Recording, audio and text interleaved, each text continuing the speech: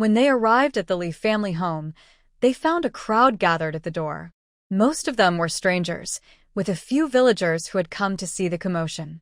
The leader of the group looked fierce and was banging on the closed door, shouting, "Chen Guixiang, come out.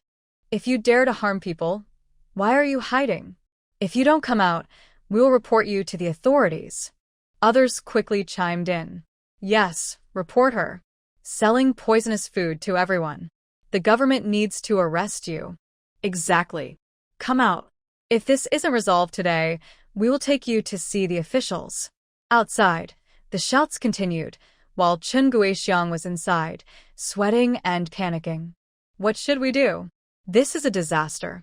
How did they find us?" Li Chunhua was also very scared, and the shouting outside didn't stop.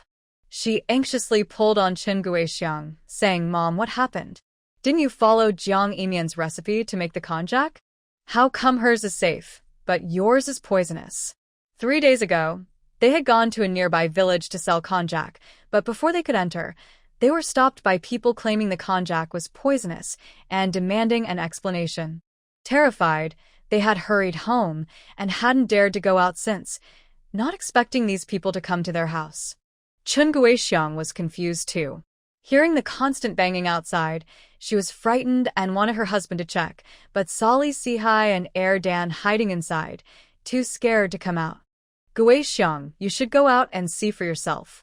I told you this business was not a good idea, but you insisted. Now look, they've come to our door." Air Dan nodded repeatedly. "Sister, Mom, you need to deal with what you started." Seeing the two men in her house so cowardly made Chen Guixiang furious. Just as she was about to shout, the banging outside grew louder. The already weak wooden door began to creak, and in the next moment, it broke apart. The crowd surged into the house, and soon the sounds of smashing and shouting filled the air. People outside listened to the chaos inside, with shouts and heavy objects falling, feeling a mix of emotions. Just a few days ago, Chen Guixiang was so proud, saying they would have a big business. Who would have thought that just days later, so many people would come demanding money from her? Right? "I heard the food they made was poisonous." As they were talking, one arrived at the Li family's door with a group of people. Hearing the crowd's discussions, she shouted, "Chen Guixiang is really shameless. Not only did she steal the recipe from the Jiang family to sell konjac, but now she is harming others. It's a miracle she hasn't been reported to the authorities."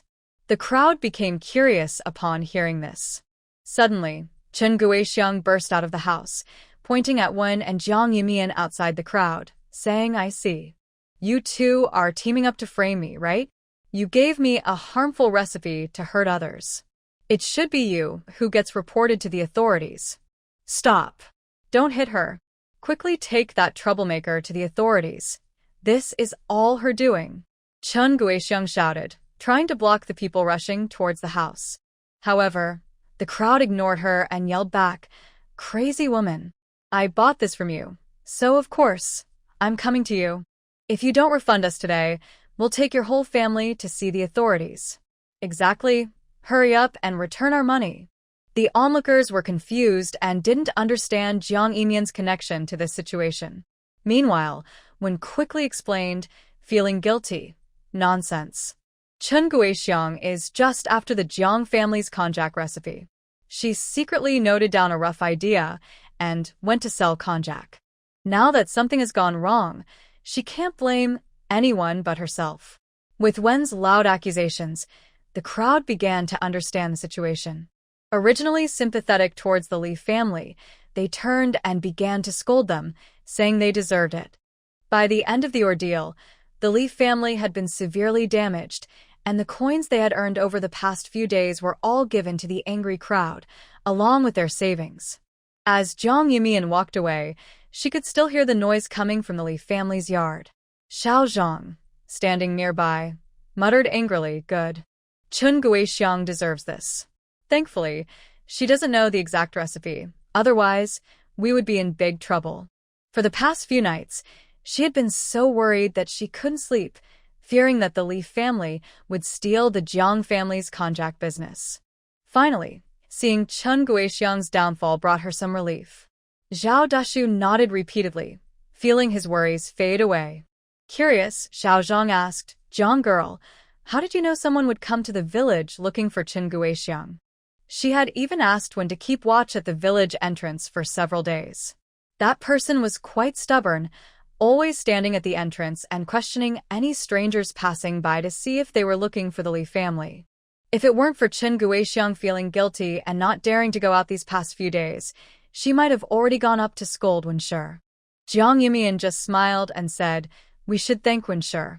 If she hadn't seen the raw konjac in the other person's hand that day, she wouldn't have known that Qin Guixiang had been selling toxic konjac for so long. If konjac is not fully cooked, it can cause a tingling tongue, itchy throat, dizziness, headaches, or even diarrhea. Qin Guixiang was unaware of these precautions, and to make money sooner, she wouldn't have cared. If it weren't for that, things wouldn't have turned out this way today. After hearing the reason, Xiao Zhang laughed heartily. Lu Zijian, who was beside her, couldn't help but smile as he looked at Jiang Yumian's profile. When they returned to the workshop, a few women were standing at the entrance. They had come to see what the workshop was planning to do, and upon seeing Jiang Yumian and the others return, Zheng Xiulian curiously asked, "Hey, Jiang girl, what does your workshop make?" She had heard about the Jiang family's workshop being built a few days ago and was curious, but no news had come out, so she stopped by to take a look. Jiang Yumian didn't hide anything and smiled at the women, saying, "The workshop is going to make soap. If any of you aunts or mothers have time, you can come to my workshop tomorrow to apply for a job. If you're suitable, you can work there." She initially wanted Xiao Zhang to help look for workers, but that would take too long, so she decided to interview them all at once. These women would surely spread the news, and most of the free people would likely come tomorrow. Sure enough, when she said this, the women's eyes lit up with happiness, as if they couldn't believe it. "Jiang girl, does your workshop really hire women?" "Yes. How much is the daily pay?" "I heard people mention it a few days ago, and I thought it would take a while before starting work." Jiang Yumian smiled and said, "We hire both men and women, but there will be more women. For regular jobs, it's 30 won a day, and for special jobs, it's 40 won a day." Hearing this, the women's eyes brightened.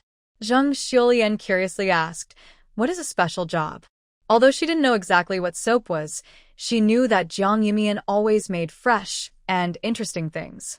The last time, that bucket of milk tea was loved by the kids at home, and even her husband praised Jiang Yumian, saying she was amazing.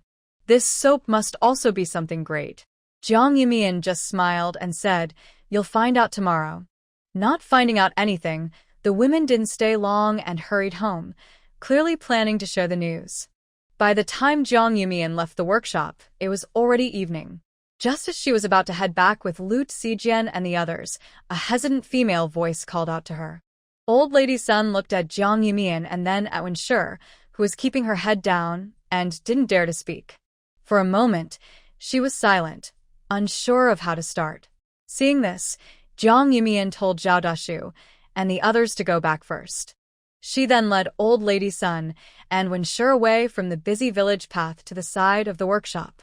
Once they were in a quieter spot, Old Lady Sun said to Wenshi, "Hand it over." Wenshi was reluctant, but under the old lady's stern gaze, she slowly counted out 20 coins from her money pouch and handed them to Jiang Yumian. "Look, just this 20 coins. Qin Guixiang is stingy and didn't want to give me more." After finally getting a piece of konjac, it was dropped in fright by Jiang Yumian. Jiang Yumian looked at the coins but didn't take them. She said, "This is what Qin Guixiang gave her, so it belongs to her. As for her eavesdropping on the recipe, I will pretend it never happened. You don't need to worry about it, old lady." If Qin Guixiang had truly stolen her business, she might have dealt with Wenshi too, but for now, it wasn't necessary. The recipe hadn't been fully leaked, and her business was safe, so she didn't want to pursue it. After all, Wenshi had somewhat redeemed herself by keeping watch at the village entrance these past few days and bringing people to the Li family. Hearing this, Wenshi's dissatisfaction vanished instantly. She stuffed the coins back into her pouch and smiled, saying, "Mother, I told you Jiang Yumian wouldn't mind these 20 coins, but you insisted I bring them. Isn't this just a small matter?" If it weren't for me, how could the Li family be where it is now? I see that our things have been smashed up, and we even lost money. Life is going to be tough from now on. Old Lady Sun frowned and shot Wenshi a glare before continuing, Jiang Yimian, this is my failure to manage my family. If my daughter-in-law does anything wrong in the future, just come to me. I won't let her off easily. She had been troubled by the earlier misunderstanding with the Jiang family, which was why she had sent Xiao, who to deliver goat milk to them. Now, it seemed Wenshi had caused more trouble. This afternoon, while watching the chaos, Chun Guixiang had only focused on stopping those who were causing trouble and had just now gone to the Sun family to complain, realizing that this matter also involved Wenshi. Jiang Yimian didn't respond. How old Lady Sun disciplined her daughter-in-law was a matter for the Sun family, not her concern. As the sky darkened, just as she was about to leave, Wen suddenly said, Jiang girl, I just heard that your family's workshop is looking for workers, paying 30 coins a day. Is that true? If she could earn coins every day, her mother-in-law would stop bothering her, and might even support her. Old Lady Sun slapped Wen on the head, annoyed. What does the Jiang family's workshop hiring have to do with you? Stop causing trouble. She was truly frustrated with her daughter-in-law's penny-pinching nature. Yet, Wen seemed oblivious, having just offended Jiang girl and now wanting to work there, she couldn't understand her daughter-in-law's thinking. Seeing Wen was about to continue, Old Lady Sun quickly said, Jiang girl, don't worry. I won't let Wen cause any trouble. You can hire people in peace. My family won't interfere. She was too embarrassed to let her family cause a scene, so it was better to focus on farming. Jiang Yimian glanced at Wen and thought of the second daughter-in-law of the Sun family, saying, Wen's situation is her own, but others can also come to try. Wen really wasn't suitable for helping in the workshop. She thought too much. If she really came, Jiang Yimian would have to be on guard every day. There are always thieves, but you can't always be on guard against them. However, the second daughter-in-law of the Sun family had been a skilled embroiderer, so she might be able to help in the workshop. Old Lady Sun paused, quickly understanding her meaning, and said, Don't worry, Jiang girl. I will keep an eye on Wen. Jiang Yimian nodded and walked up the mountain. Even from a distance, she could still hear Wen's unwilling voice, quickly silenced by Old Lady Sun. By now, it was completely dark, but luckily the moon was still shining, allowing her to see the path ahead. As she hesitated about whether to take out a flashlight from her bag, she noticed a vague shadow under a tree nearby, which looked a bit frightening in the moonlight. Just as she reached for the curved dagger at her waist, the next moment, Lu Zijian lit a fire stick in his hand and said, It's me. The boy's handsome profile flickered in the dim light, but the warmth in his voice was clear. Jiang Yimian was startled but then relaxed, asking curiously, Why didn't you leave? He was scaring her in this dark place.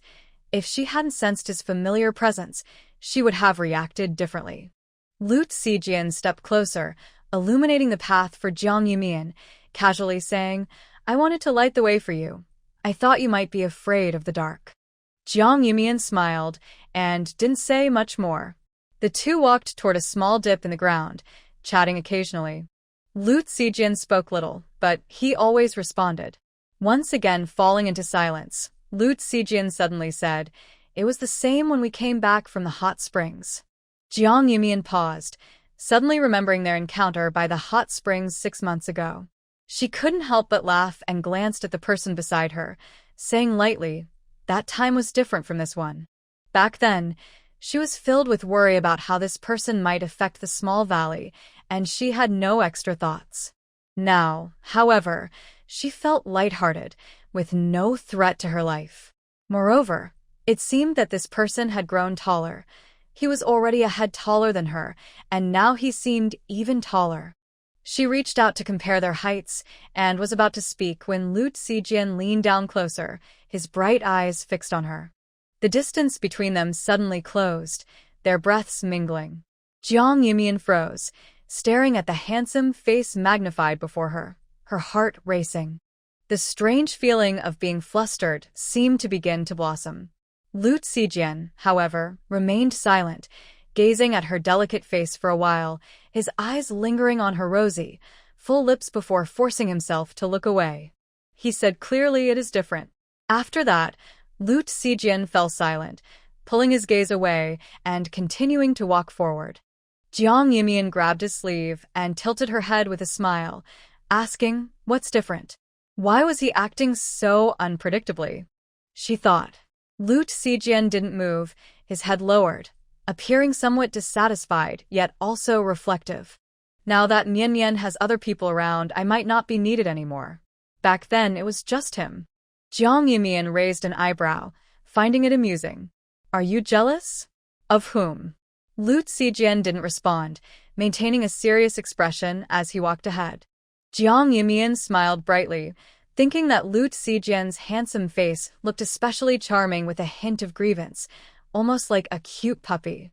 The little bit of inexplicable disappointment in her heart completely vanished. One was silent, the other happy, and soon they arrived at the small valley. Everyone was gathered at the Lu family's place, and when they saw the two finally return, they invited them to eat. While eating, they chatted about recent events. "Yimian, when the houses in the village are finished, will you be moving down?" Yauxinger asked curiously. Jiang Yimian smiled and replied, "Not completely moving down, since we still have land in the mountains. When it's busy farming season, we'll come back to help. There's a lot to do down here, and we need a place to stay. If it rains, those few thatched houses down there won't hold up. Since we plan to open a workshop, someone must stay at the foot of the mountain." Old Lu nodded repeatedly, saying, "That's true. The big tree and the others have been taking turns sleeping at the foot of the mountain for over half a month. It's really inconvenient without a place to stay."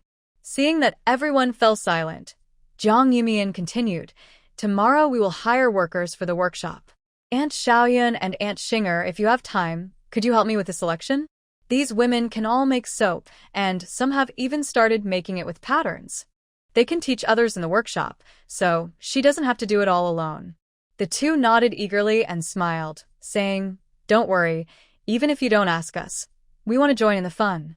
Lu Deong has been overseeing the construction of the workshop in the village these days, and they have been eager to see it once it's done. When this was mentioned, everyone laughed. Old Lu added, "All right, you all go help Yimian. I'll stay at home with Taiju, Taidan, and Mimi." Since there wasn't much to do, they just needed to feed a few animals. Chun Taiju no longer needs care, and Taidan can look after him, so it's not a problem. The next day, when Jiang Yimian and a few women from the small valley arrived at the workshop, many people were already there. One was among them, and as soon as she saw Jiang Yimian, she quickly said, "Jiang girl, I'm just here to join in the fun." She wanted to see if her sister-in-law could be chosen. If she couldn't, her sister-in-law definitely wouldn't either. The other person works slowly and doesn't talk much, looking like a quiet person. Jiang Yimian didn't respond, but Zheng Xulian, looking at Wang Fengqin and the others, smiled and said, "You finally came down from the mountain. Once the house is built, why not move down here together so everyone can get to know you?" When she said this, everyone realized that Wang Fengqin and the others were relatives of the Jiang family. They had heard that the Jiang family lived in the mountains with a few other families, busy up there most of the time and rarely coming down. Many people in the village were curious. Jiang Yimian briefly introduced them, and once everyone understood their identities, they chatted casually for a bit but soon remembered the purpose of coming to the workshop. Jiang Yimian had everyone line up and sat at the table, asking if they knew how to embroider and chatting a little to get to know their personalities. In just 1 hour, she selected 15 people, all young women, with only one girl around 12 or 13 years old. One looked at the little girl and said with some dissatisfaction, "Jiang girl, if you don't want me here, that's fine, but why did you choose a little girl? Are we not better than her?" The other women who weren't chosen felt uncomfortable, and one with a sharp appearance chimed in, "Exactly, if you didn't choose us, that's fine. But how can a little girl be here? Her mother is mute. Why not give us a chance instead?" "Right," they agreed. One was about to respond when her sister-in-law, Lu, pulled her back. Just as she was about to explode, she remembered what Grandma Sun had said. She immediately lowered her head, and even though she was unhappy, she kept quiet. If she caused trouble today, Grandma's son would not let her leave the house again, so it was better to hold back. As the crowd began to stir, the little girl spoke up loudly. Why can't my mother and I work in the workshop?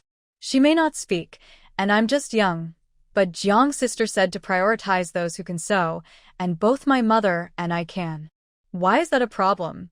It's clear you didn't get chosen because you can't sew. The girl's voice was strong, and although she was small among the women, she stood tall and wasn't scared by their words. Meanwhile, the thin woman beside her waved her hands, trying to say something, but since she couldn't speak, only unclear sounds came out. The little girl frowned and said, "Mom, don't be afraid of them. This is Jiang's sister's workshop. She decides who gets chosen." The thin woman tried to speak again, but the little girl looked directly at Jiang Yumian and asked, "Jiang's sister, are you going to choose me and my mother?" Everyone turned to look at Jiang Yumian. She glanced at the little girl and then surveyed the crowd, saying clearly, "I don't choose based on age. I choose based on suitability. You weren't chosen simply because you weren't suitable. This workshop doesn't need people who don't listen." After all, they would be working together, and if they didn't follow her instructions during busy times, she would be left in a difficult position, which was not a light matter. Once she said that, those who hadn't been chosen understood and quickly lost interest in staying, leaving one by one.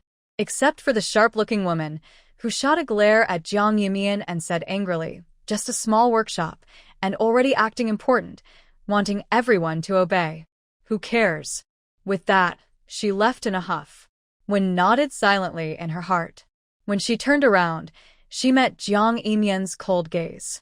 She forced a smile and said, "Jiang girl, I'm just here to watch the fun." "I didn't say anything. It was all Zhang's fault." Jiang Yumian replied coldly, "Do you have something to do? Or do you want to stay and listen to the recipe?" Wen was taken aback and quickly waved her hand with an awkward smile, glaring at Lu before leaving in a hurry. It's no joke, because of Chen Guixiang, she gets scolded every day. Recently, Old Lady Sun has been watching her closely, and if it happens again, she won't be able to handle it. Seeing that only the selected people remained in the workshop, Jiang Yumian stated her rules. From now on, no unrelated people are allowed in this workshop, and you cannot share what you do here. If the recipe is lost, we all lose money, so I hope you supervise each other. As long as you work well, you don't need to worry about your pay. Although she wouldn't teach everyone every step of the materials and methods, they were all working together, so it would be easy to find out what others were doing. It was better to clarify things in advance. Having everyone supervised together would be more effective than just her alone. Moreover, it would help them understand that their interests were tied together. If one person disrupted things, everyone would be affected. To protect their own interests, they would naturally supervise each other. Everyone responded in agreement. She then grouped them according to their characteristics and had Wang Fengqin and others teach them how to make soap. Fortunately, the selected people were honest and quick in their work, and by the end of the morning, they had grasped the basic production process. However, the 5 making patterned soaps were still figuring things out slowly. Seeing that it was almost time, Jiang Yumian let everyone go back for lunch. Zheng Xuelian stayed behind and, once the villagers had left, approached Jiang Yumian quietly to share about the mother and daughter. "Jiang girl, it's a good thing your workshop has work for people, otherwise, the Zhao family might starve." Jiang Yumian was taken aback. What do you mean by that? She didn't often stay in the village, and since she was busy with business, she wasn't very familiar with most people. This mother and daughter were the first she had seen. The little girl, though only 12 or 13, seemed capable and smart, and she was not the type to let herself starve. Zheng Xuelian sighed lightly and, seeing Wang Fengqin and the others looking over, called them over to say, "The Zhao family, like you, are also refugees. Do you know the Mao and Heir Mao? They are also the children of the silent mother. Her husband was injured while fleeing, breaking his arm and suffering a head injury, leaving him like a 3-year-old child. Now, she was left alone with 3 kids, and the relief food from the government was probably long gone. They didn't want to trouble anyone and rarely interacted with others. If it weren't for that clever child, their situation might have been even worse." When she learned about their situation, her husband sent some stored food and offered them 2 acres of land to farm. However, the autumn harvest was still months away, and food couldn't magically appear. Plus, the Zhao family had no strong men to help, making farming difficult. It took the mother and daughter nearly a month just to prepare those 2 acres. Her son and husband wanted to help, but the mother turned them down. She was worried about what to do, as her own food supply was low, and she often helped others in the village, leaving her with little left. Unexpectedly, the Zhang family set up a workshop, and she thought of inviting the Zhao mother and daughter to try it out. To her surprise, both of them decided to stay. Jiang Yimian was taken aback, not realizing the clever girl came from such a situation. After a moment, she said, "As long as they work hard, 80 copper coins a day will be enough for their family to eat well." Zhang Xiulian smiled and nodded. "That's right. Many in the village rely on you now. First you helped with building houses and now with the workshop. It's truly a blessing for our village that you came to Qingshi village." Many people in the village struggled to find food. Although there were no taxes for 2 years, Qingshi village had little land, and aside from a few families with many members who received more land, most families had very little. Having little land was not a good thing. As Zhang Xiulian left, Lu Xiaoyan and Zhao Xing'er sighed together. If they hadn't met Jiang Yadu, they might have been worse off than the villagers. Lunch was served in a few thatched huts. Since there were many people, Zhao Deshu called over Zhang Xiucai and Lu Zijian. The meal consisted of simple home-cooked dishes, but they were tasty.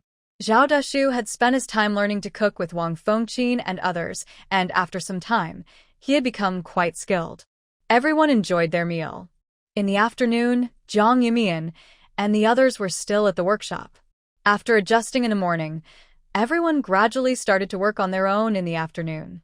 Although she knew about the situation at Yanyang's home, Jiang Yimian still treated everyone equally. After all, the workshop was there to help her earn money, not to be a charity.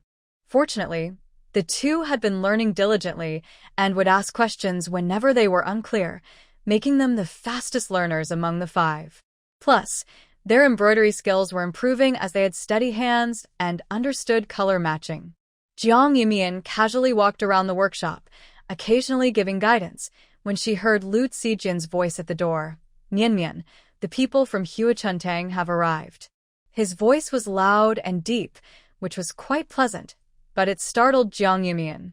Luckily, everyone in the workshop was focused on their work and didn't notice him calling her name. Outside the workshop, Lin Zhaozhao paused for a moment, looking at Lu Zijian. The more she looked, the more she felt sorry for her brother. Her brother couldn't compete with this man, who was not only handsome but also looked strong, unlike her brother, who was quite weak. The only thing her brother could offer was money. However, Jiang Yimian didn't seem like someone who cared much for money, so it seemed her brother didn't stand a chance. Jiang Yimian shot Lu Zijian a glare before stepping out of the workshop, but he pretended not to see her. As she passed by him, she felt a tingle in her palm and her heart raced. Lu Zijian, however, acted as if nothing was wrong, smiling at her before quietly leaving. Jiang Yimian felt both helpless and amused. When did this guy become so charming, teasing her in public? When she saw Lin Zhaozhao, she was momentarily surprised but quickly approached her with a smile, saying, "Zhaozhao, what brings you here?" Lin Zhaozhao smiled back and said, "I came to see you, Jiang Jie, and to pick up some goods." More importantly, she wanted to see how such a clever person like Jiang Yimian lived. However, the villages she passed through were all in disrepair. Although Qingshi village was a bit better, most houses were still made of thatch, and large areas were barren land, suggesting that life here wasn't easy. In such an environment, Jiang Yimian was thriving, which made Lin Zhaozhao feel a bit inferior. Jiang Yimian was unaware of her thoughts and led Lin Zhaozhao to a partition in the workshop. Originally meant for bookkeeping, it was now being used to receive guests. Jiang Yimian poured a cup of flower tea for her and smiled. "This is peach blossom tea made from flowers we dried at home, with some honey added. Give it a try and let me know how it tastes." On the mountain, flowers bloom in every season. They were originally meant for cooking, but now she uses them to make tea. Lin Zhaozhao was a bit surprised. After tasting the flower tea, she smiled and said, "It tastes good, with the fragrance of peach blossoms and the sweetness of honey. It's even better than some flower teas sold in shops." Jiang Yimian smiled and replied, "If you like it, you can take a few bags home." Lin Zhaozhao happily agreed. After putting down her teacup, she curiously asked about Lu Xijian, Sister Jiang. Who is that young Master Lu? Her brother had been busy with shop matters and couldn't spare time, so as a sister, she wanted to help. At the very least, she needed to understand the identity of her brother's rival. Jiang Yimian casually said, "He is someone who escaped with us." Lin Zhaozhao nodded, guessing he was similar to Zhao Deshu and the others mentioned by Xiao Fu. She felt relieved and didn't ask more, instead bringing up the topic of soap. "Sister Jiang, you said you could make the soap famous in a day, and you were right." When Song Miaoyin got the soap from Huichun Tang, she immediately held a banquet at her home, praising those raccoon soaps in every way possible, claiming they were unique and boasting about them. Although it wasn't very appealing, it did catch the interest of many ladies, and the next day, they sent people to Huichun Tang for a lottery. Plus, the previous day's incident with the Song siblings at the lottery had spread widely in Qingshui County, leading to crowds at the shop for several days. The line stretched from Huichun Tang to East Street. It was quite lively. You should have seen that scene. It was as crowded as the Lantern Festival last year. Lin Zhaozhao spoke with sparkling eyes, looking at Jiang Yimian with admiration. Moreover, the crowd wasn't the only reason for her surprise. With so many people at Huichun Tang, it was uncertain who would win the soap in the lottery. So, all the ladies wanted to buy it for 30 taels, and as more people showed interest, they didn't want anyone else to get it, leading to a bidding war. Just as Jiang Yimian said, everyone started offering higher prices to get the soap. Initially, they thought it couldn't be that special and decided to wait and see, but when Huichun Tang displayed different soaps each day, they regretted not acting sooner. As a result, the price of the soap skyrocketed from the base price of 30 taels to 50 taels. With such high prices, the shop was always packed. She had never even dared to imagine this before. Hearing about this method from Jiang Yimian, she thought the other person was just talking nonsense. Jiang Yimian had already thought through the situations that would arise later, successfully spreading the popularity of the soap throughout Qingshui County and even Jincheng Prefecture. Her brother had been busy with this matter, and the shop in the capital had opened smoothly. It was expected that within half a month, the soap business would thrive in the capital. The wealthy ladies and young misses were much more eager for such products than those in the county. Seeing Jiang Yimian's calm expression and lack of curiosity, Lin Zhaozhao could only continue with a hint of helplessness. "Sister Jiang, the bidding has started. They are really competing for those soaps. You truly have a knack for predicting this." Jiang Yimian raised an eyebrow, not surprised at all, and simply smiled. "That's good. We won't have to worry about business in the future." These were all things she had thought of from the beginning. The ladies cared most about unique and special items. As long as they could attract their attention, money would come easily. If they encountered someone with a collecting hobby, they would definitely not miss the daily bidding. It was somewhat like skins in modern games. New ones come out every season, and as long as they aren't too unattractive, collectors would always make a purchase. With many collectors gathering to bid, the prices would naturally be high. Seeing Jiang Yimian's calm demeanor, Lin Zhaozhao felt even more admiration and smiled. "Sister Jiang is truly composed. Besides telling you that the soap is selling well, and you don't need to worry, I have one more thing that should make you happy." Jiang Yimian looked at her, finally showing some curiosity. "What is it?" Lin Zhaozhao smiled as she took out 2 contracts from her sleeve. "Here are the new contracts. Sister Jiang, having only a 10% profit is quite unfair. Although our Lin family is in business, we are fair and cannot let our partners feel unappreciated." This was suggested by her brother, not out of sentiment, but because he was impressed by Jiang Yimian's ability to create a reputation. Her parents had heard about this and agreed happily, constantly asking her about Jiang Yimian out of curiosity. Jiang Yumian took the contracts and looked at the 30% profit written on them. After a moment, she smiled and said, "Not only do I get a 30% profit, but the workshop costs are also covered. This means I'm doing nothing and still earning 30%? A 30% profit was quite substantial, especially since the costs were covered. She had basically only provided the idea. Lin Zhaozhao smiled and said, "Sister Zhang's ideas for the soap, lottery, and bidding are truly valuable." Jiang Yumian chuckled, relieved that she didn't have to take advantage of Lin Yan in thinking of this. She handed over the promissory note she had made with Lin Yan a few days ago and was about to look for the account book for the workshop records from the past few days when she suddenly remembered that it might still be with Lu Zijian. Last time, the other party forgot to collect the payment after keeping the accounts, probably because it was taken by someone else. Lin Zhaozhao just glanced at the receipt and smiled, saying, "This is my brother's responsibility. He will come in about half a month and will bring you the money then." Seeing this, Jiang Mian responded and put away the receipt, then remembered about Bao Zhi Tang. That day, someone from Bao Zhi Tang came to ask for the recipe. What happened afterward? As soon as Bao Zhi Tang was mentioned, Lin Zhaozhao frowned and hesitated for a while before saying, "The Bao Zhi Tang in Qingshui County was sealed by the authorities. I heard it was due to selling fake medicine."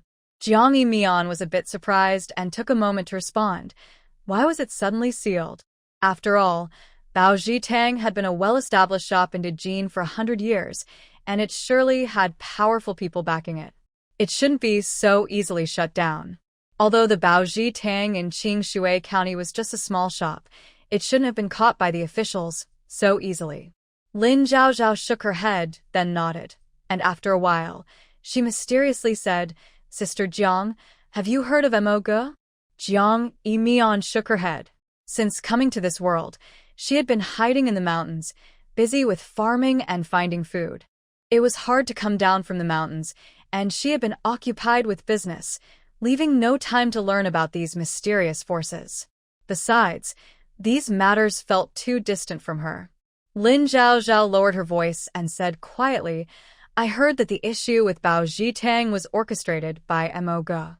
Recently, Bao Zhi Tangs in other counties and even in the capital have also been sealed. It's either for selling fake medicine or for causing deaths and using their power to suppress the people from reporting it. In short, Bao Zhi Tang has been very arrogant, acting very differently from before when they pretended to be a charity, and they have angered many people." Jiang Mian frowned. Bao Zhi Tang has existed in Dejin for many years, so they must have done many shady things behind the scenes. Why is it only being discovered now? Lin Zhaozhao nodded and continued, "That's the problem. I heard someone anonymously reported it to the Prime Minister, which made him very angry, leading to the sealing of Bao Zhi Tang. Who else could send a report about their crimes to the Prime Minister without being noticed, if not Mo Ge? If it weren't for the news coming from the capital, she wouldn't have known the reason behind it.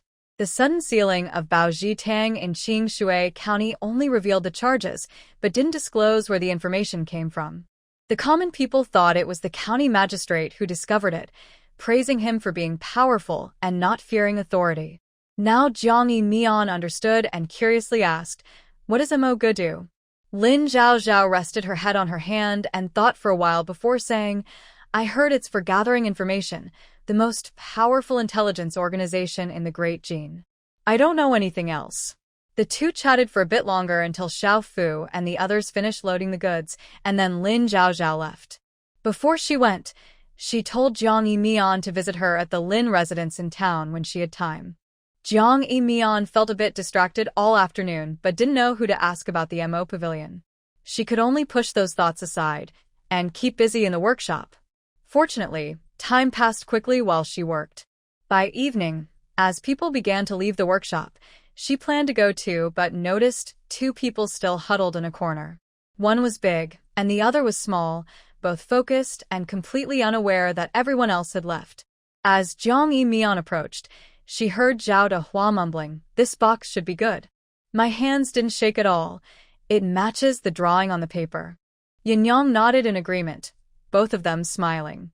Seeing this, Jiang Mian smiled and said, "It's getting late. Aren't you going back?" Zhao Dehua was startled. nearly dropping the soap box in her hands, but Yin quickly steadied it, preventing a mess. However, the colorful soap inside got jumbled together, hiding the original design. The two looked at the soap in the box and then at Jiang Yimian, feeling a bit tense. Yin quickly waved her hands, gesturing frantically, her face full of worry. Zhao Dehua, feeling anxious, whispered, "Jiang, Sister Jiang, we didn't mean to.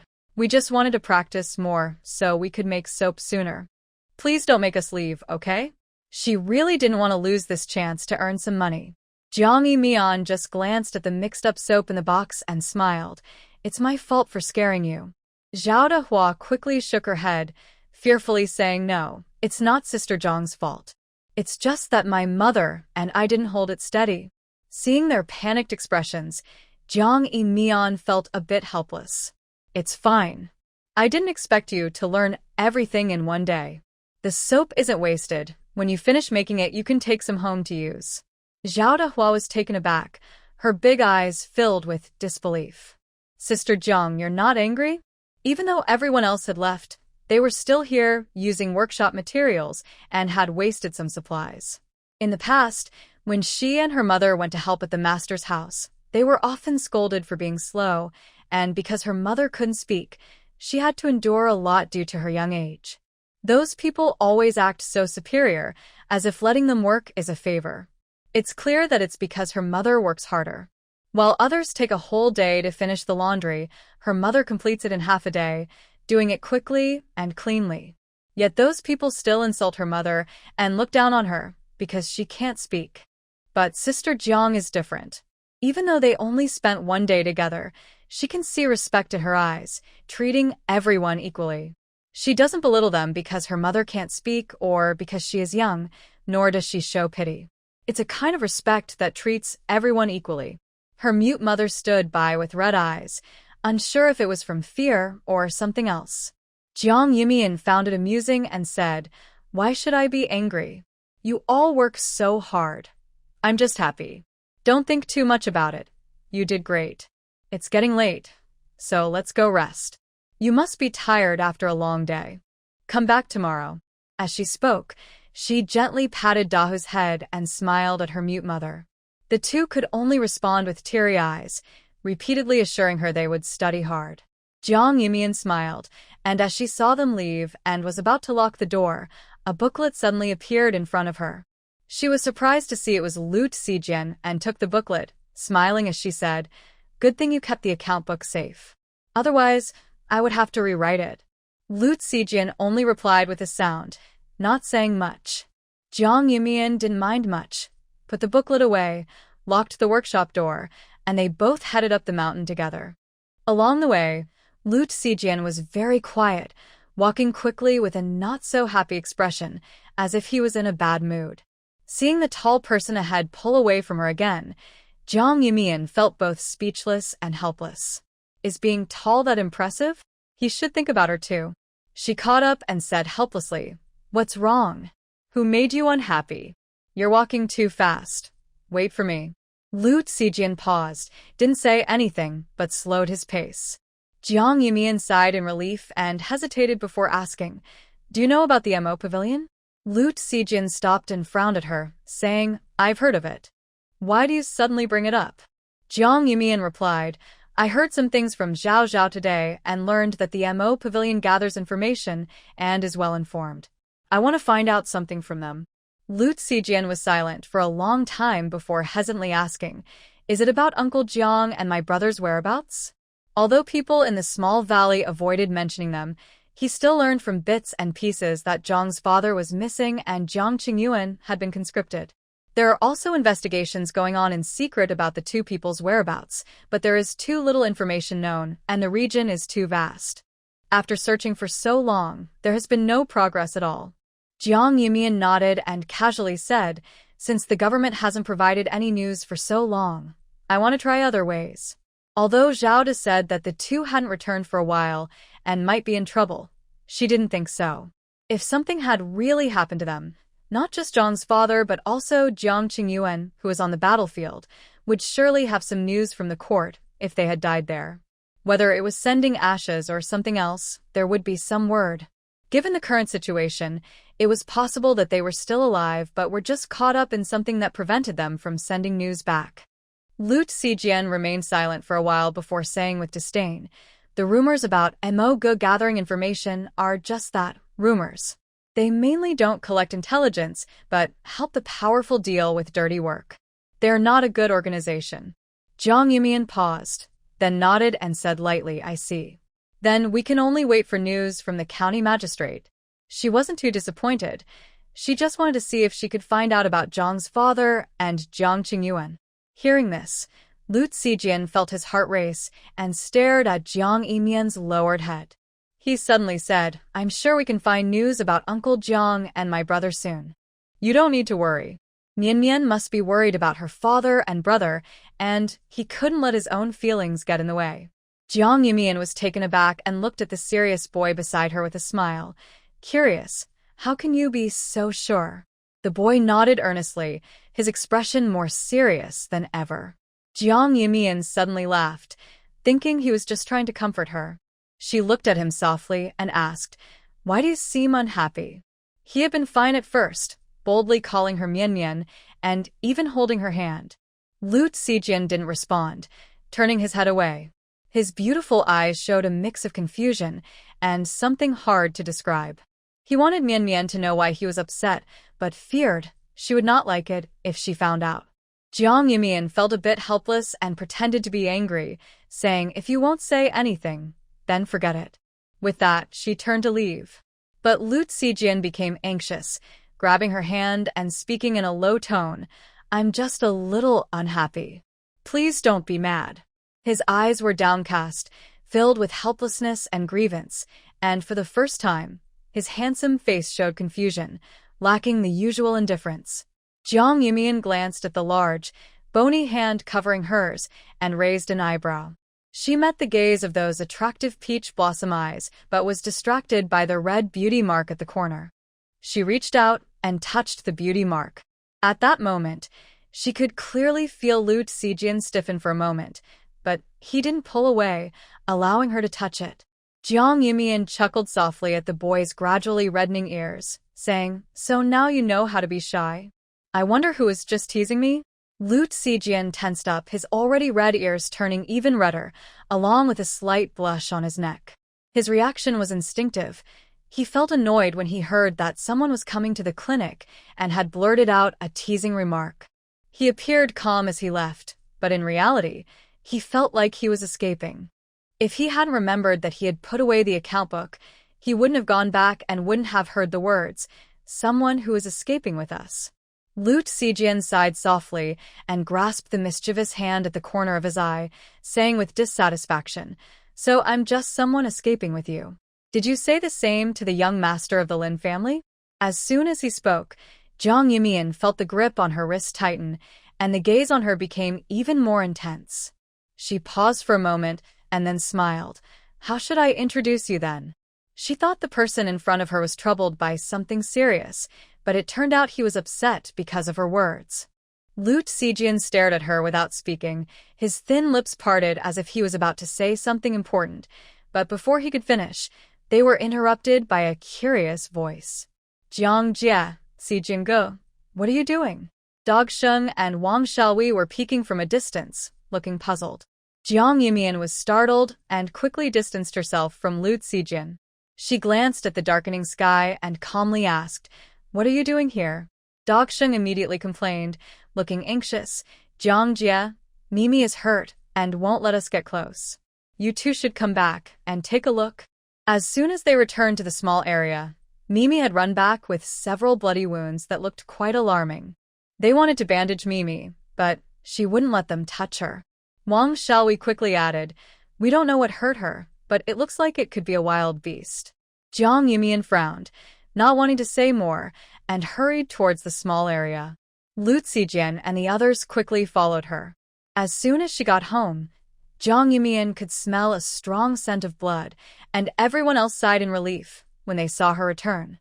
Mimi, who had been curled up in the grass shelter, happily ran over to her, rubbing her fluffy head against Jiang Yimian and then against Lu Zijian, looking both joyful and in need of comfort. However, Jiang Yumian frowned and reached out to touch the wound on Mimi's belly.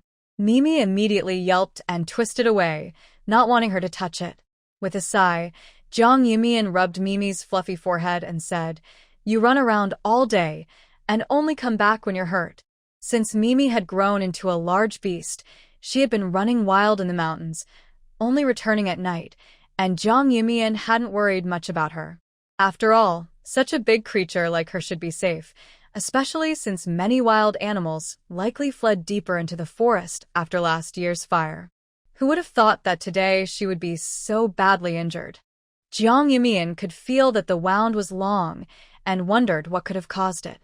With a helpless sigh, she went inside to get some alcohol and healing ointment, asking Lu Zijian to hold Mimi down. When Mimi's belly was exposed, everyone gasped.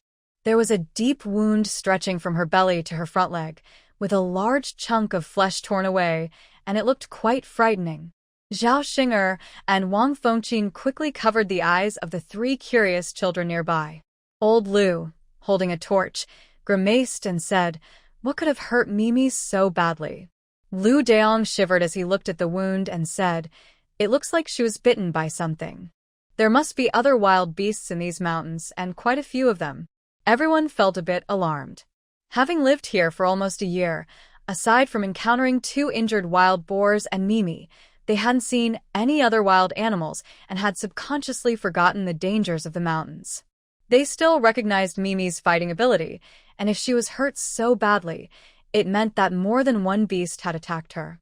Seeing that everyone was frightened, Jiang Yumian quickly tended to Mimi's wound and reassured them, "Don't worry, it's not as dangerous as you think. Mimi must have gone to another mountain and encountered a group of wild animals. These mountains are still safe. Besides, Mimi is very strong. It was seriously injured, and those who attacked it would not fare well either. They wouldn't dare to show up again for a while. You all can stay safely in the small hollow. However, it's always good to be cautious." She still plans to check the nearby mountain tomorrow. If there are indeed any wild beasts, it would be safer to eliminate them while they are injured. It wouldn't be good if they charged into the hollow or the village. With Jiang Yumian's words, everyone felt reassured and stopped worrying. Lu Zijian glanced at her, watching her treat Mimi's wounds. The injury was large, and it took a while to clean it properly. Mimi unusually didn't run around. After eating, she settled down in the grass shed to sleep. By the time Lu Zijian descended the mountain, the moon was high in the sky. Upon returning to the house at the foot of the mountain, he could clearly sense 2 new presences inside. He quietly pushed the door open and headed straight for the person sitting in the main seat. That person remained still, gently deflecting the force of Lu Zijian's attack, and a strong voice came from the shadows. It's been a while since we last met. You seem to be doing well." Lu Zijian ignored him, increasing his force and striking again. The person dodged, but suddenly found a sharp arrow at his throat. He was taken aback and said irritably, "You little rascal, you couldn't give me a heads up? I'm old, and I still have to spar with you." At that moment, the candles in the room were lit, casting a dim yellow light on the people inside. The man in the main seat, in his 40s or 50s, looked furious, yet he couldn't move with the weapon pressed against his neck. The young man holding the weapon remained calm, and instead of pulling back, he poked the middle-aged man sharply and said, "It's just a bamboo arrow." Song Qingbing paused, looking down at the bamboo arrow in Lu Zijian's hand, and immediately replied with displeasure, "You think you're better than me? I'm still your master, and you think a bamboo arrow can scare me? You're just asking for a fight." As he spoke, he rolled up his sleeves, ready to take action. However, Lu Zijian casually sat down in a nearby chair and said lazily, "You can't beat me." Song Qingbing, infuriated, puffed up his cheeks and gritted his teeth. "Don't brag. Even if Song Air and I team up, we won't let you off easy." Song Air, who was nervously lighting the candles, quickly waved his hands. "Master, I don't want to get hit. If there's fighting, you handle it yourself." He had been beaten by the young master countless times before, so when they finally met again, he didn't want to provoke him. Song Qingbing gritted his teeth in anger, but eventually sat back in his seat, feeling a bit proud as he said, You should thank me. I took care of the Bao Zhi Tang issue for you. It's all gone now. That stubborn kid refused to come to him for help. If he hadn't acted before Bao Zhi Tang could, that kid would have been in big trouble. Lu Zijian frowned, recalling Jiang Yimian's earlier words, and finally understood. He frowned and said, "Who told you to meddle in Bao Zhi Tang's affairs?" He hadn't planned to let Bao Zhi Tang fall so easily. He only wanted a change in leadership, but now it was completely gone. Song Qingbing snapped, "If I don't help you, when will you ever marry that girl? It's been so long, and you haven't even held her hand." With his cold demeanor, he might scare the girl away. That scoundrel from Bao Zhi Tang had even threatened his disciple's wife, so he couldn't let it go. Lu Zijian didn't want to argue and coldly said, "Help me find 2 people." Song Qingbing immediately perked up, stroking his beard and saying, "See? You still need my help. You might as well." Before he could finish, he received a cold glare and fell silent, nodding instead. Lu Zijian carefully recalled what the people in the small valley had said about Zhang's father and Jiang Qingyuan, estimated their ages and basic appearances, and then informed him. Song Qingbing frowned. "This information is too little. Never mind, let's wait and see. Moj will definitely get information faster than you." Lu Zijian didn't argue further and instead looked at him, asking, "Aren't you leaving?" Song Qingbing seemed dissatisfied, glancing around before saying, "With all these rooms, don't you feel lonely living alone? I should stay to keep you company." He also wanted to see that girl in person. Before he could finish his pleasant thoughts, he was pushed out, saying, "Hey, what are you doing?" "I'm your..." Before he could finish, the door slammed shut in front of him. Frustrated, Song Qingbing gritted his teeth and turned to leave. The next morning, Jiang Yimian went to inspect several nearby hills, but found no signs of wild animals. Instead, she saw many honeysuckle flowers.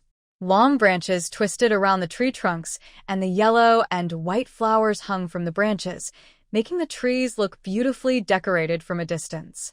Honeysuckle, also known as lonicera, has a sweet taste and a cooling nature. It is known for its ability to clear heat and detoxify, and is often referred to as a traditional Chinese herbal antibiotic. Making honeysuckle syrup offers a unique flavor. As she was picking the flowers, she heard a faint rustling sound nearby. Although it was a bit distant, she sensed something was wrong. After putting the honeysuckle away, Jiang Yimian followed the sound and walked for about half an hour. Finally, she spotted a group of wild boars crowded in a ditch on a hillside. There were 5 or 6 large wild boars leading the way, mixed with 4 or 5 smaller ones, and 3 or 4 more large ones following behind. The big boars had many wounds, some still bleeding, as if they had fought with something. Jiang Yimian realized that Mimi must have encountered this group of wild boars yesterday, which explained the serious injuries. Wild boars have tough skin, thick meat, and sharp tusks, and with their numbers, Mimi would definitely be at a disadvantage. Especially since Mimi was still a juvenile, facing a group of mature wild boars would be very challenging. If this group of wild boars continued to roam the mountain, trouble would surely follow. This was a good opportunity. The ditch was crowded, making it hard for the wild boars to move, which worked to her advantage. Without hesitation, Jiang Yimian took her curved dagger and moved closer. Suddenly, an arrow shot from a distance, striking the last wild boar. The boar squealed in pain and went wild, trying to escape the ditch. However, the muddy banks made it impossible for it to climb out, causing chaos among the group. More arrows flew, and the remaining wild boars panicked, running frantically toward the front, which startled the smaller boars as well. The narrow ditch caused confusion, and some of the smaller boars were trampled by the larger ones. With the wild boars in a frenzy, Jiang Yimian wasted no time and aimed for the eyes of one with her dagger.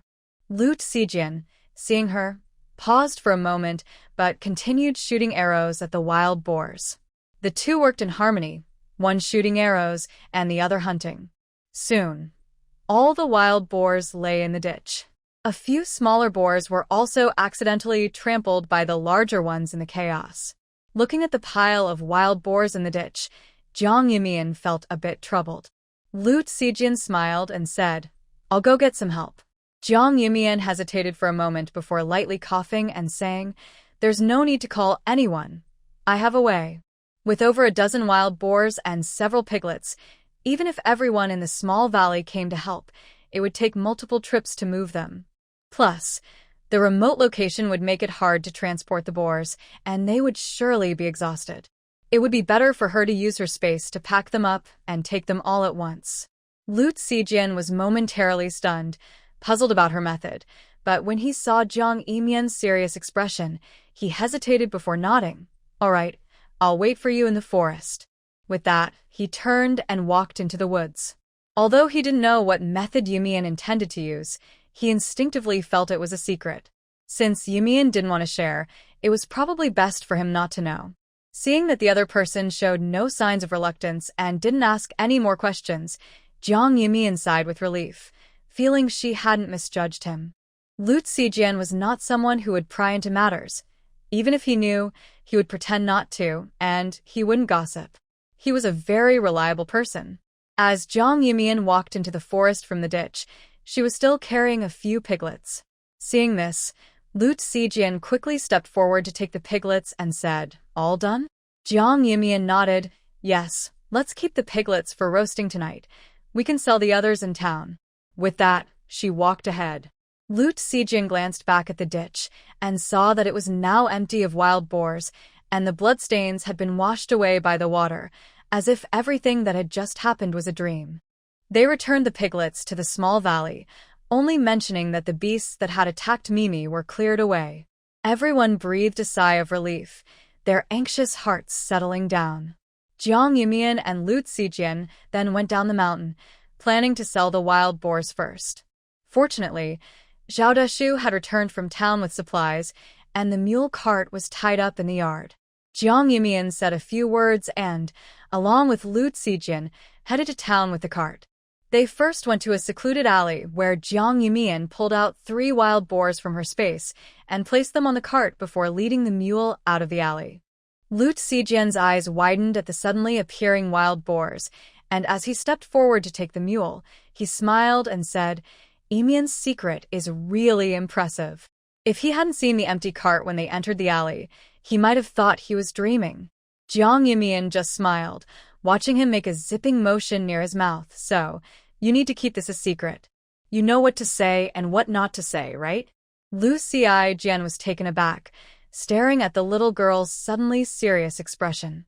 Imitating her, he made a zipping motion with his lips and said, "I understand. Mississippi, don't worry." Jiang Yumian chuckled and patted the boy's shoulder, her eyes sparkling. Good attitude. As they chatted and laughed, they arrived at Fu Manlu. As soon as the staff saw Jiang Yumian, they rushed over. When they heard she was selling wild boars, they immediately got excited, weighed the boars, and quickly handed over the money. In the end, 10 wild boars were sold. 3 went to Fu Manlu, 3 to Shi and Lai, and 3 were sent to the slaughterhouse. Wild boar meat is delicious, firmer, and chewier than farm-raised pork, making it popular among wealthy families, so selling it was not a problem.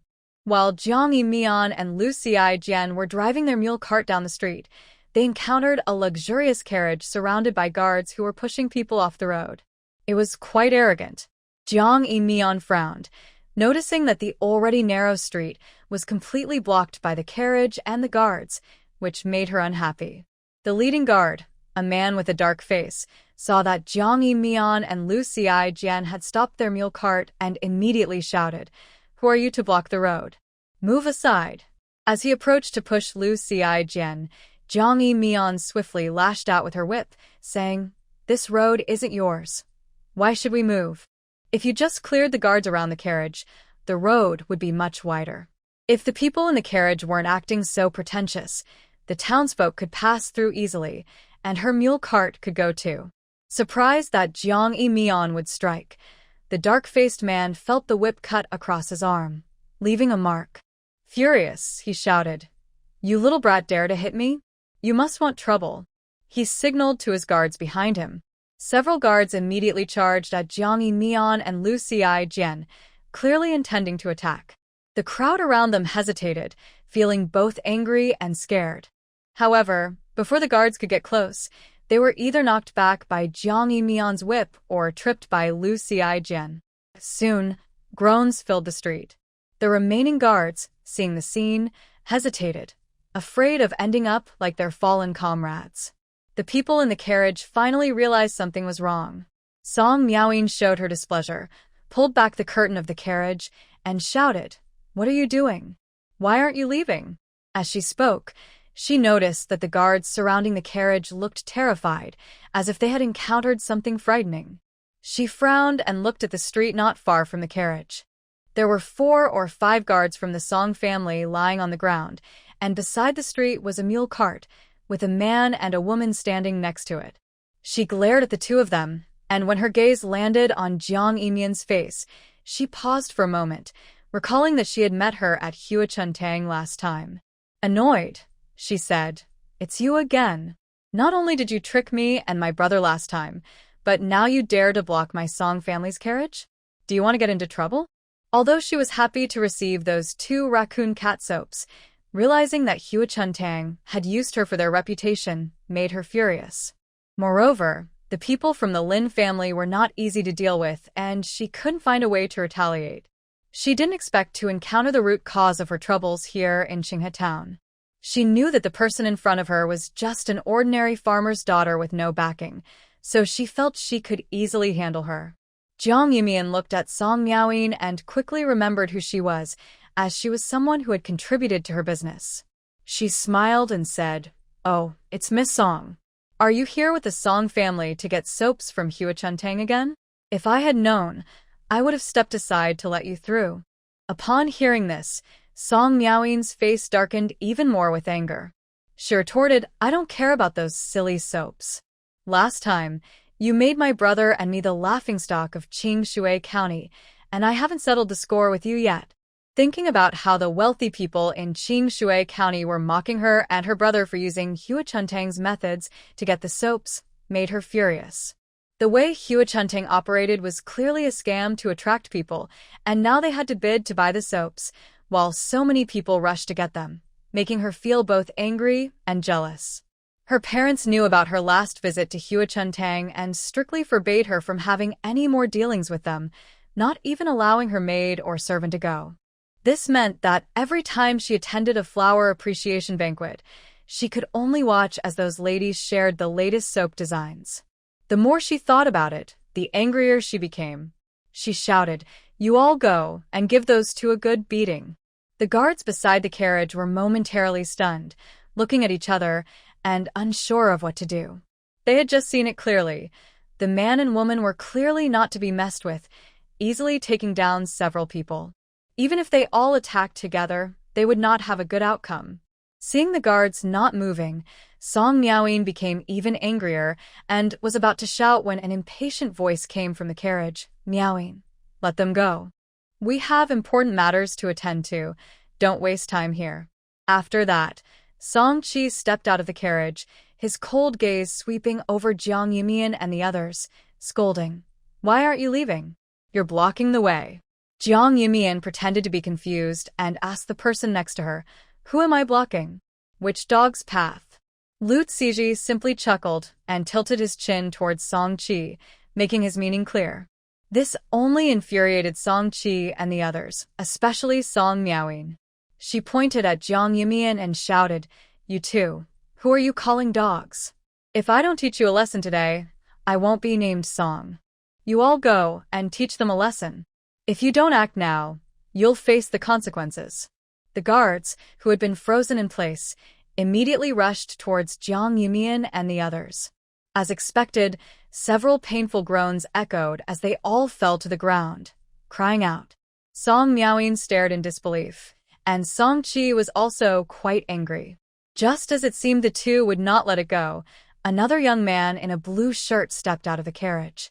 His impatience flashed briefly before he frowned and said soothingly, "Miaoying, big brother, don't pay attention to them. Don't forget what our master asked us to do. It's unnecessary to argue with them." Hearing this, Song Miaoying's anger subsided slightly as she pulled the still fuming Song Qi and said, "Brother, let's listen to Brother Yaoguang. Poor places produce rough people. These people are uncouth and unrefined. As she spoke, she tried to pull the two into the carriage, but didn't notice Jiang Yaguang's mocking gaze and clenched fists. He was also from Qinghe town, so according to Song Miaoying, wasn't he also one of those rough people? Feeling quite displeased but not showing it, he glanced at Jiang Yimian and froze in place, panic rising as he looked at her in disbelief, feeling as if his eyes were playing tricks on him. It was indeed that girl from the main house. She hadn't died and seemed to be doing well, with rosy lips and a beautiful face, not to mention a mule cart. Now that he was connected to the Song family, a mule cart might not mean much to him, but for the villagers, it was still something they could only dream of. Jiang Yumian looked back and saw Jiang Yaguang with disbelief in his eyes. She frowned and ignored his gaze until the Song family's carriage gradually moved away, and then she suddenly remembered who he was. He was her greedy grandfather's precious grandson, her cousin who had hidden in the county town long before the disaster. Not only did he not return to the village, but he also attached himself to the Song family. TSK, her cousin really loved to seek power and wealth. He used to be with the rice shop owner's daughter in town, and now he was with the Song family's young lady in the county. If Jiang Yaguang was here, did that mean her greedy grandfather and uncle and aunt were also around? While she was thinking, Jiang Yaguang turned back alone, followed them into the alley and blocked their way, frowning at Jiang Yumian with a cold stare. His voice grew more displeased. Don't try to use connections with me, or I won't be nice to you. He had already gotten a lot of silver from the Song family because of his grandfather, parents, and sister. If the whole big family came together, not only would Mr. Song but also Song Chi look down on him even more.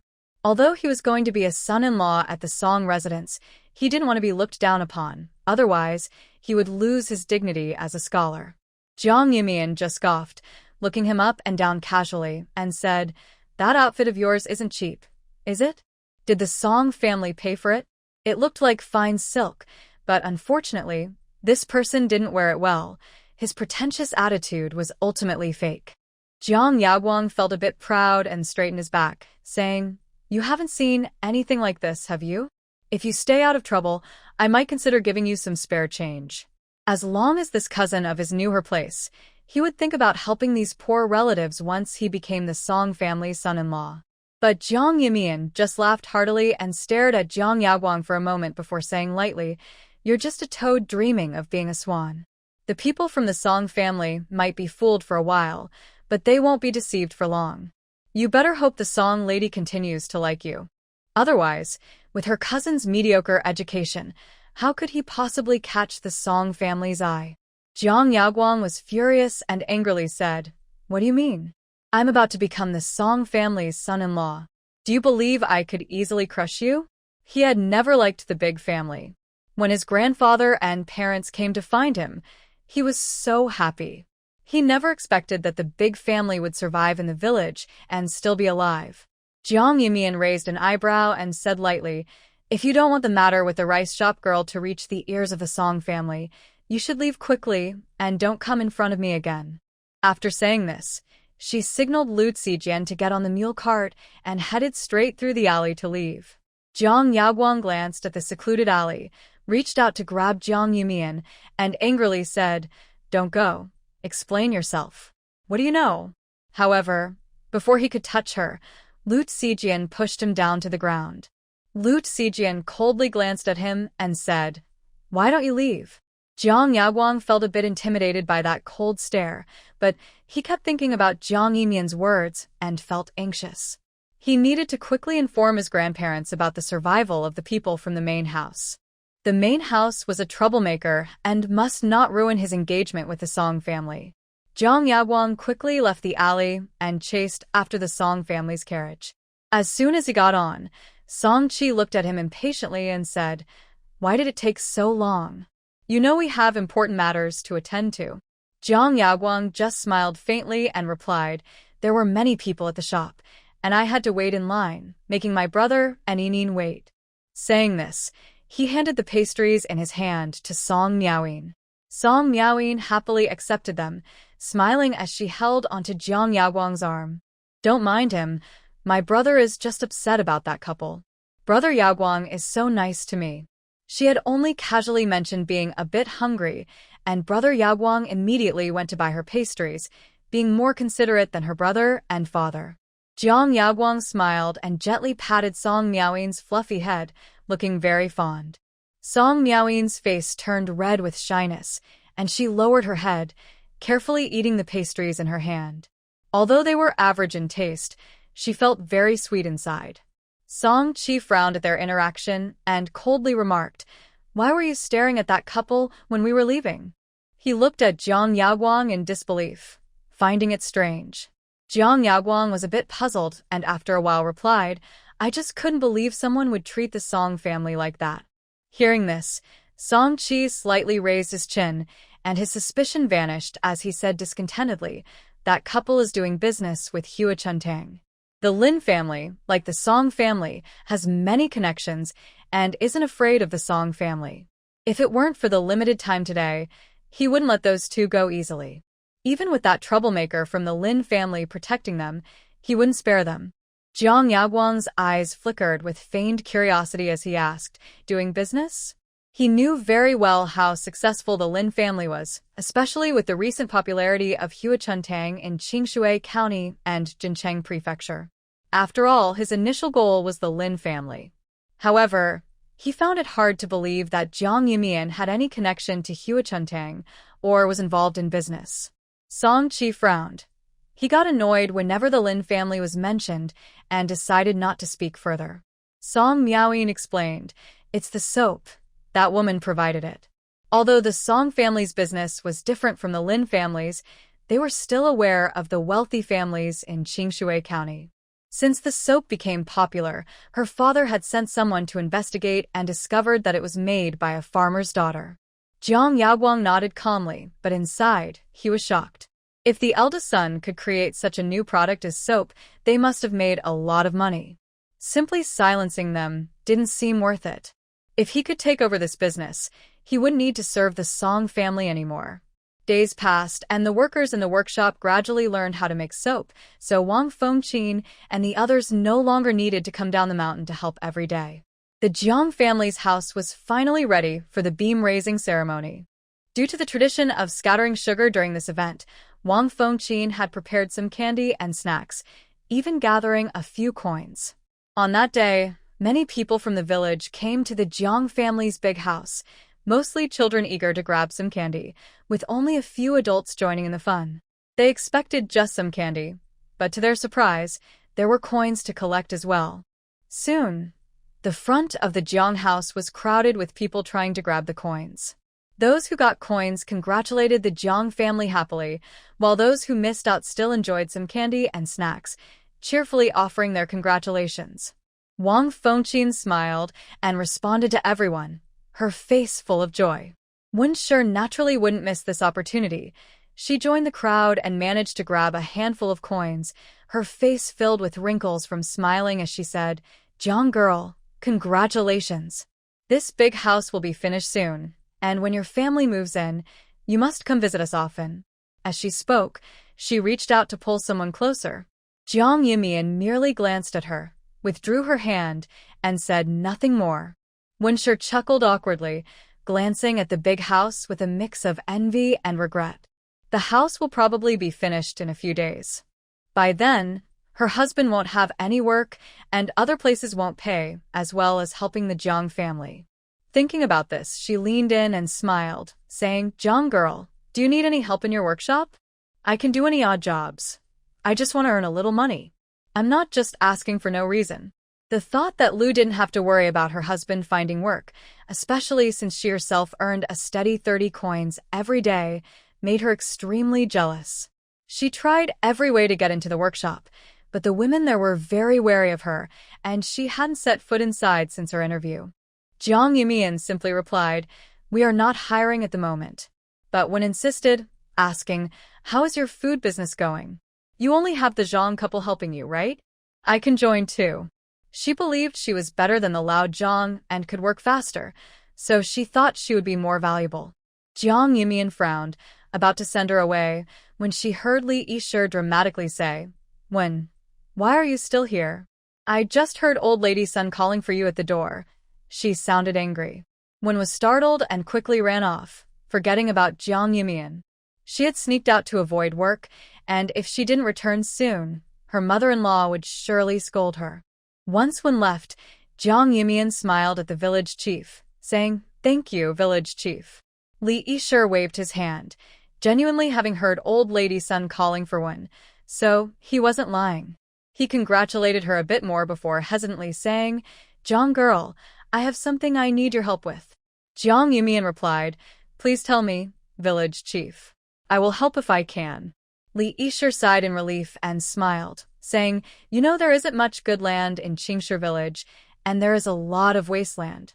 Each family's crops are barely enough to eat, let alone sell. I want to take advantage of the time before the busy farming season to clear over 100 acres of wasteland in the west and at the end of the village to plant crops, so by the end of the year, every household can have some food. But I don't know how to get the villagers to agree to work together to clear the land. He initially thought that if they could share the food by the end of the year, everyone would agree, but when he asked a few families, they all refused. Feeling a bit down and unsure of what to do, he thought to ask Jiang Yumian. Jiang Yumian looked at Li Yishir in surprise, then understood. If he weren't a good village chief, he wouldn't have used his own food to support Zhang Xiucai and the mute woman. The idea proposed is actually good, but the difficulty of clearing the land is high, and it's uncertain how much food can be harvested in the end. It's understandable that the villagers refuse. Another important reason is that food prices are low, especially since the rice shops have strict conditions and offer very low prices. Most of the crops would end up going to waste, making it a loss for the villagers. They are not foolish. Rather than working hard for little reward, it's better to take care of their own small plots of land. Jiang Yumian thought for a moment and said, "It's not difficult to get everyone in the village to clear the land, but the challenge is how to ensure the future yield of food." Li Yishir was taken aback and immediately felt discouraged. "That's true. I didn't think of that. To ensure a good yield from the cleared land, fertilization is essential. Most farm fertilizers are animal waste, and it's hard to gather enough for hundreds of acres in a short time. Additionally, regular care is needed, such as fertilizing, watering, and pest control. There are many tasks involved, and there's no guarantee of yield, making it quite challenging. He could only ensure that some people would temporarily listen to him and clear the land, but figuring out how to distribute the follow-up tasks would also be a problem." Seeing Li Yishir's mood drop and the joy on his face disappear, Jiang Yumian hesitated for a moment. Although she hadn't deliberately studied the village's situation, her observations showed that most villagers were not doing well. She didn't consider herself a great benefactor, but she felt a sense of achievement in helping the villagers have enough to eat. She has always enjoyed taking on challenges that bring a sense of accomplishment. Instead of growing food, we could consider planting some suitable medicinal herbs, Jiang Yumian suggested. Li Yishir's eyes widened, and after a while, he sighed, "Jiang girl, even if the villagers can grow medicinal herbs, selling them to the pharmacies will also lead to price cuts, and we don't even know if they will buy them. The pharmacies in town usually have fixed suppliers for medicinal herbs and won't easily change them. They only buy from farmers when their regular suppliers fail to deliver on time. Moreover, there's no one in their village who knows how to grow medicinal herbs, making it even more difficult." Jiang Yumian smiled and said, "Don't worry, I understand medicinal herbs. I'll ask the Huichun Tang if they need the villagers to grow them, and then we can discuss it further." Li sinudda. Although he didn't have much hope, he thanked her. At least Zhang's calm approach prevented him from impulsively asking the villagers to clear the land without careful consideration. Lunch was still eaten in those few thatched huts, with a group of people gathered around a large table, lively and cheerful. Zhao Dashu was eating the roasted suckling pig on his plate and said with a smile, "The roasted pig is really delicious. Although it's not as tender as yesterday's freshly roasted one, it still tastes amazing." Gosheng and a few kids nodded repeatedly, their eyes sparkling, with grease around their mouths. Wang Xiaohai looked up and said, "Of course it's tasty. Just look at who made it." Zhao Dashu glanced at him and replied, "Who made it?" "It was Mianjia. You just watched the fire, and Mianjia was there reminding you from time to time." What are you so proud of? Wang Xiaohai huffed but didn't argue further, mumbling softly. Well, I did contribute a bit. He had worked hard all afternoon yesterday, watching the fire, and although the last one almost burned without Mianjia's reminder, it was still a success. Jiang Yumian just smiled and, noticing that Lu Zijian and Zhang Xiaocai were not there, asked curiously, "Where are Aijian and Zhang Xiaocai?" Wang Fengqin replied with a smile, "Zijian has a relative visiting, so he couldn't come for lunch, and I didn't push him." As for Zhang Xiaocai, when Goshen went to call him, he was already eating. Jiang Yumian nodded, not concerned about Zhang Xiaocai, since he had been teaching the village kids every day and was always busy. To show their gratitude, people often brought him meals. Today it was from the Sun family and tomorrow from the Li family, so there was no need for them to worry. She was more curious about Lu Zijian, as it was her first time hearing about his relative. Zhao Dashu took a few more bites of rice, then looked at Jiang Yumian with a conflicted expression, as if he wanted to say something but didn't know how to start. Jiang Yumian glanced at him and said lightly, "If you want to say something, just say it." Zhao Dashu then exchanged a glance with Zhao Ershu, gathered his courage, and said, "Mianjia, how about we open a shop? We could sell those unique foods, like the milk tea you made last time, this roasted suckling pig, and the magical tofu jelly. I can make all of those." More importantly, he had heard the staff at Fuminla say that a small portion of spicy konjac was 10 coins, while they could make 3 small plates for the same price they usually sold for 3 coins. They sold it for 3 coins, while the restaurant sold it for 30 coins. How could he not be envious? Jiang Yumian raised her eyebrows, surprised to look at Zhao Dashu. She hadn't planned to keep supplying the restaurant forever. She was indeed thinking about opening a shop, but she didn't expect Zhao Dashu to bring it up first. She nodded and said, "I will visit the shop when I have time. If I find something suitable, I can take it over." When Zhao Dashu and his brothers heard this, they immediately looked excited and agreed, knowing that Mianjia would surely agree. Wang Fengqin asked curiously, "What about the devil's taro business?" Zhao Dashu chuckled and replied, "Don't worry, Auntie. The Zhang family can already make it well, so it's no problem to leave it to them. Besides, the remaining devil's taro will last for another 2 or 3 months, so we need to think about other businesses early. Otherwise, when the devil's taro powder runs out, and the taro in the mountains isn't ready yet, they would lose their way to earn money." Seeing this, Wang Fengqin didn't say much more. She trusted Mian Mian and also trusted Dashu and the others. She understood business matters, but not as well as they did. Since they had figured it out, she just needed to support them and help occasionally. After dinner, Jiang Yumian was about to visit Lu Zijian's house when Zhao Dashu and his brothers approached her, each handing her their money bags. Jiang Yumian raised an eyebrow, puzzled. What for? Zhao Dashu scratched his head and smiled. "Sister Mian, you want to open a shop, which will cost a lot of silver. Recently, our family has been building workshops and houses, so we must have spent most of our money.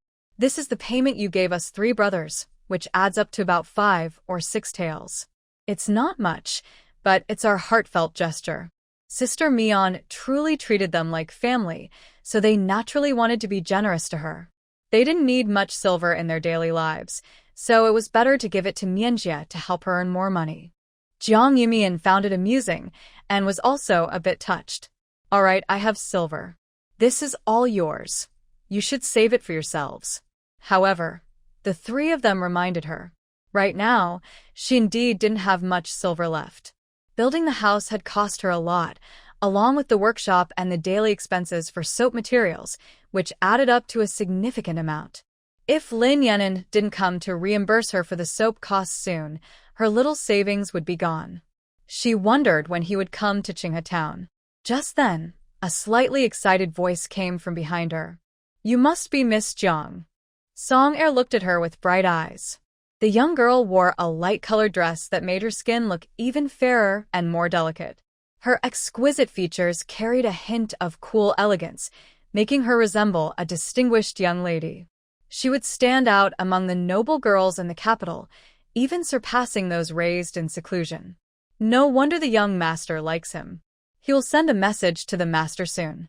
The person the young master likes is quite good-looking and seems gentle. Jiang Yumian tilted her head, looking at him curiously. Song Er scratched his head and smiled, about to say something more, when he saw the young master walking over. Lu Xijin glanced at him and said calmly, "Aren't you leaving yet?" Song Er just smiled and replied, "Master, the Lord said to keep me company, so I naturally have to stay here." Without waiting for a response, he quickly pulled Zhao Dashu and the others aside to chat. Jiang Yumian raised an eyebrow, thinking this person was quite friendly. Outside the courtyard, only Jiang Yumian and Lu Xijian were left.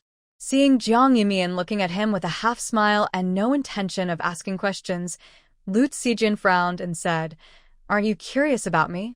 He had many mysteries about him, yet Yumian never asked. He wondered if it was because she wasn't curious or didn't care. Jiang Yumian replied casually, not curious.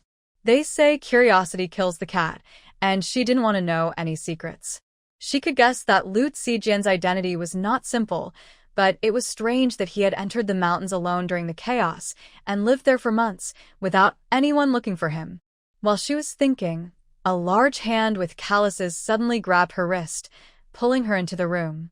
Lu Xijian pressed her against the wall, his gaze fixed on her, his voice calm. "Why aren't you curious?"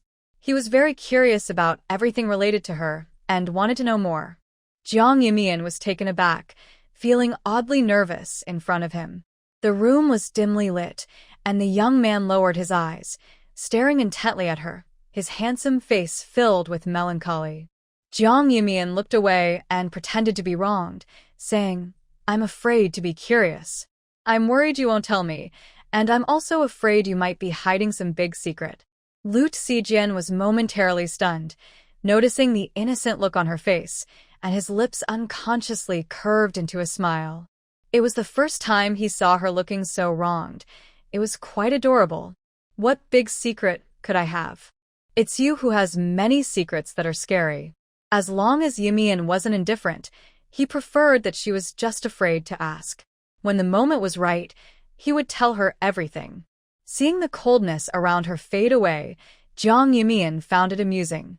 Just a moment ago, he seemed so fierce, and she thought he was going to do something. So quickly, his mood had improved. Men's hearts are truly unpredictable. Lu Xijian let go of the person in front of him and continued, "I heard from Daju that you want to open a shop. You will need to buy a place and hire staff, right? Let me take care of that for you." Jiang Yumian then remembered the need to hire people. In a few days, they would be able to move into the house at the foot of the mountain, and the Zhao brothers would definitely live with them there. The elders were unwilling to come down from the mountain, so there were fewer people up there during the day. Lu Deong was helping her gather materials like pig fat and usually only returned at night. During the day, there were only 2 women, 1 patient, and an elderly man on the mountain, which felt a bit unsafe. Bringing some people back would help with work and ensure someone could quickly come down to inform them in case of any emergencies. She then said, "Can you help me look into hiring people? I'll go to the town to check on the shop." It was a good opportunity to ask about herbs and Lin Yenin at the rejuvenation hall. Lu Xijian agreed, and his mood noticeably improved. Jiang Yumian found it amusing. "You seem so happy to help." Lu Xijian replied seriously, "I'm happy to spend money for you, Mian. Any amount is fine?" "Of course." Jiang Yumian chuckled lightly, not taking it seriously. After leaving Lu Xijian's house, she rode her mule straight to the town. At that moment, in a spacious alley in Qingshui County, a 4 or 5-year-old child snatched a letter from the messenger and bounced into a large courtyard next door. "Grandpa, Grandma, Mom, Dad, Big Brother's letter is here." The messenger looked at the tightly shut red-painted door in front of him, feeling a bit helpless. He still had more to say, and had never seen anyone like this before. Normally, the people living in this alley were not too wealthy, but they wouldn't be lacking in money either. They would usually give some silver as a tip. But this family didn't give any tip at all, not even a drop of water. He heard they were related to the Song family, which seemed ridiculous. The messenger spat and quickly left. Meanwhile, Zhang Donghua was calling out in the courtyard, her eyes full of joy. Aunt Wu and Li Shi hurried out of the house, also looking pleased. Finally, some silver has come back. If we don't get some silver soon, our whole family might starve. Aunt Wu took the envelope and eagerly opened it, but inside was just a piece of paper with nothing else. She frowned immediately. What does Yao Guang mean by this? It's been almost a month without any silver. I heard he recently went far away with the Song family and hasn't returned home. Is he planning to leave us behind? Li frowned as he looked at the words on the letter and quickly called out, Dad, come see. Yao Guang has sent a letter back. Old Jiang, hearing this, came out with Jiang Erzwang, looking impatient. What does Yao Guang mean? It's been so long since we received any money. Are we supposed to let the whole family starve? Since they returned from the famine 6 months ago, the family had been struggling. If it weren't for the silver the eldest son had given them years ago, they might not have survived. They barely had enough to eat and were living tightly, all while trying to support Jiang Yaoguang's studies at the academy. They almost starved to death. Unexpectedly, 2 months ago, Jiang Yaoguang caught the eye of Lord Song, who not only wanted to marry his daughter to him but also took him to live in the Song residence. They thought they would finally have a better life. Who would have guessed they wouldn't even get to see Jiang Yaoguang? In 2 months, they received only 50 taels of silver. They thought they would get money every month and quickly rented a bigger house. Little did they know, besides that 50 taels, there was nothing else. Now, the rent for the house was nearly 1 tael a month, and on top of that, the women in the family wanting to dress like wealthy ladies were tricked out of 20 taels, leaving them with nothing and almost driving him mad.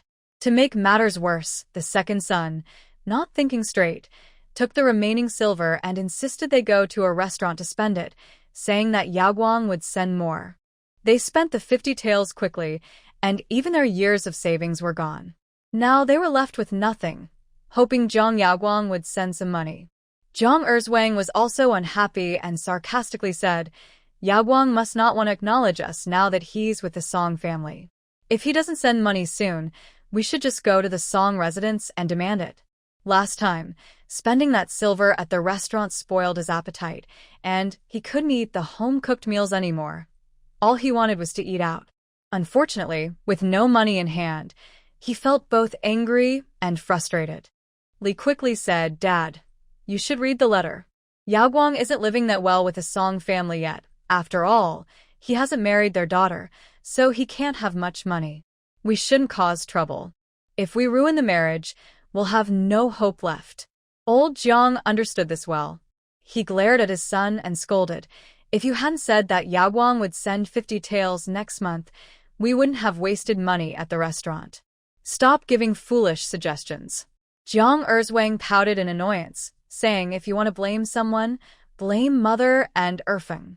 If they hadn't been foolish enough to be tricked out of more than 20 taels of silver, I wouldn't have had to take everyone out to eat at the restaurant. He was also worried that the remaining silver might be lost too. Instead of losing it, it was better to spend it on food.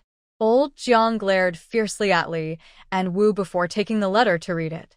He struggled to understand the contents, but his eyes widened in shock. Seeing this, Wu quickly asked, Old man, what does it say?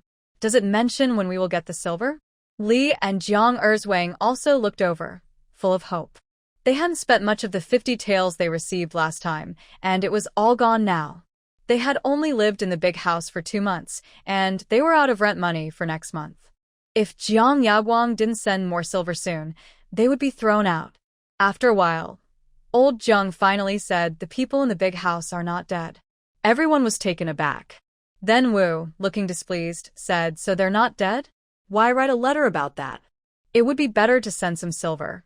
We don't have any money left, and in half a month, we'll run out of food. At that point, they would just be waiting to starve. She regretted treating Yaoguang like a treasure before. Now, 50 taels had just sent them away.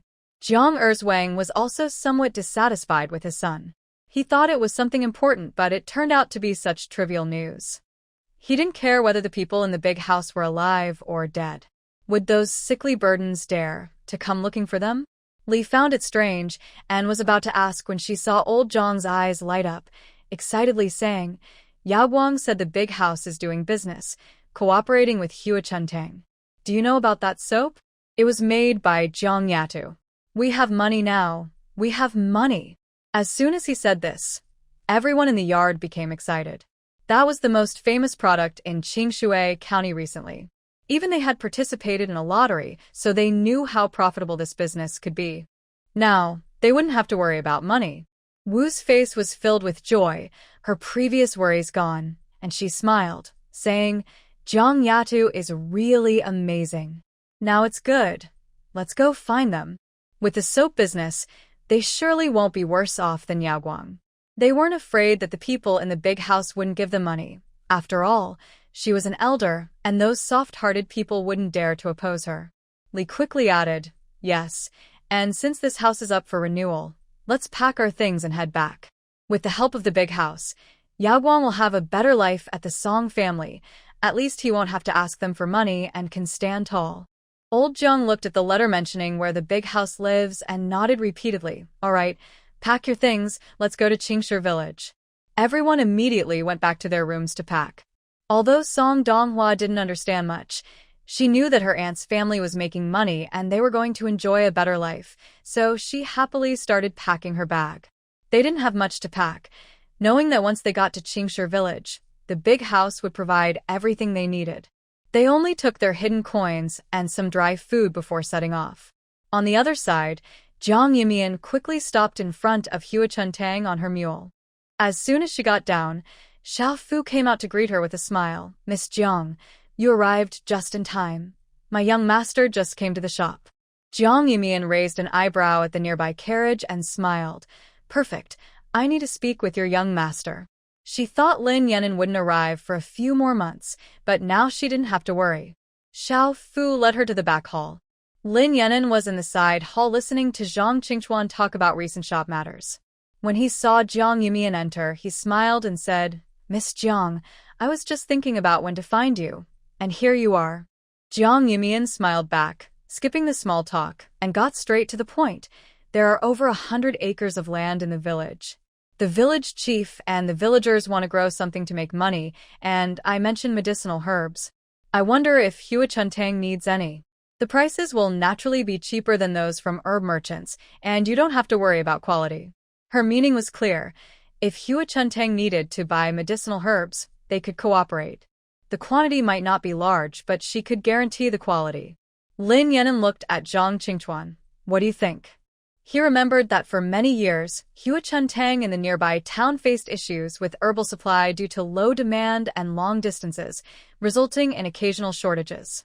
If Qingshu village could help grow herbs, they wouldn't have to worry about shortages anymore. Zhang Qingchuan thought for a moment and said, we can cooperate. The distance is close, which saves on travel costs, and we won't have to worry about quality.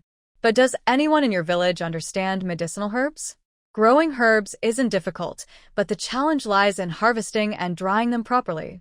If you don't understand medicinal herbs, you won't know where to find them, which would be a waste of effort and resources. Jiang Yumian just smiled and said, have you forgotten about me, shopkeeper? Zhang Qingchuan was taken aback, but soon remembered that Jiang Yumian often came to the shop to sell herbs. He smiled and said, I did forget that you know about herbs. That's fine. They discussed it further and decided to plant astragalus and codenopsis. The demand for these herbs was high, they were easy to grow, and most importantly, they could be harvested in the same year they were planted. Once the herb planting was settled, Jiang Yumian turned to Lin Yan'an and handed over the account book. These are the expenses from the soap workshop recently. Could you please take a look and settle the accounts? Lin Yan'an just smiled, took the account book, and after a quick review confirmed everything was fine. He asked Zhang Qingchuan to settle the payment. When over 100 taels of silver were in hand, Jiang Yumian finally relaxed. Her little savings were finally increasing. She no longer had to worry about buying a shop or hiring people. After securing the silver notes and coins, she curiously asked, I heard from Zhao Zhao that you went to the capital to open a shop. Why are you back so soon? Lin Yan'an just shook his folding fan and smiled proudly, saying, Of course, I came to Qinghe Town to handle some matters. The Lin family in the capital can take care of themselves. Besides visiting an important person in Qinghe Town, the main reason was that Zhao Zhao had sent him a letter a few days ago. She mentioned that someone wanted to see him and urged him to come soon. As soon as he heard that, he hurried over after finishing his business at the shop. Sure enough, on his first day back, Miss Jiang couldn't wait to find him. He thought that with his good looks, he would attract many young ladies, and Miss Jiang was certainly among them. It hadn't been long since they last met, and she was already thinking of him, even having Zhao Zhao write a letter and rushing to see him. It seemed he didn't need to worry about being just a pretty face. Jiang Yumian replied but didn't ask more questions. After greeting him, she was about to leave. Lin Yan'an frowned, shaking his fan in mild dissatisfaction, and asked, "You're leaving already? Besides business, do you have nothing else to discuss with me?" Clearly, when she entered the room and saw him, her eyes lit up with joy, which he could feel. Miss Jiang must have been happy to see him. Jiang Yumian paused and looked at him in confusion. What else should I need to talk to you about? Aside from business, they didn't have much else to discuss, right? After finishing the business talk, what else could she say? Lin Yan'an pouted in dissatisfaction. When he met her confused gaze, he suddenly realized something, and a smile spread across his face. After a moment, he said, "Then I'll come find you another day." He understood that Miss Jiang must be shy and didn't want to talk too much. That's okay. When he visits her in a few days, she will surely be happy. By then, that pretty boy would probably have lost interest in her. He was helping Miss Jiang while making her happy.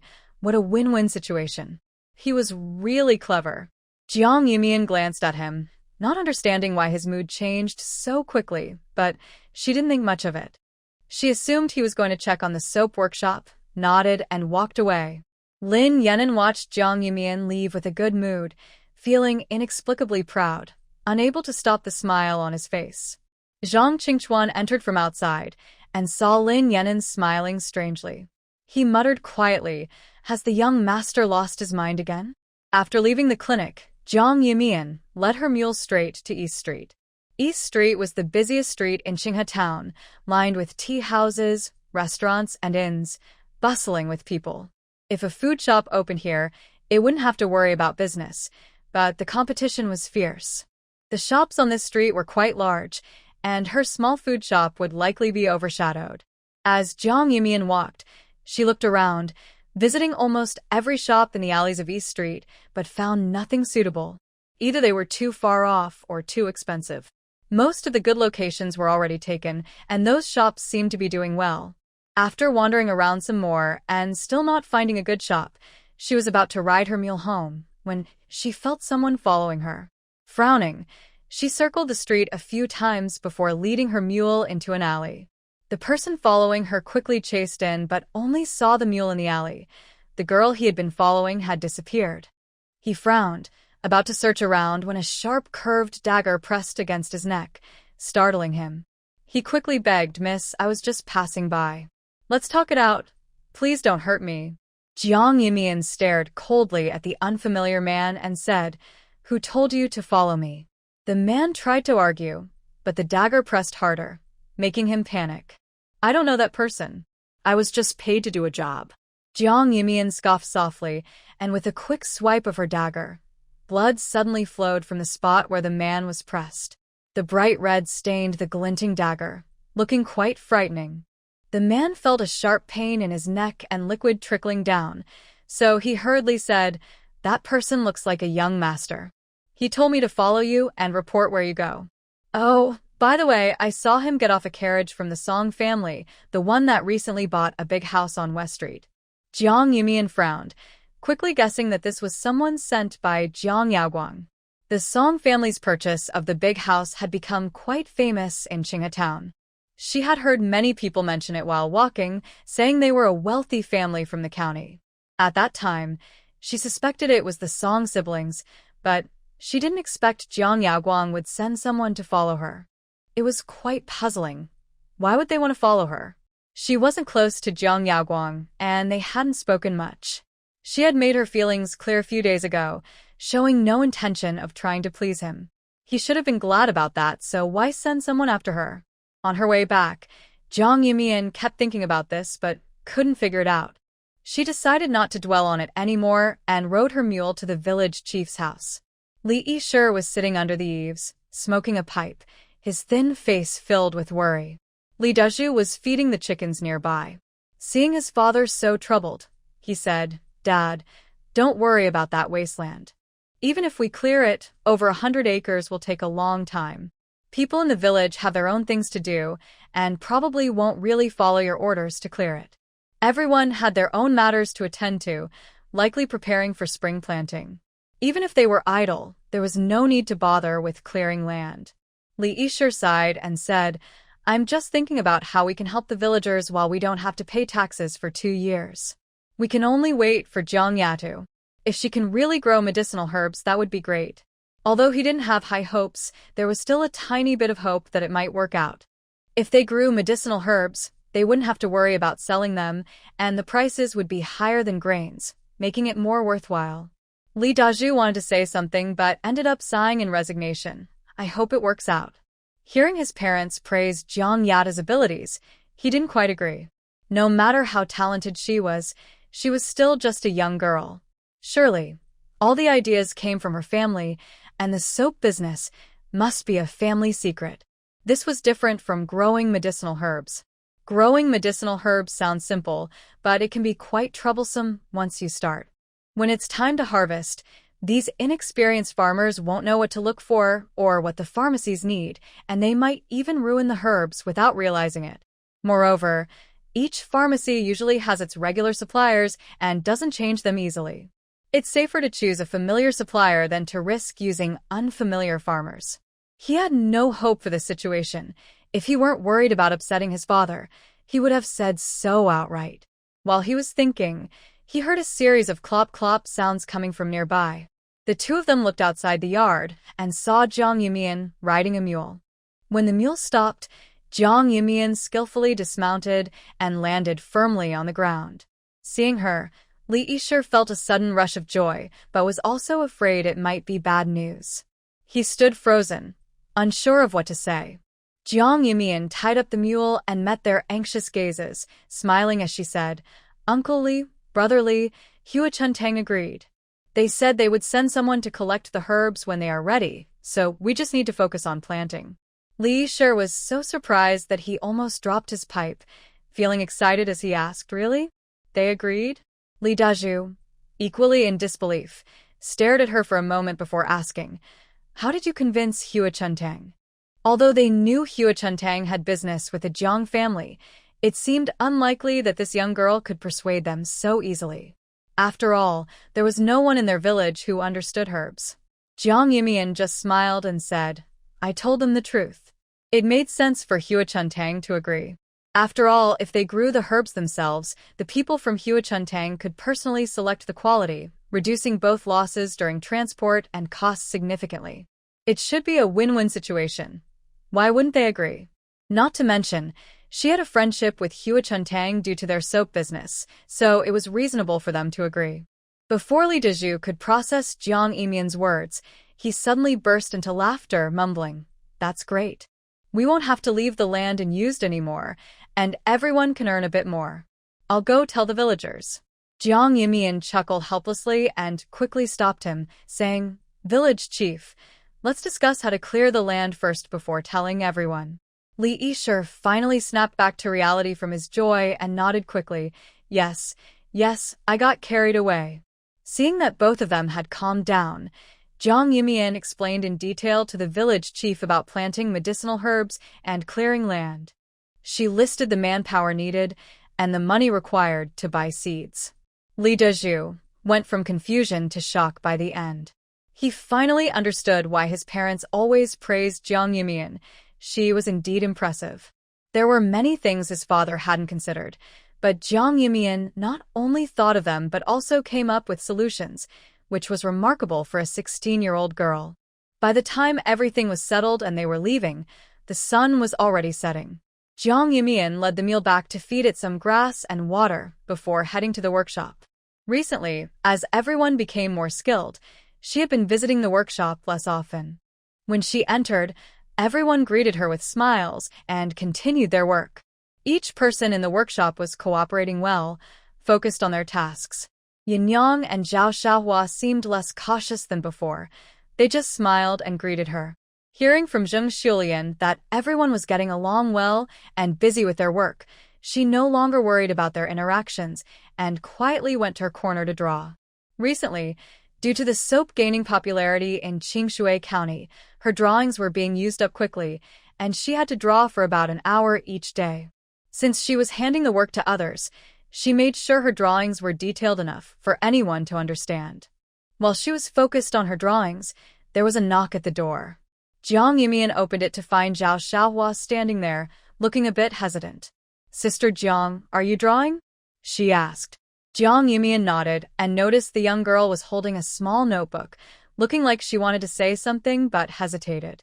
"What's wrong? Do you need something?" Jiang Yumian asked.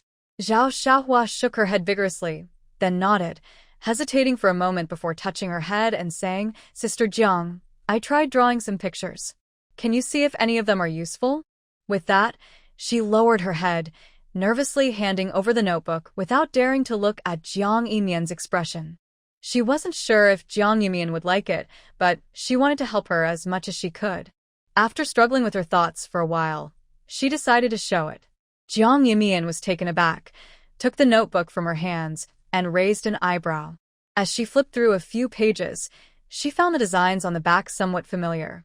After a while, she remembered that the drawings were her own discarded sketches and some clearly used designs. Zhao Xiaohua noticed her silence and quickly explained, "Sister Jiang, these drawings have been used before. I saw that the backside could still be used, so I collected them. Don't worry, no one else has seen the designs." After saying this, as if fearing she might misunderstand, she quickly added, "I drew them at home with my brother's brush." De Mao and Er Mao go to learn to read with Zhang Xiaocai every evening. They heard that Zhang Xiaocai praised them and brought back a brush, which gave her the chance to try drawing some things. Jiang Yumian just smiled and gently reassured her, "There's no need to be afraid. I think your drawings are great and many of the designs can be used." Aside from the discarded sketches, the front of the paper featured some youthful drawings that clearly showed her effort to imitate. The earlier pieces were copies, but later, as she became more skilled, they turned into her own creations, including flowers, plants, and cute little animals. Many of the designs could be used directly. When Zhao Xiaohua heard Jiang Yumian's praise, she suddenly looked up, a bit incredulous, and asked, "Really?" She had spent a long time on these designs and had been unsure if they were good enough. If it weren't for her mother encouraging her to give it a try, she wouldn't have dared to show her drawings. Jiang Yumian met her bright eyes and nodded seriously, "Yes, really. When have I ever lied?" With that confirmation, Zhao Xiaohua's eyes sparkled with joy and she smiled widely, saying, "That's great. Sister Jiang, I can help you with drawings in the future. I used to draw many patterns for my mother when she did embroidery." Sister Jiang had always been kind to her and her mother, and they felt grateful, but didn't know how to express it. She thought that if she could create beautiful designs, it might make Sister Jiang's days a little easier. Jiang Yumian smiled and ruffled Zhao Xiaohua's hair, then said, "In the future, you can come to me any time when I'm drawing. You can use the paper and brushes."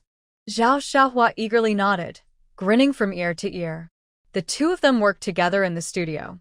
Jiang Yumian, wanting to teach Zhao Xiaohua, drew carefully and occasionally explained things, which Zhao Xiaohua listened to attentively. Before they knew it, evening had arrived, and many people outside began to leave. Jiang Yumian told Zhao Xiaohua to hurry home. Zhao Xiaohua felt a bit reluctant, glancing at the drawings on the table a few more times before happily leaving with her mother. They walked away with light steps, and even from a distance, they could still hear Zhao Xiaohua's laughter.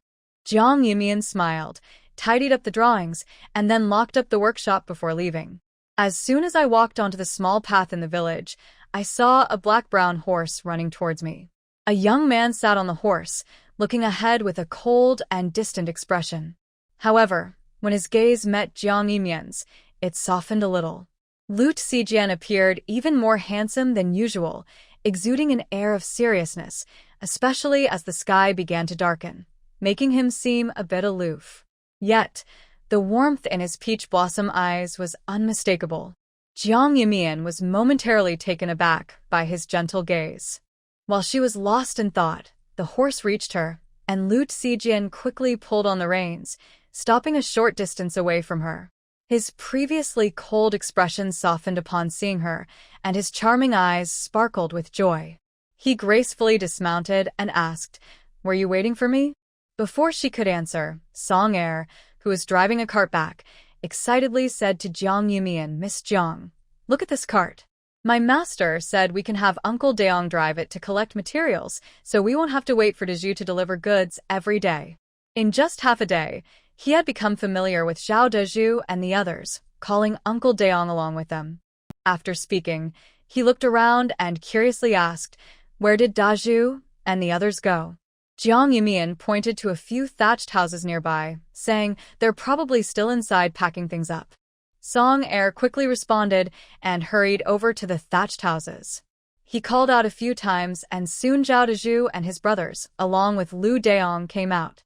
They were excited to see the cart, their faces eager to try it out. As they drove the cart down the road, they caught the attention of many villagers, who were both curious and envious.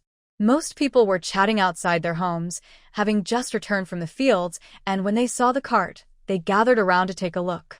Upon realizing it was Zhao Dezhu and his group, they began to discuss it enthusiastically. Jiang Yumian glanced over a few times, but when she noticed Song Er watching, she turned her gaze away. She had forgotten to buy another mule, but it was a pleasant surprise that Lu Zijian had bought a cart instead. A cart is faster than a mule cart and will make it easier for Uncle Daong to collect things like pig fat from other villages and towns. Just as she was about to take out some silver from her pouch to give him, Lu Zijian said, "Today, I chose a few people from the dental office, and they will send them over tomorrow for you to pick from again."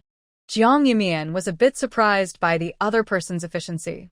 She thought it would take some time to buy the people she needed, but unexpectedly, it was done in just one afternoon.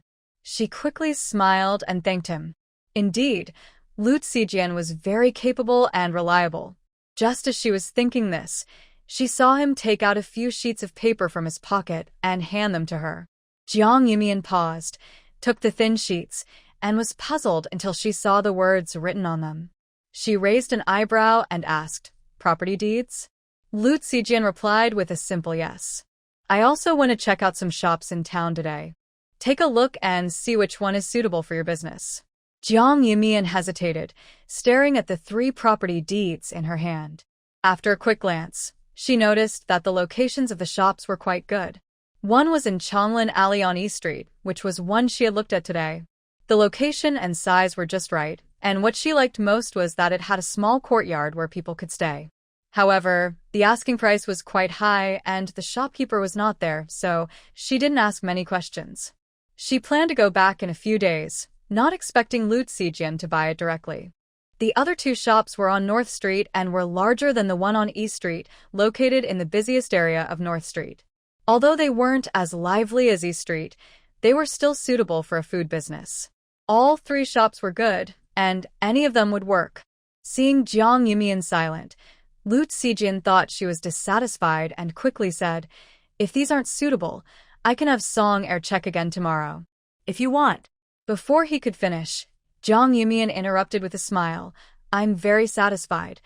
I'm just thinking about which shop would be better to open." Each shop had its advantages, making it difficult for her to choose. Lu Zijian was taken aback, and seeing her smiling eyes, he couldn't help but smile back. "As long as you think it's good, that's enough." Jiang Yumian then looked at him and said with a smile, "How much silver?" "I'll pay you all at once." Fortunately, she had over 100 taels, which should be enough. Once Lin Yenin sent over the accounts in a few days, she would receive her share from the soap business and wouldn't have to worry about money. Thinking this, she reached for her money pouch.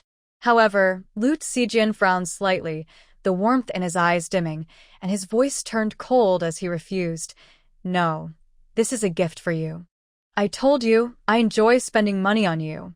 Seeing the change in his expression, Jiang Yumian was a bit surprised and hesitated before speaking again. Lu Zijian's large, bony hand gently pinched her cheek as he said softly, "You'd better say something I like to hear." The young boy's gaze was deep, and his tense face showed some dissatisfaction. Even his thin lips were tightly pressed together, clearly indicating he was unhappy. In the past, when Lu Zijian was angry, he would just ignore her with a cold face, but today he had actually taken action, which meant he was quite upset. What Jiang Yumian almost blurted out was swallowed back down. Meeting his cold gaze, she cleared her throat and stammered, "Then, let's just say I owe you for now." The shop on East Street was asking for 100 taels. Although she thought it was expensive, it was still worth around 60 or 70 taels. Plus, there was a carriage which was at least 20 taels, making it nearly 100 taels in total. She couldn't just take it casually. Last time, when she sold a few wild boars, Lu Zijian didn't take any money, which could be considered her meal allowance. But this nearly 100 taels of silver, she really couldn't accept without feeling guilty. Lu Zijian's brows remained tightly furrowed. After a long moment of looking into Jiang Yimian's serious eyes, he sighed and reluctantly nodded. "Then let it be an IOU." What could he do? He had to obey. However, in the end, it was still his decision. Unaware of Lu Zijian's thoughts, Jiang Yimian let out a heavy sigh of relief and handed back the 2 property deeds from North Street, smiling as she said, "The shop on East Street is fine." She liked it after visiting today, so she didn't feel like looking at the North Street shop anymore. But Lu Zijian didn't take it. He just glanced at her and, as if punishing her, squeezed her cheek hard before saying, "Just keep it." Did she really not want the things he gave her? The more he thought about it, the more unhappy he became. The soft touch of her hand had made his heart flutter, but now it felt a bit stagnant. While Jiang Yimian was still in a daze, she saw Lu Zijian already walking past him toward the group of boys, looking genuinely angry. Go Sheng and a few others had just come out of Scholar Zhang's house. As soon as they saw Lu Zijian, they hurried over, curious about Song Air. The kids chattered excitedly, creating a lively atmosphere. Although Lu Zijian still wore his usual cold expression, he occasionally responded with a few words, creating an oddly harmonious scene with the chattering Go Sheng and the others. Jiang Yimian stared at the tall boy standing in the middle for a while before looking at the 4 kids clinging to him. She suddenly realized that neither she nor the others from the small valley had a relationship with Lu Zijian that could be simply explained by the fact that they had escaped into the mountains together. The next morning, Jiang Yimian went down the mountain. The village chief has already notified everyone to gather at the drying ground. Jiang Yimian went with Xiao Zhang. She was still a bit confused, seeing many people heading to the drying ground, and curiously asked, "Yimian, why did the village chief call us here so early? I haven't even eaten breakfast yet." She had planned to finish her meal and then go to work at the Jiang family, but unexpectedly, the village chief suddenly told them to gather at the drying ground for an important matter, and she wondered if it would delay her work. Before Jiang Yimian could respond, when Shi ran over from the other side, smiling, "I heard from some villagers that the chief wants everyone to clear the wasteland for farming. I think that's what this is about. Will you agree to it?" As she spoke, she looked at Jiang Yimian, as if trying to read her thoughts. She had seen Jiang Yimian coming out of the village chief's house yesterday, so she was sure she knew the details. She made a mental note to follow Jiang Yimian's lead. If she agreed, then Wenshi would agree too, and if she disagreed, then Wenshi would disagree as well. Xiao Zhang frowned at her and said irritably, "You're talking nonsense. That wasteland has over 100 acres. If we really clear it, the whole village would have to work together for quite a while. Who would agree to that? Not to mention the final yield from the wasteland, getting the whole village to clear it wouldn't be easy. Without money or benefits, who would want to do such hard work with no reward?" However, Wenshi looked directly at Jiang Yimian, feeling that with her involved, it couldn't be that simple. Just as she was about to ask a few questions, they had already arrived at the drying ground. The spacious drying ground was already filled with people, all whispering to each other, curious about what the village chief wanted to say. In just a quarter of an hour, the villagers arrived one after another, with each family sending someone, except for those with other matters to attend to. Li Shi stood in the center of the drying ground and said loudly, "I gathered everyone here today because, as some of you may know, it's about the over 100 acres of wasteland. As soon as he said this, the crowd, which had quieted down, began to discuss among themselves. Are we really going to clear the land? I didn't believe it when I heard the village chief wanted us to do this a few days ago. Now it seems like we're in for a long haul with over 100 acres. Yeah, I still have a lot of my own land. Spring planting is just over a month away. If we clear the land now, we'll have to plan together, and we'll be exhausted. Exhaustion is one thing, but the yield from the wasteland is uncertain. If we're lucky, we might get something. If not, we could lose all the seeds. Exactly, isn't that just a waste of effort? Seeing the crowd getting worked up, Li Yishur quickly signaled for everyone to quiet down. Once the crowd quieted down, he continued, "We do need to clear the land, but I don't plan to grow food there. I want to grow medicinal herbs. Jiang Yami has already talked to Huichun Hall, and when the herbs are ready, they can be sold directly to them. We will share the money from the sales." As he spoke, he called Jiang Yumian to come forward. Everyone was surprised, and as they saw Jiang Yumian stand in the middle of the village head, they began to react with curiosity and happiness. Is that true? If the herbs are taken directly by Huichun Hall, that would be great. The price of 1 pound of herbs is much higher than that of 1 pound of food. Yes, food might not sell well later. It could be undervalued, and we might not even find buyers. Zhang's girl is really impressive.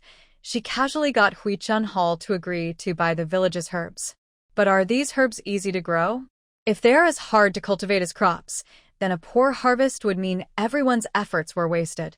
Seeing the crowd change from skepticism to excitement, Li Yishur felt relieved. He was glad he had thought ahead and asked Jiang Yumian for her opinion.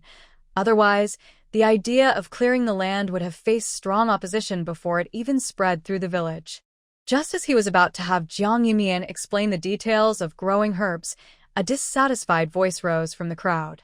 Sounds nice, but who knows if Zhang's family has other motives with Huichun Hall? Sharing money? Don't let her trick us into doing hard work for her. Chen Guixiang, already unhappy with Jiang Yumian because of the trouble her family caused, felt this was another scheme. Zhang Wulai's mother chimed in, "Yes, village head, don't be fooled just because Zhang's family is doing well. Be careful of tricksters." Li Yishur frowned, ready to explain, but he heard Jiang Yumian calmly say, "Growing herbs is voluntary for everyone. The village head, and I won't force anyone. Whether you contribute labor or money for seeds, we will keep track. When the herbs are ready to sell, we will divide the earnings based on contributions. Those who don't want to help or invest can leave now." With her words, the crowd nodded in agreement. Well said. Everyone should get paid based on their effort. It's fairer than splitting it equally. Exactly. If Jiang Yumian's plan works, it will be great for the village, and everyone can earn some money. We can't let anything ruin this. Right? Dividing based on effort is a good idea, so those who don't want to work can't expect to get paid. Yes, it's obvious that Jiang Yatu and the village chief came up with a way to help the village. I don't understand why some people twist it into something bad. Seeing that everyone was on Jiang Yumian's side, Chen Guixiang sneered and raised her voice. "Fine. I'll say it directly. I'm not participating. Do you think growing medicinal herbs is easy? Is there anyone in the village who understands herbs? We might end up with nothing." She simply didn't want to go along with the Jiang family. They weren't good people, and it was a dream to think she would be free labor. Jiang Yumian just wanted to win people's hearts, and she wouldn't let that happen. Zhang Wulai's mother rolled her eyes and finally agreed. Chen Guixiang is right. Jiang Yatu, there's no one in our village who knows about herbs. How can we grow them? Besides, you are the one connecting with Huichun Tang. Who knows what price you're negotiating for the herbs? If you're secretly making money, we wouldn't know. Hearing their doubts, Jiang Yumian remained calm and smiled. Who says there's no one in the village who understands herbs? By chance, I learned a bit of medicine from my grandfather, and I'm familiar with herbs, so you don't need to worry. As for the prices with Huichun Tang, I will have the village chief take people there, so you can rest assured." At this, Zhang Wulai's mother and Chen Guixiang were taken aback, unable to say what they had prepared. Just as they were about to continue their argument, Li Yishur coldly said, "Jiang Yatu has made everything clear. She is doing this solely to help the villagers who are struggling. She has no intention of making money off anyone. Think about it honestly. Does Jiang Yada need to scam a little money while running her workshop? If anyone has questions, ask quickly. Jiang Yatu, and I will answer them. As for those trying to stir up trouble, stay out of this. Don't think about interfering with the herb growing. The village chief's stern words silenced those who shared Chen Guixiang's thoughts.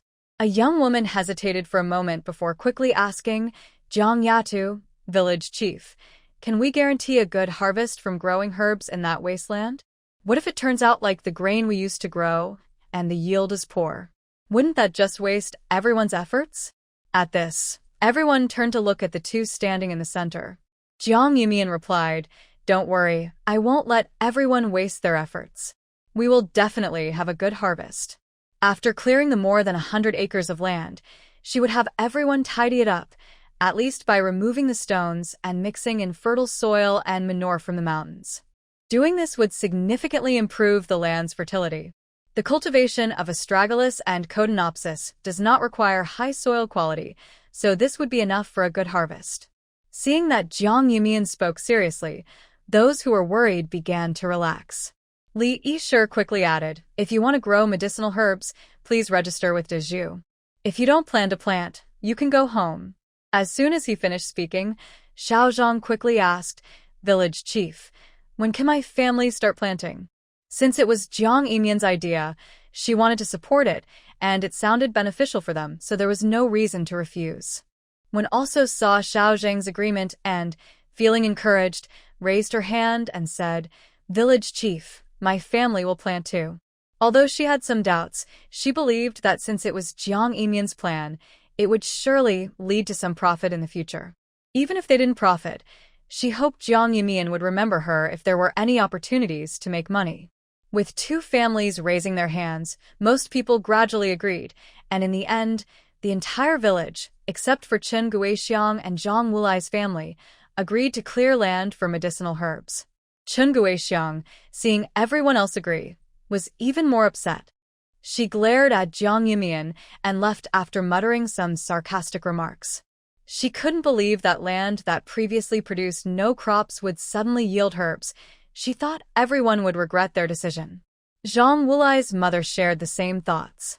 She opposed growing medicinal herbs, not only because Jiang Yumian hadn't selected her for the workshop, but also because she didn't want to spend money or effort, only wanting to share in the profits.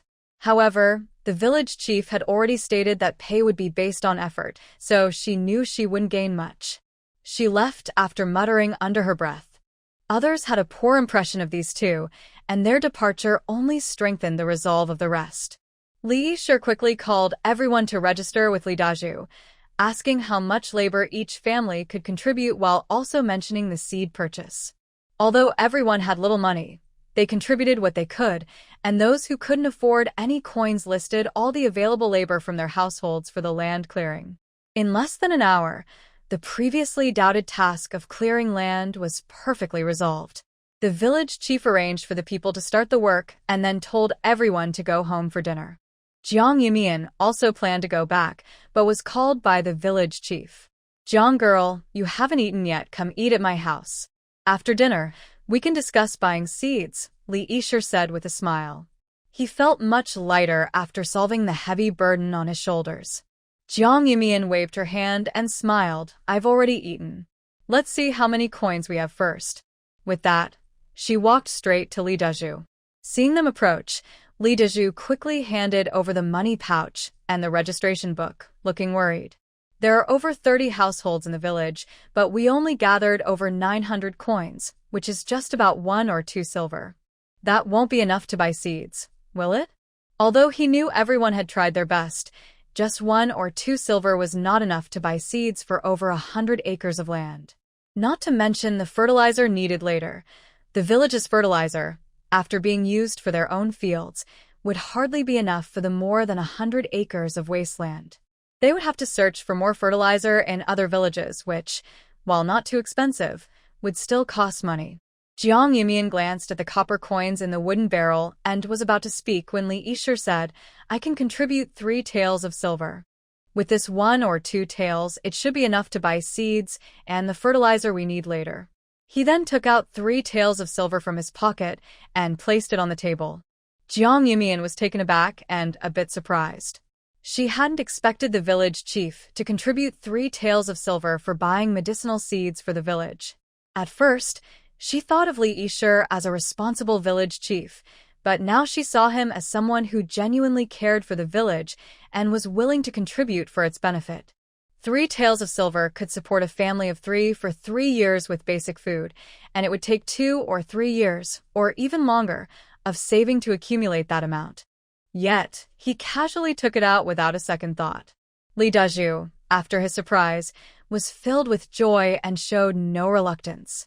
"Hey, Dad, where did you get the silver? Why didn't you say anything earlier?" "I was worried we wouldn't have enough to buy seeds. Now we have nearly 4 taels of silver, which is enough for seeds and fertilizer."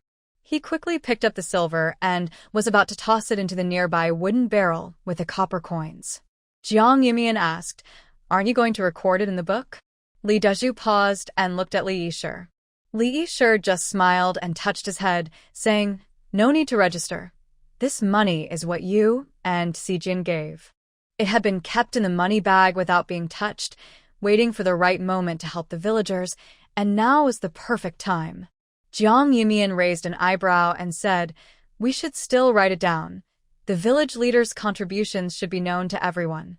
Li Yishir was taken aback and took a while to respond. Jiang Yumian's gaze fell on the registration book, where she saw Li Dazhu awkwardly writing 3 characters with a brush. Though not very skilled, it was recognizable, showing he had practiced hard in private. However, it seemed he hadn't received proper guidance, which led to many mistakes in the order of the strokes. When Li Dazhu looked up and saw Jiang Yumian examining the characters, he shyly smiled and said, "I don't know many characters. I only learned to write these recently with Scholar Zhang." If he hadn't been learning to read with Scholar Zhang every night, he feared he would still be completely lost. Jiang Yumian was a bit surprised and smiled, saying, "That's great. If everyone in the village were like you, they would probably be able to recognize common characters within a year." She hoped everyone in the village, whether men, women, or children, could learn to read, as it was a good thing. Li Dazhu's eyes lit up, and he shyly touched his head. He thought Zhang's daughter would laugh at him like the others in the village, learning to read like a child at his age. He didn't expect her to offer encouragement. Li Yishir nodded silently and said, "You're right, Zhang girl. Being able to read is a good thing. When Scholar Zhang goes to teach the children at the square tonight, I'll make sure anyone in the village who has time goes to learn." Although he admired scholars before, he never thought it was necessary for his family to learn to read. But ever since Dazhu secretly went to learn every night and recognized many characters after a month, he felt it was essential for everyone to be able to read. At least they wouldn't be completely lost, unable to even write their own names. Soon, after finishing their meals, the villagers gradually went to the wasteland at the west end of the village. Except for those busy today, most came to clear the land. Zhao Ershu, Wang Xiaowei, and Song Er also went to help. If it weren't for Zhao Xing'er stopping him, old Lu would have come down to help clear the land as well. Jiang Yumian found it both amusing and frustrating when she heard about it, but she was just glad Zhao Xing'er had stopped him. Although Lu Laotu is still quite strong for his age, the barren land at the foot of the mountain is over 100 acres, much more than the few acres in Xiaowadi. If he really lets the other party come down to help, his back, which is just healed, might get hurt again. Wang Fengqin also felt helpless, saying, "Uncle Lu just can't stay idle. The wheat in the fields hasn't ripened yet, and it's not time for spring planting. He spends his days either feeding fish with taizhu or weeding in the fields. I see that the grass in the fields is growing faster than he can remove it." Looking around, the fields were filled with vegetables, not a single weed in sight. Jiang Yumian, while tidying up the few houses that had been roofed with Wang Fengqin, smiled helplessly and said, "In a few days, when the wheat ripens, there will be plenty for Grandpa to do." Wang Fengqin laughed too, cleaned the house, and went out to check on the workers finishing the roof. She estimated they should be busy for 1 more day at most, and then the roof will be done. We can move in directly, but I wonder if Xing'er and Xiaoyan will come down to stay. She felt a bit reluctant since the three families had lived together in Xiawadi for over half a year. Suddenly separating felt a bit strange. However, Yumian was busy with business, and living at the foot of the mountain was more convenient for her. She wanted to help out a bit. Jiang Yumian smiled and said, "Mom, don't worry about them. Aunt Xing'er and Aunt Xiaoyan have their own plans. They can come down whenever they want. Even if they don't come down, we will often go up the mountain. The east and west wing rooms are reserved for their families. The carpenter should deliver the furniture in a couple of days. If they want to come down, they can just come." She wouldn't force them to follow her. The reason for leaving them a place to stay was to ensure they had somewhere to land if they came down, as she truly considered them family and respected their wishes. Wang Fengqi nodded and didn't say anything more. Both the mountain and the foot of the mountain need people. It's good this way. The distance isn't far, and they can go up or down whenever they want. What matters most is everyone's comfort. Just then, the voices of Zhao Dashu and Lu Qijian chatting outside the house could be heard. "Qijian, I heard from Song Air that you went to the tooth shop yesterday to pick people. When will they send someone?" It would be just right to help clear the land in the village. The tooth shop said they would come back in a few days, Lu Qijian replied. Zhao Dashu was taken aback, but then nodded in understanding, smiling. "That's good. In a few days, the house will be ready, and they will have a place to stay. If they came today, we wouldn't know where they would stay. In the village, there are over 100 acres of land. After clearing the land, there will still be the task of planting medicinal herbs. By the time they arrive, everyone will likely still be busy, so it's not urgent to have their help right away." Lu Xijian responded with a cold his demeanor chilly and clearly unhappy. Zhao Dashu swallowed hard, finding an excuse to help out, quickly tied up the mule, and slipped away. No wonder Song Air had warned him not to get involved. He thought it was just a joke. With Xijian looking so angry, it felt like he could freeze someone from a distance. He had no idea what had happened. He decided to wait until Mianjie calmed him down before approaching. Jiang Yumian felt relieved after hearing that the people from the dental clinic would arrive in a few days. She had been worried about how to accommodate them, but now it seemed she wouldn't have to stress about it. Just then, Wang Fengqin quietly leaned in, curious, and asked, "Yumian, what's wrong with Xijian? He didn't seem to have much appetite at dinner yesterday, and looked unhappy. Did something happen?" Seeing his distant demeanor yesterday took her back to their first meeting. At that time, Lu Xijian had a cold aura and spoke very little. If he hadn't genuinely helped them and didn't seem like a bad person, they wouldn't have dared to get close. As they became more familiar, he started to open up, occasionally showing a smile on his usually serious face, finally acting like a young man. Jiang Yumian paused, recalling Xijian's particularly cold and helpless words from yesterday. "Just take it all." She still felt the lingering pain from when he had firmly pinched her face, leaving her somewhat helpless. Xijian might really be angry. Otherwise, how could that usually shy person suddenly pinch her face in a moment of frustration? She had planned to have a good talk with him yesterday, but he had left the mountain early. Today, he was busy with the clearing work and had already pushed her from his mind. She chuckled softly and said, "I'll go check on him." Lu Xijian was sitting on a chair at the door, carving bamboo arrows. However, he hadn't moved the bamboo arrow or the knife for a while. His already stern face looked even colder with his furrowed brows. His mind was filled with Mian Mian's rejection from yesterday. He thought they were close enough that he didn't need to worry about unimportant things, but it seemed that wasn't the case. Mian Mian preferred to earn money through business and didn't want to accept his gifts. It was just a few small shops, and he still hadn't given what he wanted to give. The more he thought about it, the more frustrated he became. He glanced at the item in his hand, ready to put it away, when he heard a cheerful voice say, "Come eat with us in a bit." Jiang Yumian stood in front of the young man, smiling brightly. Lu Xijian looked up and met her beautiful eyes, feeling a sudden flutter in his heart, but quickly looked away and replied coldly, "I have something to do, I won't go." After saying that, he lowered his head again, focusing on carving a bamboo arrow, though the coldness around him seemed to lessen unconsciously. "You're so rich, giving up your meal money, but not coming to eat." "I guess I was too polite yesterday," Jiang Yumian said, sitting on a low stool beside him, resting her chin on her hand and looking at him with a smile. It seemed to be the first time Lu Zijian was genuinely upset with her, or maybe the second time. Last time it was because she asked him to consider Li Chunhua. Back then, he only briefly shut her out, and by evening, they were back to eating together as if nothing had happened. It seemed he had comforted himself. He didn't even know why he was upset or how he had calmed himself down. Although Lu Zijian kept his head down, avoiding her gaze, he could still feel her intense stare on his face, making his ears turn red. He cleared his throat and said awkwardly, "As long as you know."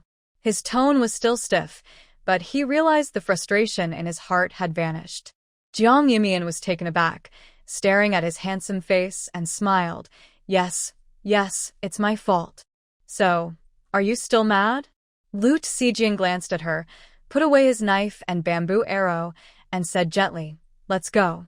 Jiang Yumian was still a bit confused and asked, "Where to?" He looked at her and said matter-of-factly, "To eat with you." So, without knowing how to cheer him up, Jiang Yumian, still puzzled, took the now cheered-up Lu Zijian back home.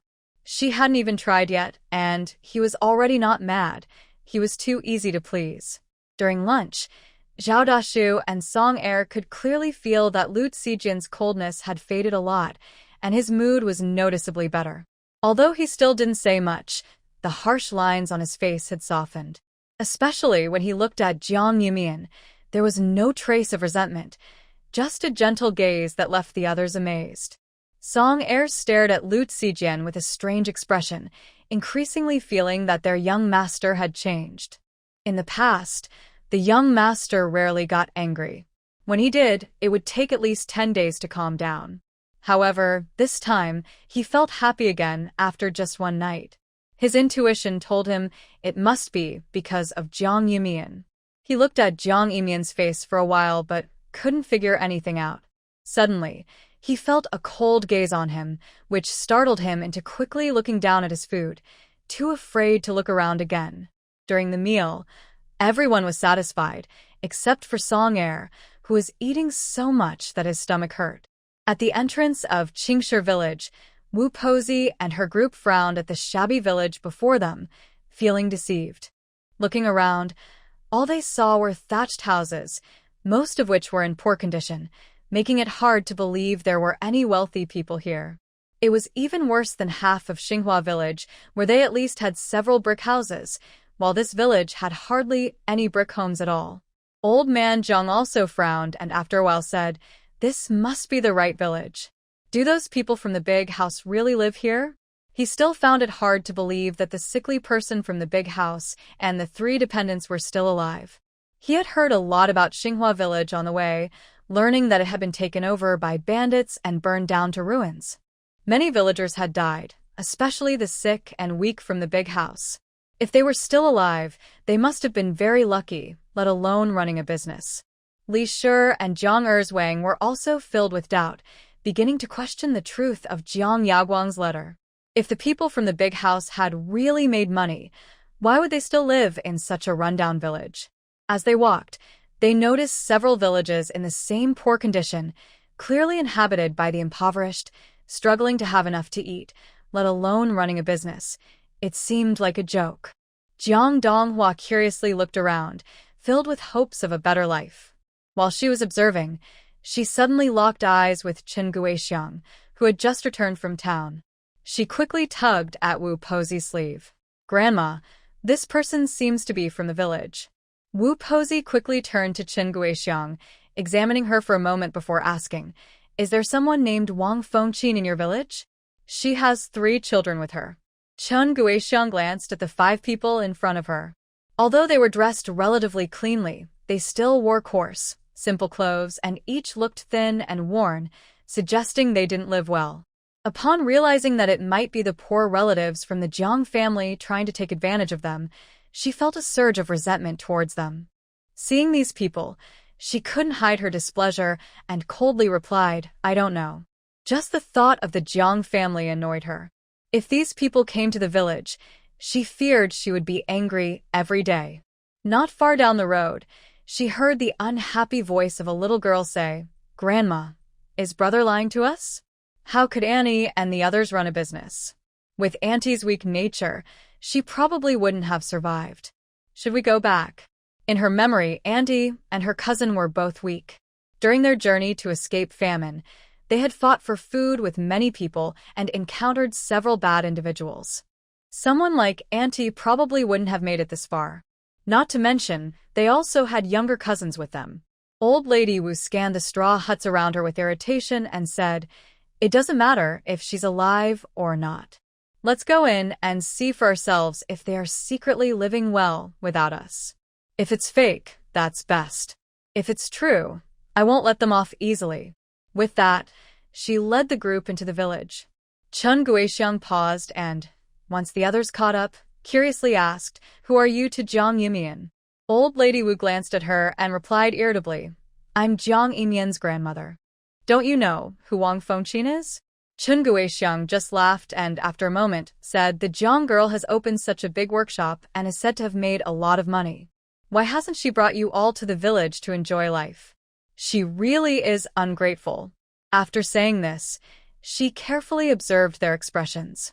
Sure enough, upon hearing her words, their faces showed a mix of happiness and dissatisfaction.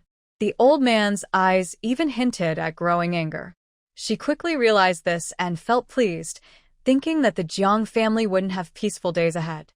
Old Lady Wu angrily exclaimed, "That little brat, making money without being filial to her elders. If it weren't for Yaoguang telling us, we would still be in the dark.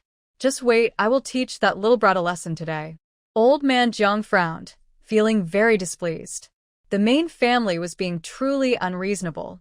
They were struggling in the county, while the main family was living well in the village, leaving them to suffer outside.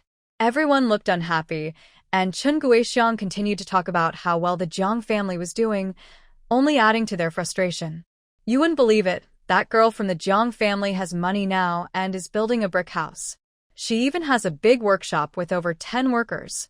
I heard she is doing business with Huichun Tang and makes several taels of silver every day," Chun Guixiang said, pretending to exaggerate, feeling a bit proud inside.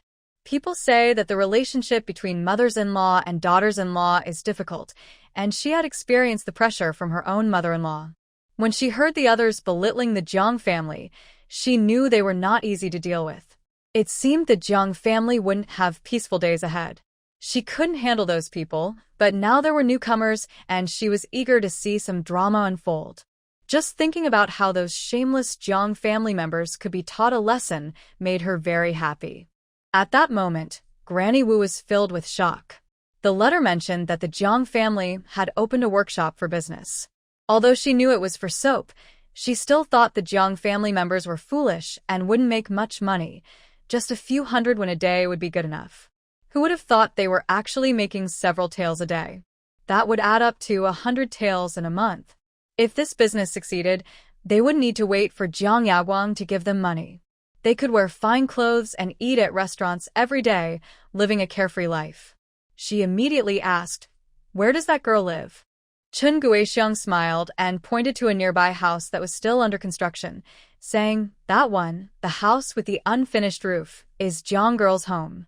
Upon hearing this, Granny Wu and the others were stunned, staring at the large property that covered about 4 to 5 acres, their eyes wide in disbelief.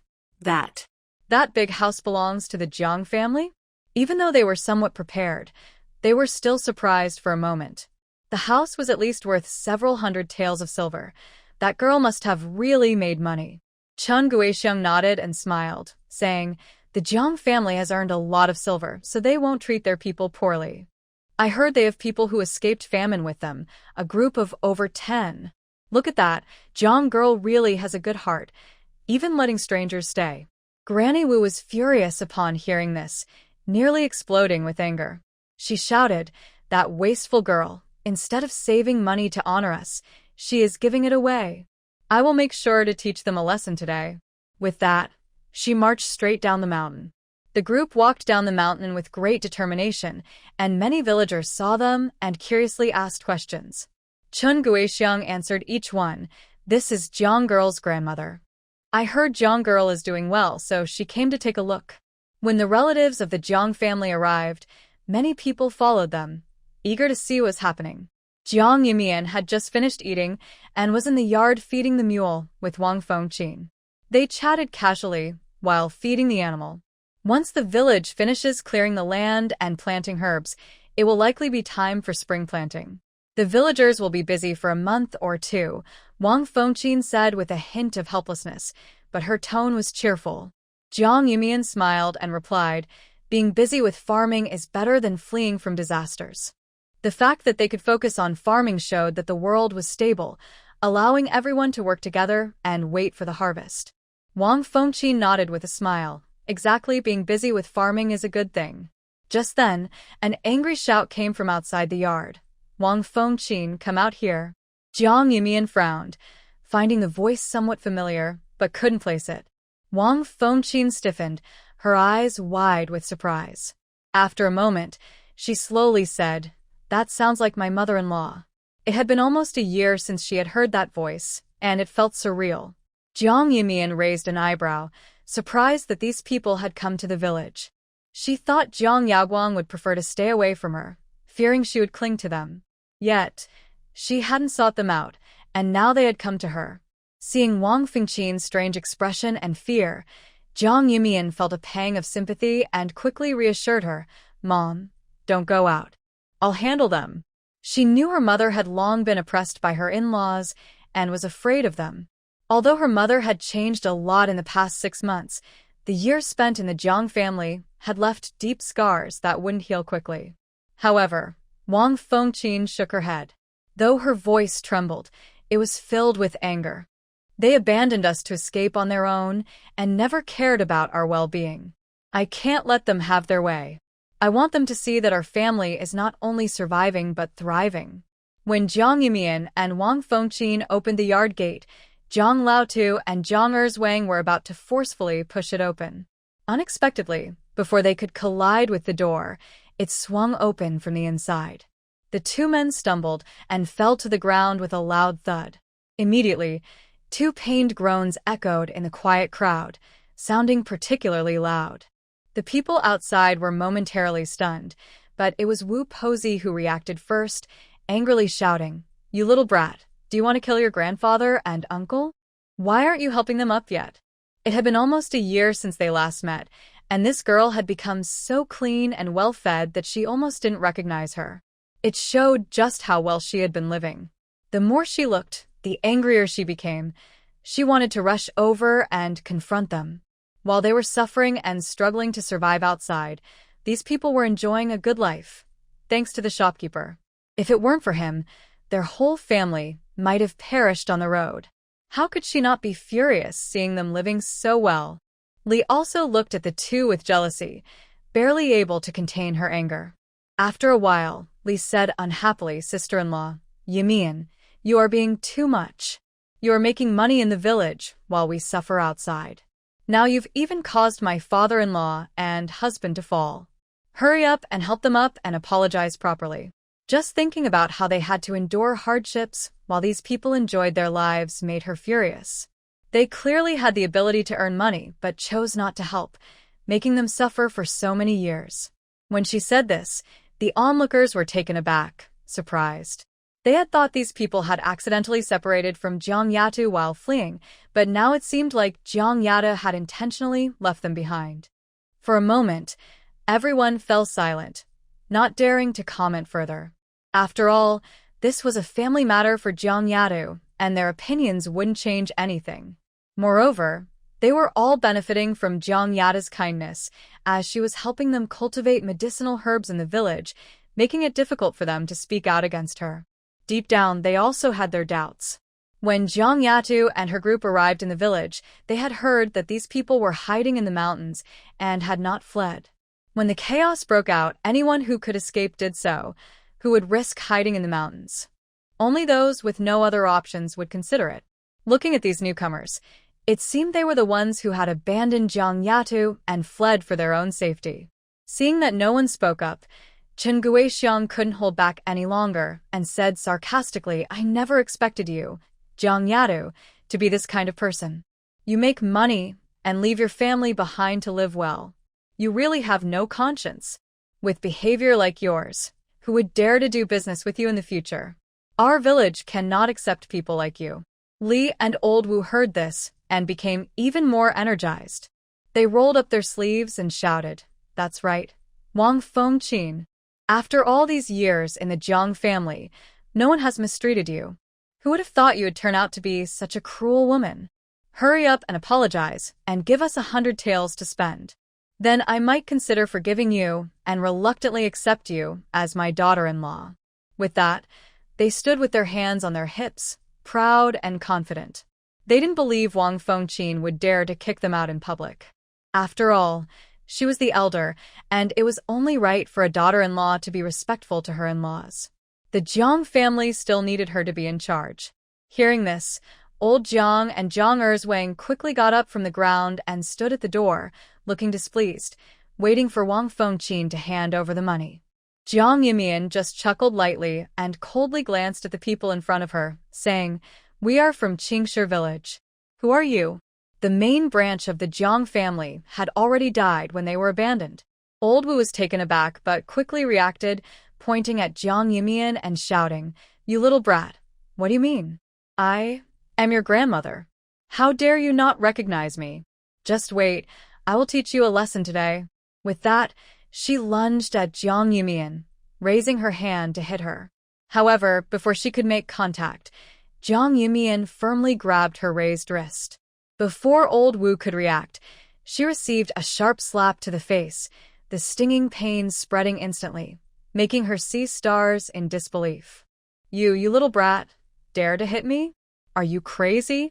After not seeing them for over half a year, she thought they would still be the same people she could bully. She couldn't believe that her usually weak granddaughter would strike back. During the time of hardship, she thought it was just a moment of desperation, but now it seemed different. Jiang Yimian coldly replied, "I went crazy when you abandoned me, my mother and my siblings during the famine. You all could let our family perish, so what's wrong with me hitting you?" She felt that not having killed these people was already a good outcome. Old Wu was furious, shouting, "I spit on you. If you had come with us during the famine, you would have only brought disaster to yourselves and us. If I hadn't left you behind, you wouldn't have this good life today. We deserve some credit for it. You little brat, let go of me." As soon as she finished speaking, she received another hard slap across her already swollen face. Her already painful face hurt even more, causing tears to flow instantly and a bit of blood to trickle from the corner of her mouth. Angry and pale, she didn't dare to insult them again, fearing another slap. She felt both furious and scared. The old man and his companions were stunned by the two slaps and took a moment to react, shouting, "Jiang girl, what are you doing? You dare to hit your own grandmother? I see you've really grown bold. Wang Fengqin, if you can't teach your daughter, let us handle it." With that, the old man, Jiang Erzwang, and Li rushed toward Jiang Yimian. The crowd gasped at the scene and wanted to intervene, but suddenly, the aggressive group was sent flying back. People quickly moved aside, hearing the loud thuds of heavy bodies hitting the ground, accompanied by groans from the old man and his friends. Old Wu looked on in disbelief, covering her face and staring at Jiang Yimian with fear, her legs trembling. The old man, feeling dizzy from the fall, was helped up by Jiang Erzwang, glaring at Wang Fengqin and shouting, "You must be out of your mind. I'm your father-in-law. If you let your daughter hit me, I will report you to the village chief. People who don't respect their elders shouldn't stay in the village. You need to get them out of here." Jiang Erzwang frowned and added, "Sister-in-law, even though Big Brother and Qingyuan are gone, you can't let Yumian behave like this. Look at what you've taught her, with such a ruthless person, who would dare to marry her. Without a man in your family, you won't survive in the village. You should apologize to us."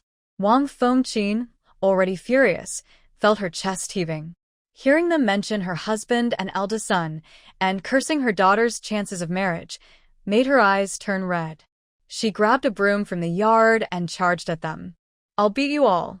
My husband and son are gone because of you, and you dare to say this. My daughter is wonderful. Why wouldn't she marry? Stop talking nonsense. I'll beat you all." Wang Fengqin swung the broom wildly, causing the old man and his companions to duck and run, crying out in pain. It hurts. Stop, please. Ow, don't hit me. Please stop." The onlookers, seeing the chaos, quickly blocked the escape routes of the aggressors, allowing Wang Fengqin to continue her attack. In no time, the crowd was filled with pleas for mercy and various cries of pain. When the village chief and Lu Xi arrived, they were confused by the scene before them. They had rushed over to help when they heard that the Jiang family was causing trouble. However, they found Wang Fengqin chasing and hitting people, while onlookers tried to intervene. It looked like a group was trying to corner a few people who were running away in panic. Li Shi was stunned for a moment before he managed to pull Wang Fengqin away. He frowned at the injured people on the ground and said, "Who are you to cause trouble in Qingshi village? Do you want me to take you to the authorities?" Hearing this, Granny Wu quickly pushed her way through the crowd and shouted, "Quick, call the authorities. This woman is attacking her own in-laws. She is so cruel that the county magistrate should lock them all up." Wang Fengqin's eyes turned red with anger, and she was about to strike again when Jiang Yimian stopped her. Li Yishir turned to Jiang Yimian and asked, "What happened here?" Jiang Yimian coldly glanced at the people glaring at her on the ground and replied, "I don't know these people. They came to my house to cause trouble. Am I not allowed to drive them away?" Upon hearing this, Granny Wu was furious and opened her mouth to shout, but she accidentally touched her swollen face and gasped in pain before saying, "Don't talk nonsense. I am your grandmother. You are hitting your elders and not taking care of them. If this goes to the authorities, the magistrate will punish you. Just wait for your punishment." She couldn't believe that no one could deal with these two. However, Li Yishir didn't even look at Granny Wu and said, "Jiang Yimian says she doesn't know you. Stop making a fuss and leave quickly, or I won't be polite." Everyone was taken aback by his words. Granny Wu stood there in disbelief, looking at Li Yishir, and shouted, "You are the village chief, right? Can't you see what these two have done to us? How can you let such cruel people stay in the village? Aren't you afraid they will harm others?" Chun Guixiang quickly chimed in, "Yes, village chief, she is right. I heard Jiang Yimian say that these people abandoned their family to escape. You must not be fooled by her. She is so ruthless that she even dares to hit her own elders. How can she stay in the village? You must drive them away." Li Yishir frowned even more tightly and shot a glare at Chen Guixiang before looking at the other onlookers and loudly asking, "Did you all hear the same thing as Chen Guixiang?" The crowd exchanged glances, remaining silent. If they hadn't figured it out at first, they certainly understood now. These people claiming to be relatives of Jiang Yadu were clearly here to cause trouble because they saw the Jiang family doing well. Given their rude behavior, they were not good people. Instead of standing next to these strangers, they would rather support Jiang Yadu. At least she had treated them well, opening a workshop in the village that provided jobs for many women and helping them cultivate medicinal herbs to earn money together. How could someone like her be bad? If it weren't for these people making Jiang Yadu's family suffer in the village, she wouldn't have resorted to violence. If they encountered such relatives, they would react the same way. Seeing that no one was speaking, Chen Guixiang grew anxious and shouted, "Why isn't anyone talking?" Jiang Yatu admitted it herself. If they didn't know her, how would they know her name? These people must be crazy, siding with that troublesome Jiang Yadu. Although Jiang Yadu was surprised by the crowd's reaction, she knew this wasn't the time to feel touched. She coldly glanced at Chen Guixiang and said, "What's wrong? Aunt Chen? Are you familiar with these people? If you are, take them away. I don't know these troublemakers. I'm from Qingshi village, but they're not." Li Yishir also looked at Chen Guixiang and said irritably, "If you know them, take them away. Don't let them cause a scene at the Jiang family's door. If you don't know them, then be quiet and stop making a fuss." Chen Guixiang was momentarily speechless, feeling frustrated but afraid to speak again, worried about being associated with these troublemakers. Her family was already struggling, and she couldn't afford to be linked to them. The old women listening were taken aback by this, and after a moment of shock, they expressed their dissatisfaction, saying, "Village chief, you can't just listen to Jiang Yadu and speak carelessly. We are indeed relatives. This is our family matter, and it doesn't concern you. Stay out of it." They had expected the crowd to side with them, but it seemed like they had been bewitched by that little troublemaker, standing with her even after witnessing the conflict. It was truly infuriating. Li quickly said, "Yes, this is our family matter. It has nothing to do with you. Jiang Yimian, if you don't give us money today, we won't leave." After saying this, she sat cross-legged in front of the Jiang family's gate, acting stubbornly. Jiang Donghua copied her and quickly sat down beside her, looking up and shouting, "If you don't give us money, don't think we'll leave." Li Yisher felt a headache coming on and was unsure how to deal with these troublemakers when he heard a cold voice. "Village chief, when did anyone from outside just come into Qingshi village? These people come in and cause trouble. We should drive them away to prevent issues in the village. If they report us, we are in the right. Why should we allow strangers to come in and disturb us?" Lu Ximing's voice was icy, but it woke everyone up. Li Yisher immediately shouted, "Hurry up and get these troublemakers out of our village. If they can come in and cause chaos, they might as well come in and steal our food. Dezhu, get them out." Li Dezhu quickly agreed, and, along with a few young men from the village, went to pull Jiang Laotu and the others away. However, Li and Wu quickly spread their arms to protect their men, shouting, "Who dares to move? Step aside. If you touch us, I'll report you for trying to harm women." At these words, Li Dazhu and the others were taken aback. They had never seen such shameless behavior, making them hesitant to act. Old Lady Sun and Wenshur immediately began to scold them. How dare you? "Look in the mirror. You're the ones causing trouble. If you don't want to leave, then we'll take action. You can't slander our villagers and expect to get away with it." With that, they rushed forward to pull Li and Wu away, and other women watching quickly came to help. Before long, Wu and the others were carried away by the villagers, and even from a distance, their shouts could still be heard. When Wu and the others were dumped on the mountain road outside Qingshi village, they were dazed. It took them a while to recover from their pain, and they angrily shouted at the village entrance, "Wang Fengqin, Jiang Yimian, come out. Don't you have any shame? You don't even recognize your own relatives. You'll get what you deserve. No wonder your husband and son died. This is your karma. Don't think that just because you're in business, you're impressive. Bah. You're still useless and will eventually lose everything." As Wu Pozi became more and more aggressive in her insults, a few women gathered at the village entrance could no longer hold back. They glared fiercely and rolled up their sleeves, saying, "If you dare to cause trouble here, you really deserve a beating." With that, everyone started picking up stones from the ground to throw at the group. Wu Pozi and her companions were startled, and, fearing being hit by the large stones, quickly fled in pain. However, Sun Laotai and the others were still furious and threw a few more large stones at the retreating figures before they stopped. When Jiang Yimian saw that the group had returned, she sincerely thanked the village chief and everyone, saying, "Thank you all for today." She knew that the villagers were helping her, whether by not exposing her lies or by working together to drive those people away. They didn't have to do this. They could have just stayed back and watched. But they helped her, not just because they were grateful for her work with medicinal herbs, but also because she identified as a member of Qingshi village and had a kind heart, recognizing that they were the real victims. So, everyone stood by her side, united against outsiders. The villagers felt a bit embarrassed by her gratitude and quickly replied that it was nothing. They simply didn't want to see Jiang Yada bullied. Even though she was strong, hearing those hurtful words from others must have been painful for her. During the days of turmoil, they had all been fearful, hiding in the village, worried about being discovered by bandits and soldiers, especially those hiding in the mountains.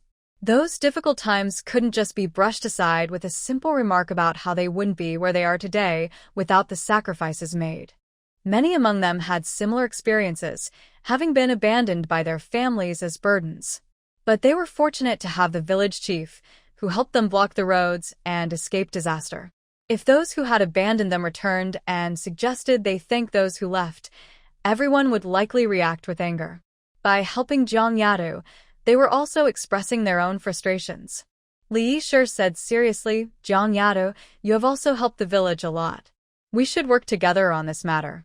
How can people from other villages bully those from Qingshi village? Since you have settled here, you are one of us. He has always been someone who stands up for those who are right. He guessed early on what happened to the Jiang family and was already unhappy with the second branch of the Jiang family. He never expected those people would dare to come and bully them. How could he just stand by and do nothing? The others quickly nodded in agreement. Yes, the village chief is right. Jiang girl, we all know you have lived in the deep mountains for more than half a year. When the war broke out, everyone was busy escaping, and you had no choice but to go into the mountains. It's bad enough that those relatives abandoned you to save themselves. Now they want to come and bully you? We can't let them have their way. That's right. Jiang girl, even though we don't know if growing medicinal herbs will earn money, your willingness to help shows you have a kind heart and are a good person. How can we just stand by and let those people bully you? Li Yishir listened to everyone's words and felt comforted. He smiled and said, all right, everyone go back to work. We still have land to clear, so don't gather here. Hearing this, everyone dispersed. Wen Shi wanted to say a few words to Jiang Yumian, but with her mother-in-law watching, she could only leave disappointed. She didn't have many thoughts. She simply wanted to please Jiang girl. Now, it seemed that was not going to happen, and she would have to wait for another chance. Li Yishir noticed Wang Fengqin had red eyes, clearly upset. He said to Jiang Yumian, don't worry, I will make sure the villagers keep an eye out and won't let those people cause trouble in the village again. Jiang Yumian acknowledged him and thanked the village chief. Li Yishir just waved his hand and left.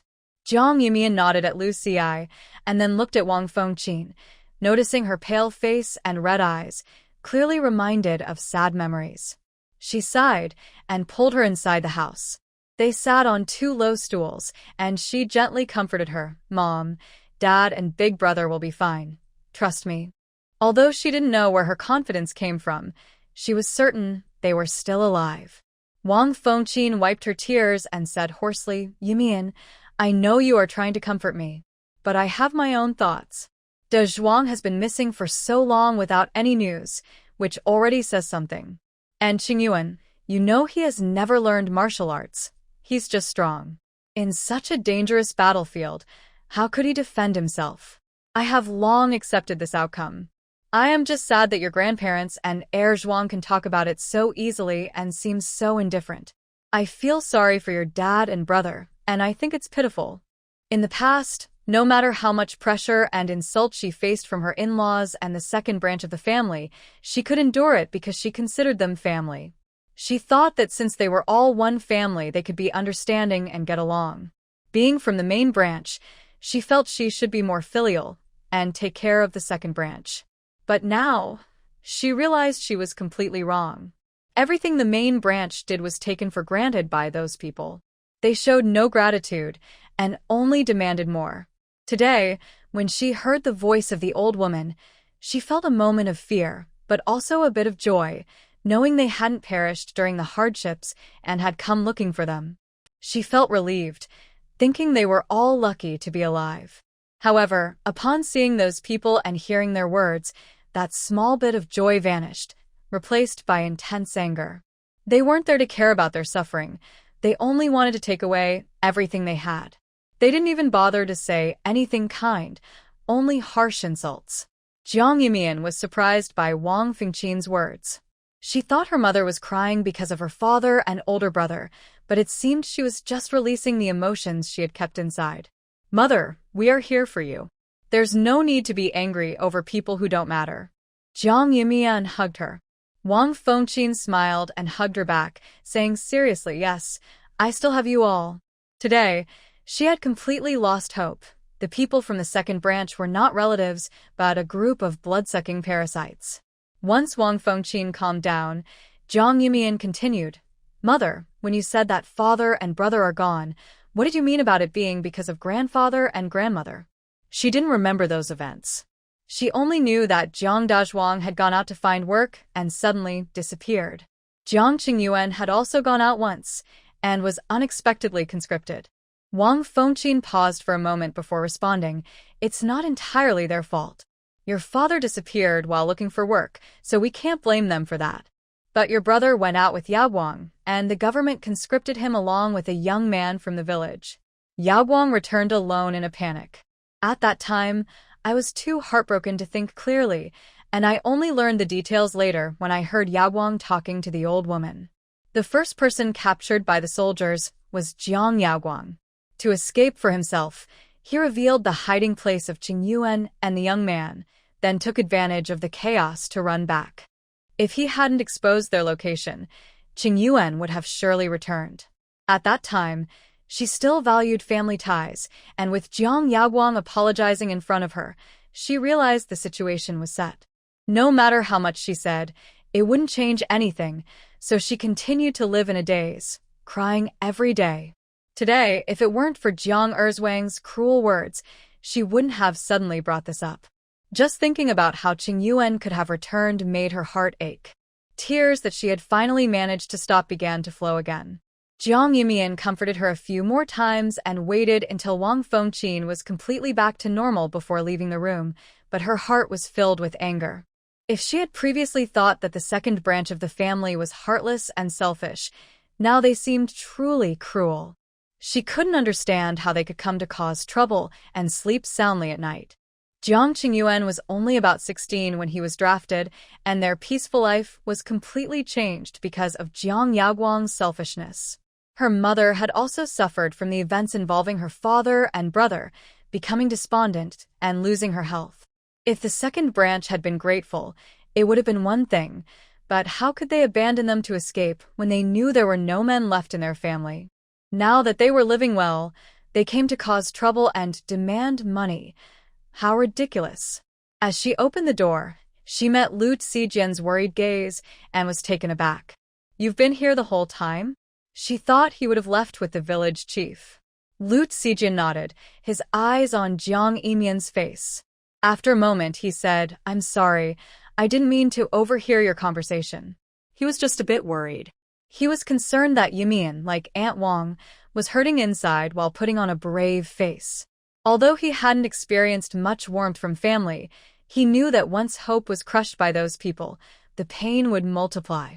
Jiang Yumian just smiled. "I'm not as fragile as you think." She was indeed quite angry, but that was all. Those events had already become a part of the past, and her sadness about Jiang Qingyuan being drafted had faded significantly. Most of her anger was influenced by the emotions of her former self, and part of it was due to the shamelessness and selfishness of the second branch. Silently, she suddenly felt a warm touch in her palm. She paused and looked down at the large hand with distinct knuckles that was holding hers. The boy's palm was dry, with slight calluses on his fingers.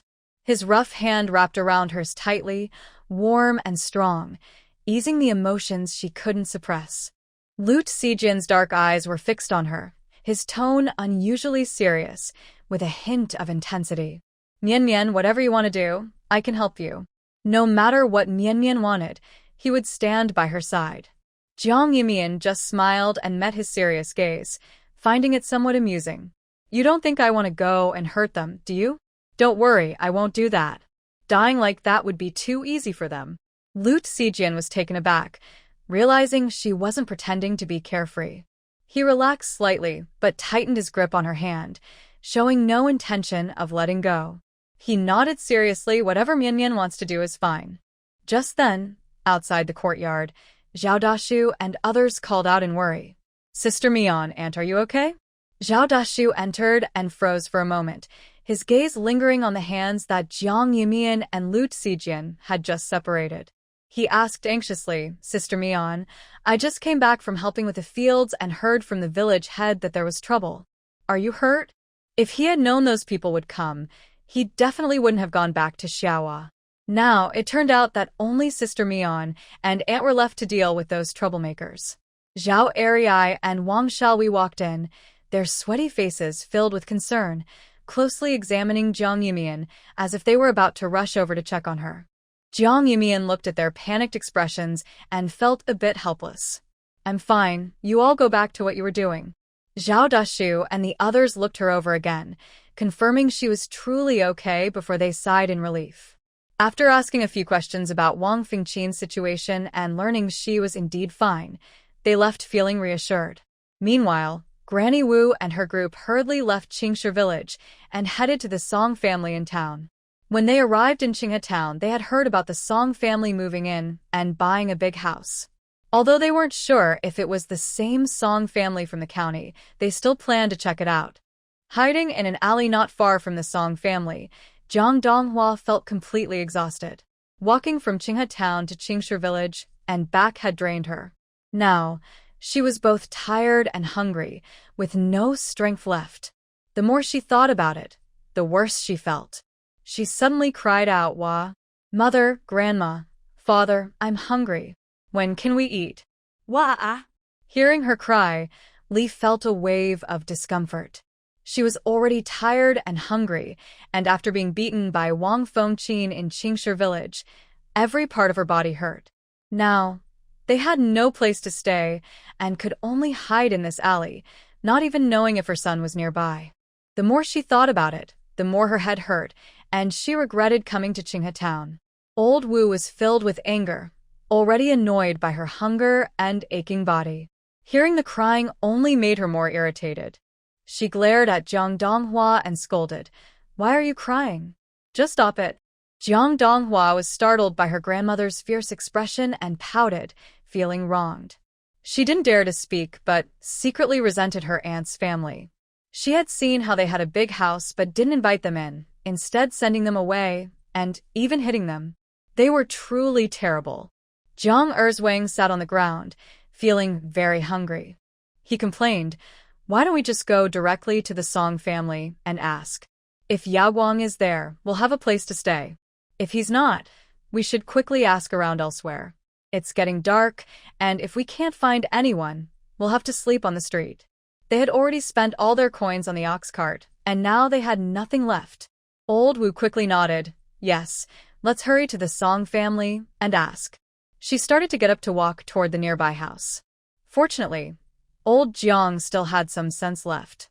He coldly said, "Don't move. The Song family has never liked us, and you all know that.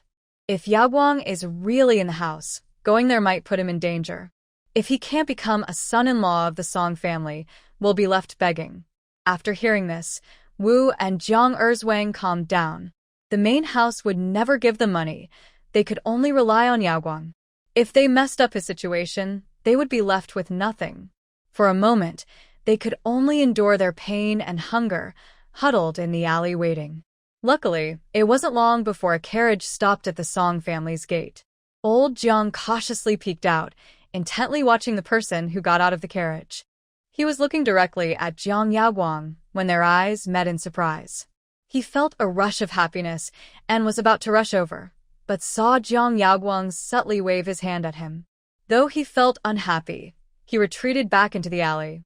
Jiang Yaguang sighed in relief when he saw the old man had gone back into hiding and hadn't yet taken his gaze away. Song Miaoyin, curious about where he was looking, followed his gaze but saw nothing. She asked, "Brother Yaguang, what are you looking at?" Jiang Yaguang was startled and quickly pulled her toward the house, smiling as he said, "It's nothing, just a moment of distraction."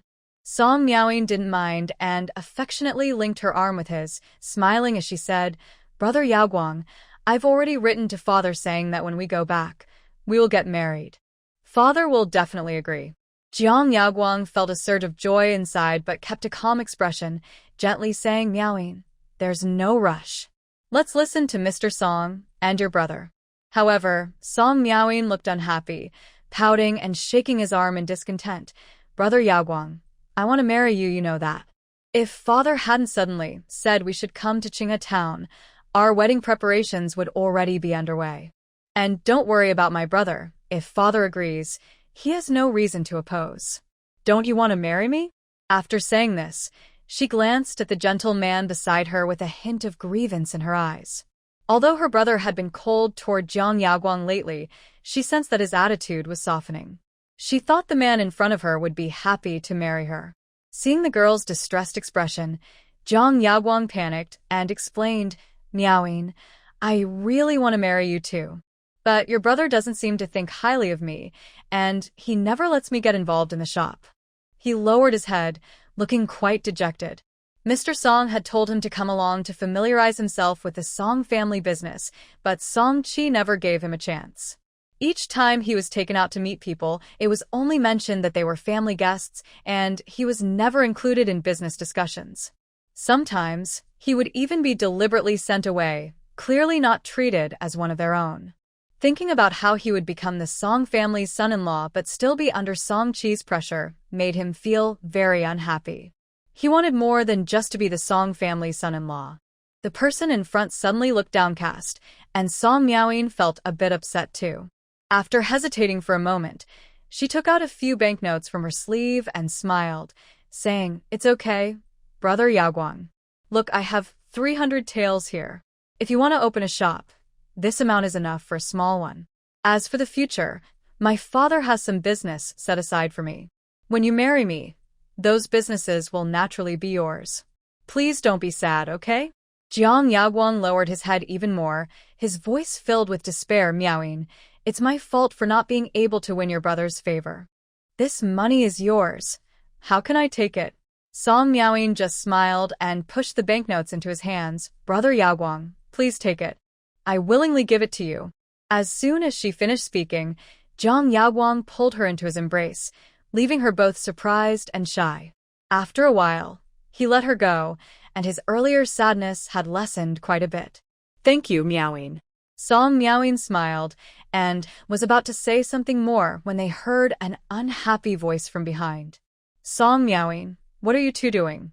What about the things I asked you to buy?" Song Chi walked over from the other end of the corridor, looking impatient, and his gaze on Jiang Yaguang turned even colder. He thought this person was calm, but it hadn't been long before he came to complain to his sister. All his earlier testing was wasted. The family business should not be touched by this person. Who knows what his intentions are? The Song family's business might end up being taken over by the Jiang family. As soon as Song Miaoying saw her brother, she felt a bit displeased. "I used the money to buy jewelry. You should prepare the gifts yourself. That important person never shows up and only sends our aunt to meet us. No matter how much you buy, that person won't see us. It's better to give me the money." With that, she directly pulled Jiang Yaguang away. Song Chi's face turned pale with anger as he watched them leave. He was determined to tell their father that his sister had really gone astray. She used to be so obedient, but now she seemed to have lost her sense of what's important. That person is from the palace. Everything should prioritize them. If it weren't for their aunt being there, they might not even be able to deliver the gifts. Just a few steps out, Jiang Yaguang turned pale and said, meowing, "I'm feeling a bit unwell. I need to go back and rest." Song Miaoying quickly nodded with concern and reminded him to take care of himself before turning to leave. At the moment she left, she didn't see the warmth fade from Jiang Yaguang's face, replaced only by mockery and disdain. His already handsome face looked a bit twisted due to that mocking expression, and the little scholarly air he had vanished completely. 300 taels were not enough for him. The Song family never intended to let him handle business. He had to find another way. He wondered how Jiang Yimian was doing and decided to ask his parents. Old man Jiang and his group waited until nightfall, nearly dozing off, when a familiar figure finally appeared in the alley. "Dad, Mom, wake up, come with me," Jiang Yaguang called softly from the shadows of the alley. The group, who had been half asleep, finally woke up upon hearing his voice. Seeing him, they felt both relieved and furious. "Jiang Yaguang, what's wrong with you? Do you want us to starve here? Why did you make us come all this way to find those people in the main house? We almost got beaten up." Old man Jiang frowned in anger and rushed forward, ready to hit him. The day's frustration and hunger erupted at that moment. Seeing her beloved son about to be hit, Li hurried forward to stop him, but was suddenly slapped by Old Man Jiang. Dazed by the ringing in her ears, she reacted only when the pain hit her, angrily saying, "Dad, what are you doing? Is this the time to hit someone?" If it weren't for her son Yaoguang, they might have died on the way. How could they have made it this far? Old Man Jiang was about to say more when an impatient voice interrupted. "If you don't want to sleep on the street, come with me." After saying this, Jiang Yaoguang turned and walked into another alley, ignoring the arguing behind him. Seeing this, Old Lady Wu urged everyone to hurry and follow. After walking for a while, they finally stopped at a secluded little courtyard. Finally having a place to rest, Old Lady Wu and the others sighed in relief, while Jiang Donghua fell asleep heavily on the bed. However, the dissatisfaction in the eyes of the others remained directed at Jiang Yaoguang. He ignored their glares and said unhappily, "What's going on? You can't handle Auntie's weak nature and had to come to me for help." He thought that with the grandparents involved, getting the business from Jiang Yimian would be easy, but he never expected these people would turn to him for help. As soon as the mention of the big house came up, Wu Pozi's anger flared up again. She shouted, "That awful person went crazy and attacked us without even letting us in. The people in that village are also crazy, helping them drive us out. It seems we won't have a chance to go back there." Thinking about the suffering they endured made her furious. She wished she could rush to Qingshi village and tear those two awful people apart. Old Jiang also looked displeased. "What were you thinking, sending us to find the big house? Don't you want to be a son-in-law of the Song family? Are you worried about not having money in the future? You should be figuring out how to bring us into the Song family to enjoy life." Jiang Erzwang quickly agreed. "Yeah, Yaoguang, aren't you already half a member of the Song family? Why not bring us in too?" Li and Wu Pozi didn't speak, but they clearly shared the same thought. They knew how wealthy the Song family was. They heard that most of the tea houses and gambling houses in Qingshui County belonged to the Songs, which were all profitable businesses. Jiang Yaoguang frowned and said, "I haven't even established myself in the Song family yet. If I bring you all there, how will I manage my life in the Song family?" Old Song had finally started to see him in a better light, and if he brought this group of leeches to the Song family, even if Song Miaoyin liked him, Old Song would likely oppose their marriage. Hearing this, although Old Jiang was unhappy, he understood that if they went to the Song family, it might affect Jiang Yaoguang's marriage prospects. After a long silence, he finally said, "Then give us some money, and we'll go back to Qinghe County." Jiang Yaoguang clenched his fists and after a while said, "You stay here, and help me keep an eye on the big house. Their recent business has been interesting. If we can get the formula, we won't have to worry about money in the future." This way, he could establish himself in the Song family more quickly, and their business would surely be under his control. Even if he couldn't get the formula, he could use this opportunity to distance himself from these leeches. Once he married Song Miaoyin, he could easily send them away. Getting the formula was important, but marrying Song Miaoyin and getting rid of these leeches was the most crucial thing. Although Old Jiang was dissatisfied, he nodded in agreement. The business in the hands of the big house couldn't be easily let go. They had to get a share. Seeing Old Jiang agree, the others didn't say anything more. Jiang Yaoguang then recalled what Jiang Yimian had said last time they met and frowned. How did Jiang Yimian find out about my business with the Qin family? He and the Qin family's matters should only be known to their parents and grandparents. No one else should know. He is about to marry Song Miaoyin, so he must not let the Song family find out. Everyone was surprised to hear this. After a while, Old Wu said, "She must be talking nonsense. Your relationship with the Qin family was only confirmed after the disaster, so how could that girl possibly know? Besides, the Qin family members have all passed away, so no one can truly know the details." Li quickly added, "That's right, Yaoguang, don't worry. As long as you handled that woman well back then, there won't be any problems." Jiang Yaoguang's gaze flickered, but he didn't say anything more. He left a few pieces of silver for them and walked away. Little did he know, shortly after he left, a shadow quietly disappeared into the night. For several days, Jiang Yimian spent her time either drawing in the workshop or watching the villagers clear land. While she was bored, Watching the clearing team work, she heard Dog Sheng's cheerful voice, "Sister Yumian, the people from the tooth shop have arrived." Jiang Yumian responded, almost forgetting about buying people.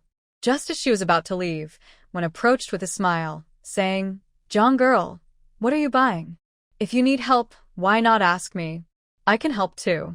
It had been a while since she found a chance to show her goodwill to Jiang Yumian. A few days ago, she heard that the Jiang family's house was finished, and many people went to see it. She went too, and was envious of the new furniture. If she could stay at the Jiang house to help, whether with laundry or cooking, she could earn some coins. Jiang Yumian paused and looked at her, hesitating for a moment before saying, "Actually, in a few days, I will need your help with something." However, it wouldn't be helping her directly. Wen's eyes widened in surprise. "What do you need help with?" Jiang Yumian just smiled. "You'll find out then." Wen immediately changed her cautious demeanor and said with a grin, "Jiang girl, you're impressive. You can even buy people now. I want to see who you buy." Jiang Yumian didn't mind, and let her come along. After all, Wen had been sticking to her like glue these days. Wherever she went, Wen followed. If it weren't for being chased away by others at the workshop, Wen would probably be there while she was drawing too. The two hadn't walked far when they saw a group of people heading toward the Jiang house. Although they were wearing faded clothes, they looked relatively clean. When Jiang Yumian and Wen arrived home, Wang Fengqin was already sizing up the people in front of her. The matchmaker, with a flattering smile, said, "Madam, these people were chosen by a young master from the last visit to our agency. If you are not satisfied, you can choose from the others behind. These are the best we have. They are hard-working and obedient, making them great for work." The young master had been quite generous during his last visit, paying her in advance before finalizing his choices after a careful selection process. She had planned to deliver them the next day, but for some reason, the young master sent word asking her to wait a few more days. Seeing him as a big client, she brought extra people today, hoping to sell a few more and earn some extra silver. Wang Fengqin looked at a pair of siblings standing at the front and a family of 3 nearby. They seemed honest and trustworthy, not the type to cause trouble, which made her feel satisfied. Just as she was about to nod in approval, she saw Jiang Yumian and Wen walk in and smiled, saying, "Yumian, come take a look. Are these people okay?" Jiang Yumian knew they had already been selected by Lu Zijian, so she wasn't too worried. However, when her gaze landed on the pair of siblings, she paused. The 2 young children, although covered by clothing, still had visible scars on their exposed skin, showing signs of being whipped and some bruises, which looked quite alarming. It seemed they sensed her gaze, and both were startled. Chen Xiaoqing instinctively shrank behind her brother, quickly lowering her head and pulling at her clothes to hide her injuries. Chen Yu, though not showing excessive fear, had a hint of worry in his eyes. Noticing Jiang Yumian staring at them, he quickly explained, "My sister and I are fine now. We can work." Although they hadn't been at the agency long, they had seen many who were chosen but later returned by their masters. Moreover, today the agency was not only delivering them, there were others available for selection behind them.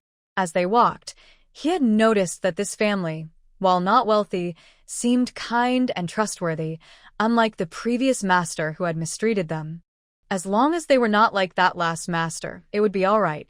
The old woman quickly said, "Miss, if you are not satisfied, I can bring someone else. Look, those 3 behind are even better." As soon as she said this, the last old woman hurriedly brought her daughter-in-law and granddaughter forward, enthusiastically saying, "Madam, Miss, take a look at us. Although we are all women, we work very efficiently. We are definitely better than those 2 kids. You haven't been to the shop, so you don't know why those 2 were sold here. I heard it's because they stole things. Would you really want to bring someone with such dirty hands home?" The young woman beside her looked around and, suppressing her disdain, smiled and said, "Yes, miss, those 2 kids are not trustworthy. They even stole our food at the shop. You shouldn't buy them. Buy us instead. We guarantee it will be worth it." Even though they were sold to a farming family and not wealthy people, she accepted it. Being out of the shop was already a relief. That place was full of craziness, where eating and fighting were no different. The old woman did not stop her. She could earn money no matter who was bought. If she could sell these three as well, it would be a good thing. Jiang Yumian frowned, looking at the three in front of her, feeling uncomfortable under their calculating gazes. The old woman continued to look toward the main house, smiling. Miss, your house is so big. Cleaning it must be a hassle.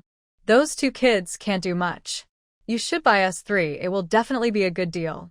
The quiet little girl was nudged by the young woman beside her and immediately said with red eyes, Sister, please buy me, my mother and grandmother. We are very obedient and won't steal anything. Jiang Yumian watched their performance, silently giving them a thumbs up. If it weren't for their obvious disdain at the beginning, she might have thought they were good workers. She was looking to buy help, not someone to be treated like a master. The calculating looks in their eyes were too clear. They were not the kind of people who would work diligently. She would not consider them. Her gaze returned to the brother and sister, and she asked, Don't you have anything to explain? Although she trusted Lu Zijin's judgment and could see that the siblings were honest kids, she still hoped they would clarify the stealing incident themselves. At least they should learn to defend themselves and advocate for themselves. As soon as she said this, not only were Qin Yu and his sister stunned, but the three old women standing nearby were also taken aback. They looked at her in disbelief. The old woman quickly said, Miss, these two kids are troublemakers. Before she could finish, Jiang Yumian turned to the toothless woman and coldly said, Are all the people from your trade so loud? Am I choosing, or are they choosing?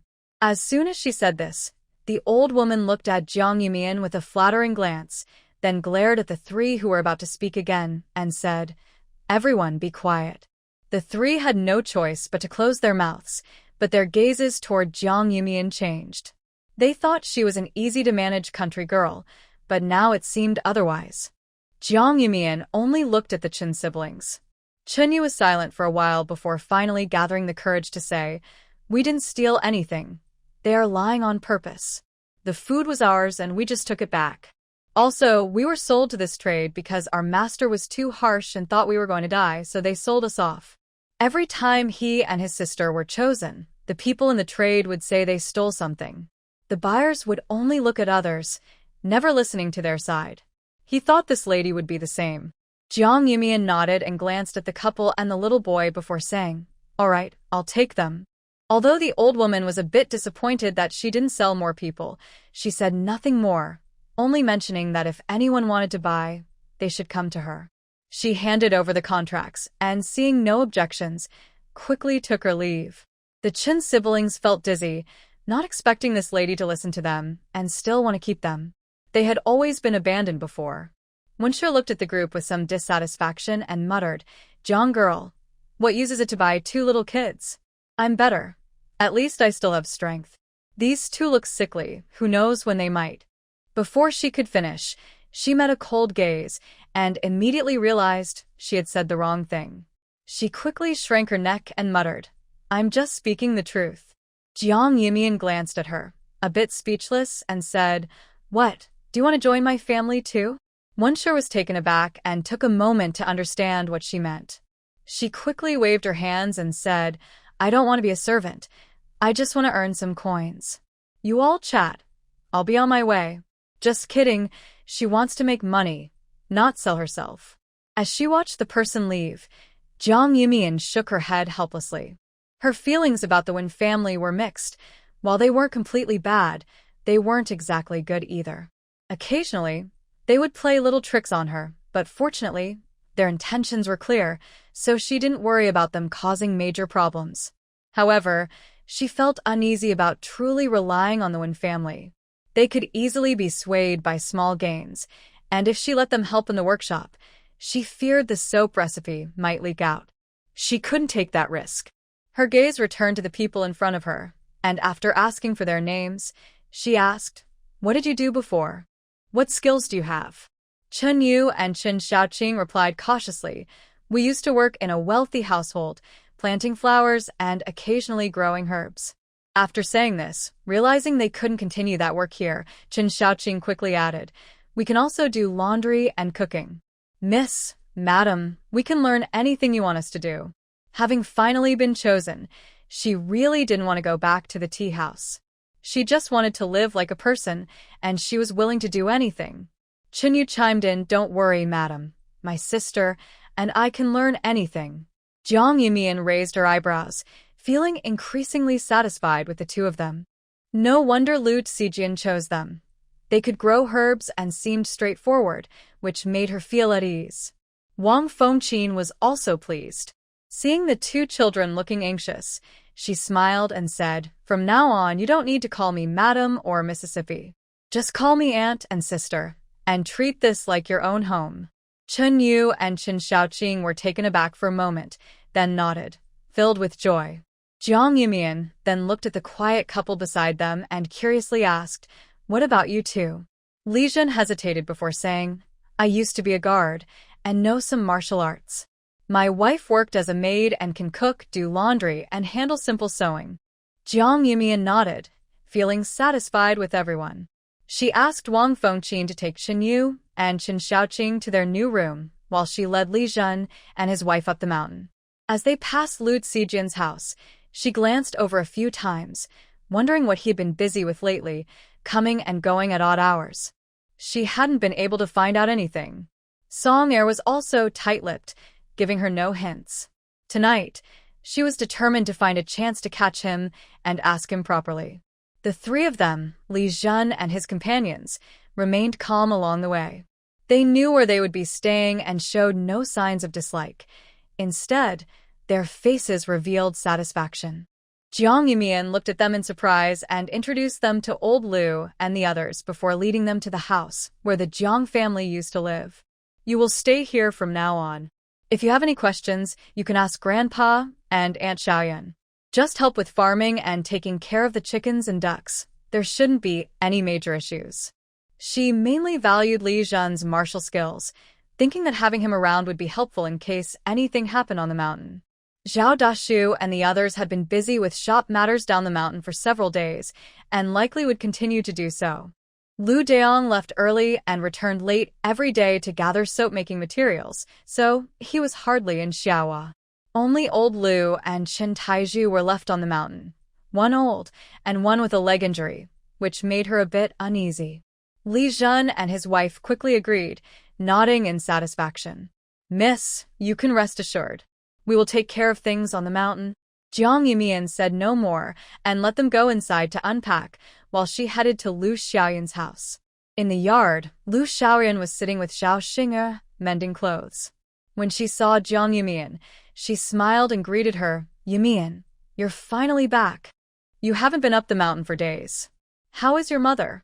Is she okay?" If Lu Deong hadn't mentioned the incident the other day, they might not have known that the people from the Jiang family's second branch had come to the village. Those people were truly excessive to even show up. Jiang Yumian waved her hand and said, "It's fine. Don't worry about it." Just then, Mimi suddenly dashed out from the nearby woods, barking loudly, which startled everyone, especially echoing in the valley and drawing many curious glances. Li Zhen had just stepped out of the house when he saw a large tiger charging toward Jiang Yumian and the others. He was startled but quickly grabbed a shovel from the doorway and rushed over. Jiang Yumian was also startled by Mimi's excitement and was about to pull the two people beside her away when Mimi suddenly stopped a few meters away from them, happily bounding toward her. However, before it could reach her, a shovel flew toward Mimi. With a loud thud, it landed where Mimi had been. But fortunately, Mimi was quick and dodged it. Otherwise, it would have been a serious accident. Jiang Yumian looked at the small pit created by the shovel and raised her eyebrows slightly.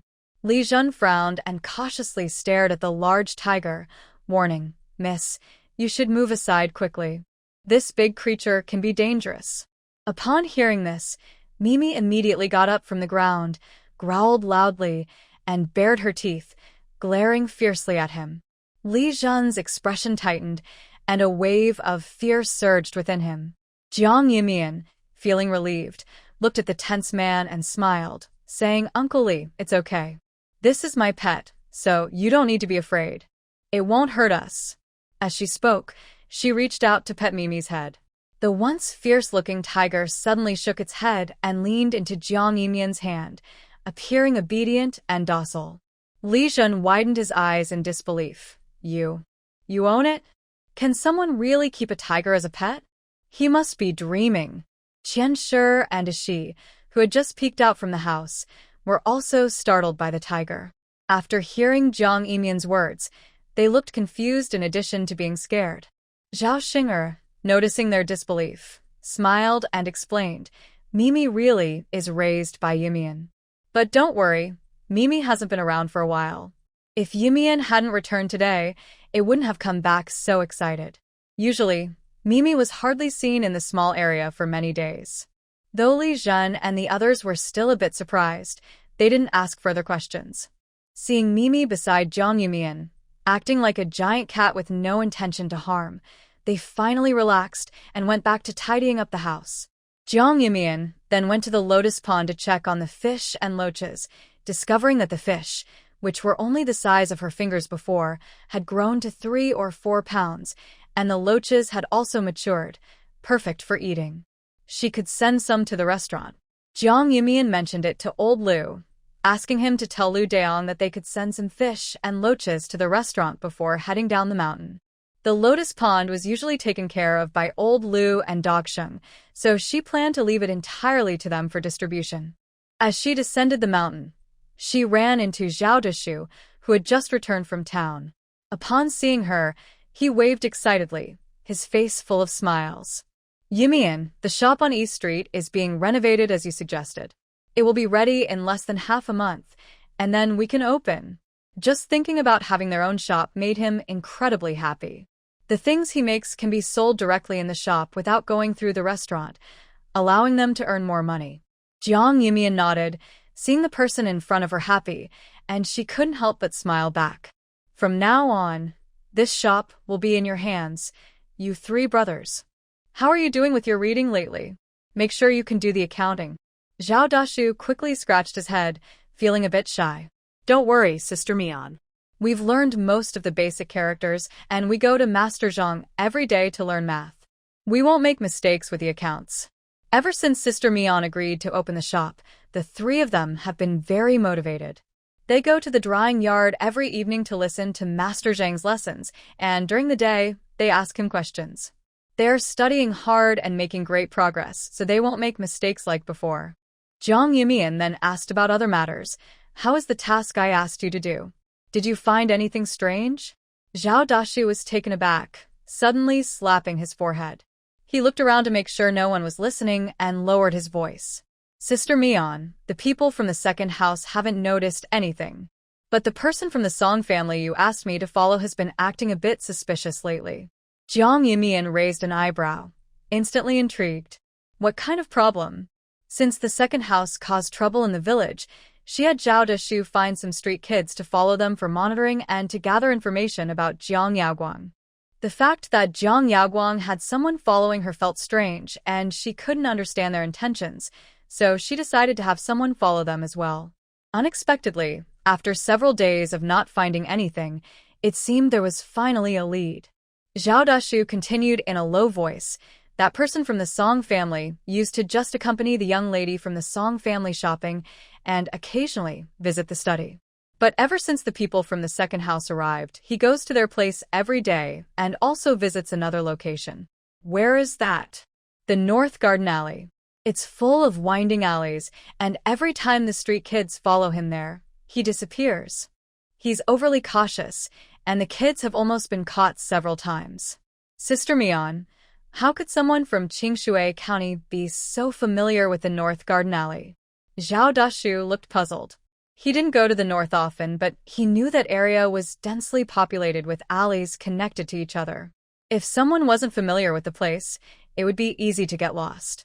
Logically, a person from the Song family shouldn't have many opportunities to come to Qinghe Town, let alone go to the North Garden Alley. How could he know it so well? Jiang Yimian suddenly smiled, who said he is from Qingshui County. He is my cousin, and I don't have to follow him around anymore. Zhao Dashu was surprised and widened his eyes. He wanted to ask more but saw that Jiang Yimian had already walked away, leaving him curious and scratching his head. After a while, he figured out that the so-called member of the Song family must be the eldest son of the Jiang family's second branch. At night, Qingshi village had fallen into a deep sleep. Besides the occasional barking of dogs, only a few insects could be heard. The Jiang family's gate slowly opened and then gently closed. Jiang Yumian had just stepped out of the house when she turned and made eye contact with a person holding a horse nearby. The young man was tall and dressed in black, blending into the night. If it weren't for the bright moonlight shining on him, his outfit would be hard to notice in the darkness. Jiang Yumian raised an eyebrow, looked him over, and curiously asked, "Where are you going at this late hour? You're not planning to do something bad, are you?" No wonder she hadn't seen him for several days. He must have been out at night. Lu Zijian hid his surprise, cleared his throat, and said, "I have something to take care of." "Where are you headed?" "Yuanlin Alley." Jiang Yumian didn't hide her plans. Just as she was about to go get the horse from the thatched cottage, Lu Zijian said, "I'll go with you." Recently, he had been either meeting someone or investigating the Jiang family's second branch. Not wanting to seek out Song Heir and the others, he had been busy on his own. After several days, he had discovered quite a bit but hadn't figured out how to tell Yumian yet, and now she had found him first. Jiang Yumian raised an eyebrow and joked, "You're not also investigating Jiang Yaoguang, are you?" Lu Zijian paused for a moment, hesitated, and then nodded. "Yeah, just a bit." Jiang Yumian smiled and, without hesitation, got onto Lu Zijian's horse. Once she felt the warmth of the person behind her, she smiled and said, "Since you're investigating, let's also go on a date." The person behind her stiffened instantly, and after a while a low voice asked, "What is a date?" Jiang Yumian raised an eyebrow and replied seriously, "A secret meeting." As soon as she finished speaking, Lu Zijian froze, his already stiff body tensing even more, and he unconsciously tightened his grip on the reins. Noticing his stiffness, Jiang Yumian almost laughed out loud. Just as she was about to comment on how easily he was teased, she heard him say, "Okay." Jiang Yumian. What does okay mean? She was just joking. The person behind her seemed unaware of her panic and said seriously, "Next time we meet, Mian Mian, remember to choose a better place."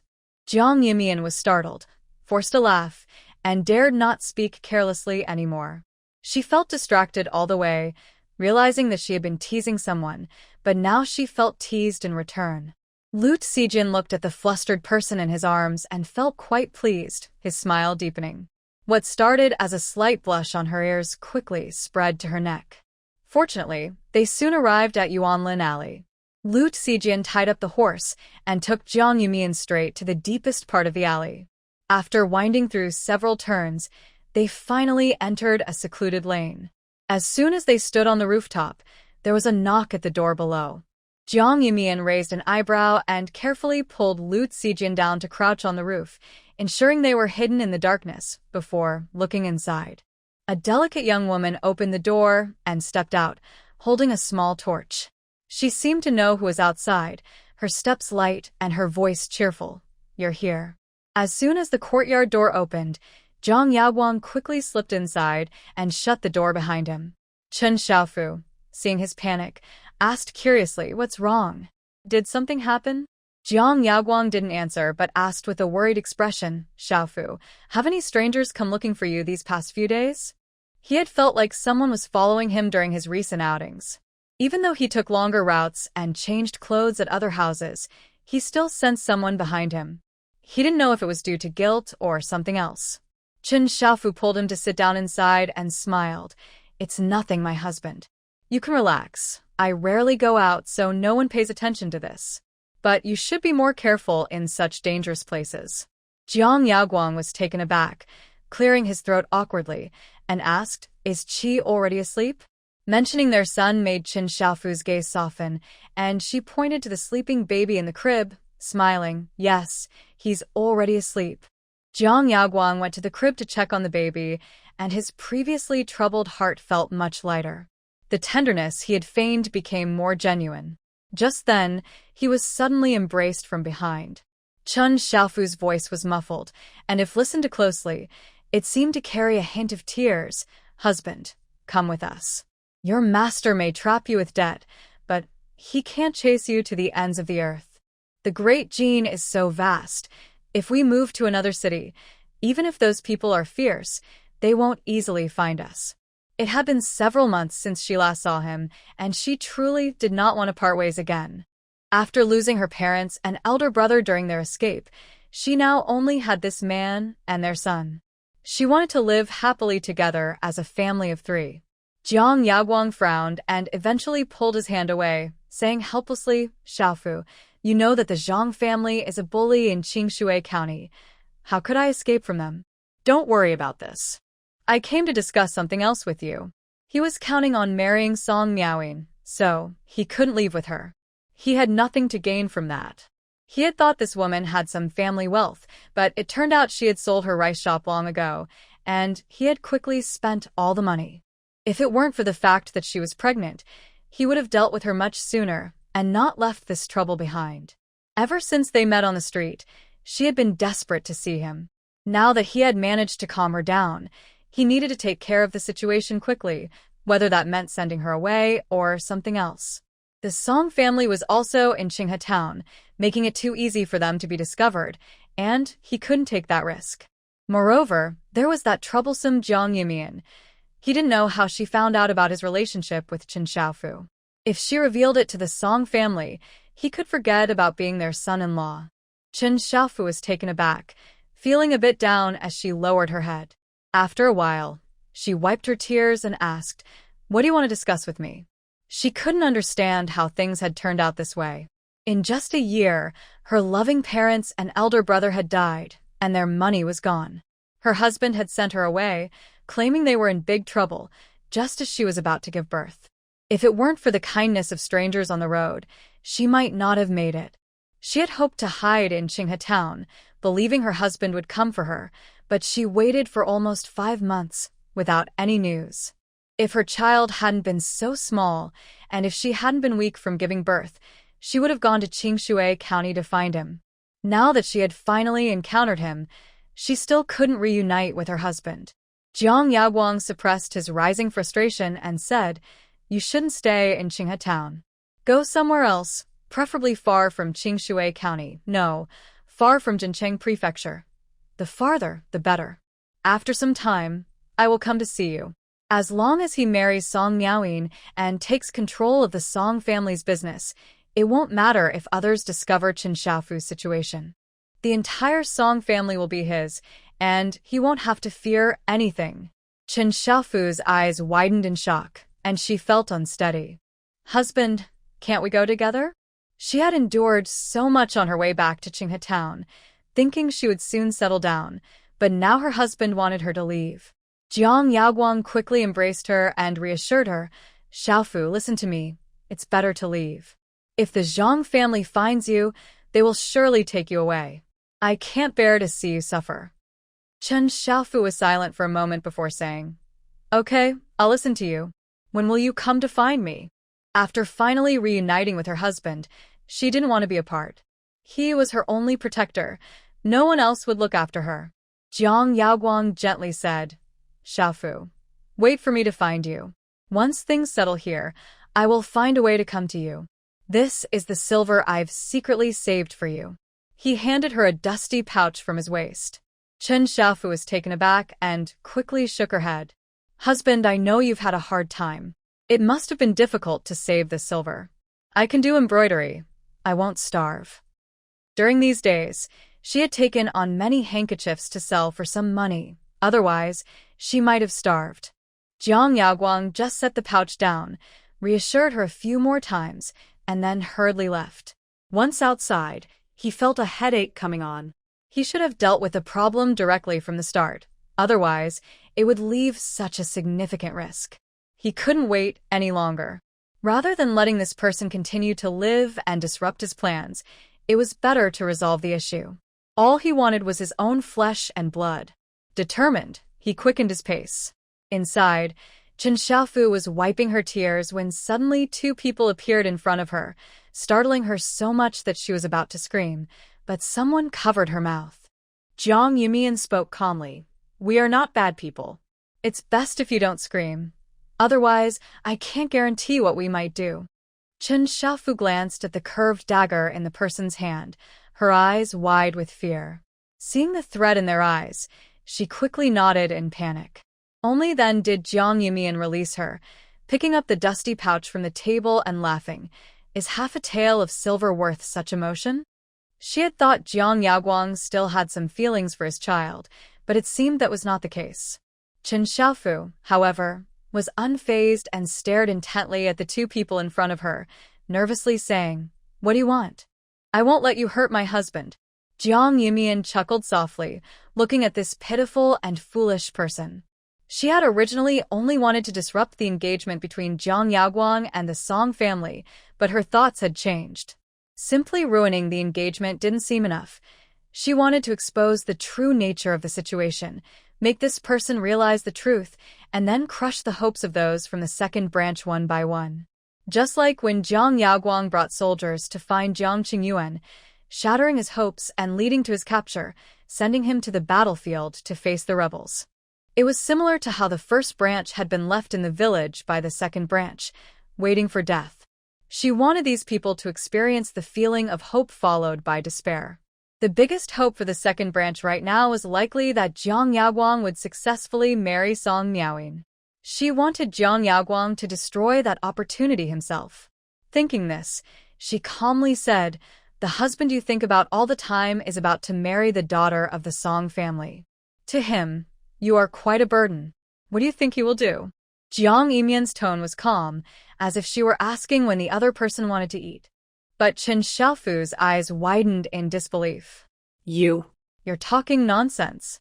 How could my husband marry someone else? Who are you, and what do you want?"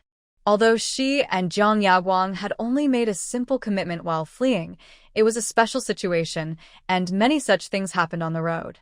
At least she liked Jiang Yaoguang, and he was her acknowledged husband. Jiang Yumian continued, "What he said about being trapped by the Zhang family due to debts is a lie. He truly wants to be with the daughter of the Song family and leave you behind. He was initially with you for your family's money, and you should have sensed that." The original reason she knew about Jiang Yaoguang and Chen Xiaofu was that she had once accidentally seen them in town, hiding in an alley and speaking intimately. The scene had been too shocking for her at the time, and it stayed in her mind, but later events had caused that memory to fade. It was only when she saw Jiang Yaoguang again that she remembered. Chen Xiaofu stood frozen, her face pale, but she still stared at the two in front of her with suspicion. "You don't speak nonsense. My husband is not that kind of person. He is trapped by debts with the Zhang family. I don't know who you are talking about with the Song family. Hurry, leave. Be careful, or I will report you for trespassing." As soon as she finished speaking, she grabbed a broom from the room and aimed it at Jiang Yumian.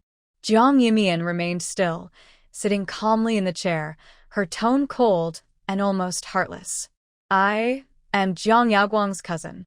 If you don't believe me, you can go to the Song family in the west of the city to ask. Then you'll know if I'm telling the truth." Just as she finished speaking, the broom flew directly at her.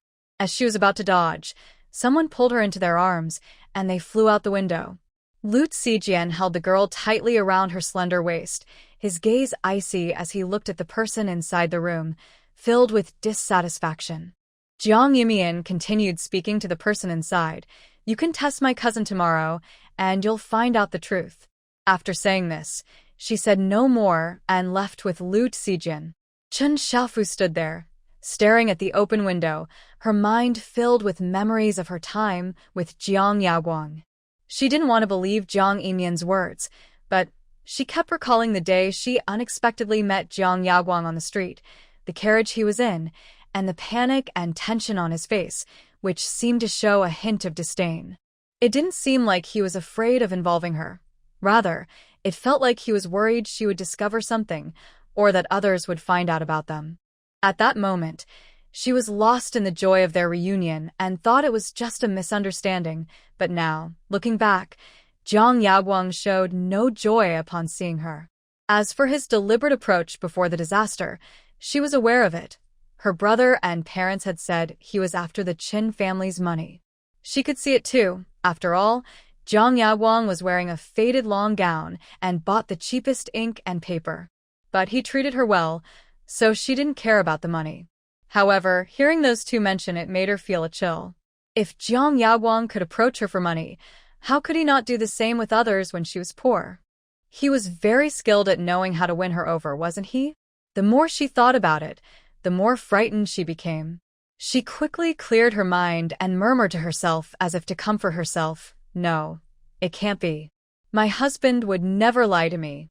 Those two must be talking nonsense. I don't believe it, I don't believe it." The next day, when Jiang Yumian woke up, the sun was already high in the sky. After a quick wash, she stepped out of her room and met Zhao Dashu's curious gaze. He looked at her strangely and asked Sister Mian, "Did you go out stealing with Sijin last night? Why do you have dark circles under your eyes?" As soon as he said this, everyone in the courtyard burst into laughter. Wang Fengqin looked at Jiang Yumian and then at Lu Sijin, smiling as she said, "Yes, what's wrong with you two?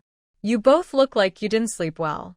Chun Yu and his sister were cleaning the house while observing the two, their faces full of confusion. They remembered that Yumian went to bed quite early last night, so why did she look so tired? Jiang Yumian was taken aback and hadn't spoken yet when a cool voice said, "Yes, we went out to do something together." Lu Zijian said this seriously, his handsome face showing no hint of teasing, leaving everyone stunned. Jiang Yumian widened her eyes in shock, recalling her playful words from last night. She accidentally choked on her own saliva and coughed a few times. "Cough, cough, I just didn't sleep well." Wang Fengqin smiled. "All right, I won't tease you anymore.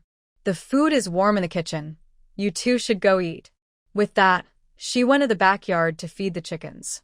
Zhao Dashu also went straight to the front straw house to help. Chun Yu and his sister continued cleaning the house, clearly not taking Lu Zijian's words to heart. Jiang Yumian sighed in relief, but when she looked up, she met Lu Zijian's smiling gaze, which made her glare at him in annoyance. What kind of nonsense was he talking about? She had important matters to attend to. However, Lu Zijian seemed not to notice. He leaned closer and whispered, "Didn't we go on a date last night, Mian Mian?" His warm breath brushed against her ear, causing a slight tickle. Jiang Yumian instinctively tried to pull away, but ended up looking into his deep, charming eyes. There was no usual coldness or complicated emotions. Those beautiful eyes reflected only her. Her heart skipped a beat, and she felt tense, but he seemed completely unaware, still whispering in her ear, "Last night, it was you who invited me, so now it's my turn to invite you, okay?" Jiang Yumian was stunned, feeling her heart racing as if it would jump out of her chest. She snorted coldly, pushed him away, and said lightly, "Last night doesn't count." With that, she headed straight to the kitchen, though her steps were a bit hurried. Lu Zijian watched her slender figure, a deeper smile on his lips.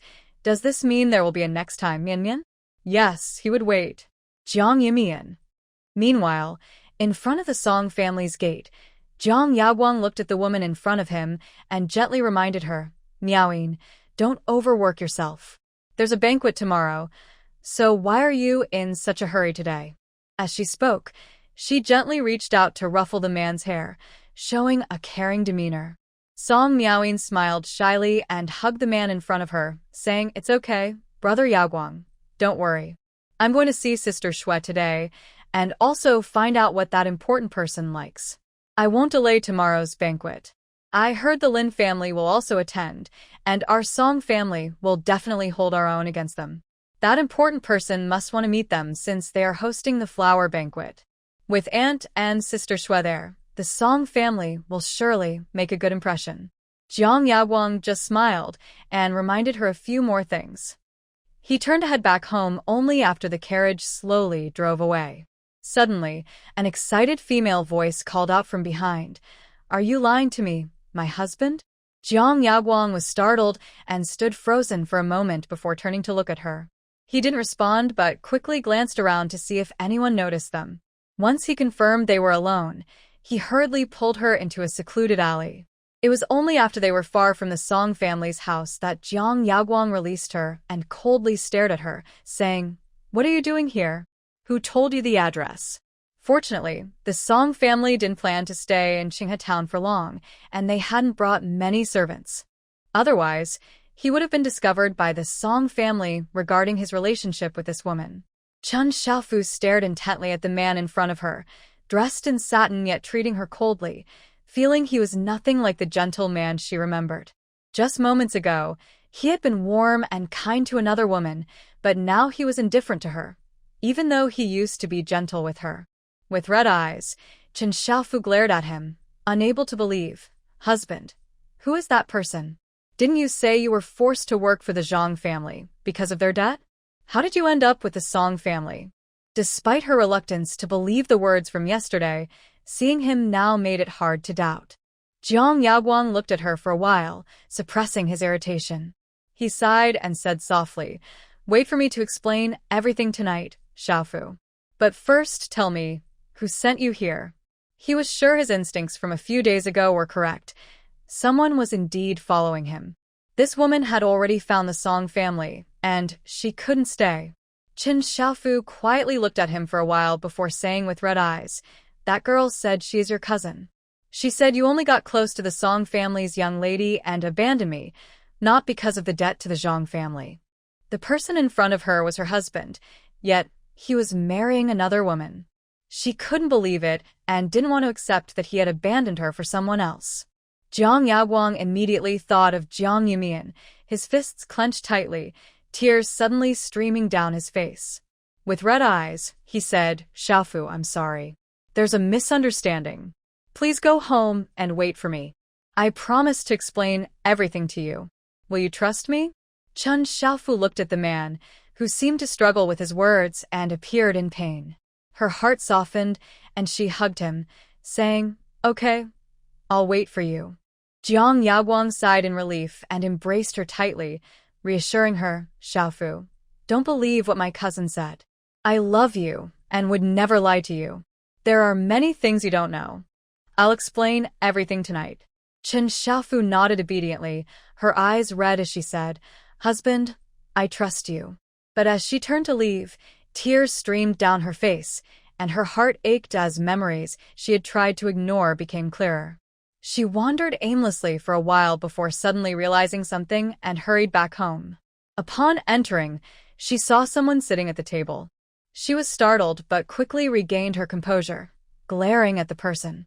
What do you want? "What's your purpose in telling me about Jiang Yaguang?"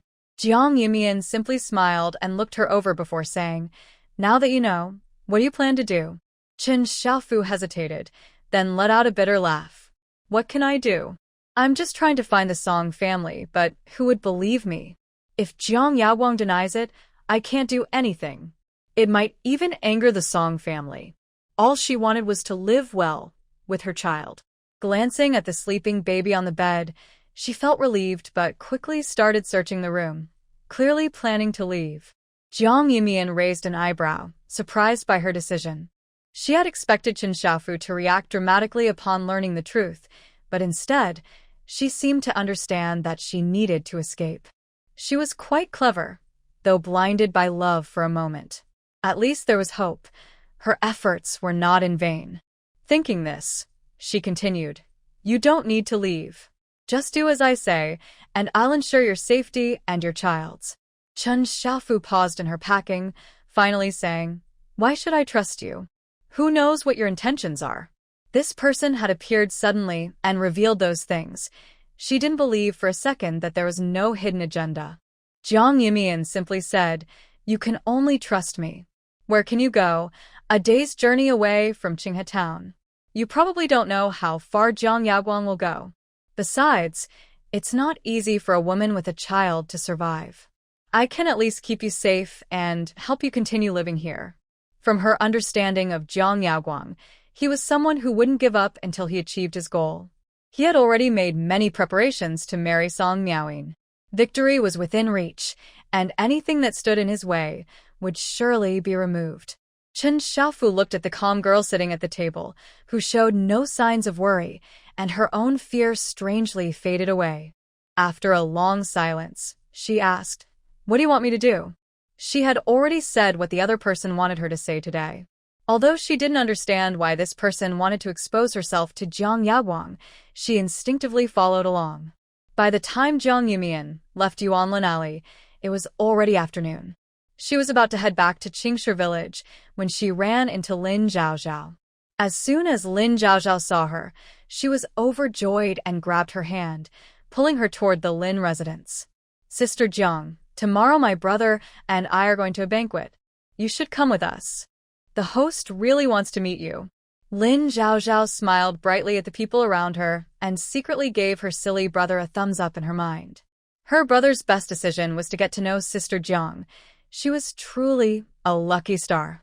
The nobleman hadn't originally planned to meet them, but upon hearing that the soap maker was familiar with the Lin family, he became interested and decided to host a banquet to invite them to enjoy the flowers.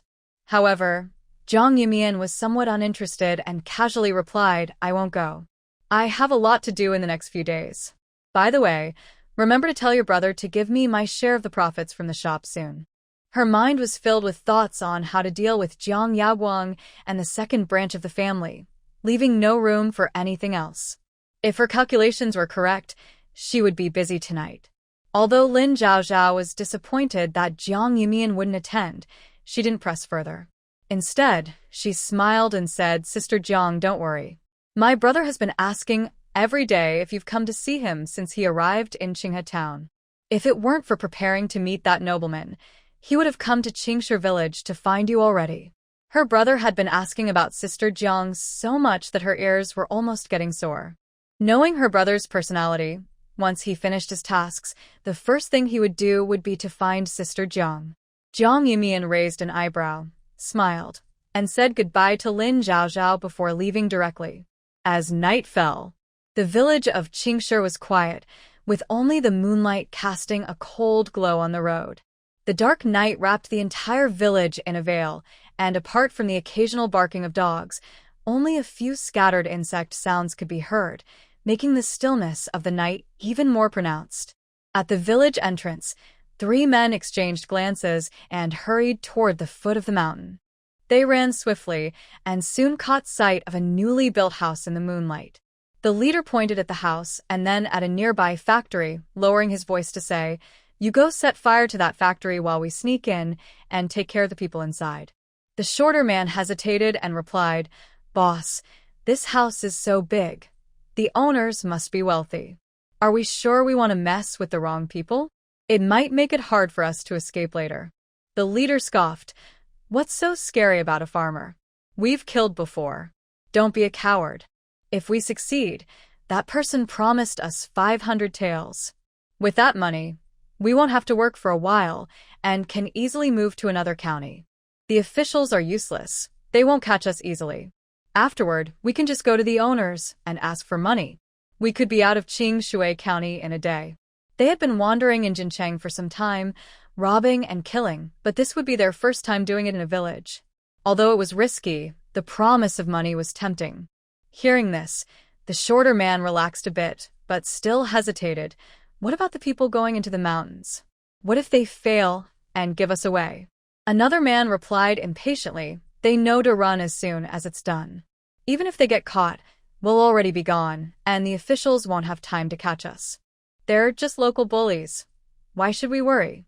When did you start talking so much? Hurry up and set the fire." The shorter man finally agreed and headed toward the factory. The leader drew a sharp machete from his waist and exchanged a cautious glance with his companion before carefully climbing over the wall into the house. As soon as they landed, they rushed toward the main courtyard. However, before they could reach the closed door, a heavy blow struck the back of the leader's head. He cried out in pain but didn't lose consciousness immediately. Instead, he quickly turned and swung his machete at the person behind him. Hearing the commotion, the other man rushed over to help. Jiang Yumian was surprised to see how quickly the 2 people reacted. She thought they were just a few bullies, but it turned out they were skilled fighters who knew how to avoid critical hits. Without hesitation, Jiang Yumian attacked them with all her strength. The sounds of the fight quickly woke up the people inside the house. Wang Fengqin was a bit dazed. As she got up and walked to the door, she saw what was happening outside. Startled, she rushed out and shouted, "Help! There are thieves, and someone has been hurt." Her cry immediately woke Xiao Dashu and the others, who quickly threw on some clothes and grabbed farming tools to rush outside. When they saw the two people lying unconscious in the yard, they were alarmed. What happened? Where did these people come from? Wang Xiaolui exclaimed, staring wide-eyed at the two on the ground, feeling both frustrated and worried. If he hadn't heard Aunt Wang's scream, he might have slept through the night without realizing someone had broken in. Jiang Yumian was about to speak when another older voice shouted from outside, "There's a fire. Everyone, help put it out." She was startled, thinking that someone important had arrived, but when she looked toward the workshop and saw it was still dark, she relaxed. However, her gaze fell on the thatched house suddenly ablaze, and she silently praised Lu Zijian for knowing how to create a scene, setting fire to the thatched houses instead of the workshop. Zhao Dashu and the others rushed out to help put out the quickly spreading flames. Soon, most of the villagers were awake, and upon seeing the raging fire at the Jiang family's house, they were shocked and rushed to help. Fortunately, they discovered the fire in time, and it was quickly extinguished. However, due to the dry weather, the thatched houses were completely burned down. Luckily, there wasn't much of value inside, so it wasn't a huge loss. Li Yisher frowned as he looked at the charred remains of the thatched houses and then at the three unconscious people on the ground. He angrily shouted, "Where did these thieves come from? They're attacking our village. Dezhu, tie them up. As soon as it's light, we'll report this to the authorities. These bullies are too bold." Li Dezhu quickly responded and, along with a few young men, tied up the three people on the ground.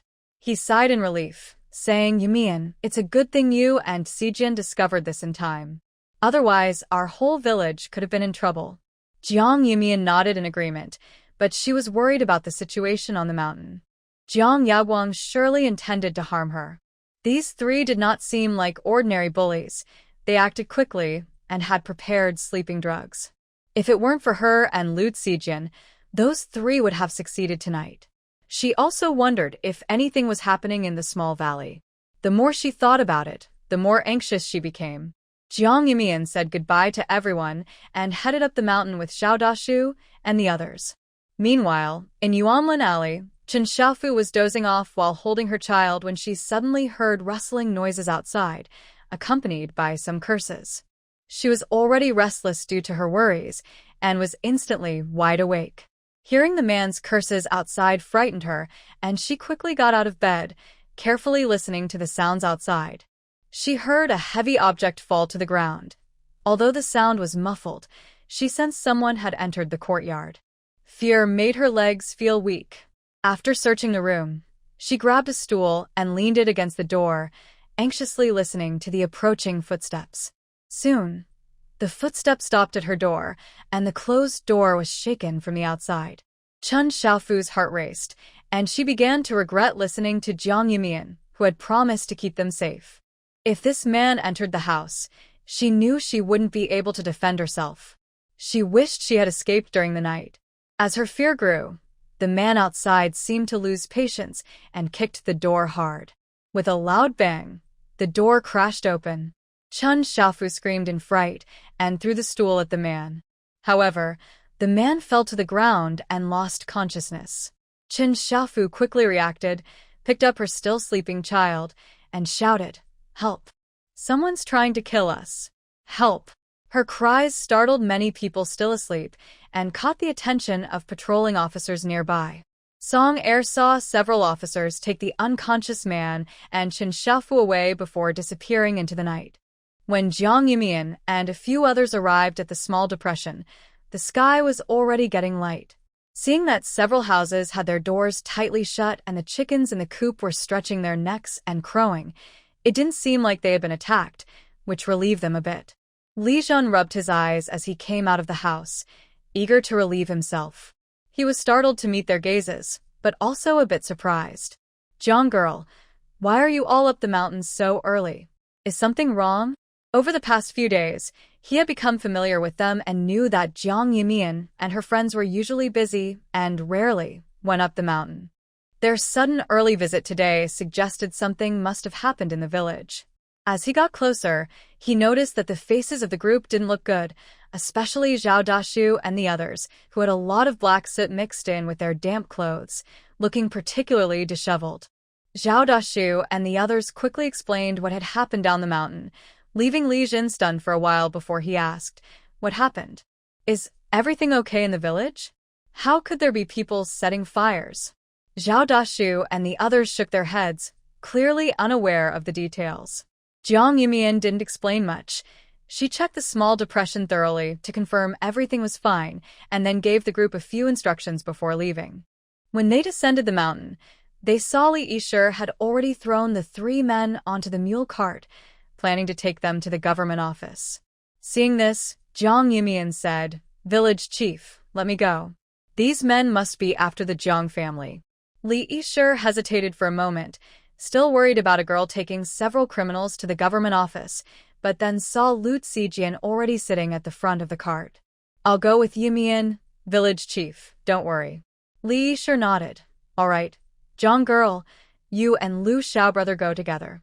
These 3 were caught by you, so it's good to clarify things at the government office. We can't let our villagers suffer for nothing." Jiang Yumian agreed and got on the mule cart with Lu Zijian, heading towards Qingshui County. The ride was bumpy, and by the time they reached the government office, the sky was bright and the sun was rising over the nearby mountains. At the entrance of the office, a crowd had gathered, and they could clearly hear cries and the loud beating of drums from the crowd. "Sir, I want to report a case. I accuse Zhang Yaoguang of abandoning his wife and children to pursue the daughter of the Song family, even threatening my life," Chen Xiaofu said with red eyes, banging on the office drum. This left the onlookers stunned and curious. Who is Zhang Yaoguang, and what's the story with the young lady from the Song family? Did you not hear? The Song family's young lady is going to marry a poor scholar. I remember his last name is Zhang, right? I heard many people say that a poor scholar has gotten close to the Song family's daughter and is about to get married. It must be this Zhang Yaoguang. Yes, it's that scholar with the last name Zhang. I heard he's already living in the Song family. So, what's the situation? Is this woman Zhang Yaoguang's wife? Who knows? Today there's quite a scene to watch, all about the Song family. As the crowd discussed excitedly, the closed doors of the courthouse suddenly opened. Song Quanzhao, dressed in official robes, sat at the high table and coldly said, "Proceed." Zhao De quickly came out to maintain order and spotted Jiang Yumian and Lu Zijian standing outside the crowd. He was taken aback and was about to speak when Jiang Yumian said, "Sir, I also wish to report a case." Zhao De paused, then noticed the 3 people tied to the cart and instructed others to bring them into the courthouse. Song Quanzhao frowned at the newcomers. When he recognized who they were, he was momentarily surprised but quickly regained his seriousness. "What is the meaning of this?" Jiang Yumian bowed to the person at the high table and replied, "Sir, I am from Qingshui village in Qinghe town. Last night, 3 robbers suddenly invaded our village, set fire to our houses, and attempted to kill people. If it weren't for my family, and I knowing some self-defense, those villains would have succeeded. I hope you will help me, sir." Song Quanzhao coldly watched the 3 men on the ground, who were awake but unable to speak due to having their mouths stuffed. He simply said, "Put that matter aside for now. I will first question this woman." He then looked at Chen Xiaofu and asked, "Who is below, and why are you beating the drum?" Chen Xiaofu cried with red eyes and said, "Sir, I am from Qinghe town. Last night, a villain broke into my yard and tried to kill me. Luckily, I knocked him out with a stool and was able to find the constable for help. Sir, I know who wanted to kill me. It was my husband, Zhang Yaoguang. He would go so far as to kill me to get close to the Song family. You must help me." Song Quanzhao frowned and coldly said, "Bring that villain up here." Soon, a man dressed in black was brought forward. The man, upon seeing the situation in the official's office, was so frightened that he knelt down and begged for mercy. Just then, he noticed 3 people tied up nearby and exclaimed, "Boss, you're also tied up." Realizing the situation was not right, he quickly bowed his head and pleaded, Sir, this is a misunderstanding. I only took money to do the job. Please believe me." Song Quanzhao slammed his hand on the table and shouted, "Silence. Tell me everything you know and your relationship with those 3. The man in black, startled by the authority in the room, trembled and shared all he knew. Sir, I am just a common citizen from Qinghe town. I occasionally do some petty theft. These three appeared in town about half a month ago. I saw them fighting fiercely and decided to follow one as my leader. This time, my leader said someone paid to take this woman's life, so I went along with it. Sir, I am just a worker. I don't know anything else. If it weren't for his leader saying that she was just a weak woman, he wouldn't have dared to act, even if he had 10 times the courage. Who would have thought it would fail? Song Quanzhao turned to the three bound individuals. Zhao De quickly removed the rags from their mouths. The man in the middle, with a scruffy beard, quickly protested, Sir, this is a misunderstanding. I didn't go to kill anyone. I just wanted to go in and take some money. I wouldn't dare to kill. The other two men quickly chimed in, Sir, we really didn't go to kill anyone. We were just passing through that village and wanted to take some money. How could we do something so terrible? Zhao De, however, presented the weapons taken from the cart. 3 exceptionally sharp machetes lay quietly on the table. Song Quanzhao glanced at the machetes and coldly stated, a while ago, a wanted notice was issued in the capital city, stating that 3 bandits were robbing and killing people without mercy. Unfortunately, they were too cunning, and the city guards let them escape. Qingshui County hasn't had the chance to post a notice yet, but I see that the people in the wanted poster bear a strong resemblance to you. After he spoke, a constable quickly unfolded the wanted notice and showed it to everyone. The crowd outside the official's office looked at the people in the poster and then at the 3 kneeling inside, and they erupted in chatter. Isn't this the bandit that caused trouble in the capital city recently? They actually came to Qingshui County to kill. No. Fortunately, the people of Qingshui Village discovered it in time and brought them to the court. Otherwise, who knows how many people would have suffered. As the crowd grew more excited, Song Quanzhao struck the wooden block in his hand and said sternly, Bring in the torture devices. I want to see what excuses you have left. At this, the man with the beard shouted in fear, Sir, I confess. Yesterday, a stranger approached us 3 brothers wanting to buy this woman and the lives of a few from the Jiang family in Qingshui Village, promising us 500 taels of silver if we succeeded. I agreed, and that's why we dared to kill. We just wanted to make some money, not really to kill anyone. The group had already attracted the attention of the authorities due to their reckless behavior in the capital. They had barely escaped to Qingshui County, hoping to stay low for a while and then make some money before fleeing. They never expected to be approached by that man, who wanted to buy the lives of a few villagers. Hearing they were just simple villagers, they agreed without hesitation. Little did they know, these villagers were skilled fighters. In just a few moves, they were knocked out and brought to the court without a chance to escape. Hearing this, Song Quanzhao scolded, Who sent you to kill? How can there be such bold people in Qingshui County? Speak up about what you know. The bearded man trembled and replied, I don't know who that person was. He wore a hat the whole time and I didn't see his face. The other 2 men quickly shook their heads, clearly not knowing either. Song Quanzhao narrowed his eyes, realizing he wouldn't get any more information from them. His gaze shifted to Jiang Yumian and Chen Xiaofu. This case was indeed strange, with too many questions. Especially after several encounters with Jiang Yumian, he sensed there was something unusual about her, making him feel there was more to this case. He asked curiously, Do you 2 know each other? Why would someone want to buy both your lives? Chen Xiaofu hesitated for a moment, glancing at Jiang Yumian, unsure of how to respond. Song Quanzhao frowned, sensing something was off between the 2. Just then, Jiang Yumian spoke in surprise, Sir, I understand now. If Sister Chen is sure that Jiang Yaoguang wants to kill her, then the person who wants to kill me is likely also Jiang Yaoguang. Song Quanzhao frowned at the 2. What do you mean by that? Who is Jiang Yaoguang, and what is his connection to you?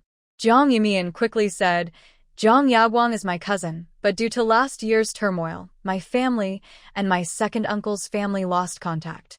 We haven't been in touch since then.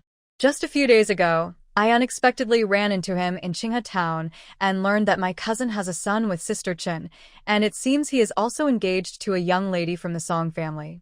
I couldn't bear to see Sister Chen kept in the dark, so I told her. As for whether Sister Chen went to confirm with my cousin, leading to this tragic incident, I am not sure. Song Quanzhao was still processing this when he heard the excited discussions from the crowd. Does this mean Jiang Yaoguang killed someone to get close to the Song family? This man is ruthless, willing to kill his wife and cousin without hesitation. Exactly. I thought this poor scholar was unremarkable, and I was surprised that the Song family would be interested in him. But now it seems he must have some skills. That's not fair to say. This is just their side of the story. What if it's a misunderstanding? The Song family is not foolish. They wouldn't be easily fooled by a poor scholar. Who knows? Someone should hurry and bring the Song family here. I really want to know the outcome. Song Quanzhao clapped his hands, and the excited crowd quickly fell silent. He looked at the people below and felt he had overlooked something, sensing that something was off, but still said to Zhao De, "Go bring Jiang Yaoguang, as well as the Jiang family's second branch and the Song family." He wanted to see what was really going on. Zhao De quickly agreed and left with a few constables. Song Quanzhao continued to stare at Chen Xiaofu for a while before asking, "How are you sure it was Jiang Yaoguang who wanted to harm you?" The implication was too clear for him not to suspect. Chen Xiaofu seemed to be reminded of a painful memory, and the tears she had just managed to hold back began to flow uncontrollably. "Sir, ever since my family died while fleeing, I have been following the Jiang family's second branch. We eventually settled in Qingshui County. At that time, I was already pregnant and hoped for a stable life. But then Jiang Yaoguang suddenly said our family was in big trouble, that we owed money to a bully from the Zhang family, and we were forced to work for them. To protect me from getting involved, Jiang Yaoguang suggested I leave. I believed him and left alone with my pregnancy. I thought he would come looking for me eventually, but I waited for almost 5 months, and he never came. If it weren't for the unexpected encounter in Qinghe town, the woman would have never known about Jiang Yaoguang's situation. How ridiculous it is that Jiang Yaoguang got into big trouble, yet instead of sending away his own parents, he wanted to send away the woman. It's unfortunate that she was not thinking clearly at the time and actually believed him. Miss Jiang must have felt sorry for the woman and warned her not to be deceived, but sadly, the woman foolishly went to the Song family to confirm and received a response that Jiang Yaoguang would explain everything well. At that time, the woman thought she would wait for her husband to carefully explain everything, but instead, she ended up facing a killer. If it weren't for her good fortune, she might have perished along with her newborn child. It's a pity that Miss Jiang's good intentions led to the woman encountering such a dangerous situation. As Chen Xiaofu spoke, tears streamed down her face, and her already swollen eyes became even more puffy. Her heartfelt words made even those who were initially skeptical start to believe her story. Jiang Yaoguang really is a terrible person. He abandoned his wife and daughter just to cling to the powerful. Exactly. How could the Song family even consider someone like him? I hope Lord Song can bring justice for this woman and punish that Jiang scoundrel severely. Yes, we hope Lord Song will stand up for this lady. Hearing these words, Song Quan felt a mix of emotions. His initial doubts about Jiang Yumian and her brother faded a bit. However, he still frowned and asked Jiang Yumian, "How do you know them? Or, how do you know about Jiang Yaoguang's situation so well?" Although the descriptions of Jiang Yaoguang were brief, he could tell that the man was cunning and skilled at deception. Such a person would certainly use various means to hide their secrets. He had heard about the Jiang family's first branch being abandoned by the second branch during the famine, and logically, since the two families were not on good terms, Jiang Yumian should know such secrets. Now that she knew so much and was also acquainted with Chen Xiaofu, there must be more to the story. Listening to this, Jiang Yumian remained calm and replied, "There is no wall that doesn't let the wind through. I had seen my cousin talking with Sister Chen before, and I thought they were just close friends. But on an unexpected occasion, I learned from my grandparents that my cousin might be engaged to the daughter of the rice shop owner. That was when I realized my cousin and Sister Chen were going to be engaged." So, when I met my cousin and the Song family in Qinghe Town, I casually mentioned it.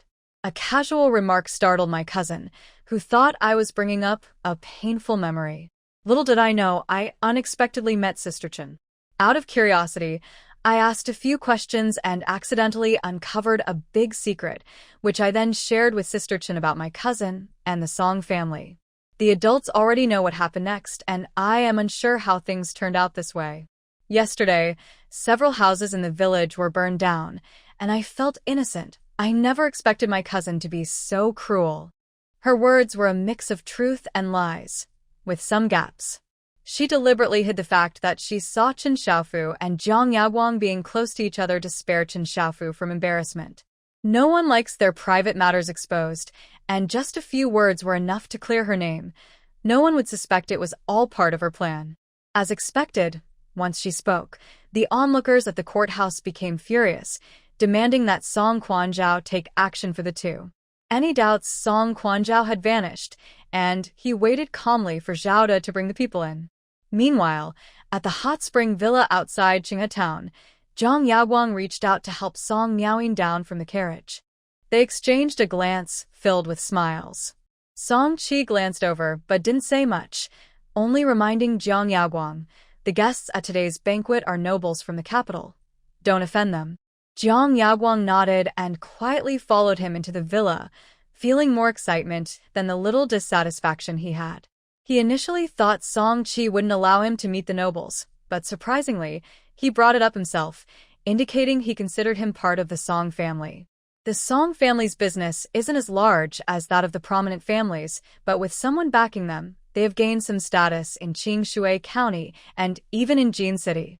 This is all thanks to Song Qi's aunt, who is married to a high-ranking official in the capital, which helps the Song family's business. Their smooth access to this noble today is also due to this aunt's influence. It is said that this noble is at the hot spring villa for recovery and didn't want to come alone, so he brought a few companions, including the aunt. Thinking about meeting someone he had only dreamed of, Jiang Yaguang felt a surge of excitement, making his steps feel unsteady. If he successfully marries Song Miaoying, he would be surrounded by influential people and no one would dare look down on him. Lost in thought, he suddenly heard a sarcastic voice behind him. "Hey, look who it is, the son-in-law of the Song family. Song Qi, didn't you always look down on this person? Why did you bring him out today?" Lin Yenin, dressed in a bright red robe, waved a folding fan slowly, a mocking smile on his face. Lin Zhao was also a bit surprised to see the three of them. The news in Qingshui County about Song Miaoying marrying a poor scholar had been circulating for months. However, since Song Qi always acted as if he didn't care during gatherings, people didn't pay much attention, thinking he simply disapproved of the scholar. Today was the first time they saw Song Qi bring this person to a banquet. Jiang Yaguang kept a calm face, but his hands, hanging at his sides, were tightly clenched. Once this person learned that the soap workshop and Jiang Yimian's group were all dead, he would see if he could still act so arrogantly. Before Song Miaoying could respond, Song Qi coldly interrupted, "None of your business, mind your own." With that, he turned to leave. But Lin Yenin suddenly laughed, curious. "What's wrong? Are you angry because your father scolded you? I said you never liked this person, so why bring him out? Did your father remind you? Oh dear. Your father is known for being tough in Qingshui County. You must have begged for mercy." As soon as he said this, those who had just approached the hot spring villa looked at Song Qi with strange expressions. Angered, Song Qi's brow twitched, ready to explode. But someone beside him pulled him back. "Brother, don't pay attention to him. This isn't the time for jokes. There are many people at this banquet, and we can't embarrass the Song family." Song Qi finally suppressed his anger, glared at Lin Yenin, and turned to leave. Just then, a shout came from the entrance. "The authorities are investigating. Jiang Yaguang and the Song family members, please come with us." Song Qi paused, frowning as he looked toward the entrance. Others also turned to the arriving officer, their eyes filled with scrutiny. Song Miaoying frowned at the newcomers, Zhao De and his group, and said irritably, "You must be mistaken. Do you know whose estate this is? How dare you barge in? Not to mention the noble person. Her aunt was the wife of the Minister of Rights. How could a mere officer dare to intrude? Jiang Yaoguang felt a strange sense of panic. Even though he believed his plan couldn't fail, seeing the officer still made him uneasy. He still doesn't know whether things went well or not. On his way here today, he didn't hear anything unusual happening in Yuanlin Alley. Logically, those few people are experienced killers and ordinary folks can't handle them, so it should be fine. He should feel at ease. Yet, he still feels a bit anxious inside. Lin Yanan, enjoying the scene, spoke up, "Brother Zhao, these are the people you were looking for. I wonder what serious crime they committed." Zhao De was surprised to see the other party's reaction but still spoke coldly. "They're involved in a murder case. Please come with me to the government office." After saying that, he signaled for the people behind him to step forward and apprehend them. Song Miaoyin quickly shouted, "What are you all waiting for? Hurry up and drive these intruders out. Be careful, or I will report you to my aunt." The servants, who were already confused, stood frozen in place, glancing at each other without moving. This young lady had visited the manor several times, and they were unsure of her relationship with their master, so they hesitated about whether to act. Song Qi scolded directly, "This flower viewing banquet is hosted by your master. You don't want these uninvited guests to ruin it, do you? Hurry up and get them out." Hearing this, the servants rushed forward, ready to confront Zhao De and the others, when a sharp voice called out, "Stop right there." A beautiful young woman, elegantly dressed, walked over from the other end of the corridor, her presence leaving everyone momentarily stunned. Behind her were a well-dressed mother and daughter, but their demeanor seemed lacking compared to hers. Xiaoyu scanned the crowd, focusing on the servants, and coldly asked, "What's going on?" The leading servant quickly replied, reporting to the lady, "These officers are here to investigate. They say these people from the Song family are involved in a murder case and want to take them to the government office for questioning." Xiaoyu raised an eyebrow. Before she could speak, the woman behind her frowned and scolded, "What nonsense! Who are these fake officers daring to slander people? Get these troublemakers out." The servants, however, did not move. Xiaoyu glanced at the people beside her and casually said, "Madam Bai, why be so upset? Since this is an official investigation, we will cooperate. Who is your county magistrate?" Zhao De was taken aback, assessed the group, and respectfully replied, "Our magistrate is Song Quan Zhao of Qingshui County. Only the rich or powerful can stay at the hot spring resort, so this person is definitely not someone he can provoke." Mr. Bai frowned slightly, feeling that something was off. Just then, he heard his daughter say, "Miss Xia, there must be a misunderstanding. How could the Song family be linked to a murder case? Today is your flower viewing party, which will start soon. Let's let these people wait." A few local constables from Qingshui County daring to come to the hot spring resort to demand someone was quite bold. However, Xiaoyu didn't even glance at them and said with interest, "Oh, a murder case? That's more interesting than flower viewing. Let's go, I want to see this too. You all take your time. Chun Yu, please entertain these guests." With that, she walked straight outside.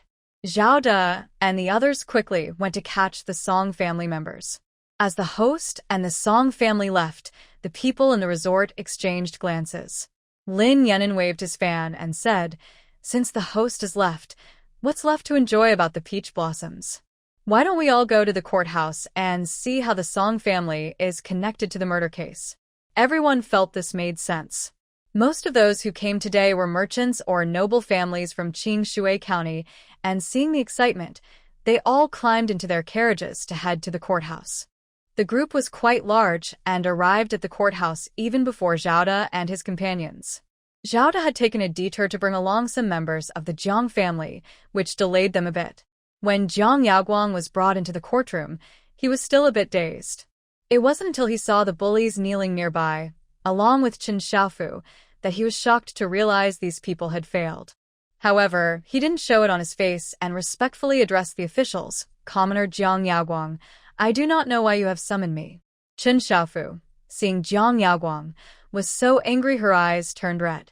She glared at him and shouted, "Jiang Yaoguang, you scoundrel! How can you pretend not to know who said they would explain things to me yesterday.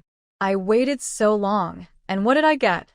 The more she thought about it, the angrier she became. She stood up to rush at Jiang Yaoguang, but was pulled back by Jiang Yumian. Seeing this, Song Quan coldly reprimanded, "Silence. Maintain order in the courtroom. Jiang Yaoguang, I ask you, Chen Xiaofu accuses you of abandoning your wife and child and seeking to harm her for the sake of power. Do you admit it or not?" Jiang Yaoguang immediately cried out in protest, "My lord, I barely know this person. We only escaped the disaster together once. How can I be accused like this? My lord, please help me. Those fools couldn't even kill a woman. He might as well do it himself." Luckily, he was prepared and wouldn't be discovered by the authorities for being involved. The crowd was stunned by his words, and Chen Xiaofu trembled with anger. If not for someone holding her back, she would have rushed to confront this scoundrel. It was ridiculous that she had hoped this worthless person would take care of them. How foolish. She regretted realizing the truth too late. Song Quanzhao frowned and looked at the bearded men, asking coldly, "Was it Jiang Yaoguang who sent you to kill?" The bearded man scrutinized Jiang Yaoguang for a moment, recalling the figure in his mind. After a while, he said, "That person was shorter and thinner than him, and their voices were different. It wasn't him who approached us." The other two quickly nodded in agreement. Although they hadn't seen each other's faces, they had talked before and could clearly remember each other's voices and builds. Jiang Yaoguang sneered inwardly, but maintained a respectful facade. "My lord, there must be some misunderstanding. I am a scholar and respect the laws of the Great Jin. How could I be involved in hiring someone to kill? Instead, these two might be colluding to slander me. You may not know, but my cousin has a poor relationship with our branch of the family. While we should have escaped together, they hid in the mountains without caring for family ties. Now they join with outsiders to slander me. It makes sense." His greatest regret was that the people from the main family hadn't been killed by the refugees earlier. If it weren't for Jiang Yumian, he wouldn't have to worry about any of this. Jiang Yumian raised an eyebrow, surprised by Jiang Yaoguang's calmness. He truly was a shameless scoundrel, able to lie without flinching even in front of so many people. She almost wanted to applaud him. "Is that so? Cousin, it seems your memory isn't very good. You don't even recognize your wife who has given birth. If Sister Qin truly has nothing to do with you, why would she join the commoners in slandering you? Don't you think your excuses are too weak? I think my lord should separate you and the Jiang family's second branch for questioning. I'm curious how long you can maintain this story." As soon as she said this, the crowd cheered, having been convinced by Chen Xiaofu and Jiang Yimian's earlier words. After all, no one would ruin their reputation by falsely accusing a stranger. Jiang Yaoguang was so angry that his veins bulged. He quickly said, "Sir, I am not lying. How can you use torture on me and my family? You cannot believe her word alone." It was ridiculous. He could endure torture, but how could his parents withstand it? They might give up everything before, even being tortured. At that point, no matter how he argued, he couldn't clear his name from this case. Jiang Yumian just smiled and said, "Cousin, the official has the right to use torture in an investigation. Are you trying to defy orders?" For the first time, she thought the ancient method of using torture in investigations was effective. She wouldn't have to exert much effort. The people from the second branch would probably confess as soon as they saw the torture tools. Jiang Yaoguang clenched his fists in anger. If it weren't for the public setting, he would want to rush over and deal with that person. When he learned that the first branch was still alive, he should have dealt with them sooner. Song Quanzhao thought for a moment before nodding. "Bring in the tools." However, as soon as he spoke, a dissatisfied voice came from outside the court. "Wait, can the case be changed just based on a few words from the common people?" Bai Shi walked in, her cold gaze sweeping over everyone in the room. Behind her, Song Chongfeng frowned at Jiang Yaoguang, both angry and dissatisfied, before glaring fiercely at Jiang Yumian. Jiang Yumian seemed unfazed by his murderous glare and calmly glanced at him before looking away. Song Chongfeng bowed to Song Quanzhao and said, "Sir, while you can use torture in investigations, using it without evidence like today could lead to a reputation for forcing confessions. You should think this through more carefully. Song Quanzhao frowned, about to lose his temper, when he saw Bai Shi holding a token, startling him. He quickly stood and bowed to her, saying, "I did not know the minister's wife was here. I hope you can forgive me." Bai Shi waved her hand dismissively, but reminded him clearly, "There's no need for formalities, sir. I'm here to observe your investigation and hope you do not wrongly accuse a good person.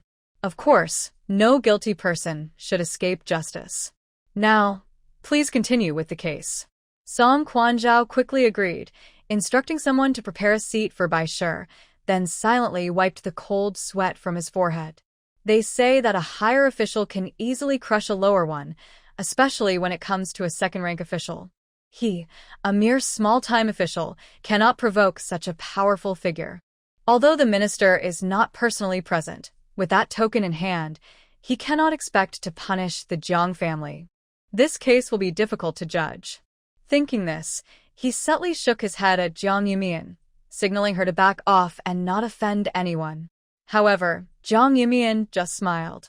At that moment, a well-dressed young lady entered the courtyard, her extraordinary demeanor leaving everyone momentarily stunned. Mrs. Bai quickly approached her, saying, "Miss Xie, you really came." She had thought the young lady was only dissatisfied with the flower viewing event and had come to check it out, but she never expected her to come to the courthouse.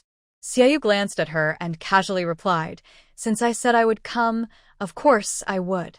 But you, surprisingly, arrived before me." Mrs. Bai chuckled awkwardly and hurriedly led her to her original seat, standing behind her. If it weren't for Song Miaoyin asking her to come to the courthouse quickly, she wouldn't have wanted to be there at all. She just didn't expect Xiaoyu to show up as well. Now, she hoped the young lady would only observe and not interfere. After all, the Song family was somewhat like her own family, and she certainly didn't want their reputation to be harmed. Song Quanzhao, however, stared at Xiaoyu for a long time without daring to move, his forehead sweating more.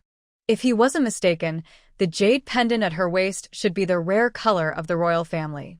What major event was happening in Qingshui County that all these noble figures from the capital were present? Seeing that Song Quanzhao remained still, Xiaoyu expressed her dissatisfaction, saying, "Aren't we here to judge the case? Please continue." Song Quanzhao quickly responded and returned to the main hall, continuing, "Chen Xiaofu, Jiang family girl, do you have any other evidence to prove that Jiang Yaguang sent someone to commit murder? If not, based solely on your words, this case cannot be resolved." Hearing this, Jiang Yaguang glanced at Jiang Yumian with satisfaction. She was still too inexperienced to compete with him. The only people who knew about his relationship with Chen Xiaofu were their parents and Chen Xiaofu's relatives, but unfortunately, those unfortunate souls had perished during the famine. As long as they did not torture his parents, they would never reveal the truth. Even if Chen Xiaofu's words were true, there was no evidence to prove it. After today, these few people would never be able to speak of that secret again. The Song family would naturally handle everything for Song Miaoyin's reputation, and he only needed to continue winning the favor of Song Miaoyin and old Master Song. These people cannot influence him at all. Thinking about the smooth days ahead, he relaxed completely, and his anxious heart was no longer uneasy. Seeing someone who was once very tense suddenly calm and even a bit smug made Jiang Yumian laugh. She glanced at the crowd in the office and found it lively. The more people who came, the better. After all, it wouldn't be her who would be embarrassed later. Noticing that Jiang Yumian had nothing to say, Chen Xiaofu looked worried, while Jiang Yaguang felt even prouder. "Sir, I have nothing to say to these two. Since there is no evidence that I hired someone to commit murder, you should close the case soon. Although their slander has negatively affected me and the Song family, I won't pursue it further, considering they survived this ordeal. I hope they will be careful from now on." As soon as he said this, not only did Chen Xiaofu tremble with anger, but the crowd outside also began to express their outrage. How shameless! I don't believe he is innocent. If he were, why wouldn't he face the consequences? Exactly. I've been here since early morning, and Chen's words can't be just nonsense. How could anyone make up such detailed claims?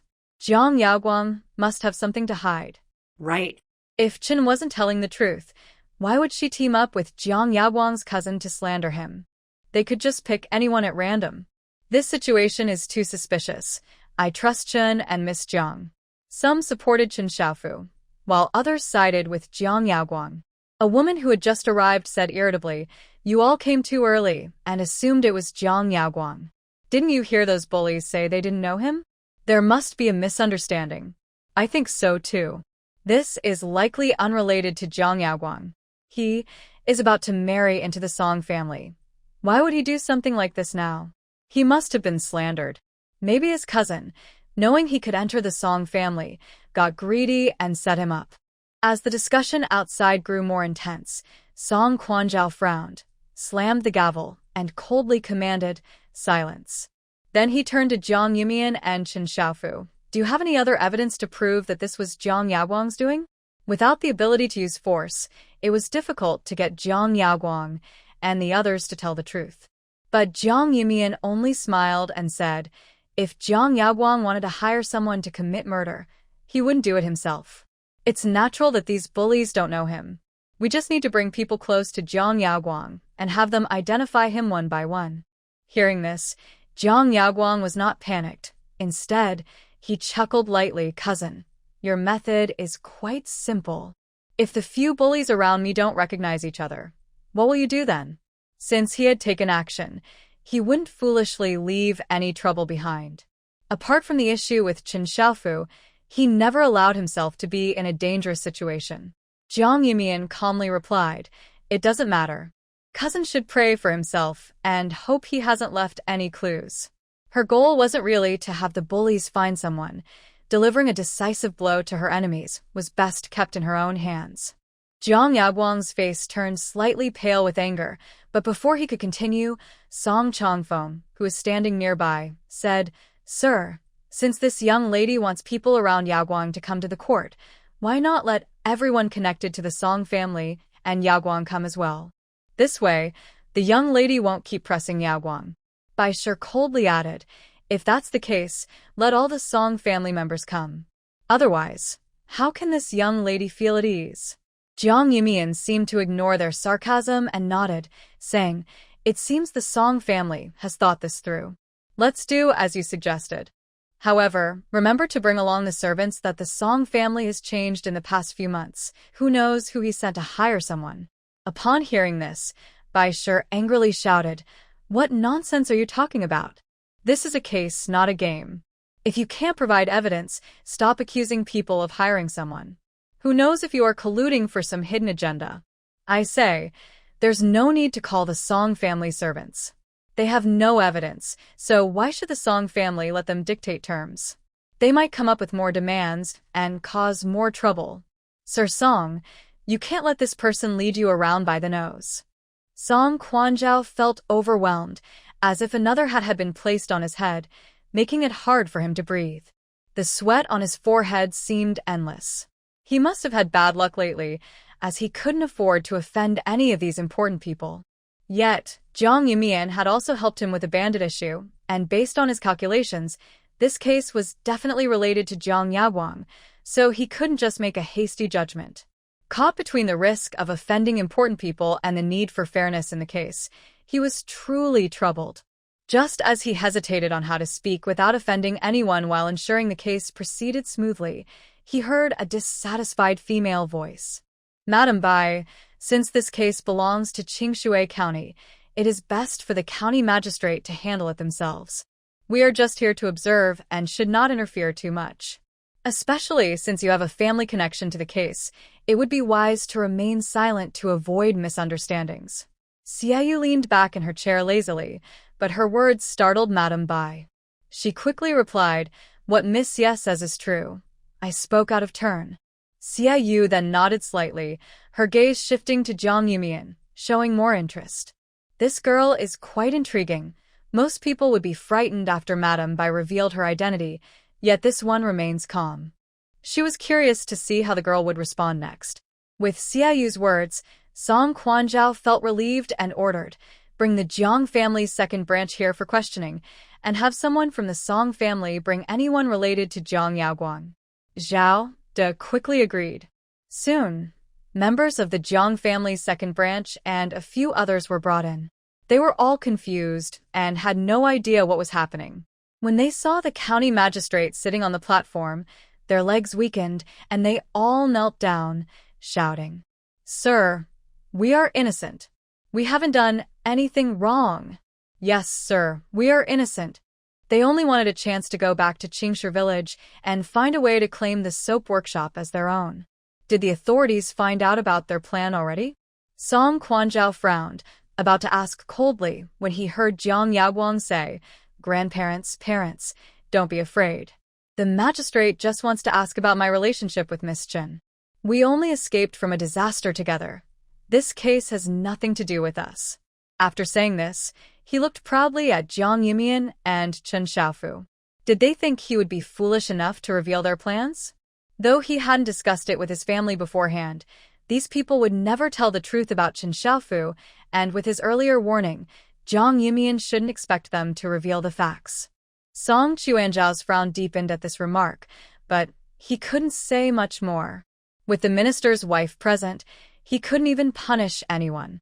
He was worried about how the case would proceed, but when he looked at Jiang Yumian, she appeared calm, showing no signs of worry, which made him both curious and uneasy. If there is no evidence proving the relationship with Jiang Yaguang, Miss Jiang might offend the entire Song family and the Ministry of Rights behind them, which is not a good situation. With a sigh, he asked the second branch of the Jiang family about the relationship between Jiang Yaguang and Chen Xiaofu. As expected, thanks to Jiang Yaguang's reminder, everyone said they were not very familiar with Chen Xiaofu. "My lord, we are not well acquainted with the Chen family. We only helped them during a disaster, but who would have thought this woman would turn around and slander us? My lord, you must stand up for us." Jiang Yaguang shot a displeased glance at Jiang Yumian and said, "Cousin, things have come to this point, and you still refuse to see the truth? Not only have you tarnished my reputation, but you also disregard our elder's health by causing a scene. If there is still no evidence proving my relationship with Chen Xiaofu, I hope you will apologize to me and the Song family. This troublemaker is a complete nuisance. Once this matter is settled, he will not keep her around." Song Chongfeng quickly added, "My lord, this slander may not affect ordinary people much, but it has a significant impact on the Song family. I hope you will agree to Yaguang's request. To drag the Song family down with them is simply a dream. As long as the Song family publicly forgives them, he will deal with those who dare to slander the Song family's name afterward, and no one will dare to bring this up again." Hearing this, the previously confused Granny Wu and the others finally understood and began to scold Jiang Yumian. "You little traitor, how could you collude with outsiders to frame your cousin? Are you jealous of his success? Exactly. You are turning against your own family. My lord, they must be punished. Otherwise, anyone could slander others without consequence." Song Quanzhao listened to their words and felt a headache coming on. He heavily struck the gavel and said, "Silence. This is not a place for insults. If you speak out again, you will be punished." Upon hearing this, Granny Wu and the others shrank back, afraid to speak. Jiang Yaguang frowned and looked at the county magistrate with some dissatisfaction. "My lord, I hope you can respond to my earlier words. Both my family and the Song family are victims, and I hope you will not show favoritism." He realized that the county magistrate seemed to be siding with Jiang Yumian, which explained why she got her way every time. Song Quanzhao was filled with anger, wishing he could silence Jiang Yaguang right away if it weren't for the presence of the Bai family. Just as he hesitated on how to refuse, a casual voice from below reminded him, "Sir, questioning your authority in court multiple times is disrespectful to the law. Shouldn't you take action?" Jiang Yumian spoke lightly, but her eyes were filled with malice. Jiang Yaguang's face turned pale with rage, ready to shout, when Jiang Yumian continued, "Miss Xie and Madame Bai have stated that this case belongs to Qingshui County and is to be handled entirely by you, sir. They will not interfere." As soon as she finished speaking, Xie Yu couldn't help but laugh, her beautiful eyes sparkling with interest. This was truly amusing. She hadn't come in vain. There were few such lively women in the capital who could wield power so effectively. While Song Quanzhao hesitated, Xiaoyu reminded him, "This young lady is correct. The case is entirely under your jurisdiction, sir. We will not interfere." Madame Bai clenched the handkerchief in her hand, furious, but too intimidated by the people around her to speak, silently blaming Jiang Yumian for the embarrassment of the day. With Xiaoyu's words, Song Quanzhao immediately shouted, "Bring forth these disrespectful individuals who have challenged my authority and disrupted the court. Each of them shall receive 20 slaps." Ma Ming and Zhang Li quickly stepped forward with a few brothers, ready to deliver the punishment to Jiang Yaguang and the others from the second household. They had been waiting for this moment and were eager to act. 20 slaps were too lenient for such provocation. In an instant, the courthouse was filled with the sounds of slaps and cries of pain. "Help! I'm sorry." Sir, please spare me. It hurts."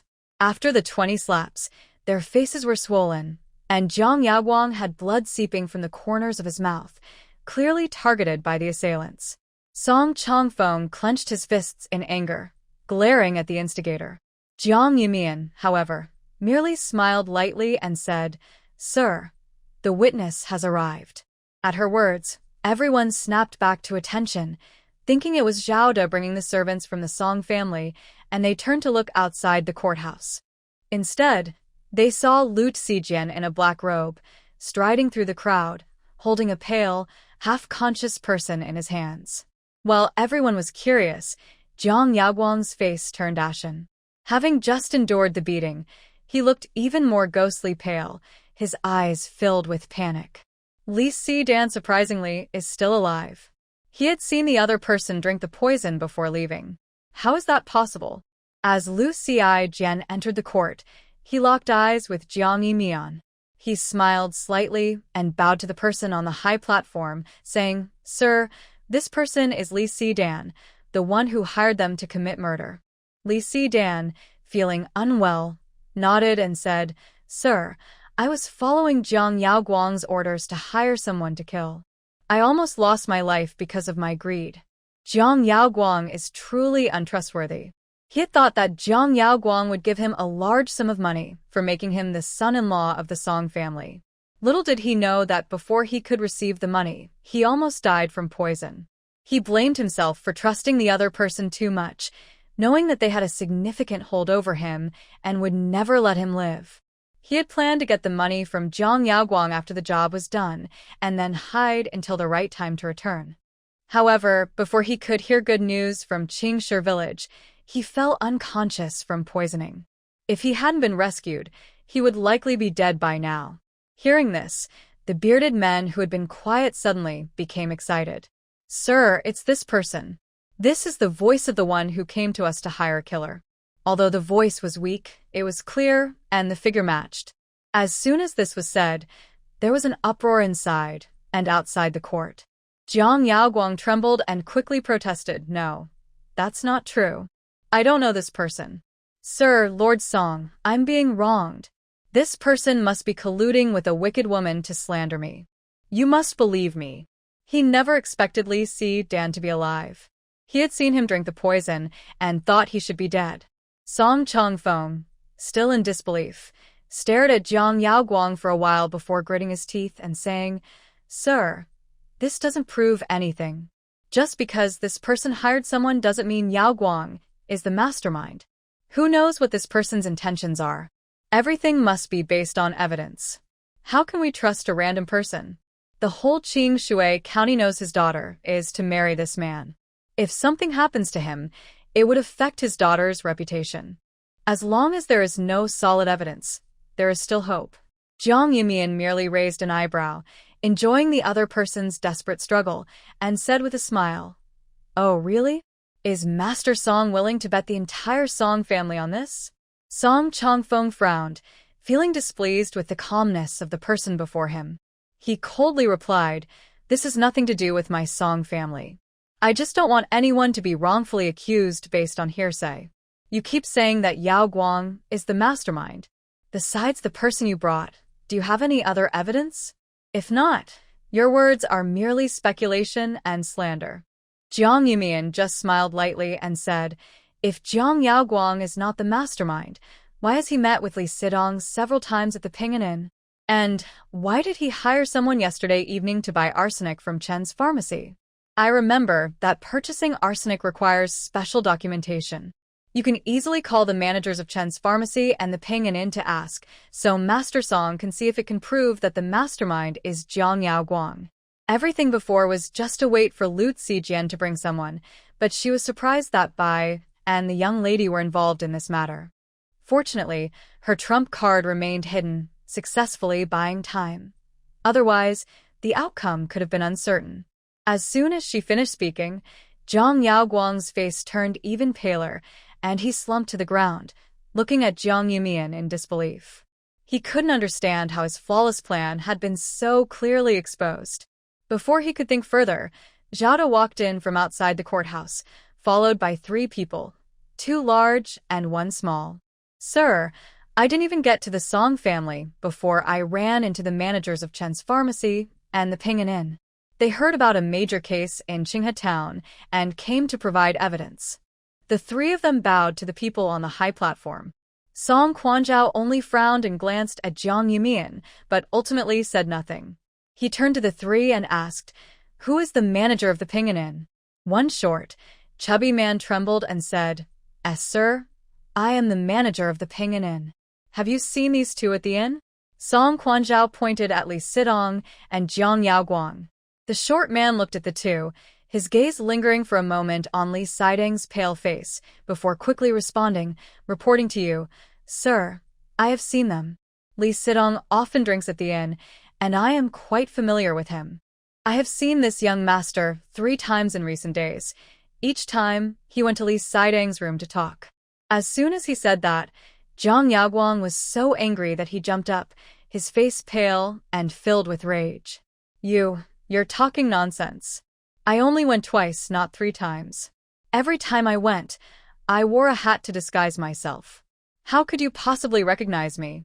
After he spoke, he suddenly felt something was off and was jolted awake by Jiang Yumian's half-smiling gaze.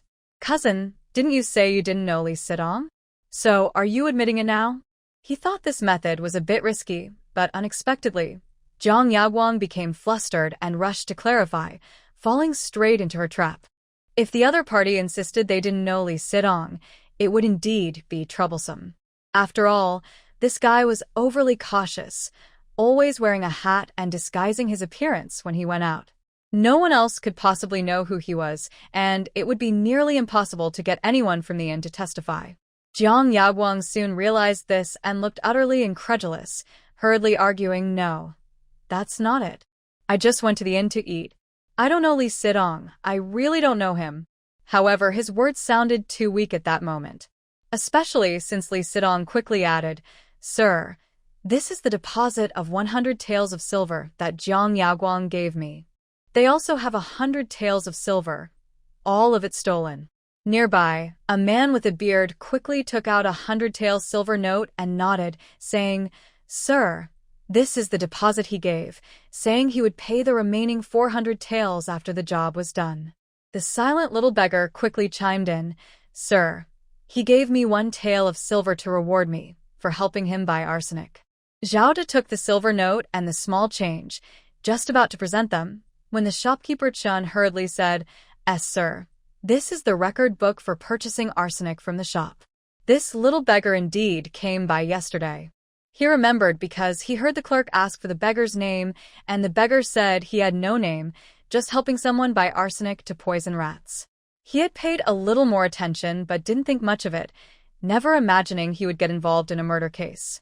If he hadn't been reminded to come to the court to testify, he would probably be too scared to leave his house.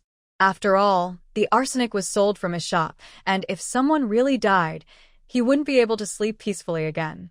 Zhao De presented the record book along with the evidence.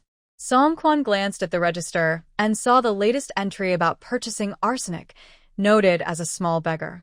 He immediately slammed his hand on the table and coldly scolded, Jiang Yaoguang, what else do you have to say? You better confess. Jiang Yaoguang instantly collapsed to the ground, wanting to seek help from Song Chongfeng, but the latter turned away, looking shocked and disgusted. "Sir, my family had no knowledge of this matter. I hope you can thoroughly investigate this case and bring justice to the victim." He never expected that Jiang Yaguang would confess so foolishly. At first, he seemed so confident, and he thought he had everything planned out, but it turned out to be so simple that he revealed himself. He regretted helping him. Once those words were spoken, Jiang Yaguang's face turned even paler, and what he had not understood before suddenly became clear in his mind. He had made so many preparations, considering all the possibilities of being discovered, yet he was found out so easily. Since Li Sidong was not poisoned, all the pieces he thought he controlled had shifted to Jiang Yimian's hands. Whether it was the innkeeper of the Peace Inn, the owner of Chen's shop, or the little beggar he had paid to buy arsenic, it seemed they had all been used by Jiang Yimian. He thought he had hidden himself well, that no one would find out. But Jiang Yimian seemed to know everything, as if controlling it all. It felt like someone had known his plan all along, waiting for him to fall into their trap. Today's events seemed to be calculated by the other party. Thinking of this possibility made him feel unsteady, and he rushed toward Jiang Yimian and Chen Xiaofu, shouting, "You deceitful people! You tricked me into hiring someone to kill, didn't you? I'll make you pay." Jiang Yaguang's sudden outburst caught everyone off guard. Chen Xiaofu didn't have time to dodge and was grabbed by the neck. She was startled, feeling a metallic taste in her throat, thinking she might die right there. However, the next second, the person gripping her neck was kicked away. Jiang Yaguang fell to the ground, his body aching as if it were falling apart, glaring at Jiang Yimian with rage, shouting, "You deceitful person! You should have died. You deserve to be punished." Jiang Yimian simply smiled and said, "I'm sorry to disappoint you. I guess I still have many years ahead of me." Jiang Yaguang was so angry that his eyes turned red. He got up from the ground and tried to rush at her again, but was quickly held down by the guards. Song Quanzhao shouted, "Jiang Yaguang, confess now. If you keep causing trouble in court, I won't be polite." Hearing this, even though Jiang Yaguang was filled with rage, he knelt down and admitted to hiring someone to commit murder.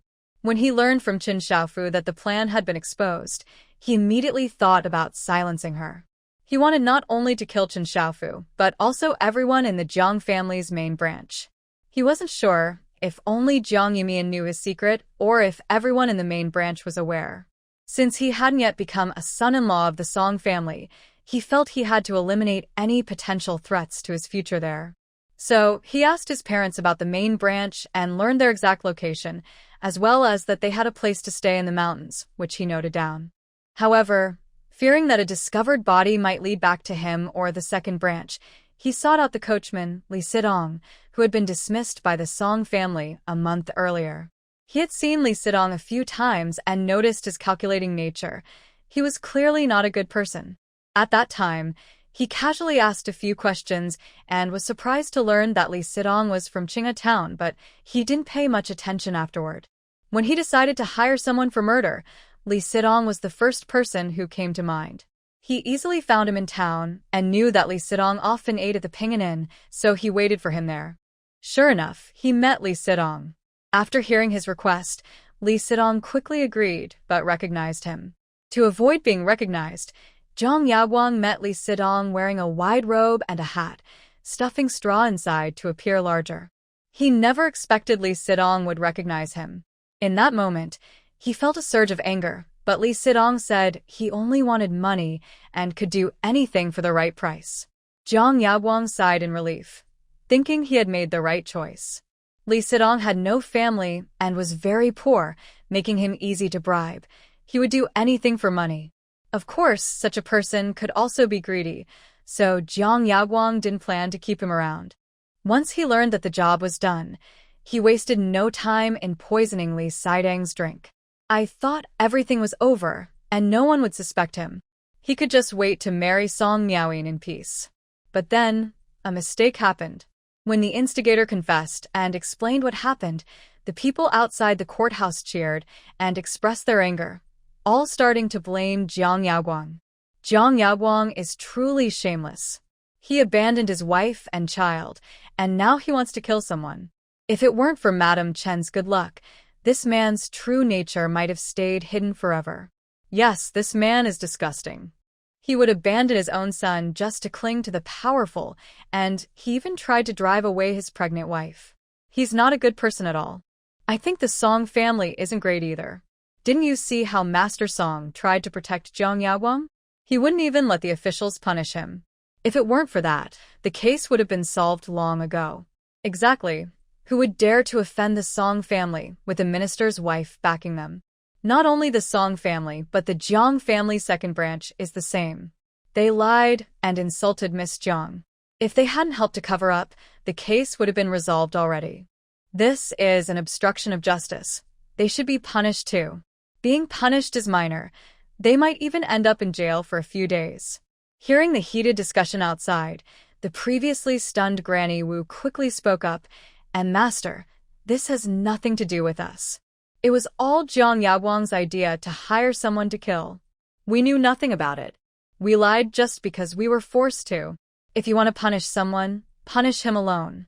Old Jiang quickly agreed, "Yes, Master, this has nothing to do with us. We lied because we were pressured." Jiang Yaguang, who had felt hopeless, suddenly laughed at their attempts to distance themselves from him. "Ha ha ha, good, good. This has nothing to do with you? But the murder of Qin Shaofu's parents and brother has everything to do with you. Parents, grandparents, you were the ones who helped me bury the bodies. Without your help, how could I have killed those three so easily? You are all my accomplices." Everyone was shocked by his words. Jiang Yaguang, however, was oblivious and continued to laugh wildly. You are all my accomplices. Even Zhang Donghua is my accomplice. None of you can escape." The Qin family did not approve of Qin Shaofu's relationship and treated them poorly. They only occasionally gave them some food to prevent them from starving, due to Qin Shaofu's presence. After nearly half a month of fleeing, they suddenly encountered a group of desperate refugees who were stealing food. These refugees were fearless, and without the protection of a few servants from the Qin family, they would not have been able to escape with their cart. After finally shaking off the refugees before dark, all the Qin family servants stayed behind to hold them off. The Qin family was filled with sadness, but old man Jiang began to think about the Qin family's stored food and silver. After discussing it, the family agreed. After all, Chen's parents did not think highly of him and would never allow their daughter to marry him. To successfully marry Qin Shaofu and avoid relying on others for food, they decided to take advantage of the night, kill the Qin family members, and create the illusion that they were attacked by the refugees. Sure enough, Qin Shaofu fainted from excessive grief, believing that the refugees had killed her parents, completely trusting the Jiang family. She was devoted to him, and under his deception, they married along the way. Hearing this, Qin Shaofu was in disbelief, tears streaming down her face. You killed my parents and brother. Why did you do this? Jiang Yaguang, how could you be so heartless?" She felt faint and her face turned pale. She could not believe that Jiang Yaguang and his accomplices had killed her family. She had thought she was deceived in love, but now it seemed that it was more than just love. It was about lives lost. It was absurd that she had become the wife of the person who had killed her entire family and even had children with him. She had thought he was her support for the future, but he turned out to be her doom. She felt responsible for her parents' and brother's deaths, even though they had warned her that Jiang Yaguang was not a good person and advised her not to associate with him. But she did not believe them, thinking her parents looked down on him because the Jiang family was too poor. Not only did she bring them along during their escape, but she also reassured them about the family's food and silver, promising that once they settled down, they could start a business together. If it weren't for this, how could the Jiang family have had ill intentions? "Jiang Yaguang, I hope you suffer," Qin Shaofu shouted, then lunged at him, attacking him in a frenzy. Jiang Yaguang kept laughing loudly, continuously talking about the details of handling the bodies with others, appearing completely insane. It was clear he had lost all hope, and he wanted everyone else to suffer too. Zhang Laotu and the others were still processing what was happening when they realized Zhang Yaoguang had truly lost his mind. They got up from the ground and charged at him. Zhang Yaoguang, have you gone mad? If it weren't for helping you marry that woman, we wouldn't have killed anyone. You ungrateful son. I'll beat you to death. It's all because of your manipulation that we killed. Now you blame us? You won't survive, and you want to drag everyone down with you. You're truly insane. In an instant, chaos erupted in the courthouse. By the time the officers pulled them apart, Zhang Yaoguang was already beaten and lying on the ground, unconscious. Zhang Laotu and the others were not in better shape, all sporting bruised faces, while continuing to insult each other. Chen Xiaofu, having been pulled away by Jiang Yumian earlier, was not hurt much, but now she sat on the ground, crying silently. As the truth came to light, Song Quanzhao spoke sternly. Li Sidong, you hired someone to kill. Although Zhang Yaoguang directed you, your crime of seeking money through murder is undeniable. Considering you have come to your senses and identified Zhang Yaoguang, you will receive 20 lashes and be exiled to a harsh land for 10 years. As for the 3 of you wanted criminals who have killed many, you will face execution after autumn. And you, the bully who has caused trouble in Qinghe town and sought to harm others since no major disaster occurred, you will receive 50 lashes and be exiled to a harsh land for 10 years. Zhang Yaoguang, Zhang Erzwang, and Zhang Laotu, not only did you seek money through murder, but you also obstructed the court's investigation. Each of you will receive 50 lashes and face execution after autumn. Wu Pozi and Li Shi, as accomplices in the murder and obstructing the authorities, will receive 30 lashes and be exiled to a harsh land for 3 years. After the verdict, officers immediately took the individuals away. From a distance, cries and curses from Wu Pozi and the others could still be heard. With the case concluded, everyone inside and outside the courthouse began to disperse. As Jiang Yumian and the others exited, Song Miaoyin stood in front of her, filled with rage, her eyes red from crying, but her expression was twisted. You did this on purpose, conspiring to harm Zhang Yaoguang and the Song family. You vile people, I will make you pay. As she spoke, she raised her hand to strike the two, appearing completely deranged. However, Jiang Yumian firmly grabbed her wrist and coldly replied, Zhang Yaoguang is a scoundrel who deserves his fate. You should be grateful to have seen his true nature early on. At least she didn't let the person in front of her fall into Zhang Yaoguang's trap. For both emotional and logical reasons, the other party should be grateful to realize before marriage that Zhang Yaoguang is a scoundrel, avoiding the rush to give their future to such a person. Song Miaoyin seemed to have heard the biggest joke and angrily said, You're ridiculous. You got my future husband thrown in jail, and I should be grateful? You owe me for ruining my brother Yaoguang. You caused his downfall, it's all your fault. If it weren't for these 2 people in front of her, she would have been married to brother Yaoguang soon, and she wouldn't be the subject of so many people's ridicule. Especially that person who had been married to brother Yaoguang. She glared fiercely at Chen Xiaofu, who was standing nearby, and suddenly lunged at her like a madwoman, shouting, It's all your fault. You shameless person. Brother Yaoguang doesn't want you anymore, so how can you call yourself his wife?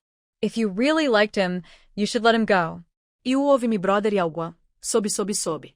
She struggled hard, trying to reach Chen Xiaofu, but her wrist was firmly held, leaving her to weakly struggle in place. Finally, as if she had lost all strength, she collapsed on the ground, crying loudly. Chen Xiaofu was startled by her sudden outburst and cautiously hid behind Jiang Yumian.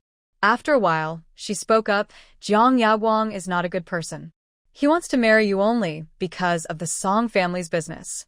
Once he marries you, his true colors will show, and he won't be gentle or caring.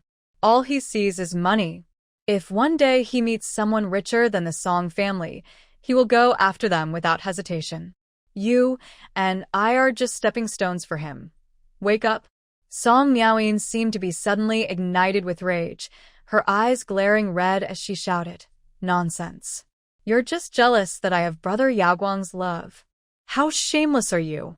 He doesn't even like you anymore. You're just jealous. You shameless person, just like that illegitimate child. Both of you are shameless. Why don't you just disappear? You're all disasters. Seeing her getting more and more worked up, she lunged again at Chen Xiaofu. Jiang Yumian frowned and pulled her back forcefully, saying coldly, "What right do you have to insult her? Once you think clearly, you'll understand what a disgusting person Jiang Yaoguang really is." The person in front of her was also a victim.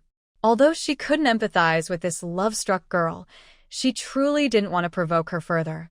However, this girl insisted on seeking confrontation. Song Miaoyin was thrown off balance by the force and stumbled, falling to the ground, wincing in pain and looking dazed. By the time they reacted, Song Qi had already pulled her toward the carriage. However, Song Miaoyin continued to angrily insult everyone, her voice filled with tears, as if she had suffered a great injustice. Eventually, her voice abruptly stopped, clearly because someone had knocked her out. Song Chongfeng frowned as he watched the carriage gradually move away, feeling a headache coming on. Miaoyin had been spoiled by him, and after today, everyone in Qingshui County would know what kind of person her fiancé was. The Song family would become a laughingstock in the county. All of this was caused by the two people in front of him. Just thinking about how the Song family would be mocked constantly made his anger flare up. Don't think I can't see that you two deliberately lured Jiang Yaoguang, that fool, into this. If it weren't for that, how could the witnesses appear at such a convenient time? You knew all about Jiang Yaoguang's disguise. The Song family will not let you off easily. Although he was unhappy with the mess Jiang Yaoguang had created, he still didn't feel he had misjudged him at first. After all, he valued Jiang Yaoguang initially because of his awareness and intelligence. Now it seemed that while his cleverness wasn't used for good, at least it was genuine. Jiang Yumian just tilted her head and smiled lightly, saying, "It seems that Song Laoi has misunderstood something. Today's incident was all caused by Jiang Yaoguang. Please don't wrongfully accuse anyone. Even if these people guessed that everything today was her scheme, it didn't matter. She hadn't forced Jiang Yaoguang to do these things. She had merely fanned the flames, making them burn brighter. That alone wasn't enough to convict her. With her initial words, everyone would only see her as a victim, never realizing the role she played in this matter. Even if the person in front of her figured it out, they could only be angry in secret, as there was no evidence to prove she had stirred the pot. Looking at her indifferent attitude only fueled Song Chongfeng's anger further, and he was about to warn her with a wave of his sleeve. However, before he could speak, another person suddenly appeared. Lu Xijian stood in front of Jiang Yumian, blocking him, and coldly said, "What's this, Song Laoi? Are you dissatisfied with the verdict and planning to resort to violence?" His words were firm and clear, catching the attention of not only the few onlookers outside the courthouse but also those inside, including Xiaoyu and Song Quan, who all came out to listen. Xiaoyu glanced at Bai Shi beside him and casually asked, "So, what part of Lord Song's verdict are you unhappy with? Feel free to share." Song Chongfeng was taken aback when he met Xiaoyu's somewhat intimidating gaze. Just as he was about to speak again, Bai Shi pulled him back. "Focus on the present. You will have a chance to deal with that person later."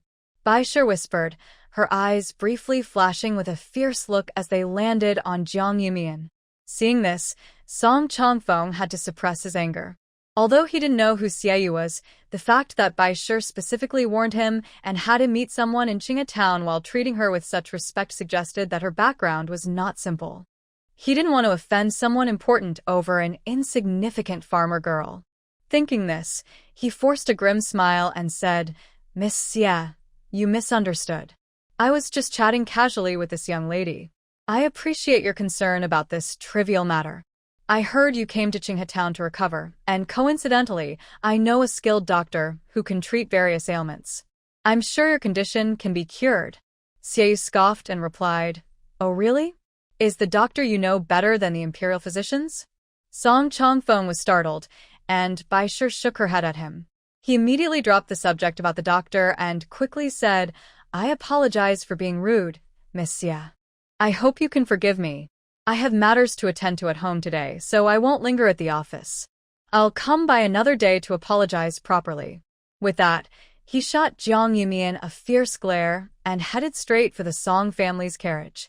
It was better for him to return and deal with the mess at home rather than risk saying more. Seeing this, Bai Shi hesitated before saying to Xiaoyu, Miss Xia, the Song family is just shaken by today's events and not thinking clearly. Please don't take it to heart. He meant no offense. However, Xiaoyu ignored her and looked at Jiang Yumian with a smile. Miss Jiang, you're quite interesting. How about visiting the hot spring resort sometime? She even took a step closer to her. Bai Shi, hearing this, was filled with disbelief. The only reason she was allowed to go to the hot spring resort was that she had insisted, claiming she had massage skills that could help with Xiaoyu's ailments, and only then was she reluctantly permitted to join. But why did this farmer girl deserve such an invitation? She had already used Xiaoyu's influence, and now she was invited to the hot spring resort? It made her furious. The more she thought about it, the tighter she clenched the handkerchief in her hand. Xiaoyu, however, paid no attention to Bai Shi's displeasure and took a few more steps toward Jiang Yumian, about to continue speaking. But Lu Zijian subtly stepped in front of her, creating distance between them, his gaze fixed on her with clear wariness. Xiaoyu stopped in her tracks, raised an eyebrow, and glanced at the handsome yet aloof man in front of her, who was taller than her. She couldn't help but chuckle to herself. When did Lu Zijian start caring so much about someone? Even she felt a bit on guard. She should let her brother and that old man see this. She was surprised to see him suddenly appear. She didn't expect such good luck to run into this elusive person while he was recuperating at the estate. Watching his cautious demeanor, she found it amusing and said, Are you afraid I would harm her? You're being overly careful. Xiaoyu looked at Lu Zijian, her smile widening. She was just curious about the girl. Earlier, when she saw the girl's calm expression and clear reasoning as she unfolded everything she had already arranged, Xiaoyu found it interesting. If it weren't for the ongoing case, she would have pulled the girl aside for a private chat. The noble ladies in the capital were all so bound by rules. Even their smiles and frowns were dictated by etiquette, making them seem like dolls. She had never met a girl like this before, which made her both envious and curious. However, Lu Zijian frowned and coldly replied, I'm sorry, Miss Xia, but we are not familiar, so I should be cautious. Madame Bai, hearing this, scolded him in dissatisfaction. What are you saying? Do you know who she is? Just speaking to you as a favor. Don't be so ungrateful. Before she could finish, she met Xiaoyu's cold gaze, which made her instantly fall silent, too afraid to say more.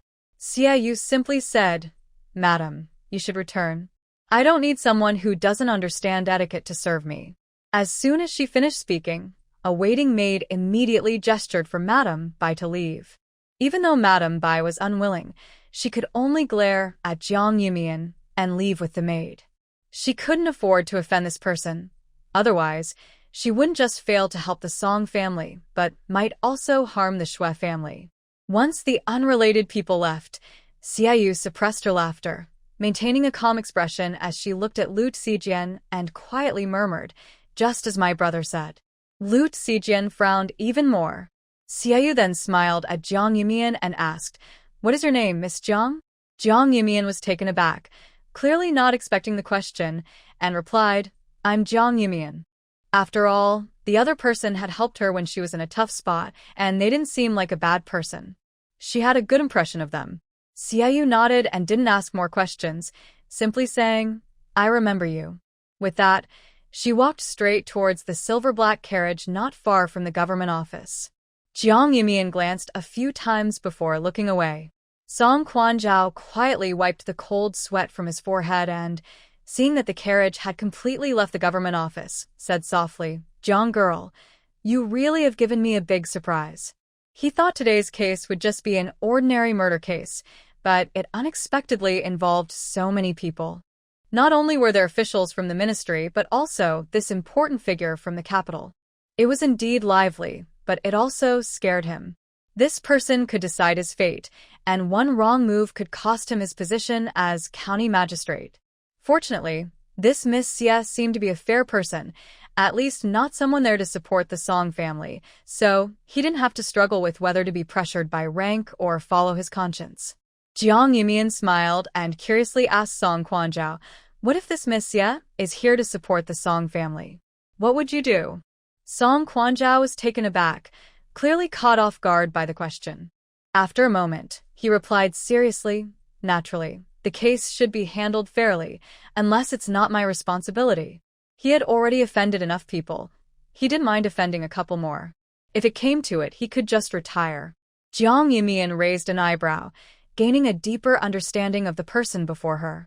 Indeed, if someone would change their sense of fairness and justice because of power, they probably wouldn't have personally led a team to fight bandits when they first arrived in Qingshui County. They also wouldn't have suggested a 2-year tax exemption for refugees fleeing disasters. While she was thinking, Song Quanzhao suddenly became serious, staring at her and lowering his voice to say, "How much did you 3 participate in this case?" Though he mentioned 3 people, his gaze was fixed solely on Jiang Yumian. The case had been settled, but there were still many details worth examining. He had his doubts from the beginning, which were eased for a while by Jiang Yumian's words, but when he saw all the necessary witnesses gathered, he still found it hard to believe. His intuition told him everything was related to Jiang Yumian, but he also felt it couldn't be true. If it was indeed Jiang Yumian's plan, how could she have thought of everything so thoroughly without anyone getting hurt? The performance was so convincing that there were no flaws, successfully making the onlookers believe they were the real victims. Jiang Yumian innocently shrugged her shoulders and said, "Sir, this is unfair. I just had someone follow Jiang Yaoguang. It's not strange to know what he is doing if someone is keeping an eye on him." These events were true. She wasn't making anything up. She simply presented these real occurrences as she saw fit to everyone. Song Quanzhao was taken aback for a moment, then nodded in understanding, suddenly grasping the key points he had missed. It made sense. As long as someone was watching Jiang Yaoguang, they would naturally know what he was up to. He had overthought it. With his worries eased, Song Quanzhao relaxed and was about to ask how things were going in several villages in Qinghe town when he heard Jiang Yumian say, "What do you plan to do with Jiang Donghua?" The second branch of the Jiang family and the 2 elders had either been sentenced to death or exiled. Although she didn't particularly like her cousin, she still recognized that she was just a child, and it wasn't easy for her to survive alone. Song Quanzhao replied, "Don't worry. I will arrange for her to stay in the county's charity hall, which is meant to shelter homeless children. It will be a suitable place for her. After all, she was from the second branch of the Jiang family and was aware of everything that had happened today. If she stayed close to Jiang Yumian or Chen Xiaofu, her resentment might grow deeper. It was better for her to be in the charity hall." Jiang Yumian nodded in agreement. She had only wanted to reveal Jiang Yaoguang's true nature and teach the second branch a lesson. Who would have thought they had other issues and ended up in jail together? Just then, a constable came out of the office and whispered something in Song Quanzhao's ear. He frowned immediately, nodded slightly to a few people, and entered the office. Chen Xiaofu received the small baby from another constable, thanking him. Jiang Yumian looked at the baby, still peacefully asleep, with tear stains on their tiny face, as if they had cried themselves to sleep. Chen Xiaofu gently tucked the baby's clothing and, seeing that everything was settled, bowed to Jiang Yumian and the others before preparing to leave. Jiang Yumian called out to her, "What do you plan to do from now on?" It was uncertain whether the Song family would target Chen Xiaofu in the future. After all, news of today's events would likely spread throughout the city. Chen Xiaofu was momentarily stunned, then smiled and said, "I will focus on living well and raising my child. The rest is not for me to worry about." Now that she knows the true nature of Jiang Yaoguang and the truth about her family's death, she no longer feels any pity or regret towards him. Those feelings would only hinder her from living well. After experiencing so much over the past year, she has come to accept everything. When her family died, she had briefly wondered if they were killed by the Jiang family, but that thought was too frightening, and her lingering hopes for Jiang Yaoguang prevented her from thinking deeply about it. Now that she knows the truth, it isn't so hard to accept. She just feels foolish for her past thoughts. Seeing that the person in front of her had composed herself, Jiang Yumian glanced at her in surprise, and her earlier worries vanished instantly. At first, she thought Chen Xiaofu was a weak woman, but now it seems she is quite strong. She managed to return alone from Qingshui County during a time when refugees were scattered everywhere, and she even gave birth and lived in Qinghe Town for so long. Without strong will and determination, a pregnant woman would have been overwhelmed by the dangers on the journey back. No matter what hopes she held on to persevere, the will she developed during that time was real. She can indeed live well and take care of her child. If the Song family truly wanted to target her, Chen Xiaofu would not just sit back and do nothing. However, it seems the Song family will not pay her any mind. They will likely be busy restoring their reputation. As for her, she has surely offended the Song family, and once they handle today's matters, they might come after her. Seeing the other person silent, Chen Xiaofu smiled and said, "Surprised? Are you surprised by what I said, or that I'm not sad anymore?" "Both, I guess." Chen Xiaofu just smiled. "Don't worry, I'm not so easily defeated. Life must go on, and those things are in the past. I won't be sad for too long. As for the Song family, I won't appear before them, and they won't come looking for trouble with me. After all, they are prominent figures in Qingshui County and wouldn't bother making a fuss over an ordinary person like her." With that, she stopped talking and left directly. Jiang Yumian watched her retreating figure and said earnestly, "Live well." Chen Xiaofu paused for a moment and replied, "I will." As Jiang Yumian watched the slender figure gradually disappear, she felt a mix of emotions. Lost in thought, she suddenly felt her hand gently squeezed by a broad, warm hand. "Are you feeling unwell?" Lu Zijian looked at her, feeling a bit lost and nervous, unsure of how to comfort her. Jiang Yumian just smiled, and her earlier gloom disappeared instantly. She looked at him and said, "You arrived just in time." If Lu Zijian hadn't brought Li Sidon promptly, she would have had to identify those bullies in court one by one. Although it could buy her some time, it wasn't a foolproof plan. If she couldn't recognize the people, her words would lose credibility, and others might think she was causing trouble. Lu Zijian simply smiled. "Your antidote worked." If Mian hadn't given Song Heir the antidote, he wouldn't have been able to bring Li Sidon in time after seeing his pale face. While they were talking, Zhao De and Zhang Li rushed out. Jiang Yumian quickly pulled her hand away from Lu Zijian's grip. Lu Zijian looked at the empty space in his hand, feeling a sense of loss as if her warmth still lingered. Zhao De looked around and, not seeing Chen Xiaofu, asked curiously, "Did Madame Chen leave? I thought we might need to go to Qinghe Town and give her a ride." Jiang Yumian glanced at the two and nodded. "She just left. Is it your turn to patrol Qinghe Town?" Zhao De nodded eagerly and said with a smile, "Sounds good.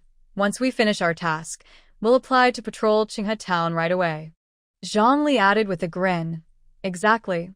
We volunteered for this. Are you happy, Jiang girl?" Jiang Yumian rolled her eyes at them and said helplessly, Yes, it's very generous of you. We haven't seen each other for months, and Taizhong and Goxing have been talking about you all the time." Zhang Li, knowing she was referring to him not being seen for months, chuckled. "Once we get to Qinghe Town, my first task will be to find Taizhong for a drink." It had indeed been a long time since they left Qingshui County, and he still occasionally missed the days in Xiaowadi. Unfortunately, there wouldn't be such opportunities again. Jiang Yumian was satisfied, and after chatting a bit more, they were about to part ways. Zhao De suddenly remembered something, pulled out a money pouch from his pocket, and took out a silver note, saying with a smile, "Here's the 100 taels promised by the official." The pouch contains the money from selling the land in Xinghua village from Taizhong and Taizhu's family. This is for the Jiang family. As he spoke, he handed over another silver note. Zhang Lizha handed over the land registration book and said, "Your family has a total of 5 acres of land and 15 taels of silver. Taizhu's family has 3 acres and 9 taels of silver. The Jiang family has a lot of land, but it's all under your grandfather's name. We were worried you wouldn't get anything, but now it's all yours. 15 acres and 45 taels of silver." The buyer of the village was a wealthy person who was generous. Most of the land in Xinghua village was of lower quality, usually costing less than 3 taels per acre, but this buyer still paid about 3 taels for the lower quality land. Jiang Yumian looked at the land registration book, confirmed everything was correct, and accepted the silver, feeling that today was a good day. She almost forgot about the 100 taels and selling the land. Today not only resolved the issues with the second branch of the family, but also brought the long-awaited silver. Now, she could finally address her urgent needs and focus on preparing for her shop. With the silver, she could decorate it however she wanted. Just then, she looked up and met Lin Zhaozhao's gaze as she waved at her from a distance. Lin Zhaozhao quickly approached with Lin Yanan, feeling both relieved and angry. "Sister Jiang, you are amazing. I was so shocked to see you at the government office. Is everything okay in the village?" Jiang Yaoguang is truly ruthless. He even targeted his own cousin. What happened? If she hadn't been worried about causing trouble, she would have gone into the government office to check the situation herself. She had just returned home, and there was no one outside the office, which made her anxious. Jiang Yumian smiled and said, "It's already resolved, so there's no need to worry." Lin Zhaozhao felt relieved but still held onto Jiang Yumian, expressing her dissatisfaction. "Sister Jiang, how about I send a few guards from the Lin family to help you? It's really unsafe in the village. If you hadn't been alert this time, it could have been a big problem." She had heard that Qingshi village had even caught fire. If the flames had spread too much, the whole village could have been in danger. Those people were truly reckless. Lin Yan quickly agreed, saying, "Yes, Yumian, let me find you some guards. If something like this happens again, we won't let the village catch fire." He glanced at Lu Zijian, his face showing clear dissatisfaction. This pretty boy was indeed unreliable. The village had caught fire, and if Yumian hadn't handled it in time, it could have turned into a bigger disaster. This pretty boy just didn't measure up, unlike him, who could think ahead so thoroughly. Lu Zijian glanced at Lin Yan and said calmly, "There won't be a next time." Lin Yan was taken aback and a bit unhappy. He waved his fan, ready to argue, when Jiang Mian jokingly said, "There's nothing to worry about in the village. With me around, everything will be fine. You should relax. Instead of worrying about village matters, why not just give me my share of the soap?" This guy wasn't focusing on important things, but was instead concerned about village issues. Lin Yan paused, feeling a bit embarrassed. "I overlooked that. I'll bring the account book and your share tomorrow. I've already calculated it, so you can just check the account book then." It was all his father's fault for insisting he meet someone at the hot spring resort. After working hard for days, he finally had a chance today, but the Song family interrupted, and he didn't even get to speak much with that important person. Now, not only did he miss meeting the important person, but he also forgot about Jiang Mian's share.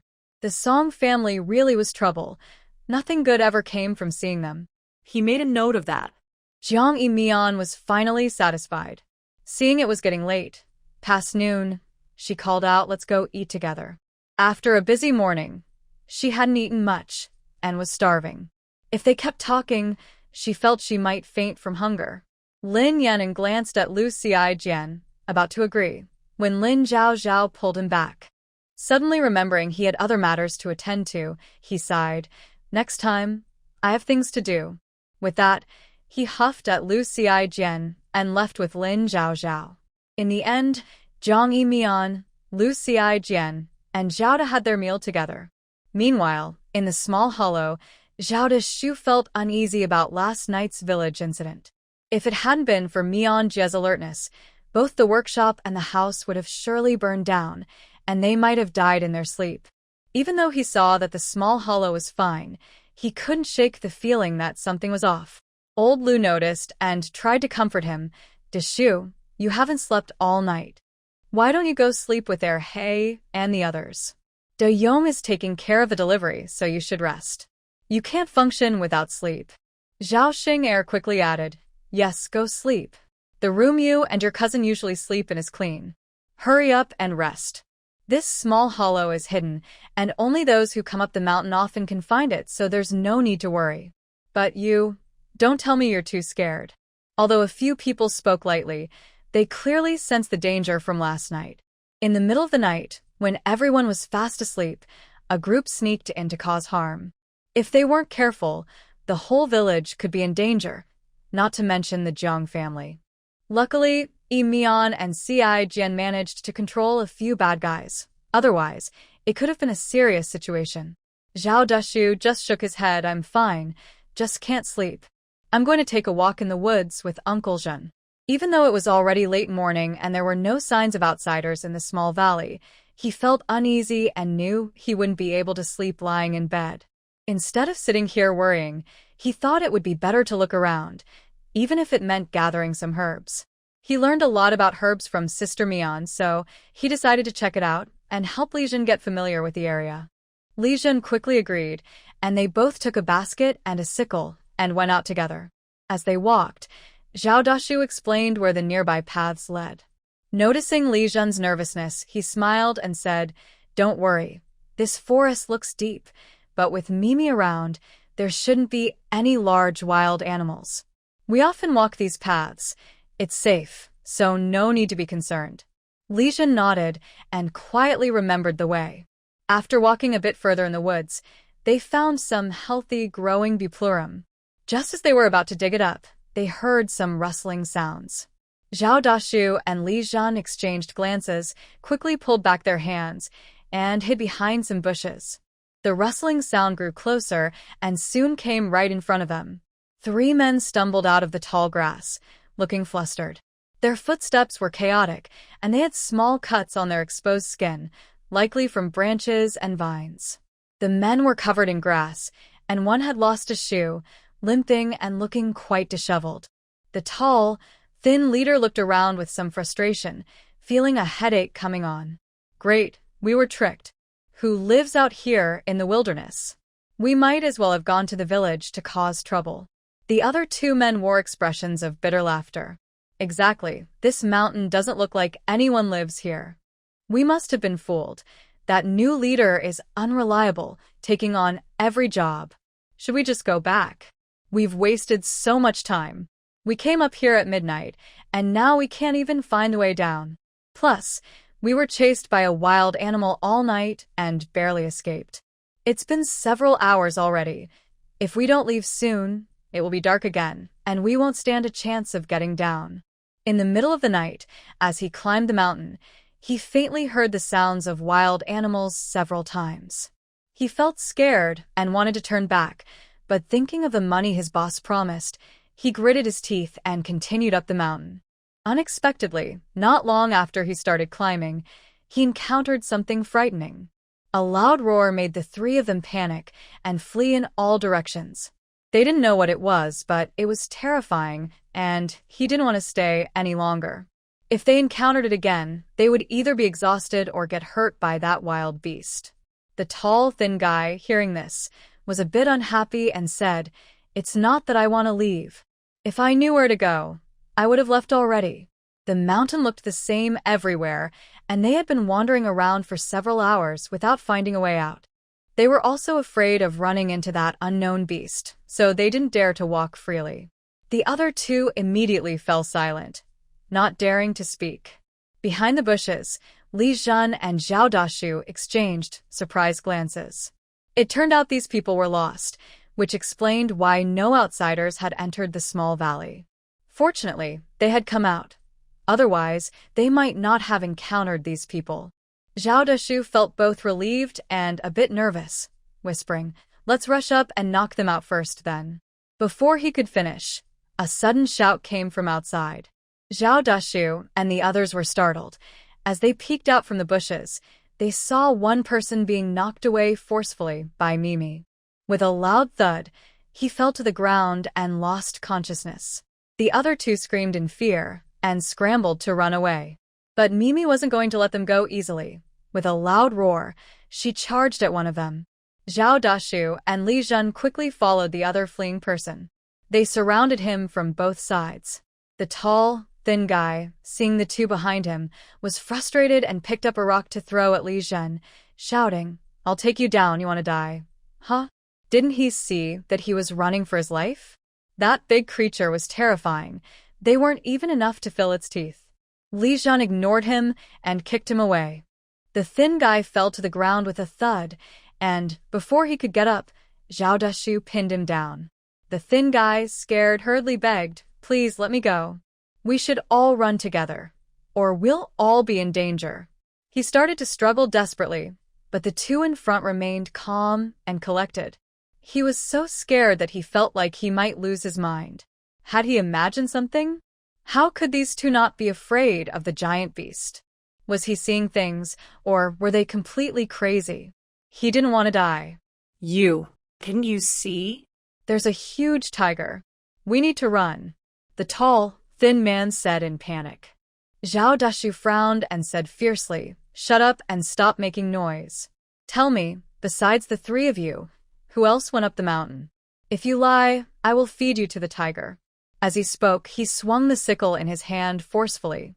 The tall, thin man trembled in fear and stammered, "It's just us three, I swear. We got lost by accident. Please don't hurt us. How about you take us to see the officials?" Yes, let's go see the officials. If they went to the government office, they might save their lives. Staying on the mountain would surely lead to being eaten by the beast, so going to see the officials was better. Zhao Dashi was taken aback, clearly not expecting this person to want him to take them to the officials. He frowned, feeling puzzled, but he didn't act violently. He asked a few more questions and confirmed they were with the people from the village, then tied them up with vines. Mimi watched the three confused individuals who suddenly found themselves tied up and let out an unhappy shout. The three men snapped back to reality and quickly hid behind Zhao Dashu and the others, shouting, "Brother, please take us to see the officials." Yes, let's go see the officials. They had just encountered the giant beast last night when they tried to escape in the dark. They never expected to run into it again. Seeing how frightened they were, Zhao Dashu felt relieved, grateful that Mimi was on the mountain with them. He reached out to pat Mimi and said with a smile, "Thanks to you. I'll make sure you get some good food when we get back." Mimi shook off his hand in annoyance, let out a growl, and dashed into the forest. The three men were so scared that their eyes nearly popped out. They thought, how can he touch the beast? The people on this mountain are truly crazy. We need to report this. Zhao Dashu ignored their shock and told Li Zhen to keep patrolling the area. He then led the three men down the mountain, planning to take them to the government office. By the time Jiang Yumian and the others returned to Qingshi village, it was already afternoon. As the mule cart entered the village, many people noticed and quickly dropped what they were doing to come over. "Jiang, how are things? Who were those people? Is our village being targeted by some bullies? Should we send people to patrol every night from now on?" "Yes, it's so scary. If that fire had gotten out of control last night, we all could have died." Jiang Yumian looked at the worried faces of the crowd and simply explained, "It's okay now. Those people have been caught, so you don't need to worry anymore." Li Yishir squeezed through the crowd and heard this. He felt relieved but still worried, saying, "Jiang, what will you do? Since those people came after you, will they come back? We should take turns patrolling the village at night." Last night's events were indeed frightening. Although he didn't go to the government office today, he had been thinking of solutions with everyone and realized that the village couldn't all sleep at night. If it happened again, and the Jiang family didn't react in time, the whole village would be in danger. Seeing that everyone was genuinely scared, Jiang Yumian said seriously, "Don't worry. The mastermind has been caught. It was hired by my cousin to take our lives. The county magistrate is very observant, and those people have already faced justice. No one will come to set fires or harm anyone again." However, she added, "Everyone still needs to be cautious. Don't let strangers into the village easily, and don't share village matters with them." When the crowd heard this, they finally felt relieved, but their faces still showed anger. They had recognized that the people from the Jiang family's second branch were trouble, and they never expected them to resort to hiring someone to kill. They were truly out of their minds. Who has relatives like that? Li Yishir angrily cursed a few times before saying, "At least they aren't bandits. I was worried that our village was being targeted by bandits. By the way, did you see Dezhu? He just took 3 more people to the government office from the mountain. Luckily, they checked carefully, Otherwise, with such a big mountain, those people could have hidden for days without us knowing. Everyone nodded in agreement. They had just seen 3 more people being brought down from the mountain and were quite frightened, thinking that last night's visitors were the only ones. They never imagined there were more hiding on the mountain. If they hadn't been discovered, they could have hidden for days and nights without anyone knowing. Who knows, one day those people could sneak into the village and cause trouble. Jiang Yumian frowned and quickly asked, "Is everyone else on the mountain okay?" Li Yishe recalled Zhao Dashu's appearance and said, "He should be fine. I saw that Dashu wasn't hurt and seemed quite energetic. He took those 3 troublemakers away by himself. In fact, those 3 looked a bit off, acting strangely." Jiang Yumian finally relaxed and was about to leave when she suddenly thought of something. Jiang Yumian scanned the crowd and finally said, "Village chief, we need to clarify some things with certain people in the village. We all live in the same village and should work together for a good life, without any hidden agendas." As she spoke, her gaze landed on Chen Guixiang, her eyes filled with warning. The fact that there were still people living on the mountain was known only to the villagers. Among those from the second household who came to the village, only Chen Guixiang and a few others stayed the longest. Whether it was intentional or not, this information almost put everyone in danger. If Zhao Dashu and Li Zhan hadn't found those people on the mountain in time, who knows what might have happened? Li Yishe was taken aback and quickly realized the situation. He frowned and addressed the crowd. "I won't say much more. You all can tell right from wrong. Everyone has seen what Jiang Yumian has done for the village. I don't ask for gratitude, just that you don't cause trouble. While we may not be a close-knit family, we shouldn't help outsiders harm our own people. Only villagers know about the people living on the mountain, and whoever leaked that information knows in their heart. Since nothing serious happened this time, I won't pursue it. But if it happens again, be prepared to be kicked out of the village." Upon hearing this, the crowd exchanged glances, beginning to doubt each other. Chen Guixiang, who had come to watch, felt a sudden pang of anxiety. She had only made a few careless comments. How could she have known those people would come to harm others? This situation couldn't be blamed on her. She hadn't even pursued the matter of how the Jiang family nearly harmed the villagers. If it weren't for the Jiang family, why would their village be targeted? It was these foolish people who treated the Jiang family as saviors, but they would eventually bring harm to the villagers. She sneered and lost the desire to stay, quickly leaving. The Jiang family had gained a little money, and now the villagers were starting to idolize them. Once their family has money, these people will surely support them. At that time, let's see if Jiang Yumian still dares to be so proud. When Jiang Yumian saw Chen Guixiang leave the crowd, she went straight home with Lu Xi. Wang Fengqin felt relieved to see the 2 return safely, but she was curious about who had sent those people to cause trouble in the village. After hesitating for a moment, Jiang Yumian told her everything that happened in court today. Wang Fengqin was shocked and took a while to process it before saying, "Are you saying those people were instructed by Yao Guang?" She had been thinking all morning about who it could be and never expected it to be those so-called relatives. She initially thought it was heartless for the second branch to abandon them to escape, but she never imagined Jiang Yaoguang would actually want to harm them directly. These people showed no warmth of family. They were all heartless madmen. Even though she already knew the true nature of the second branch, she was still trembling with anger. Qing Yuan had gone to battle because of the second branch, and she still didn't know if he was alive or dead. After her husband went missing, the people from the second branch showed no sadness and even told her to get rid of her husband's belongings, saying it brought bad luck. She should have known that those people had no sense of family. They were all ungrateful. Seeing Wang Fengqin trembling with anger, Jiang Yumian quickly hugged her but wasn't sure how to comfort her. Just as she was worried, Wang Fengqin soon composed herself, gently touched Jiang Yumian's head, and sighed. That Chen lady is also a poor soul. She lost her family because of those people, and now she has to care for the child of the one who harmed them. She must be feeling terrible. Is she okay? Wang Fengqin had already seen the true colors of the second branch. While she was surprised by today's outcome, it wasn't too hard to accept.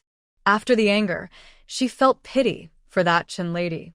Jiang Yumian recalled Chen Xiaofu's state and said, "She is very clear-headed now.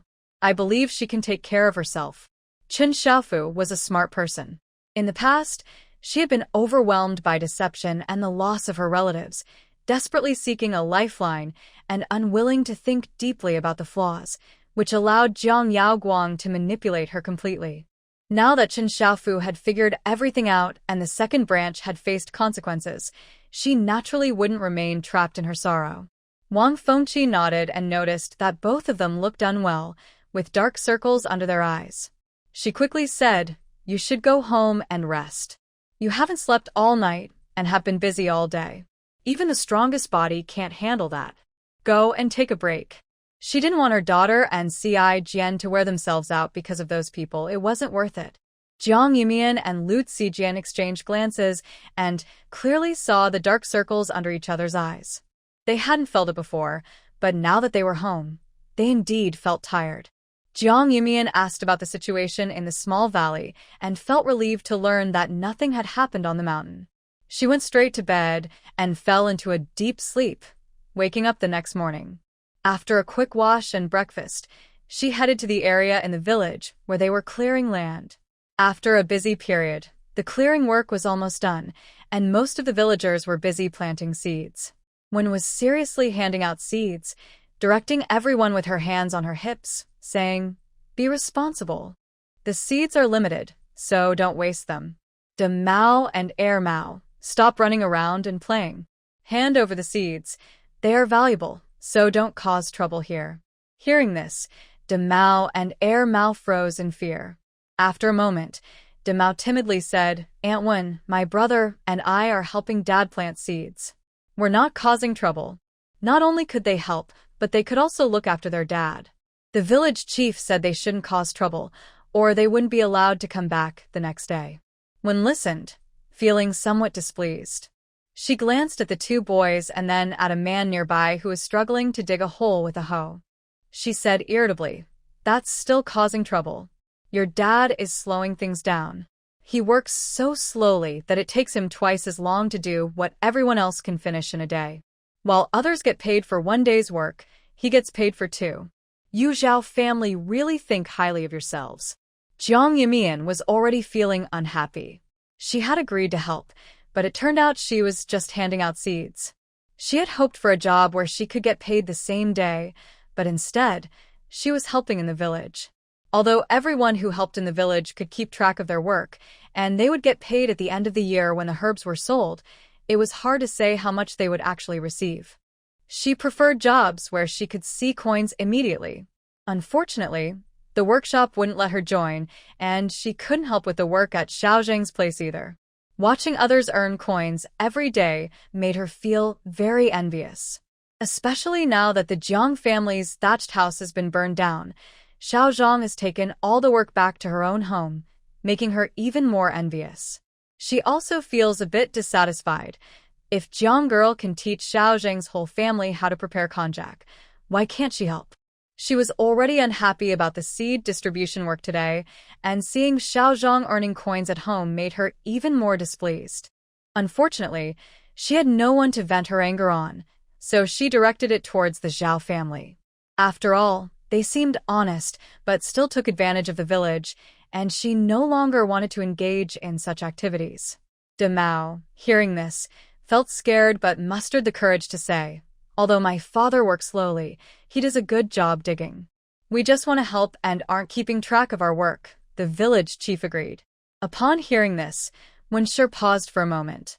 Although she still felt a bit annoyed, she didn't say much more and quietly muttered, "What a fool, working for free and being so happy about it."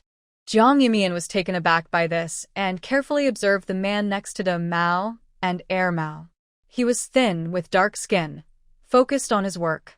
Even though he could only use one arm, he worked hard, as if he were trying to learn how everyone else was hoeing the land. After a moment of surprise, she realized who he was. He seemed to be the husband of the mute woman. It was her first time seeing him after being in the village for so long. After hesitating for a while, she walked over.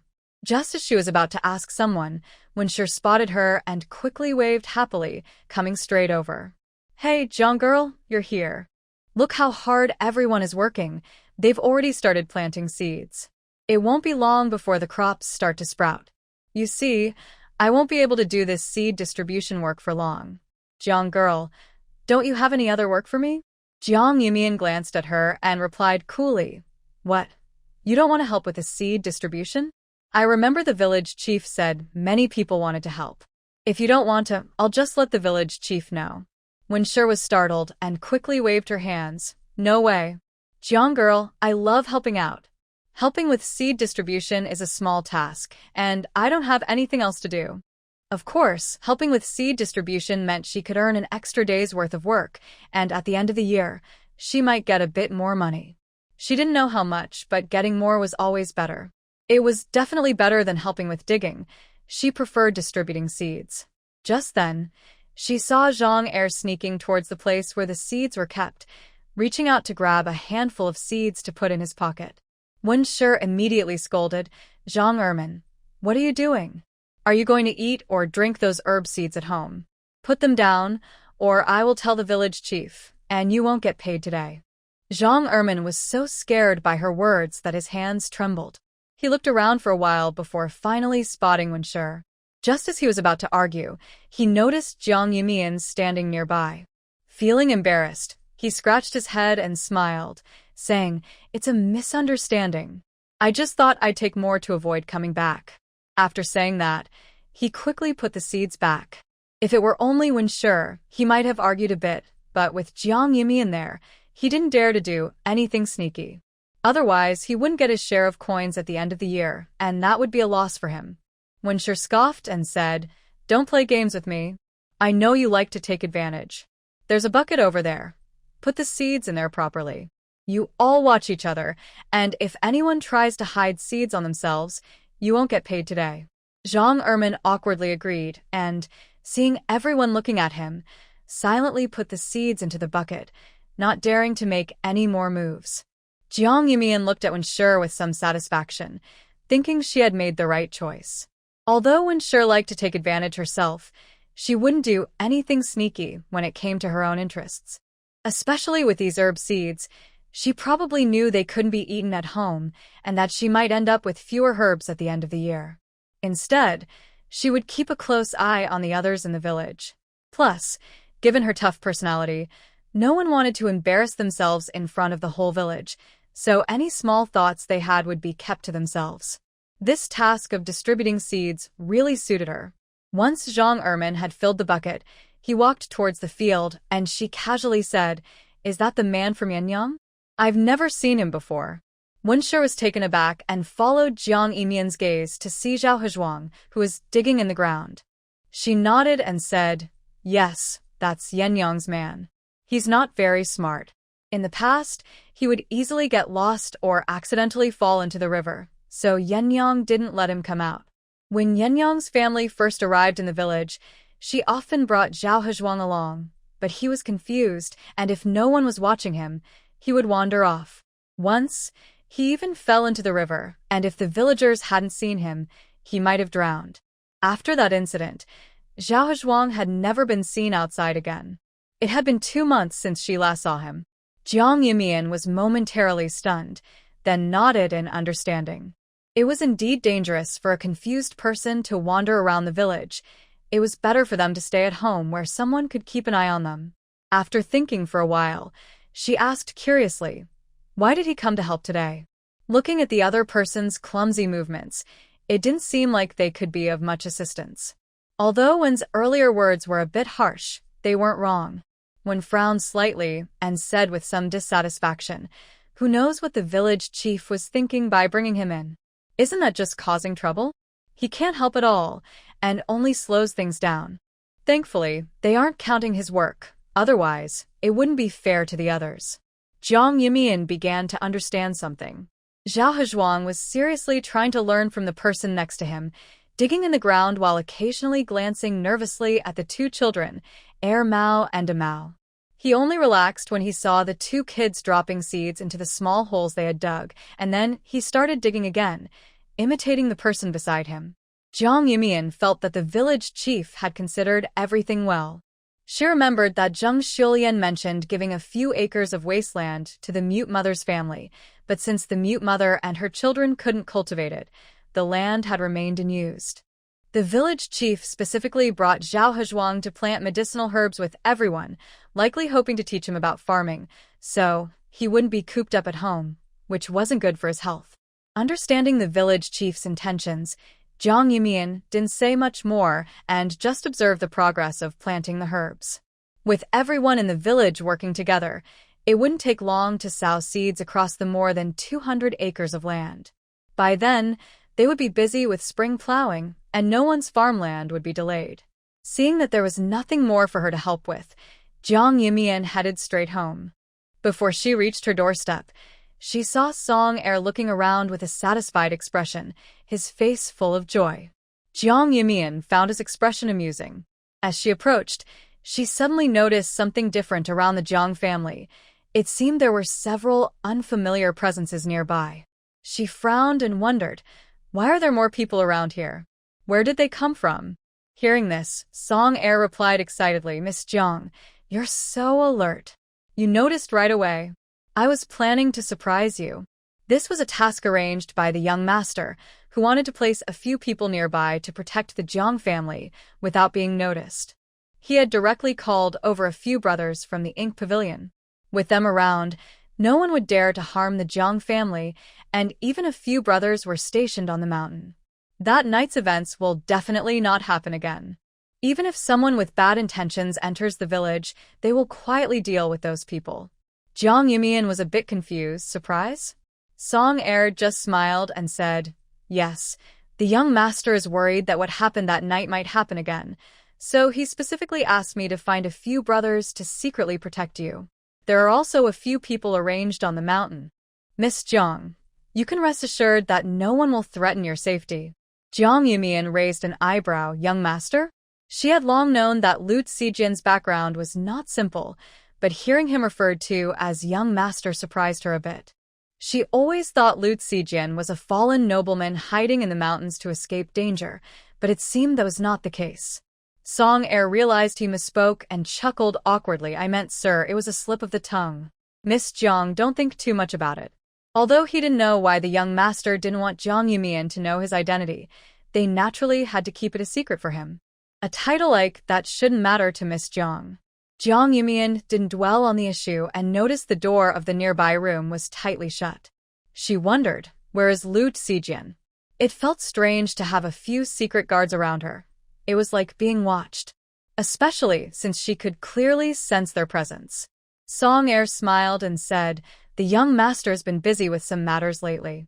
If you need anything, just let me know, and I'll take care of it. The young master had instructed him to take good care of the Jiang family, and he had to do this well. If it weren't for the last time the young master asked him to stay by Chen Xiaofu's side, and he did a good job, he wouldn't have gained the young master's trust. Jiang Yumian smiled and said helplessly, then let's remove a few people near my house. With me at home, there's no need for so many. Isn't that a waste? Besides, her family wasn't any important figure, so there was no need for protection. She thought this idea could only come from Lin Yan'an, but unexpectedly, Lu Zijian. Jiang Yumian was taken aback and suddenly realized something, finding it a bit amusing. When did he become so childish, competing with Lin Yan'an? So that's what he meant by no next time. Forget it, just let Lu Zijian know when he comes back. Song Er responded with an "oh," feeling a bit confused. But he felt relieved. As long as he didn't have to send those people away, it was fine. That was the young master's instruction, and he couldn't mess it up. Jiang Yumian went to the workshop and saw everyone busy and organized with their tasks. She didn't stay long, and went straight home. Chunyu was in the backyard feeding the chicks, which were brought down from the mountain by Xiao Nuan and Xiao Yi. They looked fluffy and very cute. Chun Xiaoqing was inside the house, embroidering with Wang Fengqin. They chatted occasionally, and their laughter could be heard. The scene was very harmonious, and they seemed to have settled into their new life, no longer appearing timid like a few days ago.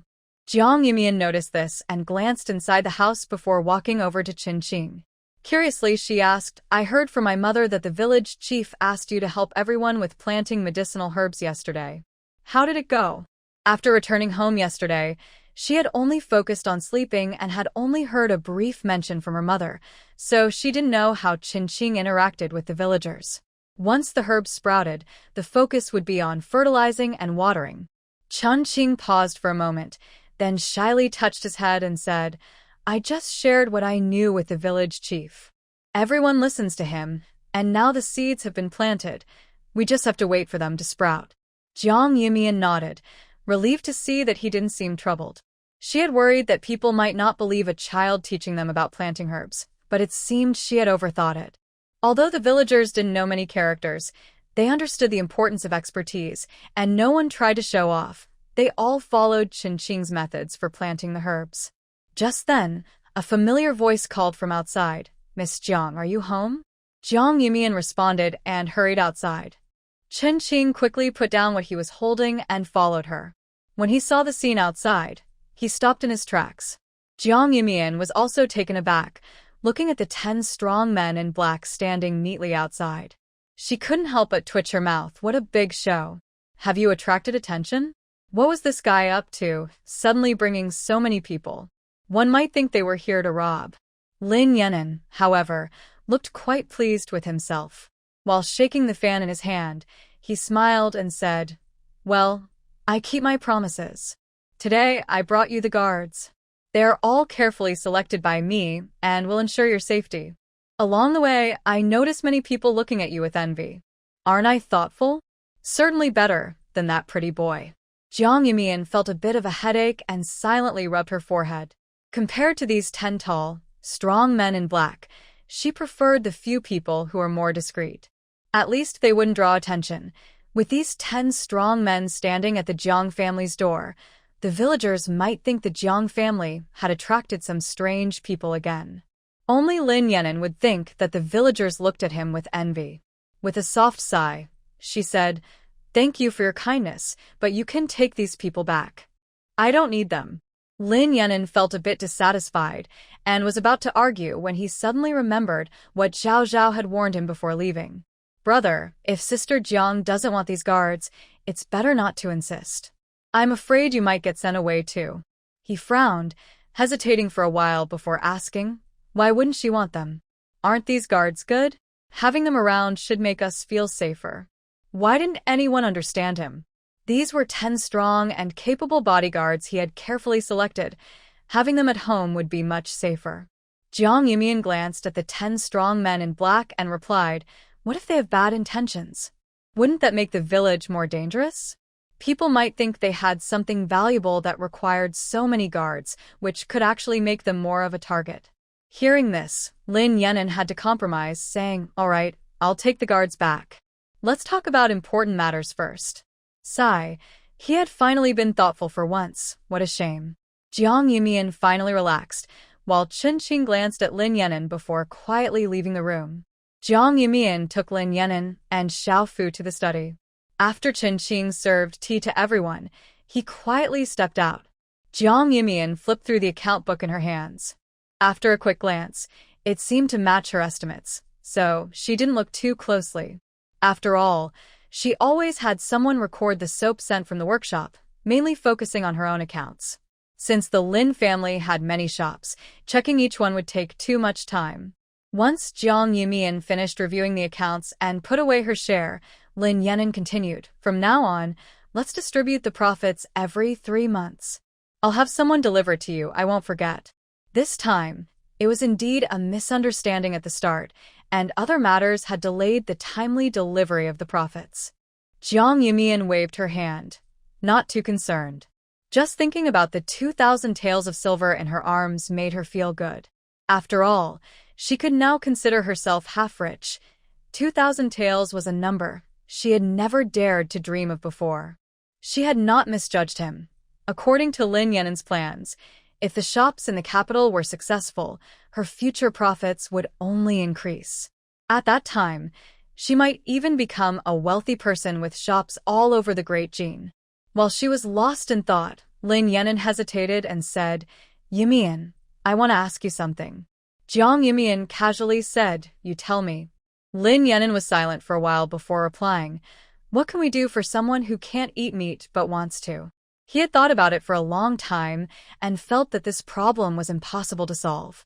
Wanting to eat meat but being unable to, especially since the doctor had specifically advised against it, left him at a loss. Unfortunately, this was the only option they had. Ever since the flower viewing banquet was disrupted by the Song family, they hadn't had a chance to visit the hot spring resort again, let alone see Miss Xia. He heard that the hot spring resort was currently closed to guests, which was a shame because his father was urging him to try anyway. His father didn't understand why, but even though the Lin family was just merchants, they did well in business and knew many important people. This was the first time someone had made his father so eager to befriend them. Jiang Yumian casually replied, "It's simple, just eat vegetarian meat." Although vegetarian meat doesn't taste as rich as real meat, if prepared well, it can mimic the flavor closely, especially for those who can't eat meat. Lin Yan'an looked puzzled. What is vegetarian meat? He had never heard of it before. Jiang Yumian thought for a moment and explained, "It's made from vegetables that look and taste like meat. It feels like meat when you eat it, but it's still just vegetables." Lin Yan'an's eyes brightened at her words. He quickly asked, "Can you make it? Can you help me prepare some dishes like that in town?" Jiang Yumian nodded, "Sure, just have someone gather the ingredients and I'll make it." Lin Yan'an was delighted, feeling he had asked the right person. He clarified what ingredients were needed and had Xiaofu prepare them. They didn't waste any time and quickly organized their accounts before heading to town in a carriage. Jiang Yumian was taken to the back kitchen of an inn, where all the necessary items were ready. Without delay, she washed her hands and got to work. She had once had a phase where she loved eating vegetarian meat in various forms. After learning it was made from bean curd skin, she had tried making it herself and found the taste comparable to what was sold. She even studied it closely and discovered that most meat dishes could be made with vegetarian meat. At that time, she thought it was just fun, but today it turned out to be useful. She stacked several fresh bean curd sheets together, shaped them into squares and cylinders with fine cloth, and then placed them in the pot to steam. While the bean curd was taking shape, Jiang Yumian began preparing various side dishes and seasonings. She planned to make braised vegetarian meat, crispy vegetarian meat, cold shredded chicken, and fried chicken. When the side dishes were ready, the tofu skin in the pot was almost cooked. She quickly cooled the shaped tofu skin in cold water, then began to cut it into the shapes of braised pork and chicken legs, using the prepared sauce to marinate them. From a distance, it really looked like marinated meat. Lin Yan'an and Xiaofu stood outside the kitchen, listening to the sizzling sounds inside, feeling both anxious and excited. Xiaofu hesitantly asked, "Young master, can Miss Jiang really do it? Can a few pieces of tofu skin really look like meat? Isn't that just nonsense? I doubt it will even reach Miss Xia's hands." He couldn't imagine how tofu skin could be made to look like meat. Not to mention the texture, even the appearance was completely different. Lin Yan'an had some doubts too, but he replied seriously, "I believe in Emion.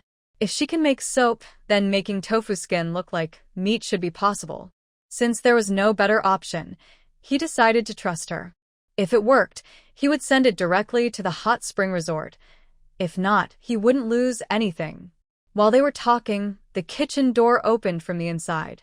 Jiang Yumian came out holding a small plate of braised pork and crispy meat, smiling as she said, "Try this."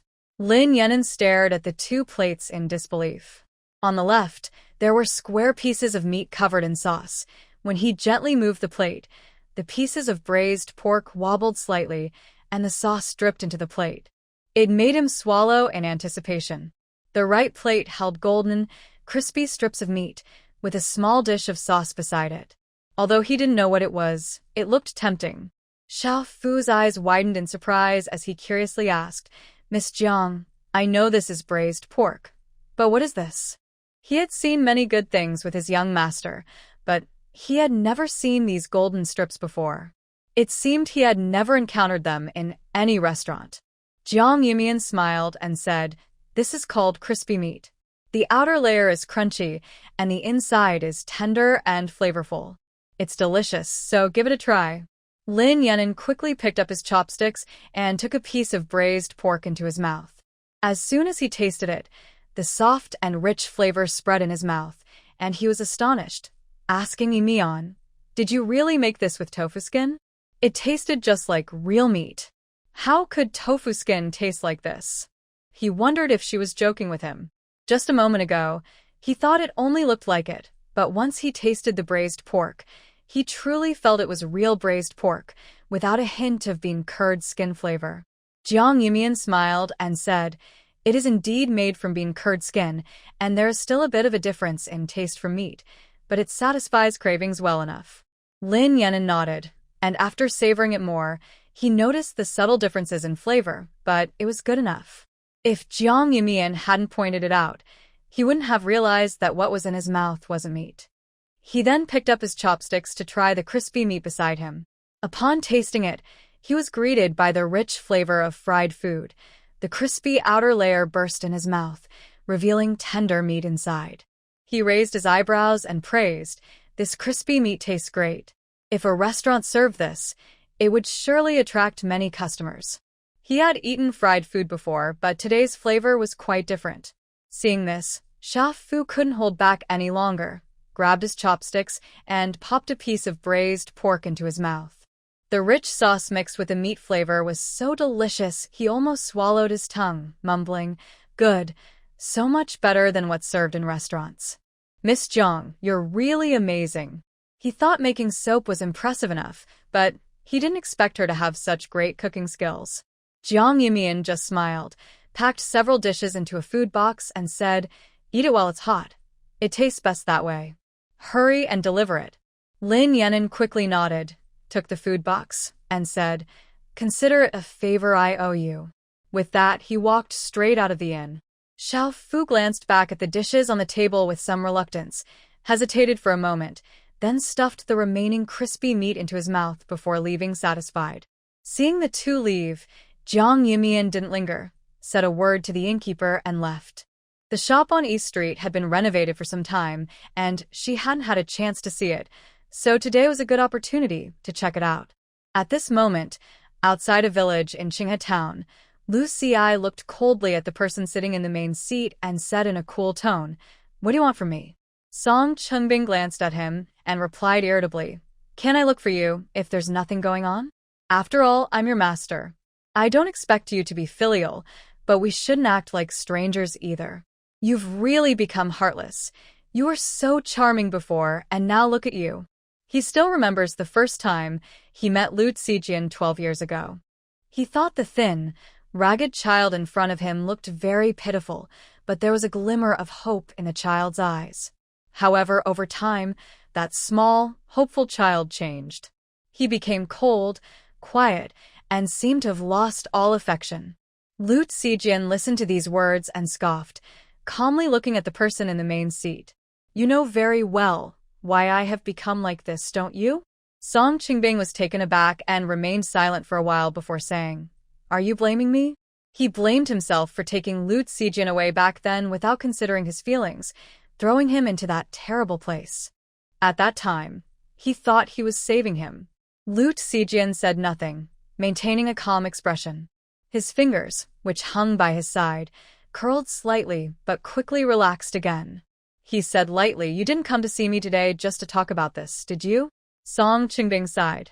Seeing Lu Zijian's usual demeanor, he reluctantly said, "I heard you met Xiaoyu recently. How is she? Has her condition worsened?" Now, with so many matters in the capital, he had to run back and forth. Unfortunately, these people were all troublesome. Xiaoyu insisted on leaving the capital to recover, and if someone were to target her, it would be a disaster. Lu Zijian frowned. "Who is Xiaoyu?" Song Qingbing was stunned and after a while said, "She is Xie Jingshuan's younger sister. You met her a few times when you were young. Have you forgotten?" He originally thought Lu Zijian simply didn't like him, but now it seemed that he didn't even want to remember that part of his past. What happened back then was indeed his fault. Lu Zijian then recalled the person he saw at the government office that day. He thought they looked familiar. It turned out to be Xie Jingshuan's sister. He replied in a flat tone, "I have met her once." Seeing that Lu Zijian had nothing more to say, Song Qingbing didn't know what to say next. He didn't have much experience in spending time alone with him. Lu Zijian was not a talkative person. He wanted to get closer, but he had missed the time when Lu Zijian saw him as a savior and had instead pushed him into a difficult situation. By the time he returned, Lu Zijian had already become cold and distant, making it hard for anyone to get close to him. He seemed to dislike the Mo Pavilion and everything and everyone associated with it. Thinking about the past, Song Qingbing felt a bit regretful. After a long silence, he said, "When do you plan to return to the capital? I heard you are already prepared there. As soon as you show up, the plan can be smoothly executed. When the time comes, we can start the next step here." Lu Xijing glanced at him and replied calmly, "Not yet. You haven't done what you promised me, and the situation with Bao Zhi Tang has already been disturbed." Song Qingbing paused, rubbing his temples in frustration. "Those two people you mentioned are probably dead. The Ink Pavilion has been searching for a long time without any news, and I've nearly checked everywhere I can. Unless you provide more specific information, I can't continue the search." He regretted making promises he couldn't keep, and now this annoying kid had him in a bind. It was clear that now was not a good time to return to the capital. Staying here was actually safer for Lu Zijian. The reason he ordered the crackdown on Bao Zhi Tang was not only because he was unhappy with those people acting so boldly, but also to test the person behind it. In hindsight, it seemed a bit impulsive. Fortunately, it didn't turn out too badly. It even helped that person make a decision. Lu Zijian frowned, remaining silent for a while before asking, "Where else haven't you searched?" The Ink Pavilion's influence was widespread in the Great Jin, and there was hardly any information they couldn't obtain. Unless those two were hidden by other forces and remained outside the Ink Pavilion's intelligence network, it was impossible for there to be no news at all. Song Qingbing suddenly realized something. "Are you saying that the missing person might not be dead, but is instead within the territory of another force, and the Ink Pavilion hasn't found them? Logically, that missing person was just an ordinary citizen. How could they be hidden by another force? What would they want with an ordinary person?" As for the one who was conscripted, he leaned more toward the idea that they had died on the battlefield. How could an ordinary person survive in such a situation, especially given the fierce nature of that battle, which resulted in countless casualties? So many lives were lost and forgotten, making the search feel like looking for a needle in a haystack. It was far too complicated to investigate each case. Unable to understand, he lost interest in thinking further and curiously asked, "What is your relationship with those two?" One went to battle, and the other went missing. He couldn't recall Lu Zijian knowing such people, let alone having any compassion for them. Lu Zijian replied seriously, "They're very important to me. If you find any news, let Song Er inform me immediately." With that, he didn't linger and stood up to leave. Jiang Yumian led her horse to Chonglin Alley and saw Zhao Dashu moving things at the entrance from a distance. He was talking to a busy carpenter inside the shop, looking very serious. Jiang Yumian walked through the bustling crowd and quickly arrived at the shop entrance. She immediately noticed the changes inside. The place, which used to have only 4 old tables, now connected with the neighboring shop and had 12 new tables set up. The old walls had also been refreshed. As soon as she entered, she saw a wall on the left with several menus hanging, clearly displaying the prices for easy reading. When Zhao Dashu saw her, he excitedly waved, "Sister Mian, look. It's all changed just like you suggested. If there's anything you don't like, we can still fix it." Jiang Yumian looked around and then carefully inspected the kitchen, noticing the biggest changes were there. The greasy floors and walls had been thoroughly cleaned, the stove was spotless, and the shelves for ingredients were neat and tidy. It looked much better than when she first visited. She also checked the backyard. The few rooms for people to stay in hadn't changed much, but they were all clean and comfortable. Jiang Yumian nodded. "Not bad, I'm quite satisfied. It looks like you've been busy. Do you have any ideas?" Since she planned to hand over the shop to Zhao Dashu, it was important for him to feel comfortable working there. Zhao Dashu shyly scratched his head. "I think we need another stove." Right now, there was only one stove in the kitchen, and it wouldn't be enough when they got busy. He planned to start working on it tomorrow with Zhao Erei and they could set it up in a day. Jiang Yumian glanced at the kitchen space and nodded. Okay, you can arrange it. Once the stove is ready, go back to the village to help. It's a busy time now. After planting the herbs, it will be time for spring plowing. Everyone can help in the small fields together. With more hands, they could finish 5 or 6 acres in just a few days. There was no rush to open the shop. Zhao Dashu quickly nodded in agreement. Jiang Yumian then gave him 10 taels of silver, and seeing there wasn't much else to help with in the shop, she took her horse and left. As she exited Chonglin Alley, she unexpectedly bumped into a middle-aged woman who was rushing and didn't expect someone to come around the corner. Startled, the woman stopped abruptly, but her momentum pushed her forward. Seeing she was about to fall, Jiang Yumian quickly reached out to steady her. Once the woman was stable, Jiang Yumian withdrew her hand. Grandma Gui was in a panic, covering her heart and giving Jiang Yumian an embarrassed smile before anxiously looking around, her face filled with fear and worry. Jiang Yumian glanced at her and was about to leave when Grandma Gui suddenly grabbed her arm and asked urgently, "Do you know how far Tahua Ditch is from here?" Jiang Yumian was taken aback and shook her head. Although Qinghe town is not very large, it has many villages, at least 100, and not many people can name them all. Grandma Gui looked a bit disappointed and quickly asked, "Then where is the nearest clinic? Do you know?" Jiang Yumian thought for a moment and replied, "There isn't a clinic nearby. The closest one is on South Street, and it takes at least 30 minutes to walk there. East Street mainly has restaurants and places for entertainment, and it takes several streets to reach a clinic. There are a few small pharmacies, but unfortunately, they don't have any doctors on duty." Hearing this, Grandma Gui broke into a cold sweat and anxiously murmured, "What should we do? This is terrible." Seeing her worry, Jiang Yumian thought of Wang Fengqin. If she were sick, Wang Fengqin would likely be just as anxious, searching for a doctor everywhere. She hesitated and said, "If it's a family member of the lady who is ill, I know a bit of medicine. If you don't mind, I can go with you to take a look." Grandma Gui was taken aback, then her face lit up with joy. Without questioning the truth of Jiang Yumian's words, she grabbed her arm and said, "Great, please follow me." With that, she pulled Jiang Yumian toward a nearby carriage. In the distance, Jiang Yumian spotted a silver-black carriage that looked somewhat familiar. As they reached the carriage, the curtain was pulled aside from the inside. A pretty maid, sweating profusely, poked her head out and said anxiously, "Grandma Gui, where's the doctor?" "The young lady has fainted. What should we do?" Jiang Yumian frowned and immediately climbed into the carriage. Grandma Gui, startled, quickly followed her inside. On the small bed in the carriage lay a pale, beautiful young lady, her forehead covered in beads of sweat, her brows tightly knitted, clearly having suffered before fainting. It was Xiaoyu, whom Jiang Yumian had seen a few days ago. Jiang Yumian was surprised for a moment, then hurriedly approached to check her pulse, feeling it was weak. She frowned and said, "You all need to step outside." The maid was taken aback and hesitated, but Grandma Gui pulled her out. Seeing that there was no one else in the carriage, Jiang Yumian took out a ginseng nourishing pill from her space and fed it to the person in front of her.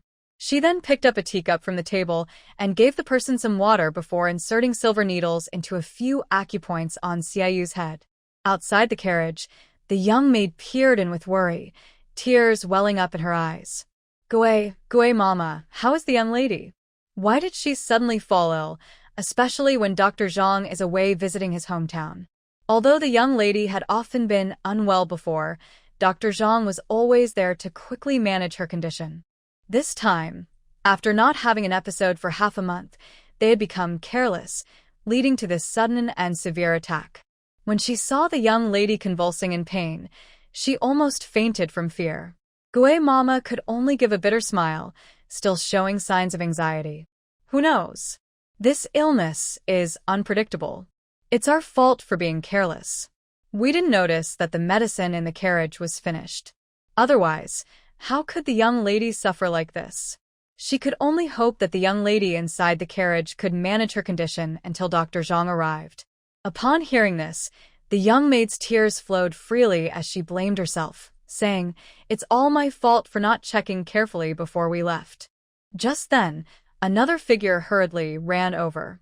Madame Bai clutched the handkerchief in her hand, her eyes filled with worry.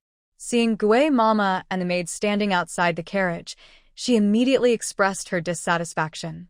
"The young lady has fainted, and you're not inside taking care of her? What are you doing out here?" With that, she attempted to rush into the carriage.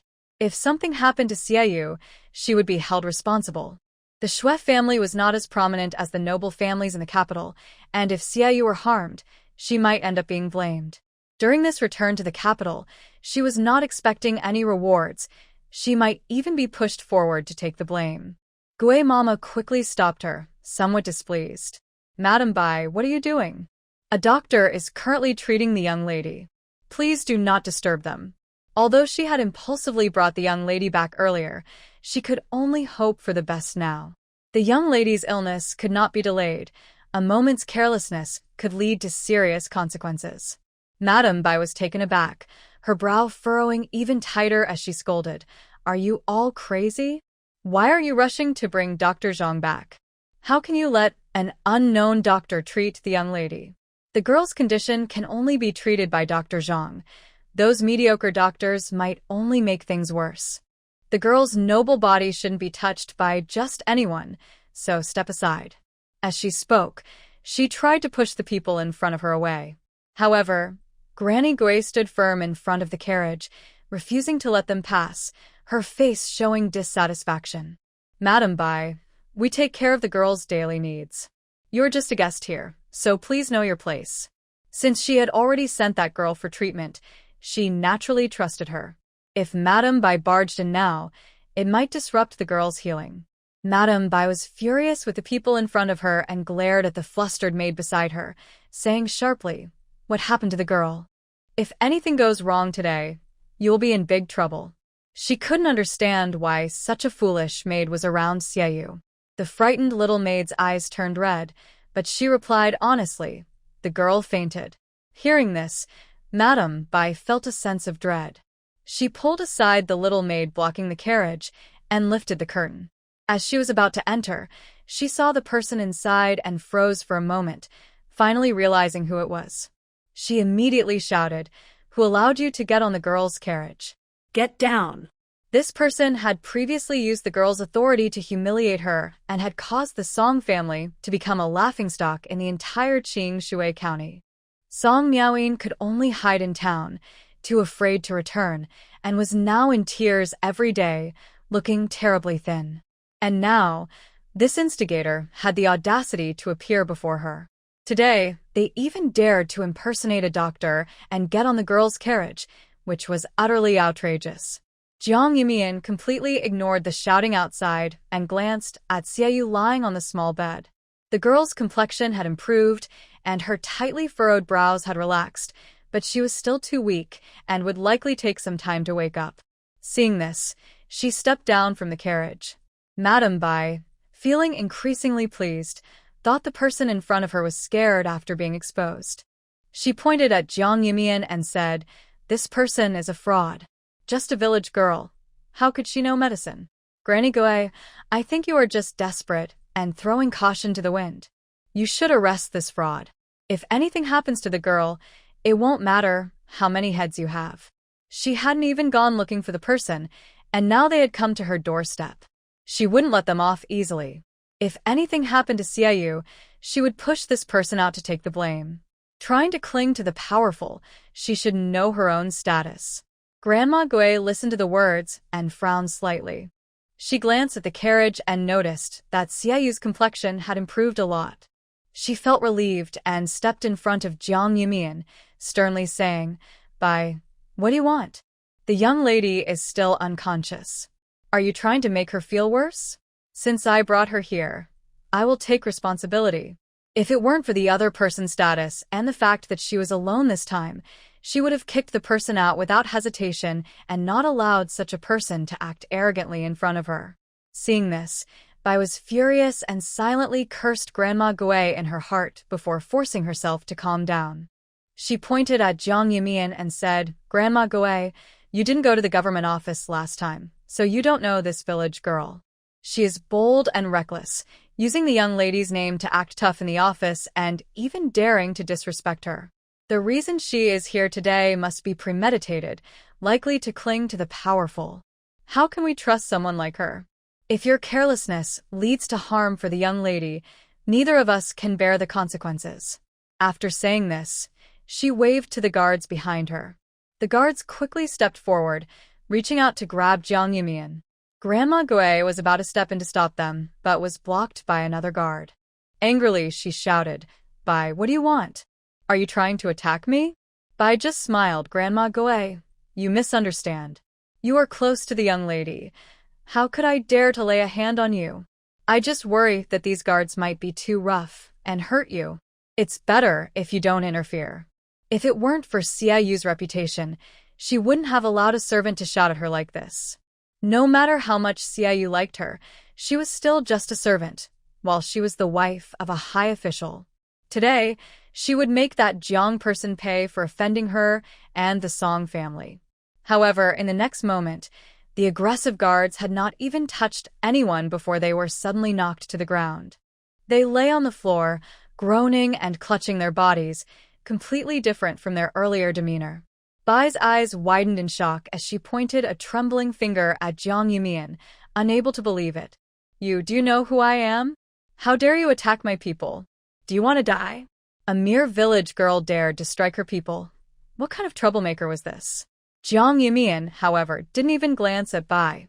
She simply pushed aside the guard holding Grandma Gui and said coldly, "The one who wants to die is you. Since I came to save someone, I will take responsibility. Why do you want to drive the doctor away as soon as you arrive? What are your intentions?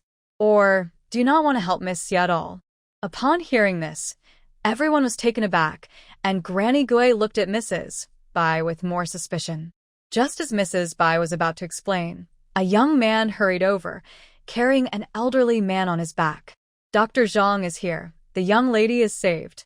Granny Gui immediately sighed in relief and quickly said, "Dr. Zhang, you've arrived. Please check on the young lady right away." The elderly man, known as Dr. Zhang, took a deep breath and was quickly helped onto the carriage by the guards.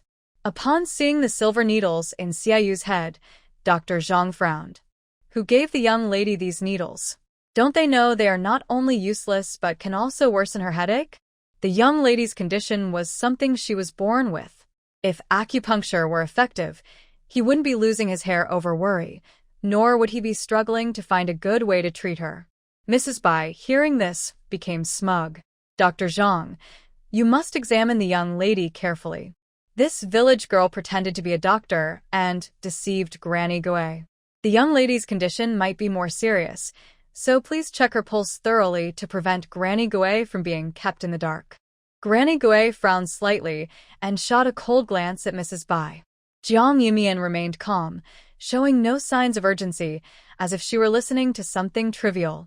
Mrs. Bai snorted coldly, thinking she would watch how this village girl would meet her end. Many renowned doctors had been unable to help Xiaoyu, and only Dr. Zhang could barely manage her condition.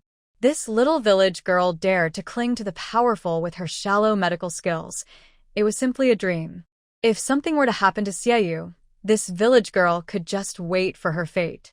Dr. Zhang soon got off the carriage, looking puzzled and slightly surprised.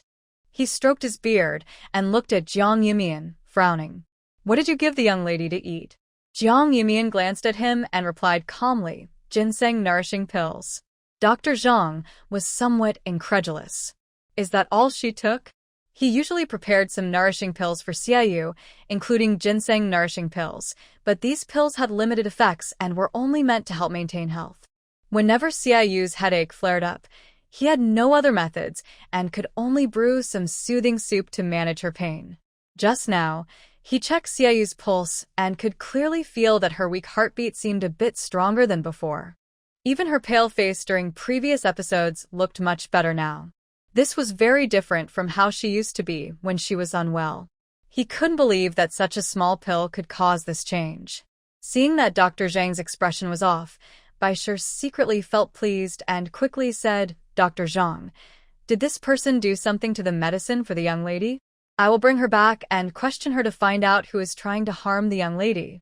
With that, she reached out to grab someone. Before Dr. Zhang could speak, a weak female voice came from the carriage. Bai Shi, stop. Everyone present was taken aback. Granny Gui immediately looked happy and walked toward the carriage. At that moment, Xiaoyu also poked her head out of the carriage, looking coldly at Bai Shi. What does Madame Bai want? Miss Jiang is my lifesaver. Bai Shi was startled, trembling under Xiaoyu's cold gaze, and quickly explained, Miss, I was just worried she might do something bad and worsen your condition. I meant no harm. Xiaoyu merely glanced at her and coldly replied, I remember you weren't at the manor when I left today. How is it that you just happened to be here? Bai Shi was shocked, her face paling slightly, but she still spoke up, Miss, I went to see my niece and happened to pass by. I heard you were unwell, so I hurried here. Do you suspect me? That's unfair, Mississippi. I came to the manor to help you recover, not to harm you. If she truly wanted to harm her, she wouldn't have followed Xiaoyu out of the city. Xiaoyu gave her a glance and said lightly, since you mean no harm, it would be better to be polite to my people. Otherwise, I might misunderstand that you want to replace them. Bai Shi was startled and quickly agreed, not daring to say another word. Xiaoyu then turned to Jiang Yumian, her cold expression softening with a hint of a smile. Miss Jiang, we really are fated. You saved me this time. How would you like me to repay you? If Jiang Yumian hadn't arrived in time, she might have faced a serious issue. The headache was 100 times worse than before and nearly cost her life.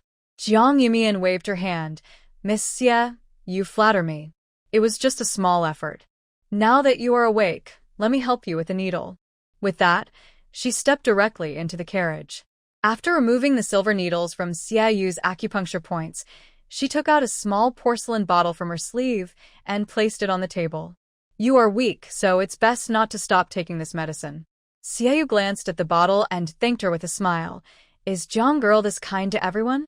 Jiang Yumian looked at the person in front of her and replied calmly, You misunderstood.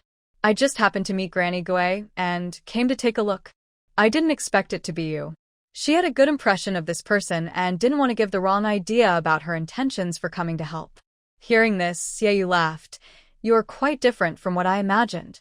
Jiang Yumian didn't think much of it and checked her pulse, confirming that she was fine. You are okay now, just take care of yourself. I will leave first. With that, she got off the carriage. However, Xiaoyu leaned out of the carriage, curious, and asked, Where does Jiang girl live? I would like to visit and thank you for saving my life. Jiang Yumian waved her hand, gave a few instructions to Dr. Zhang, then swiftly mounted her horse and left. As the horse disappeared down the street, Xiaoyu's expression suddenly turned cold. She looked at Bai's anxious face and said lightly, Since your niece has been disturbed, you should take care of her for the next few days. I won't need your assistance for now. With that, she lowered the curtain and leaned back in the carriage to rest. Granny Gui and the young maid quickly got into the carriage. On the way, Granny Gui shared what had happened with Jiang Yumian and how Bai had been targeting her. The young maid chimed in, We really owe it to Jiang girl today. If she hadn't come to help, by the time Dr. Zhang arrived, who knows what might have happened to the young lady. Before she could finish, Granny Gui frowned and scolded, Don't say such things. The young lady has good fortune. She will recover. The young maid, with red-rimmed eyes, quickly apologized, I spoke out of turn. I will be more careful.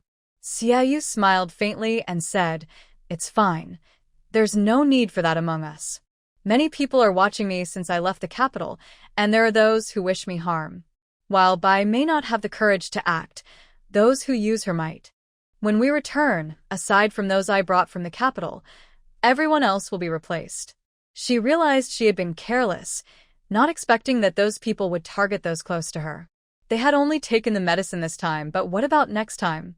She didn't dare to think further and resolved to be more cautious. Granny Gui quickly agreed. When Jiang Yumian returned to Qingshi village, the sun had already set. The sky in the distance was painted with colorful clouds, creating long streaks of yellow and pink, like a spilled palette, yet it looked very harmonious.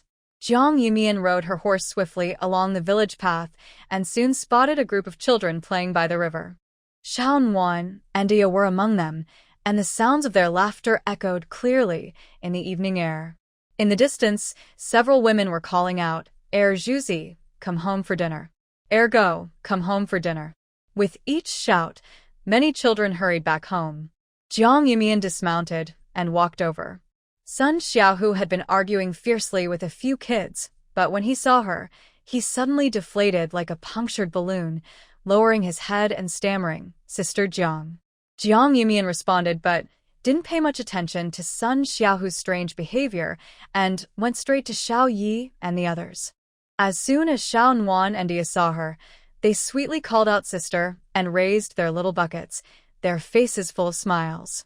On the other side of the river, Go Sheng and Xiao Yi were barefoot in the water, focused on something near the riverbank, just about to reach out. Sun Xiaohu suddenly shouted, I already won. Who wants to compete with you? From now on, I'll be the best at peeing in the village.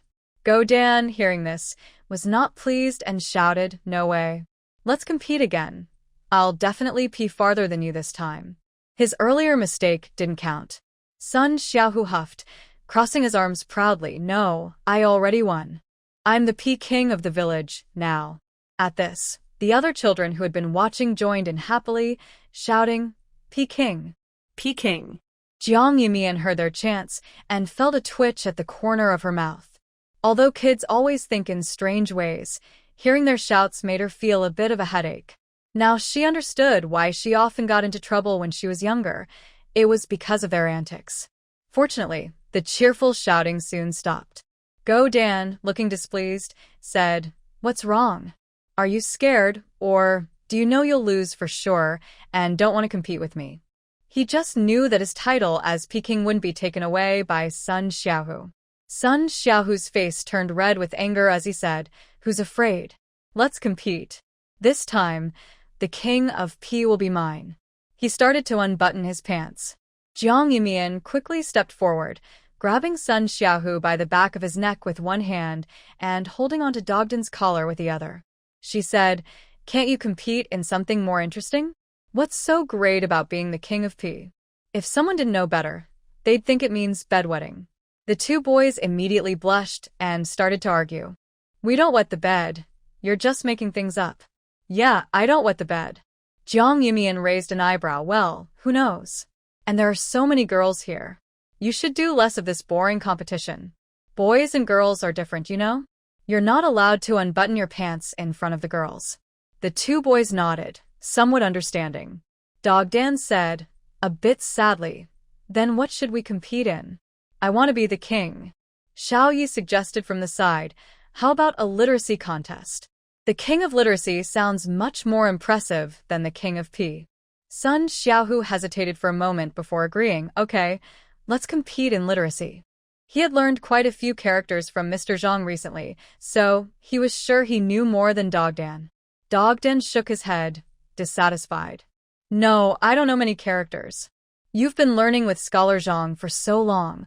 The king of literacy must be yours. He had only gone to the drying field for a few days, then found it boring and stopped going. Now, he couldn't even write his own name, so how could he compete with Sun Xiaohu? Besides, Jiang Yi was nearby, and he had heard many people say that Jiang Yi learned the fastest and could read by himself now. What if he reminded Sun Xiaohu? He didn't want to compete in literacy. Sun Xiaohu was at a loss. Then, what do you want to compete in? Dogdan frowned for a while but couldn't think of anything. After a moment, Jiang Yumian said, How about a stone skipping contest? Whoever wins will be the king of stone skipping. Everyone paused in surprise. Dogdan curiously asked, What is stone skipping? He had never heard of it before. Seeing the confusion in the children's eyes, Jiang Yumian picked up a stone and threw it onto the river.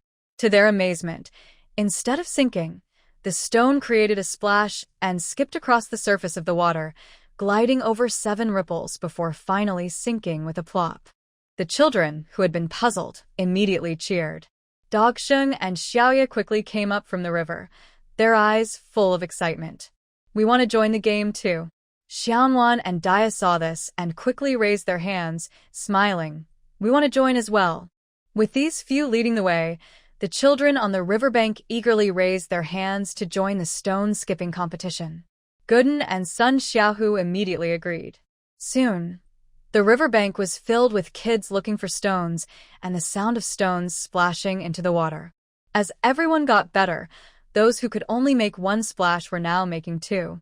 Everyone cheered with joy. The competition ended with Dogsheng making 5 skips. Although Gooden didn't become the champion as he hoped, his eyes were shining with determination. He put his hands on his hips and said to Sun Xiaohu and Dogsheng, "Just wait. One day, I will be the champion, and the title of literacy champion will be mine too." He was sure that the more he practiced, the sooner he would become the champion. Sun Xiaohu laughed. "All right, I'll wait. Next time, I will definitely be the stone-skipping champion. I don't want to be the urine king anymore. That's boring." Just then, a voice filled with anger came from nearby. "Sun Xiaohu, you little rascal. What are you doing? Get back home for dinner. Are you looking for trouble? Urine king? You're not a king at all." Grandma Sun, holding a broom, looked furious. This naughty boy was not coming home for dinner and was playing around instead. Was he competing to see who could wet the bed better? What was so fun about that? As soon as Sun Xiaohu saw Grandma Sun's angry face, he quickly ran home, forgetting all about the competition for the title, and cried out, "Grandma, I'm going back. Don't hit me, please." Seeing Sun Xiaohu run away, the others also hurried home. Thus, the village's first stone-skipping competition came to an end. When Jiang Yumian and the others got home, it was completely dark outside. Wang Fengqin and her brother Chen Yu had already prepared dinner. When they saw them return, they called them to eat together. At the dinner table, everyone talked about what happened that day. Dogsheng was particularly happy, boasting about the fish in the lotus pond. "The fish in the pond have grown so big. Tomorrow, I'll bring a few back to eat. They will be delicious, all thanks to me and Taigong feeding them worms every day." He spent every free moment digging for worms to feed the fish, which loved them. Xianwan's eyes lit up when she heard this. "Really? Wasn't the fish just so small a few days ago?" she said, holding up her 2 clean white fingers to illustrate. Dogsheng just smiled and replied, "That was ages ago. When have I ever lied to you? Just wait and see tomorrow, Xianwan." Xianwan blinked her bright eyes and nodded. Everyone laughed at this. After dinner, Dogsheng was ready to take Dia back. Jiang Yumian handed over the silver given by the government, saying, "This is the money from selling land in Xinghua village. 15 taels are from Tai's family, and 9 taels are from your family. Be careful on your way back." Dogsheng took the silver and patted his chest, saying, "Don't worry, Yumian.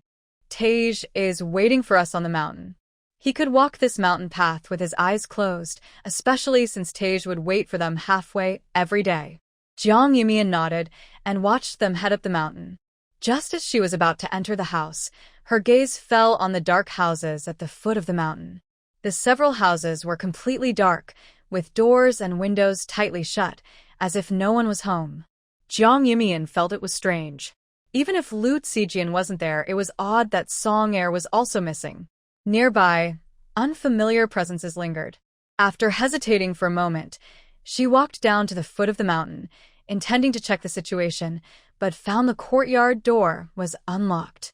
A shiny black-maned horse was happily eating grass in the shed. When it saw her enter, it just snorted excitedly and continued munching. Jiang Yumian smiled and was about to knock on the door when she suddenly spotted a figure lying on the roof of the West House. If she hadn't been so close, she might not have noticed anyone on the roof. The person's presence was well hidden, and with the cover of night, it was indeed hard to see. She quickly jumped up to the roof and sat beside Lu Zijian, chuckling. "So you were home, hiding on the roof?" She made sure to conceal her presence. Lu Zijian was resting with his eyes closed, lost in thought. Memories flooded his mind. One moment, he was 12 years ago, listening to Song Bingqing speak gently to him, and the next he was thrown into a scene of chaos, surrounded by bodies. At just 5 years old, he witnessed the gruesome sight of lifeless bodies lying on the ground, the fear from that moment still vivid in his memory. It felt as if the tragic figures were calling his name, pleading for help. Just as he felt overwhelmed by the weight of those memories, he suddenly heard a familiar voice beside him. He was momentarily stunned. As soon as he opened his eyes, he met those clear, bright eyes. The girl's eyes sparkled like stars in the night sky, seemingly lighting up his dark pupils. Jiang Yumian was taken aback, staring at those deep, peach blossom eyes, without speaking for a while. She thought she saw fear in those eyes. Did Lu Zijian have something to be afraid of? What's wrong? Did you have a nightmare? Jiang Yumian asked curiously. Lu Zijian just shook his head, propped himself up, and returned to his usual self, as if the fear he showed a moment ago was just Jiang Yumian's imagination. I'm Fine. What about you? Are you cold? Lu Zijian frowned, glancing at her thin clothing. The sky had completely darkened, and a cold breeze occasionally blew, making one feel a bit dizzy. Jiang Yumian waved her hand, but her gaze fell on the 2 bottles of wine sitting quietly nearby. She smiled and said, "A little wine will keep you warm." As she spoke, she handed him a bottle. Lu Zijian took the wine, but didn't drink. Jiang Yumian laughed and said, "Are you planning to drink all this wine by yourself and sleep here tonight?"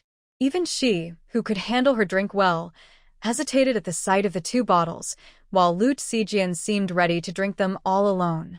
Lu Zijian hesitated, but saw Jiang Yumian already drinking, so he took a big gulp. The spicy liquor went down, and he frowned. The expected pleasure didn't come. He really wasn't suited for drinking. Jiang Yumian casually remarked, "Drinking only helps you escape. It doesn't solve problems. Aren't you considering telling me? Maybe I can help." Though she didn't know about Lu Zijian's past, she could see from his fearful eyes that he was someone without a sense of security. His cold demeanor might just be a disguise. After waiting for a while without hearing him speak, she suddenly felt a weight on her shoulder. Jiang Yumian was startled and looked at the person with furrowed brows and closed eyes resting on her shoulder.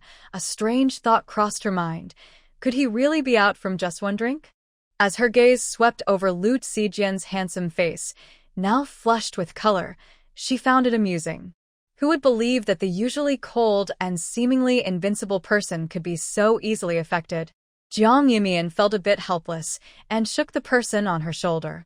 "Hey, you're really drunk. How are we going to get down later?" But Lu Zijian seemed to be sound asleep, tightly closing his eyes without any movement. Jiang Yumian tentatively called out, "Lu Zijian, Zijian, ACI." As the last sound faded, Lu Zijian suddenly opened his eyes, his bright gaze filled with a smile. "Mian Mian." Jiang Yumian felt a bit speechless and lightly patted his head, saying, "Why are you pretending if you're not drunk?" She thought he was really drunk, but it turned out he was just acting. Just as she was about to get up and leave, Lu Zijian suddenly frowned and covered his head, looking a bit wronged. "Mian Mian, it hurts." His brows were tightly furrowed, and he held his head, looking genuinely uncomfortable, as if he had been hit by something sharp. Jiang Yumian's eyes widened in surprise, and she said, "What are you doing? Are you faking it? I didn't even push you hard." But Lu Zijian continued to look pitiful, saying, "It hurts." After staring at him for a while, Jiang Yumian realized he was truly drunk. His eyes lacked the usual clarity and indifference, and there was no teasing or hidden laughter. Instead, they were filled with confusion and grievance, like a poor dog abandoned by its owner. Jiang Yumian's heart skipped a beat, and after hesitating for a moment, she reached out to gently rub his head, asking softly, "Does it still hurt?" Lu Zijian instantly broke into a big smile and seriously shook his head. "It doesn't hurt anymore. With Mian Mian here, I don't feel any pain." Jiang Yumian looked at his silly smile and couldn't help but laugh, her tone softening. "Asia, shall we go downstairs? It's cold here." Lu Zijian frowned slightly but quickly nodded seriously. "Mian Mian is cold. Let's go downstairs." Saying this, he immediately stood up, wrapped his arms around Jiang Yumian, and flew toward the yard. They landed steadily, but Lu Zijian didn't let go. He stubbornly pulled her into the house. Jiang Yumian, unable to break free for a moment, decided to see what this drunkard was up to and followed him inside. Once inside, Lu Zijian immediately released her and stood neatly to the side, not knowing what to do, while a rustling sound could be heard. Jiang Yumian didn't pay much attention. She found a match and lit the candles in the room.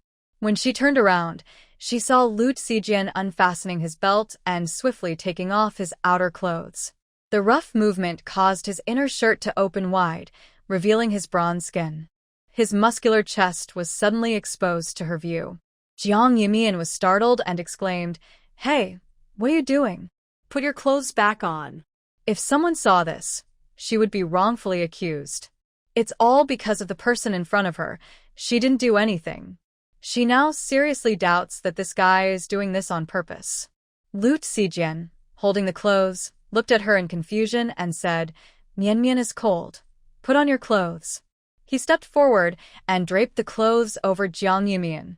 Seeing that she had put on his clothes, Lu Zijian nodded in satisfaction and walked straight to the bed, took off his shoes and got in. Mian Mian, sleep. Jiang Yumian stared at the person lying on the bed, finally coming to her senses. She glanced at the clothes on her and felt a bit helpless, not expecting Lu Zijian to act like this when drunk. He seemed like a naive child. She thought this guy would be different. With a helpless smile, Jiang Yumian took off the clothes and placed them on a nearby screen, just as she was about to leave. However, Lu Zijian grabbed her firmly and said, "Seriously, sleep. It's dark. You can't go out." Jiang Yumian was a bit stunned, and before she could react, Lu Zijian pushed her onto the bed. Their faces were suddenly very close enough for Jiang Yumian to smell the fresh scent mixed with a hint of alcohol on Lu Zijian. He seemed startled by their proximity, unsure of what to do, his gaze landing on her bright, full lips, causing his throat to involuntarily move. Just as Jiang Yumian was about to push him away, his cool lips suddenly covered hers, shocking her. Lu Zijian gently bit her lip and murmured, "Strawberry, sweet." Seeing that he seemed dissatisfied with such a light nibble, he increased his strength slightly. Jiang Yumian quickly struck the back of his neck. In an instant, the person who had been nibbling on her lips tilted his head and collapsed against her neck, his warm breath brushing against her ear, leaving her momentarily stunned. Jiang Yumian touched her lips, feeling a faint sensation, her heart racing. Unfortunately, the instigator was now unconscious. She felt both speechless and angry and pushed him off her. If he weren't genuinely drunk, she would have definitely punched him again for that strawberry comment. The next morning, when Lu Zijian woke up, he felt a splitting headache, especially at the back of his neck, which hurt as if someone had punched him hard. Even slight movements of his neck pulled at the sore spot, and he wondered if he had fallen from the roof last night. Otherwise, why would it hurt so much? Filled with confusion, he walked out of the house, his memories only going back to the time he drank with Jiang Yumian. After drinking, his memories were completely blank. After thinking for a while and not recalling anything from last night, he quickly washed up and headed to the Jiang family. As soon as Jiang Yumian came out, she saw Lu Zijian frowning and holding his neck, looking quite uncomfortable. She felt a bit guilty and couldn't help but remember what happened last night. In a moment of panic, she had used a lot of strength without holding back, and his neck must be swollen now. She cleared her throat but quickly returned to normal and said lightly, "One drink and you're done, just like everyone else." Lu Zijian was taken aback, a rare hint of embarrassment on his face. After a while, he quietly said, "Sorry for troubling you last night."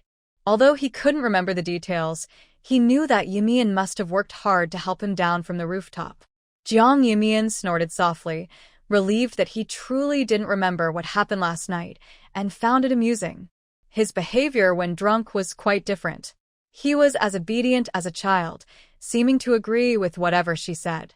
She should have played around with the drunken Lu Zijian more yesterday. While she was thinking, Lu Zijian hesitantly asked, "I didn't do anything embarrassing last night, did I?" He seriously suspected that the injury on his neck was from someone hitting him. If he had really fallen, why didn't it hurt anywhere else? Could it be that he did something to upset Yumian? Jiang Yumian was startled and suddenly remembered the feeling of their lips touching last night. Her gaze unintentionally fell on his thin lips, and the cool, soft sensation seemed to wash over her again. Her eyes flickered, and she said seriously, "You accidentally bumped your head against the wall. It must have hurt quite a bit. You should put on some medicine." As she spoke, she casually tossed him a small porcelain bottle. Lu Zijian acknowledged her, but didn't say anything more. However, when he looked at Jiang Yumian, there was a hint of suspicion in his eyes. As they were in a stalemate, they heard a familiar voice from outside. "Yumian, are you there?" Lu Zijian frowned. But Jiang Yumian felt relieved and hurried out of the yard, immediately spotting the worried Gui Mama beside Lin Yanan. Seeing her, Mama's expression brightened and she quickly approached, taking her hand and saying, "Miss Jiang, my young lady's condition has worsened for some reason. Please help us and come take a look." She was truly worried that her young lady might faint again, which is why she came directly to the Jiang family. Jiang Yumian nodded, noticing the genuine anxiety on the other person's face. She didn't ask how the two were together and said to Lu Zijian, who had followed them, "I have something to do. Please tell my mother." Lu Zijian replied, "Sure, go ahead. I'll take care of things at home." The carriage quickly left Qingshi village, heading towards Qinghe town, and then turned onto a mountain road. After about 15 minutes, they finally stopped in front of the hot spring villa. As soon as Gui Mama got off the carriage, she took Jiang Yumian and the others directly into the villa. They passed through 2 long corridors before entering a quiet courtyard. In the courtyard, many maids were busy, each looking nervously towards the house. Gui Mama hurriedly led Jiang Yumian inside, while Lin Yanan was taken to the reception room. Once inside, Jiang Yumian met Xiaoyu's somewhat guilty gaze. Dr. Zhang, standing nearby, looked surprised and said, "What happened? Why are you vomiting? Did you have a stomachache or eat too much?" He thought the maids had urgently called him for a serious issue. Gui Mama was taken aback by this and asked worriedly, "Dr. Zhang, how is the young lady?" Dr. Zhang shook his head and replied helplessly, "It's nothing serious. She might have eaten something that didn't agree with her. A dose of medicine will fix it." However, Xiaoyu quickly defended herself, saying, "It's not because of something bad. I just accidentally ate too much." Everyone was surprised by this, but Jiang Yumian suddenly found it amusing. She hadn't expected this person to be a glutton. Shaking her head in resignation, she said, "The young lady was unwell yesterday and should eat light foods. Those dishes, while vegetarian, were quite oily and not suitable for her right now. I'll write up some light recipes shortly." Yesterday, she had only heard Lin Yanan say that the other person couldn't eat meat, so she had prepared some dishes without thinking they would be for Xiaoyu. Upon hearing this, Xiaoyu's eyes lit up, and she nodded repeatedly, "Great. Jiang, you're amazing. I didn't know those delicious dishes were made by you." Heaven knows how tempted she was when she saw those dishes yesterday. When she heard they were vegetarian, she cautiously tried some, but ended up eating way too much. Having not eaten meat in a long time, she found the flavors delightful, even if they couldn't compare to real meat dishes, and she ended up finishing everything. In the middle of the night, I felt a painful bloating in my stomach, and this morning I started to vomit, which scared everyone. Jiang Yumian stepped forward to check Xiaoyu's pulse and confirmed there was no problem. She then wrote down a few light prescriptions and handed them to Granny Gui. Granny Gui took a quick look at the detailed prescriptions and hurriedly gave orders.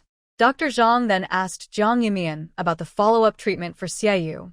"I noted all the precautions you mentioned yesterday, but there are a few points I don't quite understand and would like to ask you about," Dr. Zhang said earnestly, his eyes full of eagerness to learn. Jiang Yumian generously answered all his questions and also wrote down a few recipes for medicinal baths and acupuncture techniques. Dr. Zhang left feeling satisfied. During this time, Xiaoyu had been watching Jiang Yumian with great curiosity from behind the bed curtain, her interest in this person reaching its peak. She was very curious about Jiang Yumian. Although she had seen country girls before, most were similar to the noble ladies, either flattering or timidly avoiding the wealthy. None were like Jiang Yumian, who was neither servile nor arrogant and treated her as an ordinary person. Especially after spending some time together, Jiang Yimian's clear abilities stood out. She guided everyone in court with her ideas, practiced medicine, and even had excellent cooking skills. She had heard from the young master of the Lin family that this girl was the one who made soap. Such an outstanding person made Xiaoyu feel like she had met her too late. Sensing Xiaoyu's intense gaze, Jiang Yimian casually glanced at her and asked, "Is there anything else bothering you?" Xiaoyu smiled and waved her hand. "Come sit with me and talk. Also, don't call me miss anymore. It feels too formal. Just call me Xiaoyu, and I'll call you Yimian from now on." Jiang Yimian was taken aback and didn't respond. Xiaoyu didn't mind and continued talking. Suddenly, she reached into a box by the bed and pulled out a beautifully crafted small token, handing it to Jiang Yimian with a smile. "The Baoxiang Fang in the capital will be yours from now on." She had been thinking about what to give her after she saved her yesterday and couldn't come up with anything suitable until she heard Lin Yanan mention that Jiang Yimian made soap. Jiang Yimian was a bit surprised and was about to refuse. But Xiaoyu quickly pressed the token into her hand, saying, "Don't think this is something special. It's just a small beauty shop. I don't want to go to the shop. It's yours now, and you can check the accounts whenever you like. If you don't want to go, that's fine too. There are people managing the Baoxiang Fang, so you just need to wait for the profits. Keeping it doesn't help much. Jiang Yimian can make soap and probably other things too, so giving it to her is better." Seeing the other person was serious, Jiang Yimian guessed it was just a small shop and thanked her before taking the token. They chatted a bit more, and when Jiang Yimian noticed the other person was too tired to keep her eyes open, she said, "You should rest well. I'll go take a look around." Xiaoyu just closed her eyes and nodded sleepily. As Jiang Yimian stepped outside, Granny Gui came in from the courtyard. When she learned that Xiaoyu was sleeping, she sighed, "I'm really sorry to trouble Miss Jiang today. It's my fault for not understanding the situation at first and rushing to find you." Jiang Yimian waved her hand, not too concerned, and said she would take a stroll.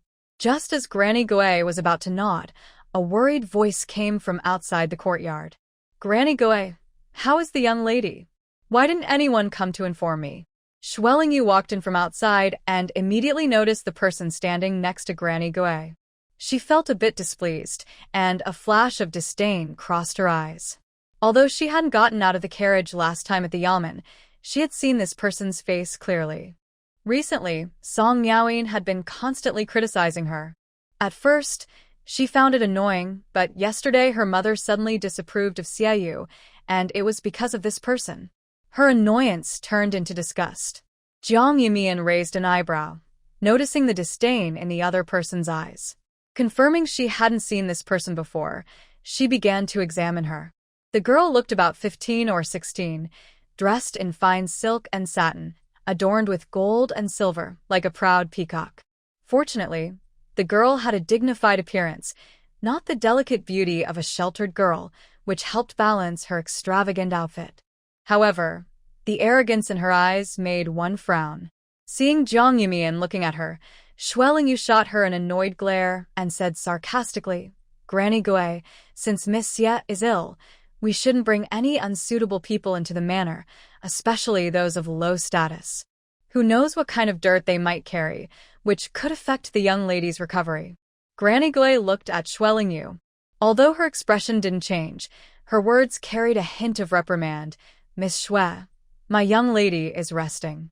What kind of behavior is this, shouting so loudly? Is this how people of low status behave, according to the rules and manners of the Ministry of Rights? If I once thought that the young lady from the Xue family was polite and well-mannered, today I truly opened my eyes. I never expected that the lively and courteous Xue girl, praised by everyone in the capital, would behave this way. The good reputation she had was clearly misleading. If I hadn't seen it with my own eyes, I might have been fooled too." When Yu heard this, her face turned slightly pale, but she still lowered her head and respectfully said, "Mama, you misunderstood. Yu was just too worried about the young lady's condition and lost her manners.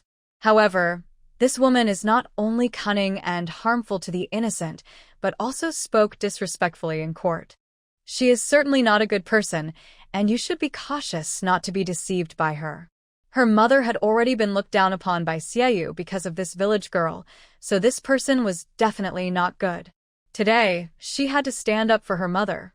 Mama Gui only snorted coldly, her voice stern. So, Miss Xue means to say that my young lady cannot recognize people? Miss Jiang is a lifesaver for my young lady, and she came today to help with her illness. You not only slander Miss Jiang but also imply that my young lady cannot tell right from wrong. Miss Xue, you are thinking too highly of yourself. This was a harsh statement. Xue Lingyu had only targeted Jiang Yumian, but upon hearing this, her lips turned pale with fear, and she quickly explained, No, Mama, I misspoke. Please don't be angry. I only heard that the young lady's condition worsened, and wanted to check on her. I meant no disrespect. Her mother was already not favored by Xiaoyu, and if she was also looked down upon, her trip to the capital would be in vain. Mama Gui pretended not to hear and said lightly, The young lady is resting and cannot see guests. You may go back. Xue Lingyu was taken aback and looked at Jiang Yumian with some dissatisfaction. She had just seen her come out of the room. Why would Xiaoyu not see her, but allow this village girl in? Was she really less important than this farmer's daughter? The more she thought about it, the angrier she became, but she still smiled and replied, Then I will wait until the young lady wakes up to visit again. With that, she turned to leave, but her smile vanished instantly. If it weren't for her mother wanting to please Xiaoyu, she wouldn't have to endure this. After all, this was just a servant daring to reprimand her.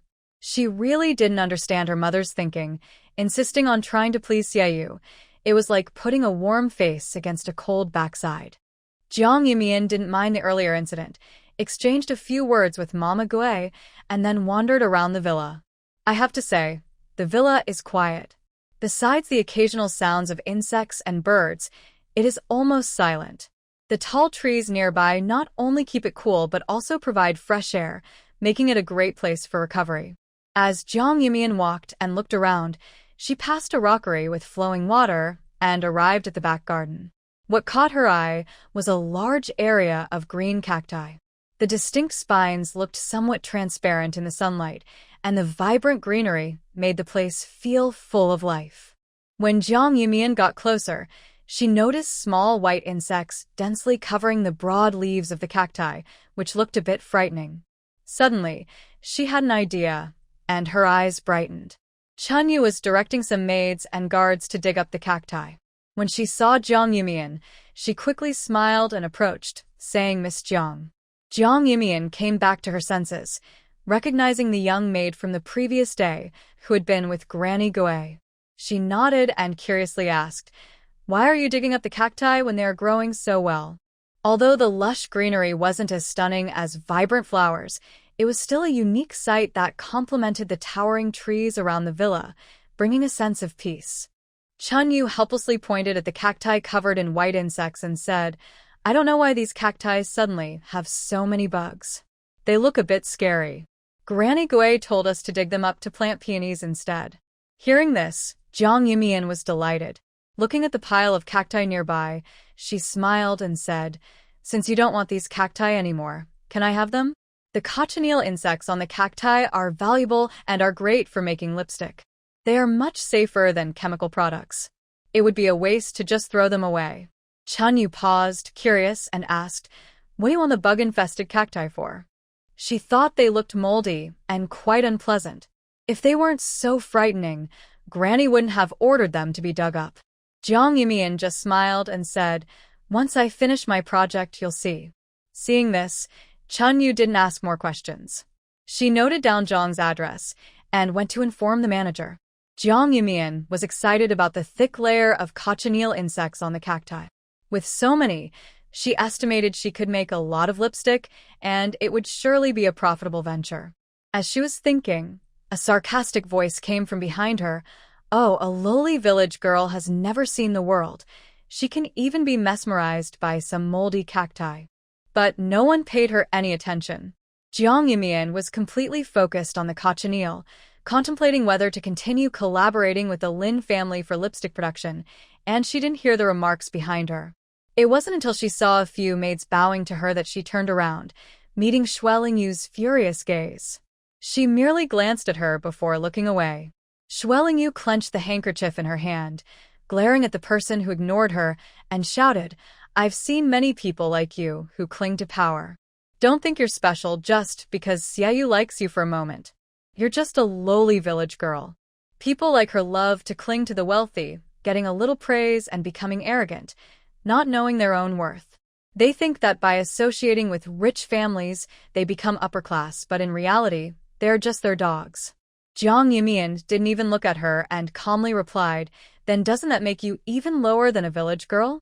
After all, Miss Xie seems to prefer me, and won't even let you into her courtyard." At this, Xue Lingyu, already in a bad mood, became even angrier and shouted, "What nonsense are you talking? Do you think you're worthy to compare yourself to me? What if you got into the courtyard? You're still just a lowly farmer's daughter." She was a proper noble lady.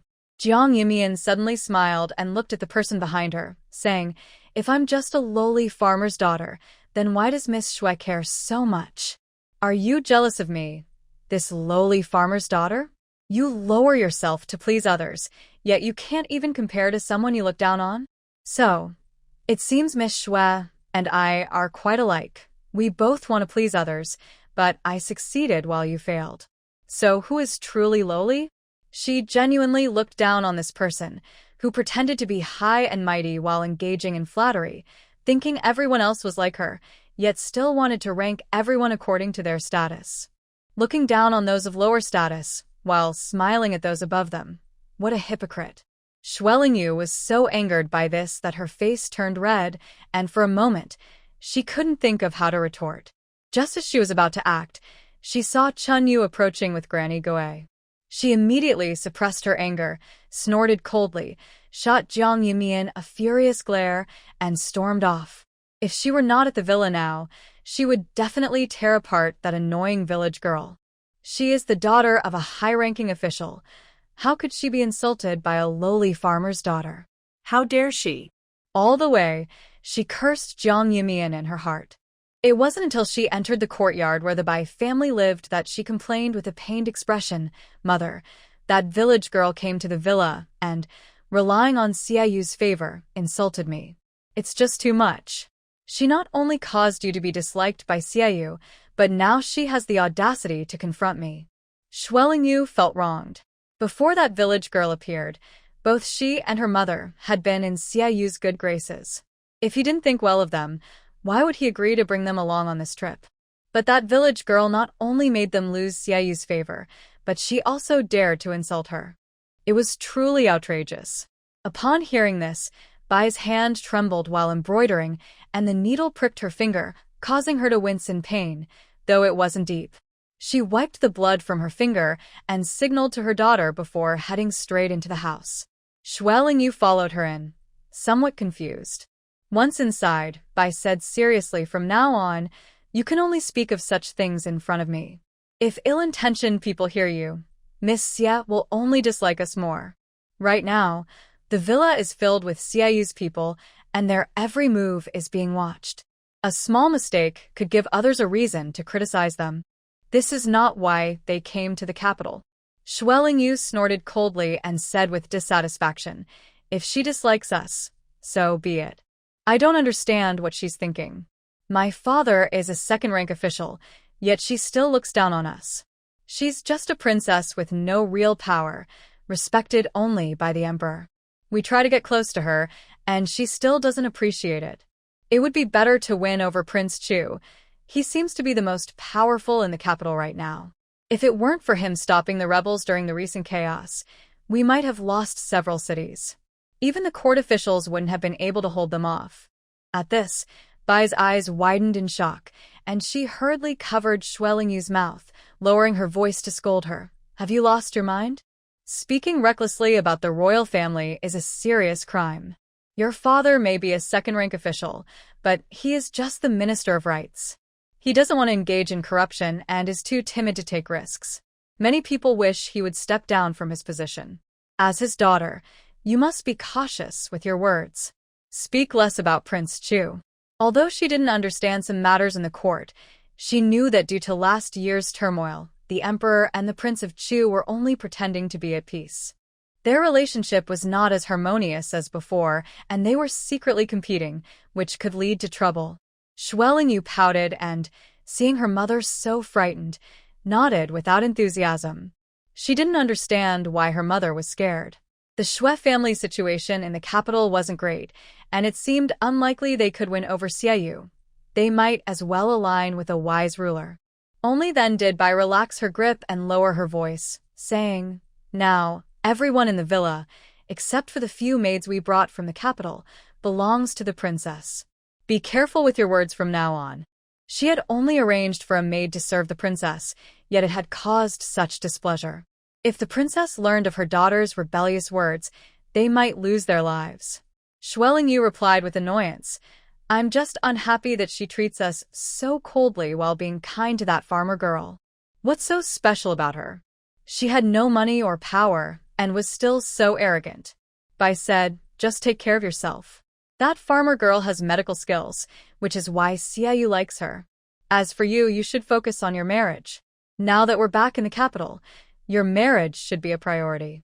Upon hearing this, Xue Lingyu frowned immediately, looking displeased. "Mother, I don't want to marry that wastrel from the Yinding Marquis. He spends all his time in the pleasure houses. How can he be a good person? If I marry him, it would be like living as a widow." Everyone in the capital knew that the young master of the Yinding Marquis was a good-for-nothing. If she married him, she would be the subject of ridicule. Bai replied sternly, "You have no say in this marriage. The Yinding Marquis is your best option right now. If your father's biological daughter hadn't died, do you think you would have this chance? Be grateful."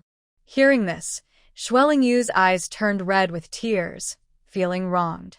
"I used to accept her leftovers, but now that she's gone, I have to accept her leftover man too? Mother, I don't like that wastrel. I don't want to marry him." Thinking of all the rumors she had heard over the years made her tremble with anger. Seeing her daughter crying sadly, Bai quickly hugged her and comforted her, saying, "Who said you have to marry that wastrel? The Yinding Marquis has more than one young master. The eldest son has been raised in the countryside and returned to the capital a few months ago.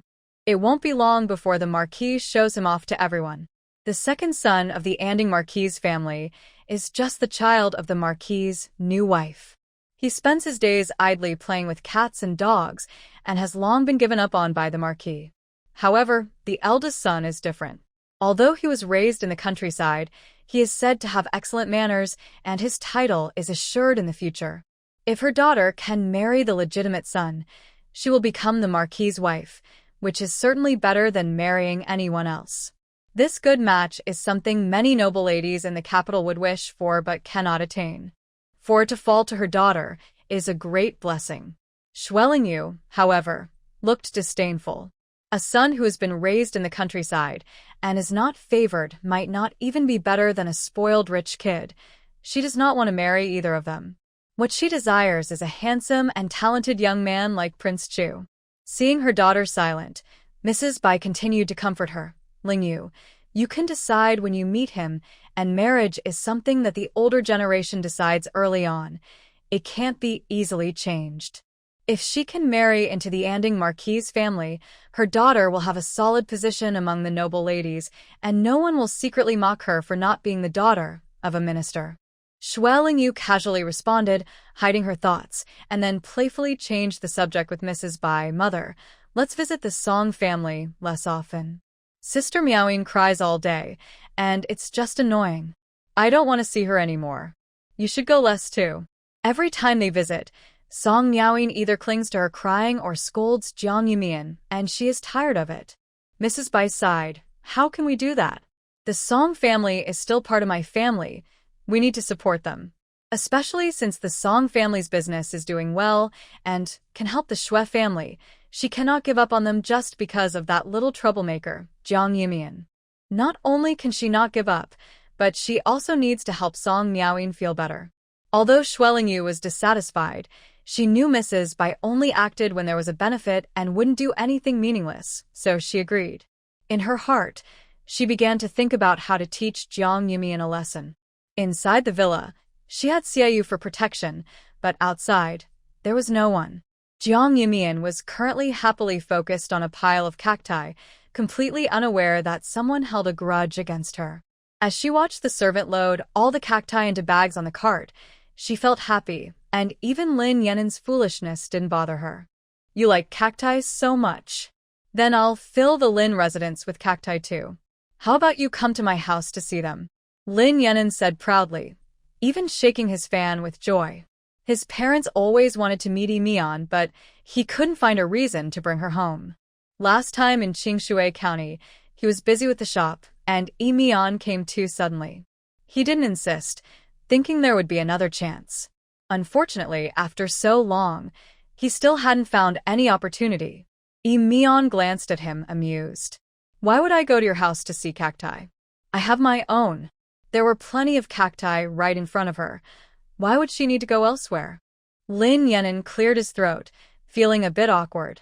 But you like cacti, right? I'll definitely plant more in my backyard, and they will look better than these in the villa. Mian burst out laughing, looking at him seriously. When did I ever say I liked cacti? Lin Yanan was taken aback, pointing at the cacti being taken away. If you don't like cacti, why are you bringing these back? These things were prickly and moldy, not very appealing at all. If he were to plant them, he would ensure they were fresh and healthy. Mian mysteriously replied, it's for a reason. You'll find out later. Although Lin Yanan was confused, he didn't ask more questions. He was secretly thinking of a way to bring her home to meet his parents, and it had to be a convincing reason. He was worried that if he made up some excuse, Mian might be busy and refuse him, which would be embarrassing. If he didn't bring her home, his parents might think he was just making things up, questioning how he could know such an impressive person. He needed to make them believe it. The two of them had their own thoughts and left only before dark. After several busy days, Mian and Wang Fengqin finally removed all the cochineals from the cacti. Now, the front and backyards of the Jiang family were filled with drying cochineals. As for the cacti, Mian didn't waste them. Some fresh ones were kept for raising more cochineals, while others were given to the villagers as fertilizer. The villagers had already planted medicinal seeds in their fields, as it was the spring farming season. The cacti were burned to ash and mixed with farm fertilizer, which made many villagers happy. Wang Fengqin looked at the white bugs, her face full of curiosity. Mian, can these bugs really be used to make that lip product you mentioned? Just thinking about lip products being made from bugs gave her goosebumps. If those wealthy ladies found out, wouldn't they cause trouble? The children practicing martial arts beside Lu Zijian turned their curious faces toward the conversation. In the past few days, they had helped collect cochineal insects. At first, they thought it was something moldy, but later learned it was actually bugs. Just thinking about the ticklish feeling of bugs crawling on their skin made a few of them shiver. They couldn't imagine connecting those bugs to the bright red lip balm. Lu Zijian also looked at the person under the eaves. Jiang Yumian was hanging a large cactus leaf on the horizontal beam while smiling and saying, "Don't worry, Mom. They won't harm anyone. These bugs are just used for dyeing. There are many kinds of bugs used in various herbs.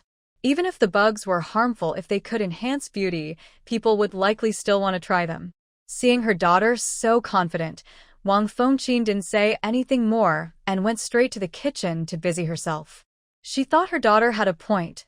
She had consumed medicine made from bugs before, so why worry about a tiny bug on her lips? Lu Zijian thought about the porcelain bottle in his arms, the medicine Jiang Yumian had given him a few days ago. It worked well, and he suddenly became curious if it contained any bugs or similar ingredients. With that thought, he walked directly to the eaves. Jiang Yumian was struggling a bit to hang the cactus on the beam, regretting asking Zhao Deshu to place it so high yesterday. Just as she was about to call for help, a large hand reached out and took the cactus from her.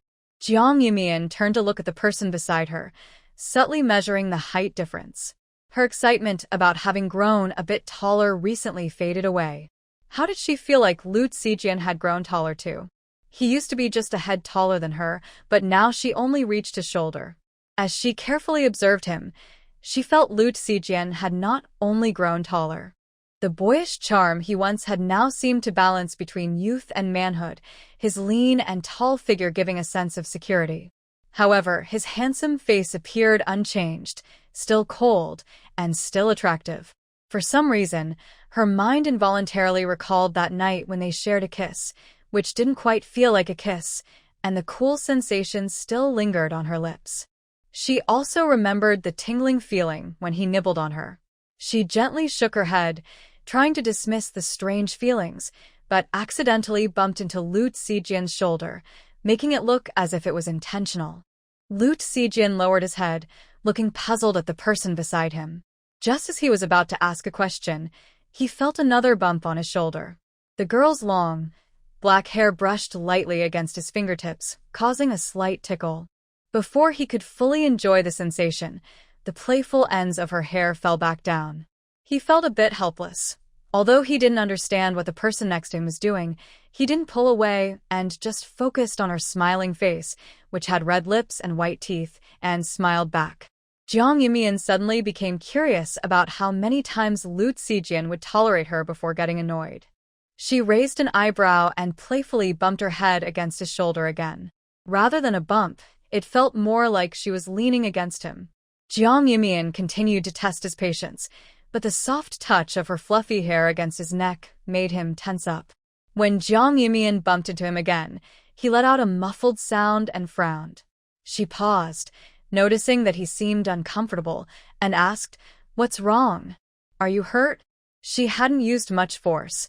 She was just curious about his reaction. Lu Zijian frowned and nodded, covering his shoulder as if it were a serious injury, even though his ears turned slightly red. Jiang Yumian felt a bit flustered and quickly said, "Let me check your injury." As she reached out to pull at his shirt, a light cough came from behind them. "Ahem, Yumian. When you're done, come to the kitchen and help me stir the pot." "I'm going to the chicken coop to collect some eggs," Wang Fengqin said, heading straight to the backyard without giving them a chance to respond. Jiang Yumian felt a bit helpless and quickly let go, her face turning red as she awkwardly said, "I'll help you in a bit." Lu Zijian smiled, looking at her flushed cheeks, and cheerfully replied, "Okay, I'll wait for you, Yumian." Feeling embarrassed, Jiang Yumian hurriedly left, relieved that the children nearby were focused on their training and didn't notice them. Once in the kitchen, she saw Chen Yu and his sister busily working. They had already chopped all the ingredients and placed them in a bowl. Jiang Yumian thought these siblings were quite capable. Chen Yu and his sister had become familiar with everyone, shedding their previous shyness, and were working even harder now, handling laundry and cooking with ease. If it weren't for Wang Fengqin and her interruptions, these siblings might have taken on all the household chores themselves. Every day, the first to wake up in the house are the two siblings. By the time others get up, both the front and backyards are already clean, and there is hot water ready for everyone to wash up. Despite being young, the two siblings are very capable workers. Jiang Yumian feels both satisfied and uneasy. They are just children, yet due to various reasons, they have become like servants at such a young age. She knows they have endured much hardship to become who they are today. If it weren't for the busy days on the mountain planting rice, their mother would have taken on the task of cooking lunch for the 10 or so people, feeling it would be unfair to let the two children help. Chen Yu and his sister actually enjoy it and are very grateful to the Jiang family. After a long effort, lunch is finally ready. Jiang Yumian is about to send the food to the small valley when Wang Xiaohong rushes back, sweating and out of breath, saying, No, it's bad. Sister Mian, Aunt, it's bad." Wang Xiaohong looks exhausted from rushing down the mountain and stands in the yard, panting heavily. Jiang Yumian comes out of the house, puzzled. "What's wrong? What happened?" "Dog Shim will take the food soon." After catching his breath, Wang Xiaohong quickly replies, "Aunt Xinger fainted.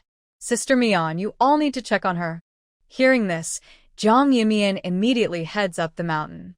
Wang Fengqin quickly wipes her hands and follows, looking worried. Lu Zijian takes the food box from Dog Sheng and rushes up the mountain as well. The group moves quickly and soon arrives at the small valley.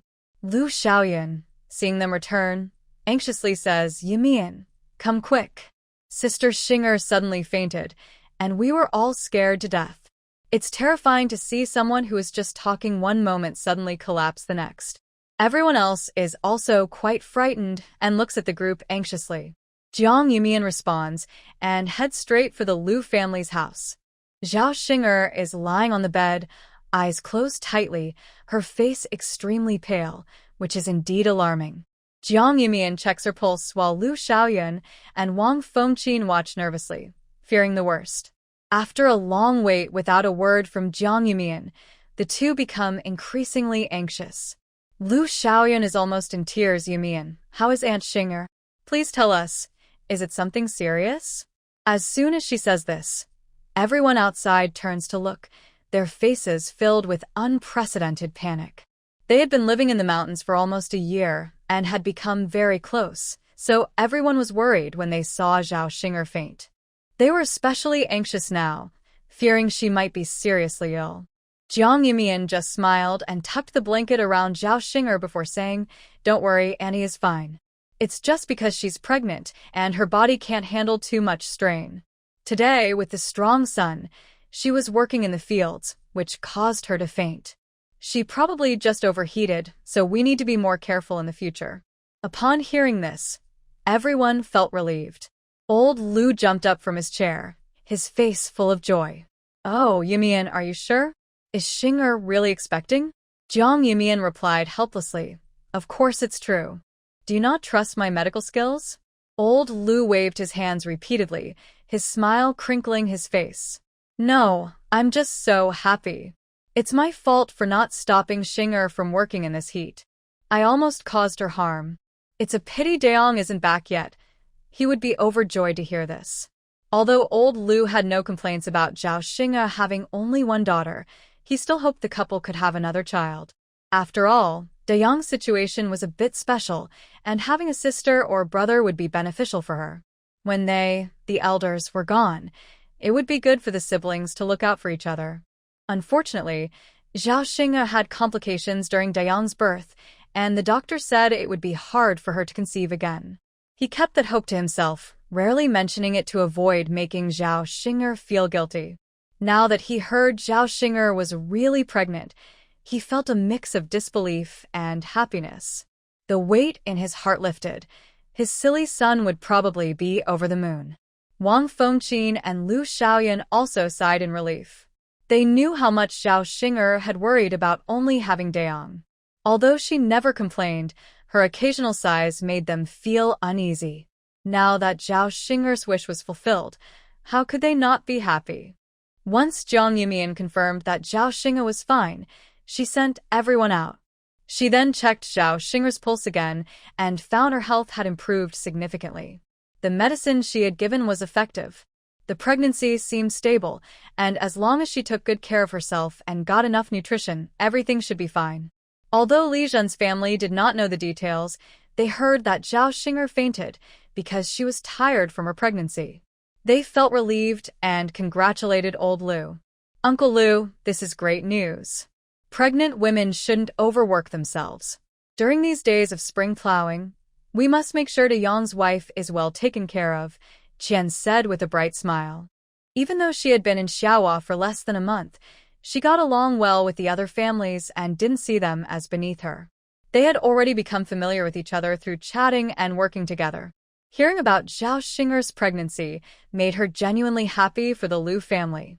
Wang Fengqin quickly added, "Yes, Xing'er has not been well, and now that she is pregnant, she needs to eat well. Those chickens can be cooked for soup." She pointed to the few chickens clucking in the Jiang family's shed. Perhaps they sensed their fate, as the chickens that had been making noise suddenly quieted down. The Jiang family had only taken some chicks and rabbits down the mountain, leaving the laying hens up there, which were perfect for helping Zhao Xing'er regain her strength. Old Liu nodded repeatedly, stroking his beard and smiling. "She should eat well. We can't let my precious granddaughter go hungry, and we need to keep Xing'er energized."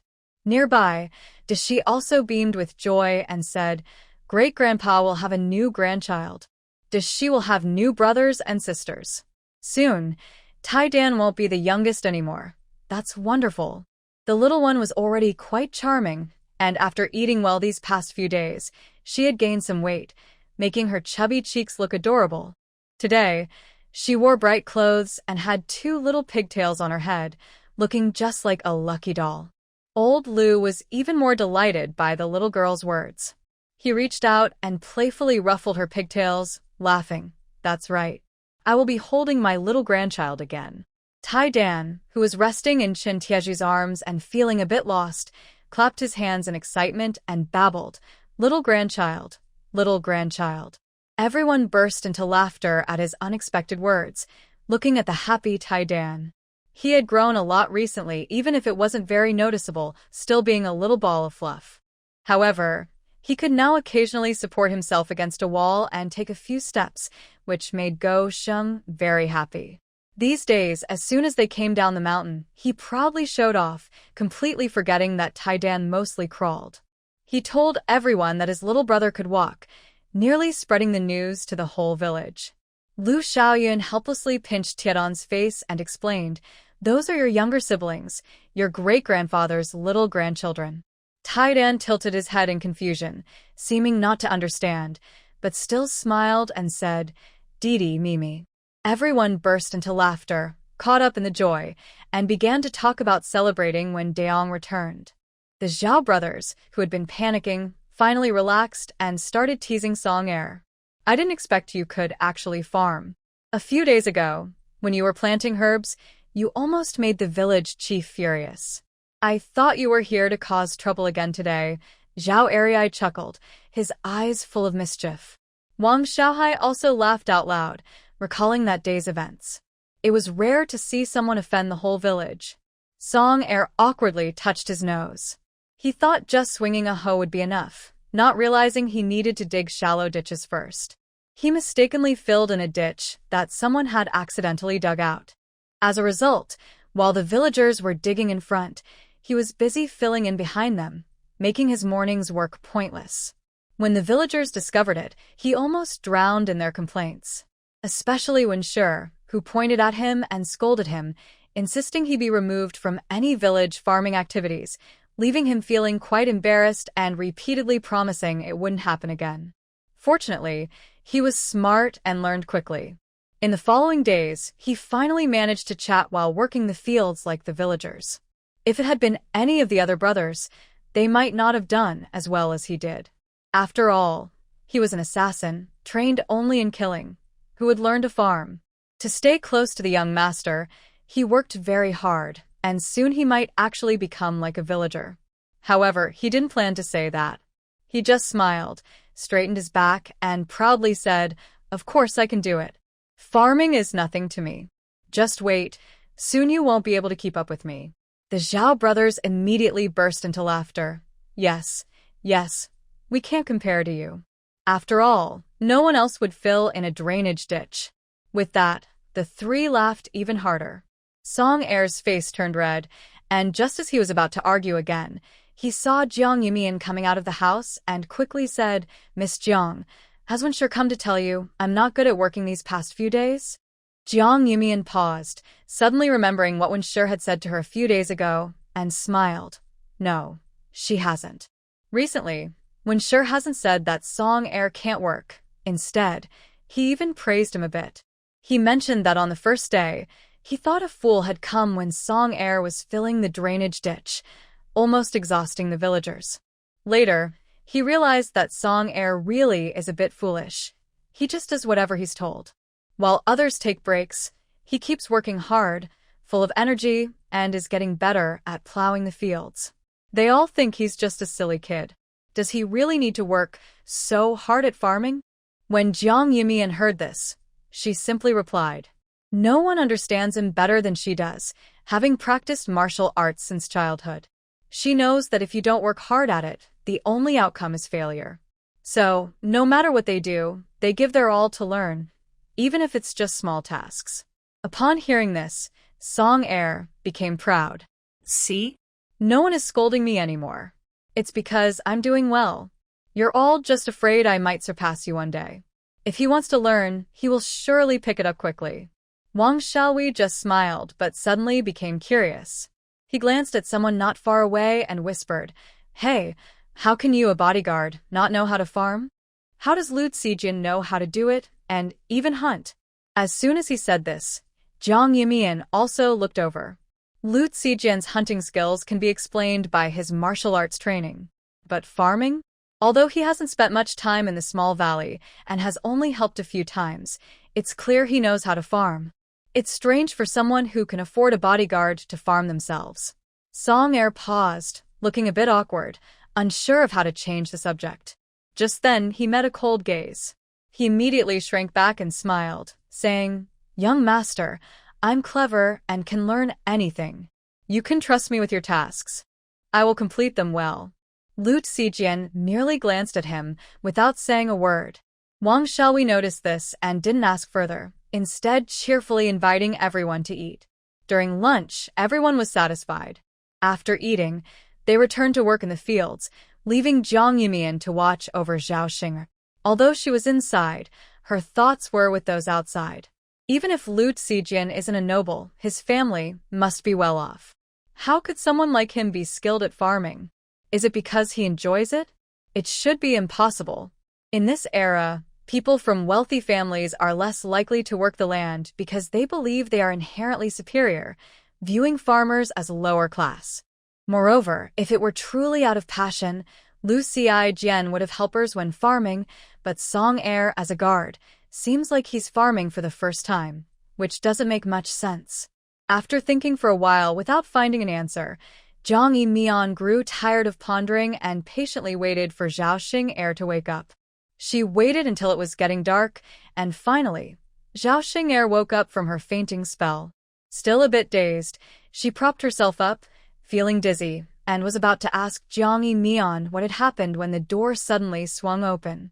Lu Deyong rushed in, looking panicked. Seeing Zhao Xing'er awake, he quickly turned to Jiang Yumian and asked, "Yumian, what happened to Xing'er?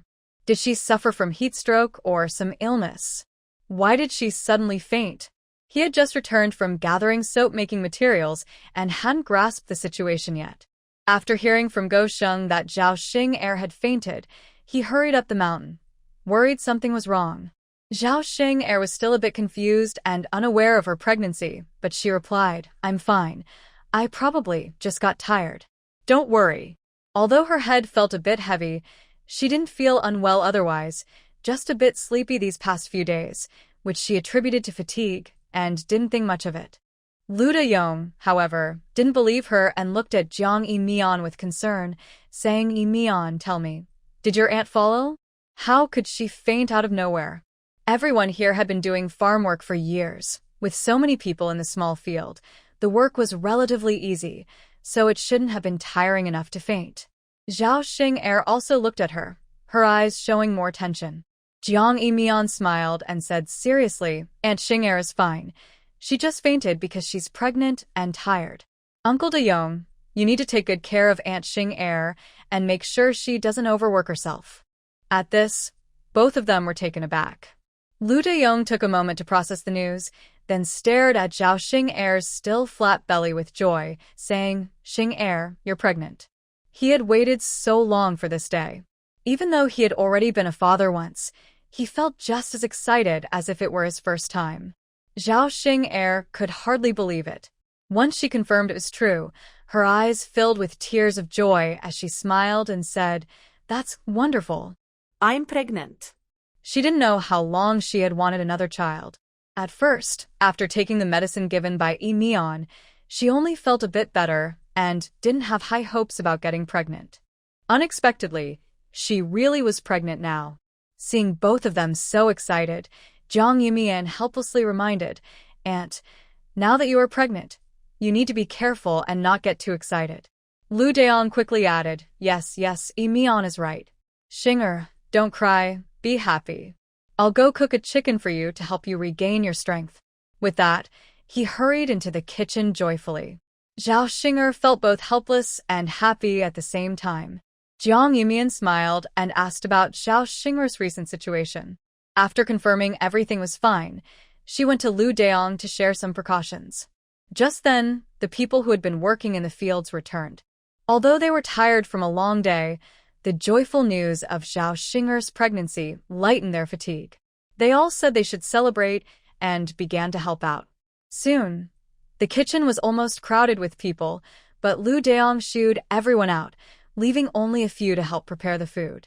He also sent Zhao Dashu to bring the children over, and they happily started cooking.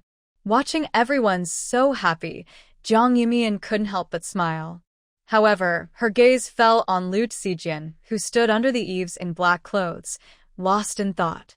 His handsome face showed a hint of sadness that was hard to notice, making him seem out of place in the lively atmosphere. As Jiang Yumian stared at him, he suddenly looked up and met her gaze, and the sadness in his eyes was instantly replaced by a gentle smile. He no longer seemed out of place. Instead, he became a highlight in the cheerful scene. Caught staring, Jiang Yumian felt no embarrassment as she thought about Lu Zijian's injury. She had only lightly touched his shoulder, and he had been in so much pain. He must have been seriously hurt. She wondered how he could still be working in the fields that afternoon, not knowing if his injury had worsened. Thinking this, she walked over, frowned, and examined him closely, saying, "How is your injury? Let me take a look." He had been injured but was still working with everyone in the fields. Although the work wasn't heavy with so many people, it still affected him since the injury was on his shoulder. Lu Zijian was taken aback and took a moment to recall what he had said a few hours earlier. He cleared his throat and replied somewhat awkwardly, "No, it's fine."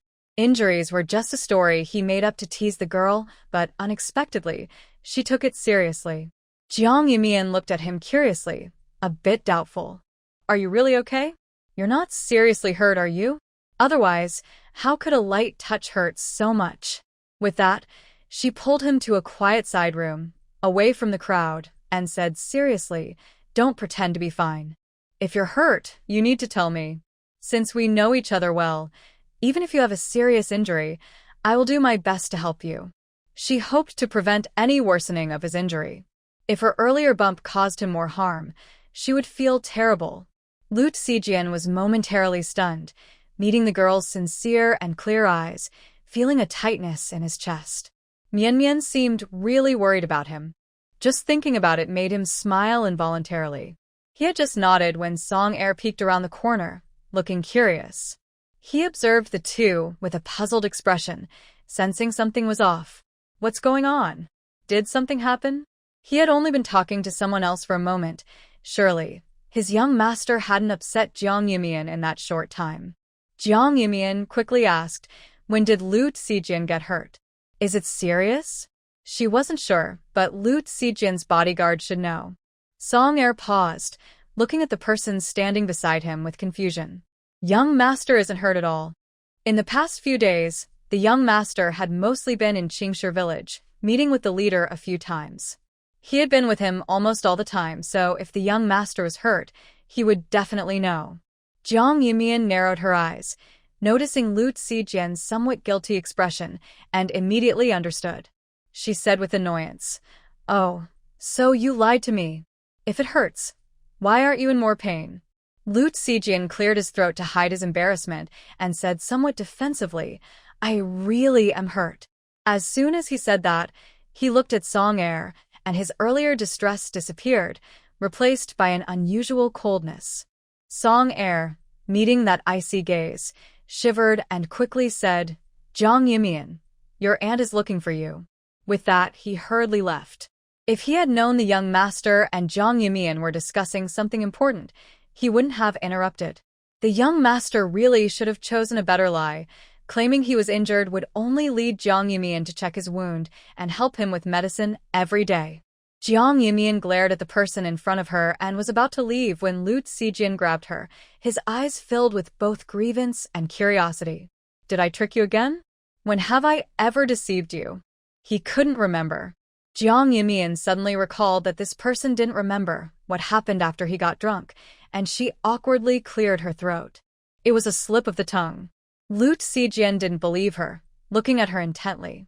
"Actually, I didn't trick you. I really did get hurt. My neck has been aching a bit these past few days." After saying this, he quietly watched her. Jiang Yumian paused, memories of that night flooding back. She absent-mindedly rubbed her fingers, but her expression remained calm as she said with a hint of annoyance, It's not my fault you bumped your head. Lu Zijian stared at her for a while, and when he saw her look away, he smiled and said, "Right, it's not your fault, it's my mistake." He was sure something had happened that night. It wasn't just a simple bump on the head. Jiang Yumian casually replied, "As long as you know." Just as she was about to pull her hand away, Lu Zijian tightened his grip, smiling as he asked, "Do you remember what you promised me that day?" Jiang Yumian looked at him in confusion, clearly unsure of what he meant. Lu Zijian's mood suddenly dropped as he softly said, "Looks like I'm the only one who remembers.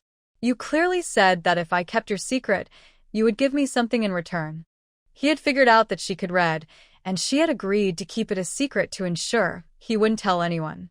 They were in the same spot, and it was afternoon. Jiang Yumian took a moment to recall that incident.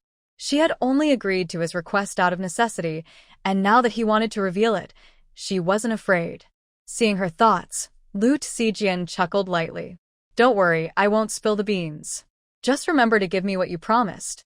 Jiang Yumian hesitated, initially thinking of backing out, but when she met his charming eyes, she blurted out, "It has to be something I can actually do." Lu Zijian replied with a smile, "Of course. All you need to do is tell me what really happened that day when you were drunk." He was worried he might have done something embarrassing and was genuinely curious. Why did Jiang Yumian seem uncomfortable every time that drunken night was mentioned? Although she tried hard to act calm, he knew that when she got nervous, she would unconsciously squeeze her fingers, a habit she wasn't even aware of. Jiang Yumian glanced at him and suddenly had a good idea. With a calm expression, she said, "Oh, it's nothing much, just that you insisted on taking off your clothes, and then I knocked you out."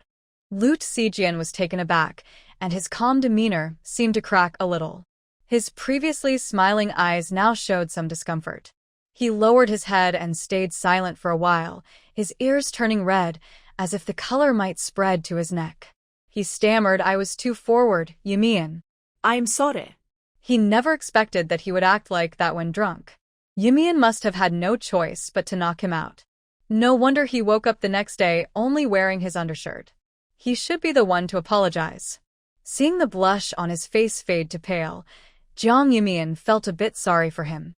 She cleared her throat and added, "You were just worried I would be cold and wanted to cover me with your clothes. Not what you're thinking." He couldn't have imagined a scene where a drunk bully takes advantage of a girl. If anyone was the bully that night, it should have been her.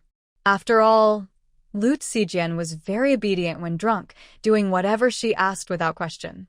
If she had stayed a little longer, he might have started saying silly things, and he would have surely agreed.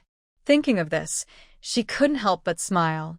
Lu Zijian, however, was stiff all over, unable to look at the girl in front of him. It wasn't what he thought. Did Yumian know what he was thinking? As night fell, and he lay in bed, Lu Zijian's mind was still replaying the conversation with Jiang Yumian. He was frustrated that he had been so bold when drunk and worried that Yumian might dislike him because of it. In the end, he resolved to avoid alcohol in the future and hoped to forget about being drunk, so he wouldn't have to feel conflicted. However, things didn't go as planned. Perhaps because of what he thought during the day, he dreamed about everything that happened while he was drunk.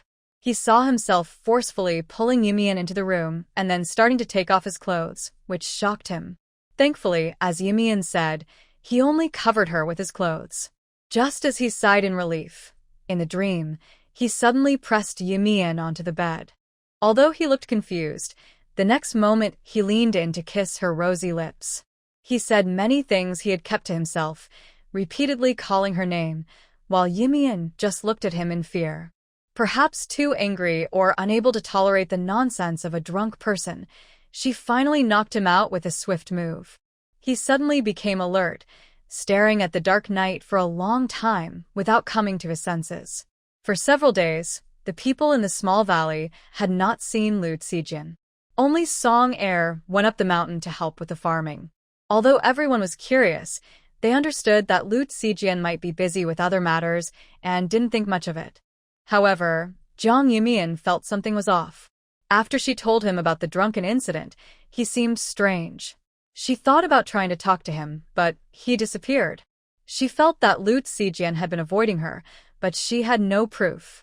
When she asked Song Er, he said that Lu Zijian had something very important to do and wouldn't be back for a while.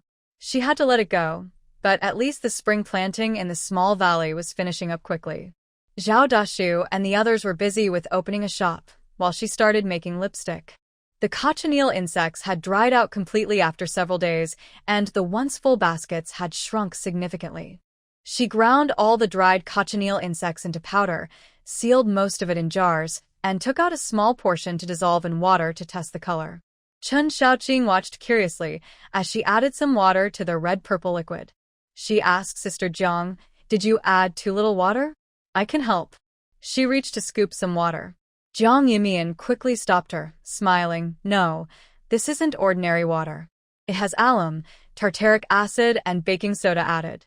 Since cochineal is water-soluble, it can only dissolve in water and not in oil, so these additives were necessary to change the cochineal powder." Although Chen Xiaoqing didn't fully understand, she nodded and watched quietly.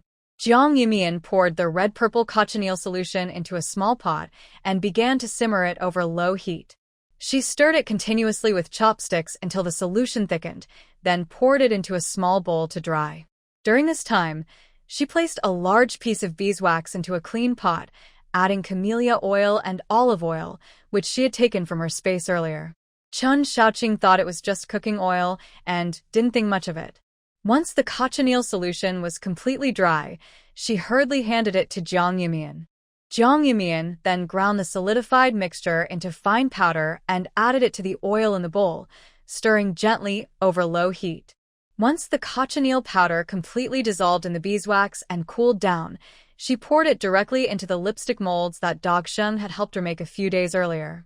In the end, she produced 10 lipsticks, and the leftover mixture was poured into a porcelain jar. It could be used as lip color or blush. Chen Xiaoqing looked at the thickened substance, and her eyes lit up. "Sister Jiang, this lip color looks even better than what they sell in the county shops. If she sold this in a store, it would surely be loved by the ladies." Jiang Yimian smiled, took out a lipstick to test the color, and felt quite satisfied. She set aside 3 lipsticks for Lin Zhaozhao and Xiaoyu, along with 3 jars of lip color. She kept one for herself and gave the rest to Wang Fengqin and the 3 women from the small area. Making lipsticks was simple, and once she figured out how to sell them, she could produce them in large quantities. She was confident she could sell them for a good price, but she was unsure whether to continue collaborating with the Lin family or start her own lipstick business. After thinking for a while without a clear plan, she decided to stop worrying and went to the town to prepare for the opening. In recent days, Lu Zijian was not just avoiding Jiang Yimian, he was also gathering information about Jiang Dazhuang from Song Bingcheng. He had been staying in the town to ask for details and wait for the villager who had gone missing with Jiang Dazhuang to wake up. Although he mostly sat around in the house or yard, he felt it was better than seeing Mian Mian. He couldn't tell if the dream he had that night was real or just a dream, and the more he thought about it, the more his head hurt. He worried that Mian Mian would dislike him, yet there was a small thrill in his heart, and he seemed to still feel the softness from the dream on his lips. He instinctively touched his lips, unable to hide his happiness, but the next moment he frowned, feeling a wave of discomfort. It felt like 2 voices were constantly talking in his mind. The voice on the left said, "You're done. How could you take advantage of such a good girl just because you were drunk and even dreamt like that? How can you face her again? That's not right." The voice on the right replied, "As long as Mian Mian likes you and is willing to forgive you, you can still care for her like before. Even just being by her side is enough. Moreover, it seemed that Mian Mian didn't mind your closeness. When you impulsively touched her finger, she didn't seem angry." The voice on the left appeared again. "Can it be the same as last time?"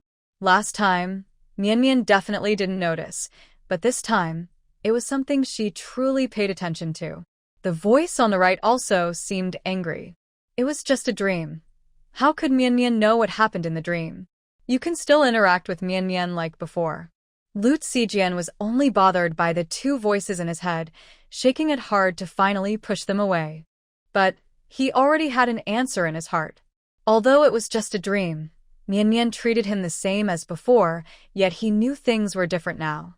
Since waking up from that dream, he realized and confirmed his feelings. He never thought of himself as a complicated person, nor did he have many things to worry about. He only needed to focus on practicing martial arts every day like a tool without emotions. But after coming out of that haunted place and unexpectedly meeting Jiang Yumian in the mountains, everything seemed to change. At first, he thought he was just reluctant to leave the warmth of the small valley, as those good feelings were something he had never experienced before. However, when he saw Jiang Yumian again in the bandit's den, he realized he was not just missing the warmth of the small valley, he missed her. So, disregarding the old man's objections, he made various excuses, disrupted the original plan, and went to Qingshi village. Then, things spiraled out of control as he couldn't help but be kind to Jiang Yumian, wanting to help her with everything. His gaze would unintentionally fall on her, and with every accidental closeness, his heart would race. He wanted more, but never considered whether Mian felt the same way. He wondered if some of his actions caused her any trouble. It seemed he had been relying solely on his feelings lately, despite being warned since childhood that emotions are the least reliable things. How could he act based on such fleeting instincts? His usual calmness seemed to vanish in front of Mian. He was becoming unlike himself. Yet he enjoyed this change. But now, having experienced enough warmth, it seemed time to return to his original life. This was better for both him and Mian. Leaving now would still allow him a way back. He could calm down and bury those feelings deep inside. Mian might still occasionally remember him as a friend. Song Qingbing immediately noticed something was off with Lu Zijian. Although he had been frowning for the past few days, he would occasionally smile, especially when he inexplicably touched his lips and smiled. He also felt for the first time that his cold and distant apprentice seemed like a fool. But today, the low pressure around him was so cold it could freeze someone to death, and he couldn't help but shiver. After putting down the teacup, he cleared his throat and said, "The person we brought back has woken up, but they are a bit weak and might faint again at any moment. If you have any questions, please ask quickly." Before he could finish, Lu Zijian had already stood up and walked outside. Song Bingqing found it amusing and shook his head, silently following him. He began to look forward to meeting the young lady Jiang, who could make his usually indifferent apprentice feel so anxious. The two walked in silence to a quiet courtyard, and as soon as they entered, a strong smell of medicine filled the air. Inside, a weak male voice was shouting in fear, "Who are you? Why am I here? Don't try to make me work hard again. I won't go. I want to go back to Xinghua village." Song Xiaowu looked at the suddenly frantic man, unsure of what to do. Just as he was about to speak to calm him down, he saw the master and young master enter the room together. He immediately felt relieved and quickly said, "Master, young master, this person might be mentally unstable." When they had brought him back that day, although he was half conscious, he hadn't shown this kind of behavior. Lu Zijian frowned and was about to call for a doctor to take another look. Suddenly, the pale, unkempt man on the bed screamed again, curling up in the corner and muttering, "No, I don't want to go back. I won't go to the mines. I don't want to be beaten or buried in the mine. Help me, help me." Lu Zijian quickly approached and asked, "Which mine are you talking about?" But the middle-aged man continued to repeat his words, completely ignoring the question. Lu Zijian asked again, "Do you know Jiang Dazhuang? Where is he now?" At this, the previously frantic middle-aged man suddenly widened his eyes and cried, "It's my fault for not bringing Dazhuang with me. It's all my fault. Dazhuang is still in that place. Dazhuang, I'm sorry, I'm so sorry." After his emotional outburst, the middle-aged man collapsed back onto the bed and fainted again. Lu Zijian quickly said, "Xiaowu, go call the doctor." Song Xiaowu hurried outside and soon returned with an elderly doctor. Lu Zijian and Song Bingqing stepped outside. Lu Zijian frowned, thinking about what the person inside had just said. Although some of it was nonsense, if there was any truth, it revealed many things worth considering. For example, the mine mentioned by that person. Now, In the Great Jin Kingdom, all gold and iron mines are heavily guarded by the court. The people mining there are either serious criminals or those exiled to do hard labor. These individuals have no chance of escaping, and the court would not let them leave. However, the person inside, whom he had checked, was just an ordinary honest man who hadn't done anything wrong. Logically, he shouldn't have been taken by the court to mine, so where was he referring to when he mentioned the mine? Besides the mines controlled by the court, there are also those who dare to mine illegally. Song Bingcheng clearly thought of this possibility too, frowning as he said, "If someone really dares to mine illegally, this could be serious. We must investigate and report to the emperor. If it were just some ordinary families mining for profit, the court would only confiscate the mines and properties, leaving the families with their lives. But if there were other intentions, it could be a different story." Lu Zijian responded, "Where did we find this person?"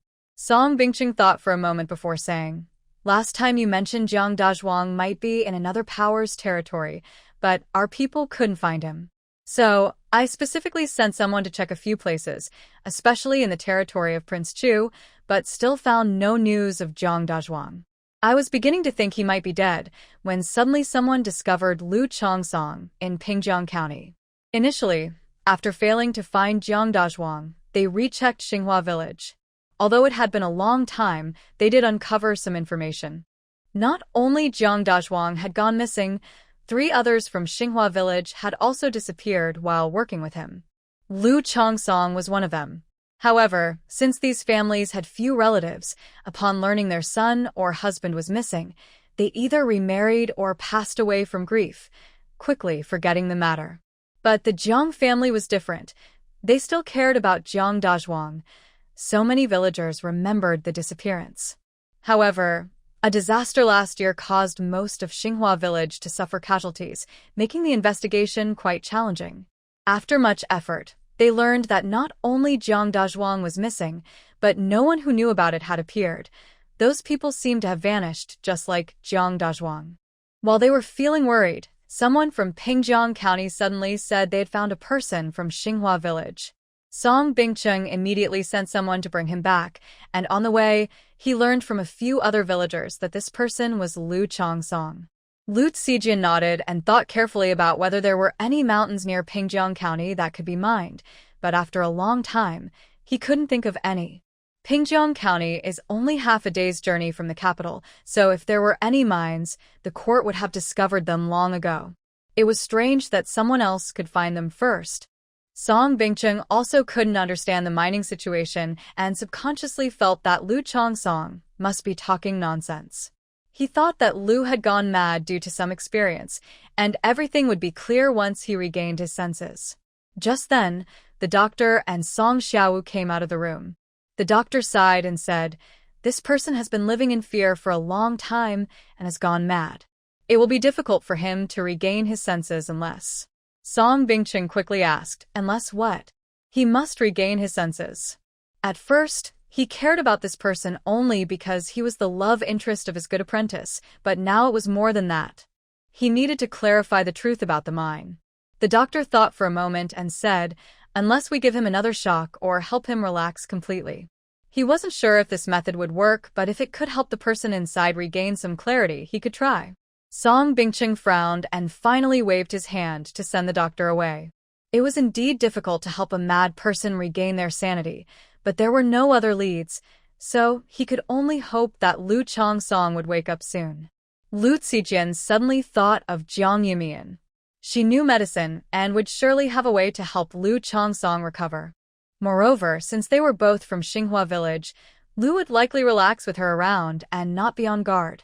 However, he felt conflicted about going to find Yumian, as his legs felt heavy, as if filled with lead, and he couldn't move at all. Before long, it was the day Zhang's shop opened. Early in the morning, Jiang Yumian went to town with Wang Fengqin, bringing along Xiao Yi and Xiao Nuan. The 2 little ones had been busy studying lately, and whenever they weren't studying, they played with friends in the village. It had been a while since they visited the town. Now, sitting in the carriage and watching the bustling crowd on the street, their eyes sparkled with excitement, and they were curious about everything.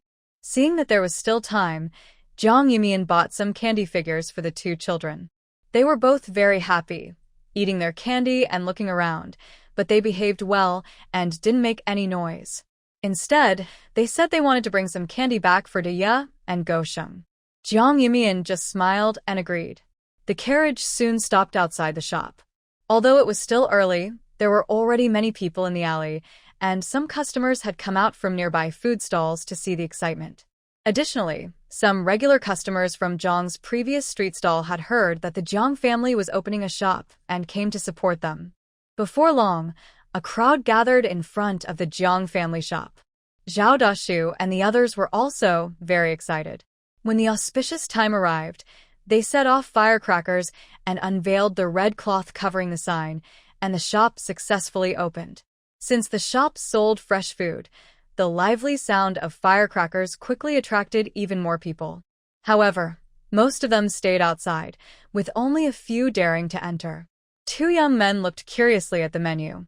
What are spicy strips? What is cold skin? I've never heard of these before. I only recognize things like marinated duck necks and chicken feet. The taller one expressed doubt. He never ate duck necks or chicken feet because they didn't look appetizing and had little meat. He found it hard to believe they could taste good. As they hesitated, Wang Xiaowei approached with a smile, saying, "You too can give it a try. Today is our opening day, and we have a 30% discount. That means you only need to pay 70% of the price for each dish." Hearing this, the two were a bit swayed. After a while, one of them said, "Okay, let's give it a try. The shop just opened, so they shouldn't be trying to cheat us. Paying 70% for these dishes is worth a shot."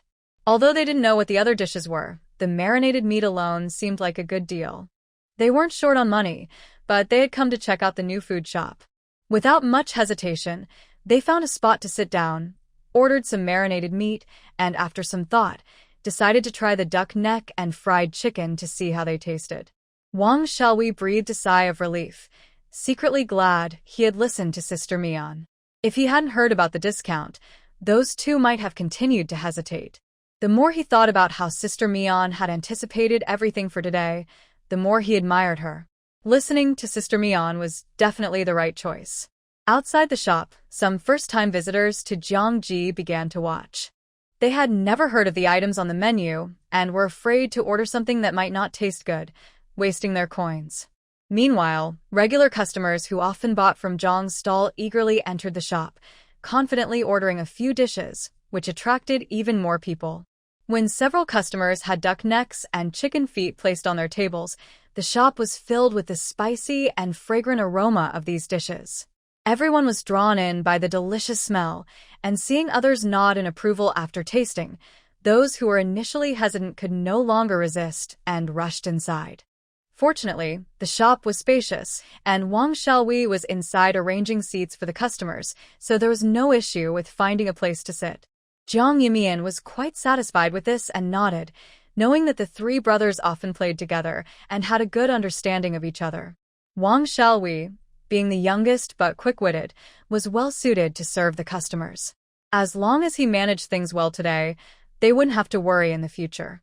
Wang Fengqin, nearby, also sighed in relief, seeing that the shop was well organized. She took the two little ones to the kitchen. After arranging everyone, Wang Xiaowei quickly announced, "Customers who spend 1 tael or more at Jiangji today will receive a free fried chicken meal." This surprised everyone, and they became curious. What is this fried chicken meal? How did the owner of Jiangji come up with such strange food? Who knows? You have to spend 1 tael to get it, which seems too expensive, even pricier than that tavern. Exactly. Who spends 1 tael for a regular meal? Isn't that a ripoff? I think it's worth it. If you're already spending 1 tael on food, getting an extra meal is great. I want to see what this fried chicken meal is. I'm curious too. I'll take 2 more pounds of marinated meat. Soon, the shop was divided into 2 groups. One group wanted the fried chicken meal and ordered more food without hesitation. They thought even if they couldn't finish it, they could take it home, but the fried chicken meal intrigued them. The other group felt it wasn't a good deal but was still curious about the fried chicken meal, eating their food while waiting to see what it was. The shop was filled with people, and not a single person left. Seeing Wang Xiaowei guiding everyone step by step as she instructed, Jiang Yumian sighed in relief and was about to head to the kitchen to check things out. A horse-drawn carriage stopped not far away. Lin Zhaozhao happily got out of the carriage with Chun Yu. As they approached, she congratulated Jiang Yumian, saying, "Sister Jiang, congratulations. You open your shop without telling me.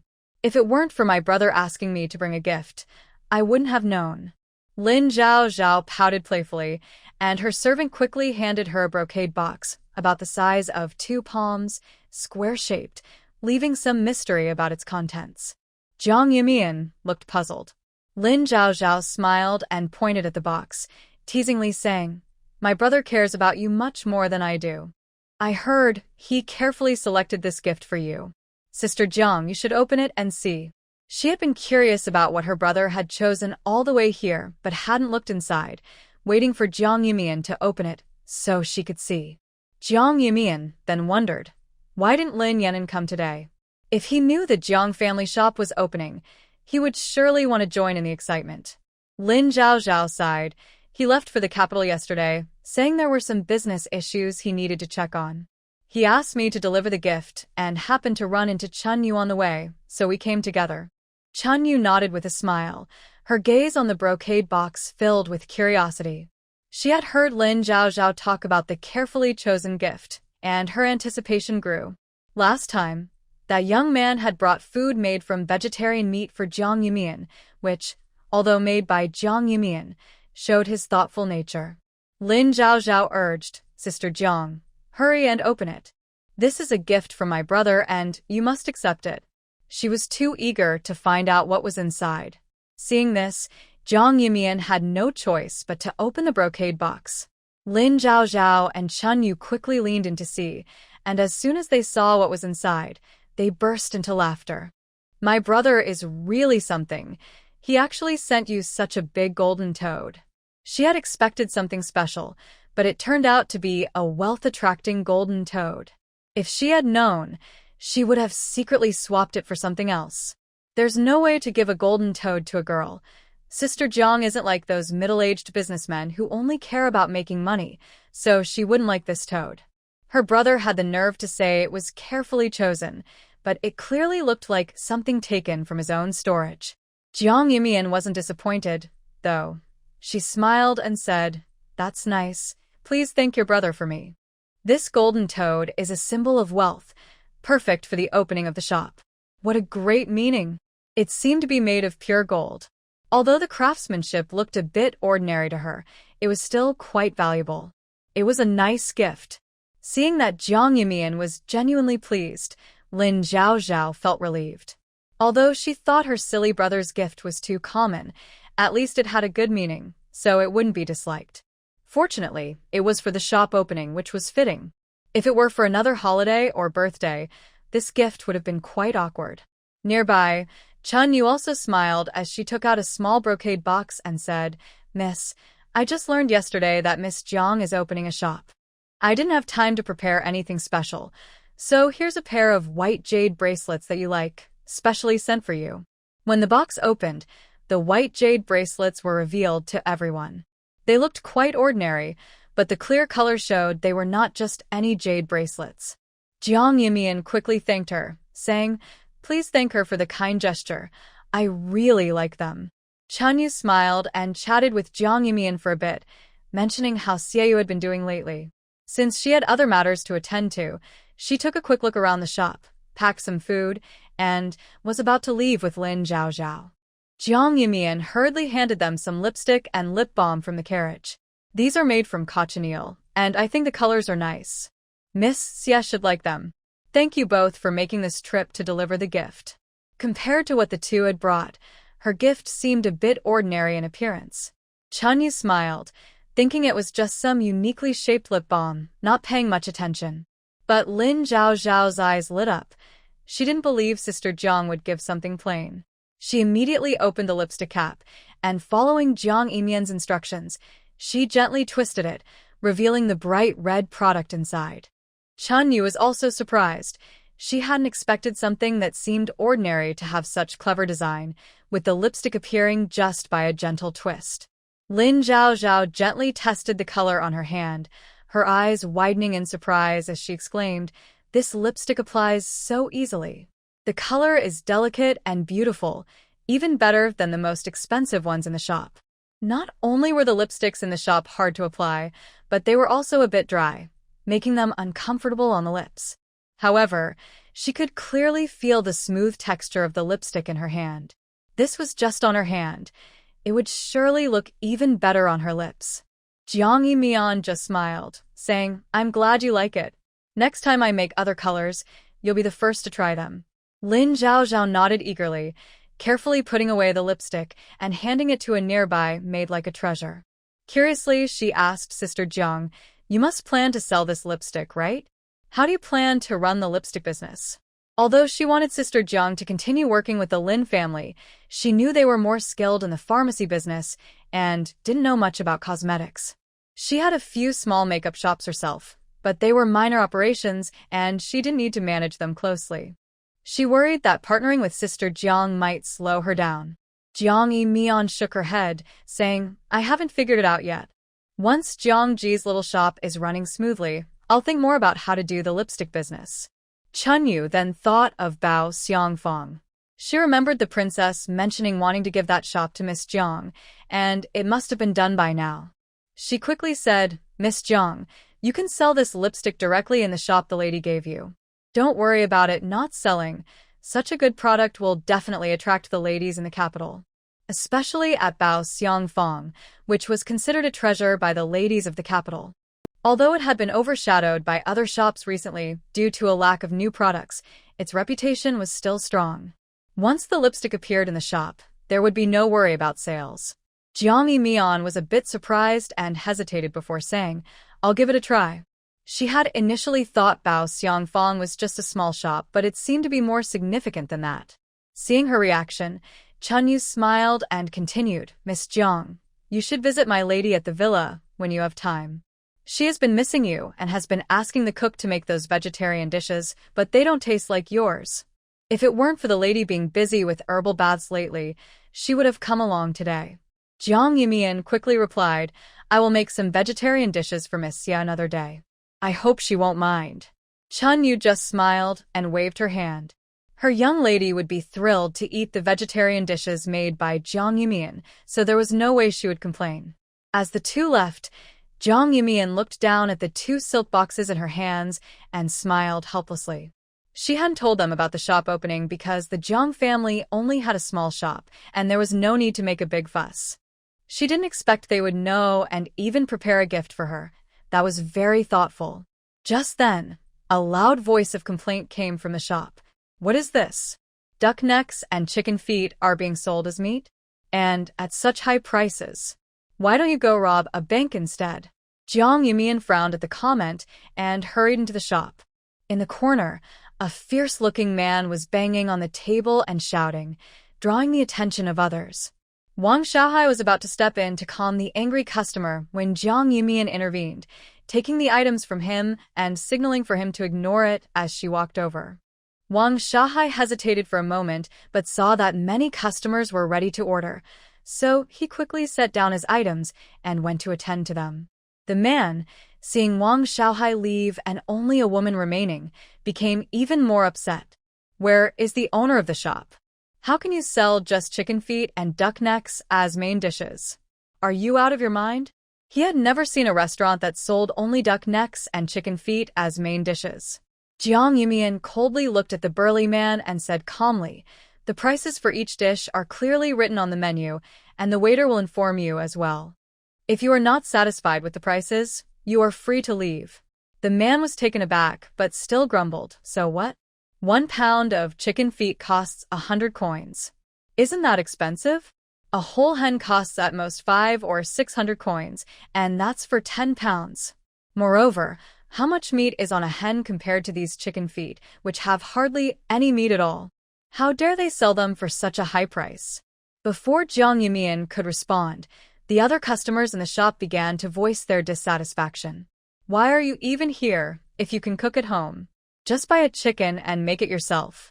Exactly. If you can make the flavors from the shop, why come here? Besides, Jiang Ji doesn't force anyone to buy. The prices are clearly stated from the start, and the waiter even reminds you. If you think it's too expensive, just leave. Why make a fuss? This is affecting everyone's mood to eat. Exactly, if you think it's too pricey, then don't come into the shop. Seeing many people looking displeased at him, the big man snorted and glared at everyone but didn't say anything more. Instead, he picked up a duck neck from the plate and started eating. Jiang Yimian coldly stared at him, wanting to see what he would do next. If he were an ordinary customer, he would surely leave after being targeted by everyone like this. How could he still stay to eat? Yet, the big man not only stayed but also ordered a lot of food, nearly everything on the menu, and proudly said, "How about that? This should be enough, right? Bring out that fried chicken combo, and let me see what kind of deliciousness it is that costs a silver coin." Wang Xiaowei felt angry instead of happy upon hearing this. He just wanted to kick this clearly troublesome person out. After hesitating for a moment, he suppressed his impulse and looked at Jiang Yimian. Seeing her nod, he felt a bit confused. He walked to the counter and whispered, "Sister Mian, should we really serve him all the dishes? He clearly came to cause trouble. What if he doesn't pay?" Encountering a difficult customer on the first day of opening gave him a headache. If he weren't worried about the shop's reputation, he would have kicked him out already. Jiang Yimian replied calmly, "Serve him everything he ordered. You take care of the other customers, I'll keep an eye on him." Wang Xiaowei had no choice but to agree. Soon, all the dishes the big man ordered were served, with the last being the fried chicken combo. In a specially made wooden platter, there were golden, crispy chicken legs, chicken fillets, and chicken popcorn. As soon as everyone saw the golden, crispy food, they couldn't help but swallow. The aroma of fried food filled the air. Everyone's attention was drawn to the fried chicken combo. The big man was also a bit stunned, clearly not expecting the fried chicken combo to look like this. Initially hesitant, the enticing smell made him swallow hard. He grabbed a chicken leg and stuffed it into his mouth. The crispy skin revealed tender chicken meat underneath. The flavor of the chicken mixed with a spicy marinade made his eyes light up. He quickly finished 2 chicken legs, then devoured the chicken fillet and popcorn. Satisfied, he sighed and stared at the empty platter, licking his lips, clearly wanting more. The people who were originally just watching couldn't hold back any longer and started ordering more dishes, eager to taste the fried chicken. They had seen how the big man went from being disdainful to joyful after just one bite of the chicken. It must be incredibly delicious to change his attitude so much. Otherwise, he would have caused a scene instead of finishing a whole plate of fried chicken. The big man, however, was unaware of what others were thinking and didn't realize that his actions had turned into an impromptu food review for everyone. He continued to eat the food on the table and nodded subconsciously, enjoying the delicious dishes he had never seen before. He felt he couldn't waste any of it. As more and more people began to order, Wang Xiaowei felt relieved and secretly delighted. Sister Mian's cooking recipe was impressive. It had even won over someone who initially came to cause trouble. However, this happiness didn't last long. After the big man finished most of the food and let out a satisfied burp, he suddenly clutched his neck, looking pained. "There's something wrong with this food. Oh no, I'm so itchy. Am I going to die? Help, help." As he spoke, he started to collapse to the ground, red rashes appearing on his face and neck, startling everyone around him. Seeing the fear on their faces, the big man felt a sense of satisfaction but continued to show a pained expression, scratching at the red spots on his neck, some even bleeding, causing everyone to step back. He lay on the ground, groaning in pain. "Help! Help! The food in this place is poisonous. No wonder it tastes so good. They must have added something terrible. Everyone, don't eat it." Upon hearing this, several newcomers were startled and rushed out without waiting for their food. Others were frightened too, looking at the big man's numerous rashes and the blood seeping out, then glancing at the delicious food on the table. They hesitated to eat any more.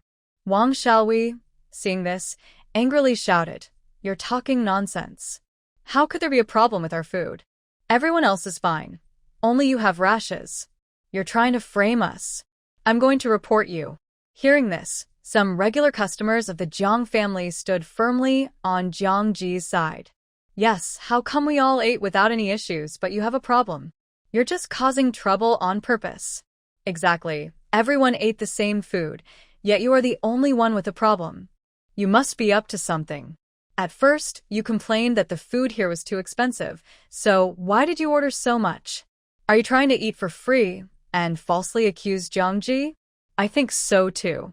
If you weren't looking for trouble, how could so many people eat without issues while you had a problem?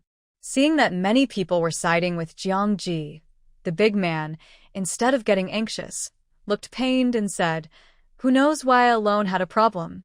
Maybe the people at Jiang Ji are holding a grudge against me for my earlier insults and decided to poison me. You all should be careful. This place might secretly poison customers who complain. Who would dare come here again?" As soon as he said this, those who had previously mentioned the high prices began to panic, refusing to order any more dishes and demanding their money back. "I'm not eating anymore. Give me my money back. Who knows if you'll poison me too? Right? We just commented that it was a bit expensive, and now you might poison us? I can't eat here anymore." Exactly. Who would dare come to such a heartless place? I won't be back. Who knows when I might upset someone here and end up poisoned. Wang Xiaowei listened to the crowd's outcry, so angry that his hands were shaking. He wanted to explain, but the people believed the big man's words and wouldn't listen to him. They just kept shouting for refunds and threatening to report the place. What had been a lively restaurant suddenly turned chaotic. Zhao Dashu and the others heard the commotion outside and quickly came out from the kitchen. Upon hearing the calls for refunds, they rushed to restore order and calm everyone down. However, the crowd was frightened by the big man's situation and wouldn't listen, only focused on getting their money back. Jiang Yimian coldly watched the big man, who had been on the ground but had somehow gotten back up and was trying to escape through the crowd.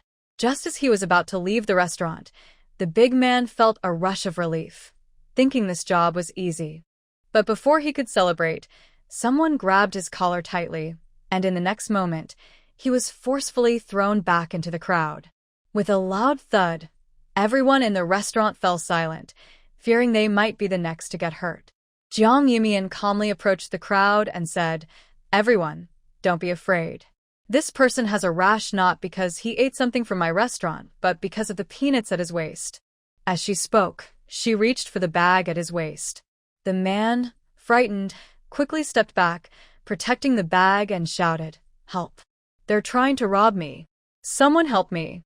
This restaurant is full of thieves." Jiang Yimian simply chuckled and asked, "What's wrong? Weren't you dying from poisoning? You don't look like someone who's about to die." Her words caught the attention of those still processing the situation. They noticed that the man, who had seemed weak and in pain, was now full of energy and frantically backing away.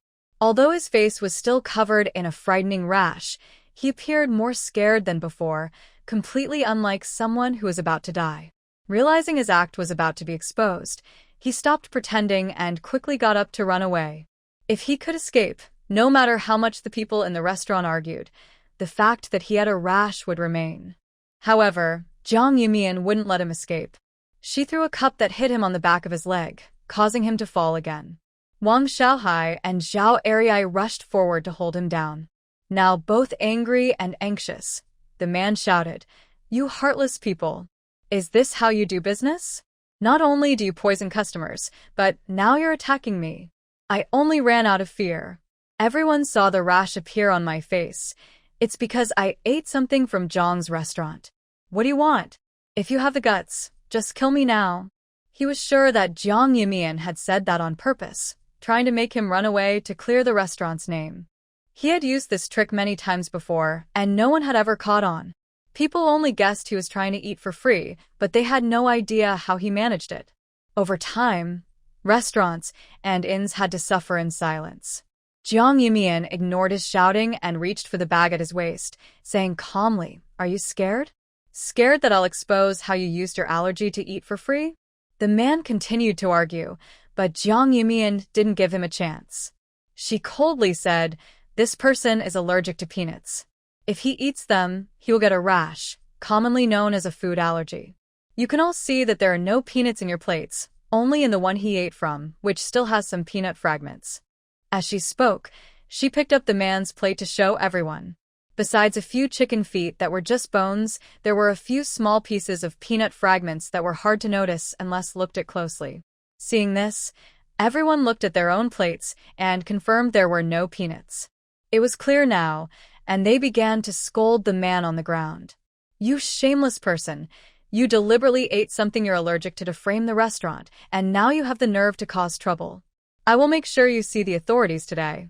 Yes, this kind of person who tries to eat for free must be reported to the officials. Absolutely. We can't let him harm other restaurants. The man, however, continued to argue loudly. "This woman is lying. Don't believe her. What allergy? She is just making things up. It's clear that this restaurant poisoned my food, and that's why I'm in this situation. Don't be fooled by her sweet talk. I just like eating peanuts, and who says that's an allergy?" Seeing how stubborn he was, Jiang Yumian raised an eyebrow and smiled. "Oh really? Since you love peanuts so much, why don't you finish this bag?" With that, she tossed a bag of peanuts to Wang Xiaowei. Wang Xiaowei just chuckled and grabbed a handful of peanuts, shoving them toward the man's mouth. "Hey, customer, you should have said earlier that you love peanuts. I would have served you right away. Come on, do you have enough? If not, after you finish this bag, I can go buy more for you. Don't be shy, eat up." Wang Xiaowei was very pleased. If there weren't so many people watching, he would have beaten the man up. Now that he could take revenge in another way, he wouldn't let the man off easily. The man was terrified by the handful of peanuts and tightly closed his mouth, shaking his head in refusal. He thought, "No way. I just ate a few and broke out in a rash. If I eat all of these, I'll really be in trouble." He wanted to eat for free, not to get into serious trouble. Some people who were initially skeptical of Jiang Yumian's words began to believe when they saw the big man on the ground, and they started to scold him. Peanut thought that if this person wasn't causing trouble, why was he keeping his mouth shut and refusing to eat, especially when he had said earlier that he liked to eat? At that moment, a voice shouted from outside the shop. "What's going on? Why is everyone gathered here? Someone said there's poison in the shop harming people. What's happening?" Zhang Li entered with 2 officers, looking serious. When he saw Jiang Yumian and the others inside the shop, he paused for a moment. The big man on the ground saw the officers as his saviors and shouted to Zhang Li, "Help. Officer, cough cough, this shop poisoned me and left me like this. Cough cough, they still want to harm me. You must arrest everyone in the shop." Zhang Li glanced at him and then turned to the crowd, casually asking, "What's going on?" Upon hearing the question, someone quickly explained the situation. Zhang Li raised an eyebrow and smiled, saying, "What a coincidence. I heard that several restaurants in the neighboring town reported someone pretending to be sick to eat for free, but they couldn't catch him. I didn't expect him to come to Qinghe Town. Today, thanks to Zhang's shop, not only did we catch him, but we also learned how he pretended to be sick and gave those restaurants a fair resolution." After he said this, several customers who had heard about the incident slapped their foreheads, recalling the events from the neighboring town. "Oh, I thought something was strange earlier. I didn't realize this was the guy who caused trouble for those restaurants." "Yes, I heard about it too. I thought it was just a lie from the restaurants, but it turns out to be true. Thank goodness for Zhang's shop. Otherwise, who knows what this guy would do next." Jiang Yumian was also surprised and looked at Zhang Li with confusion. Seeing his serious nod, she realized it was indeed true. However, considering how skillfully the big man acted today, it was clear he had done this many times before. If she had noticed his strange behavior early on, it would have been hard to discover the truth. Seeing the situation, the big man felt uneasy. He never expected that his good fortune would be ruined by this woman. Frustrated, he pulled out a dagger from his waist and aimed it at Jiang Yumian. His movement was too quick for anyone to react. By the time Jiang Yumian realized what was happening, the dagger was only 2 fists away from her. Everyone gasped as they saw the dagger about to stab Jiang Yumian's neck. In the next moment, a sharp short knife flew in and struck the big man's hand. He winced in pain, and the dagger that was meant for Jiang Yumian fell to the ground. The big man knelt down, clutching his pierced hand and crying out in agony. Jiang Yumian looked at the cold figure at the door and smiled slightly. She knew he would step in to help. Lu Si's expression stiffened as he met her smiling gaze, and he instinctively curled his fingers. In the heat of the moment, he acted without thinking about how to greet Yumian. Zhang Li, unaware of their connection, sighed in relief and said, "Thanks, brother." Afterward, he motioned for someone to take the big man away, but suddenly remembered something. He grabbed the man's money pouch from his waist and tossed it to Wang Xiaowei, saying with a grin, "This guy's meal money." Wang Xiaowei caught it and felt relieved. He thought the man might eat for free today, but thankfully Zhang Li was there.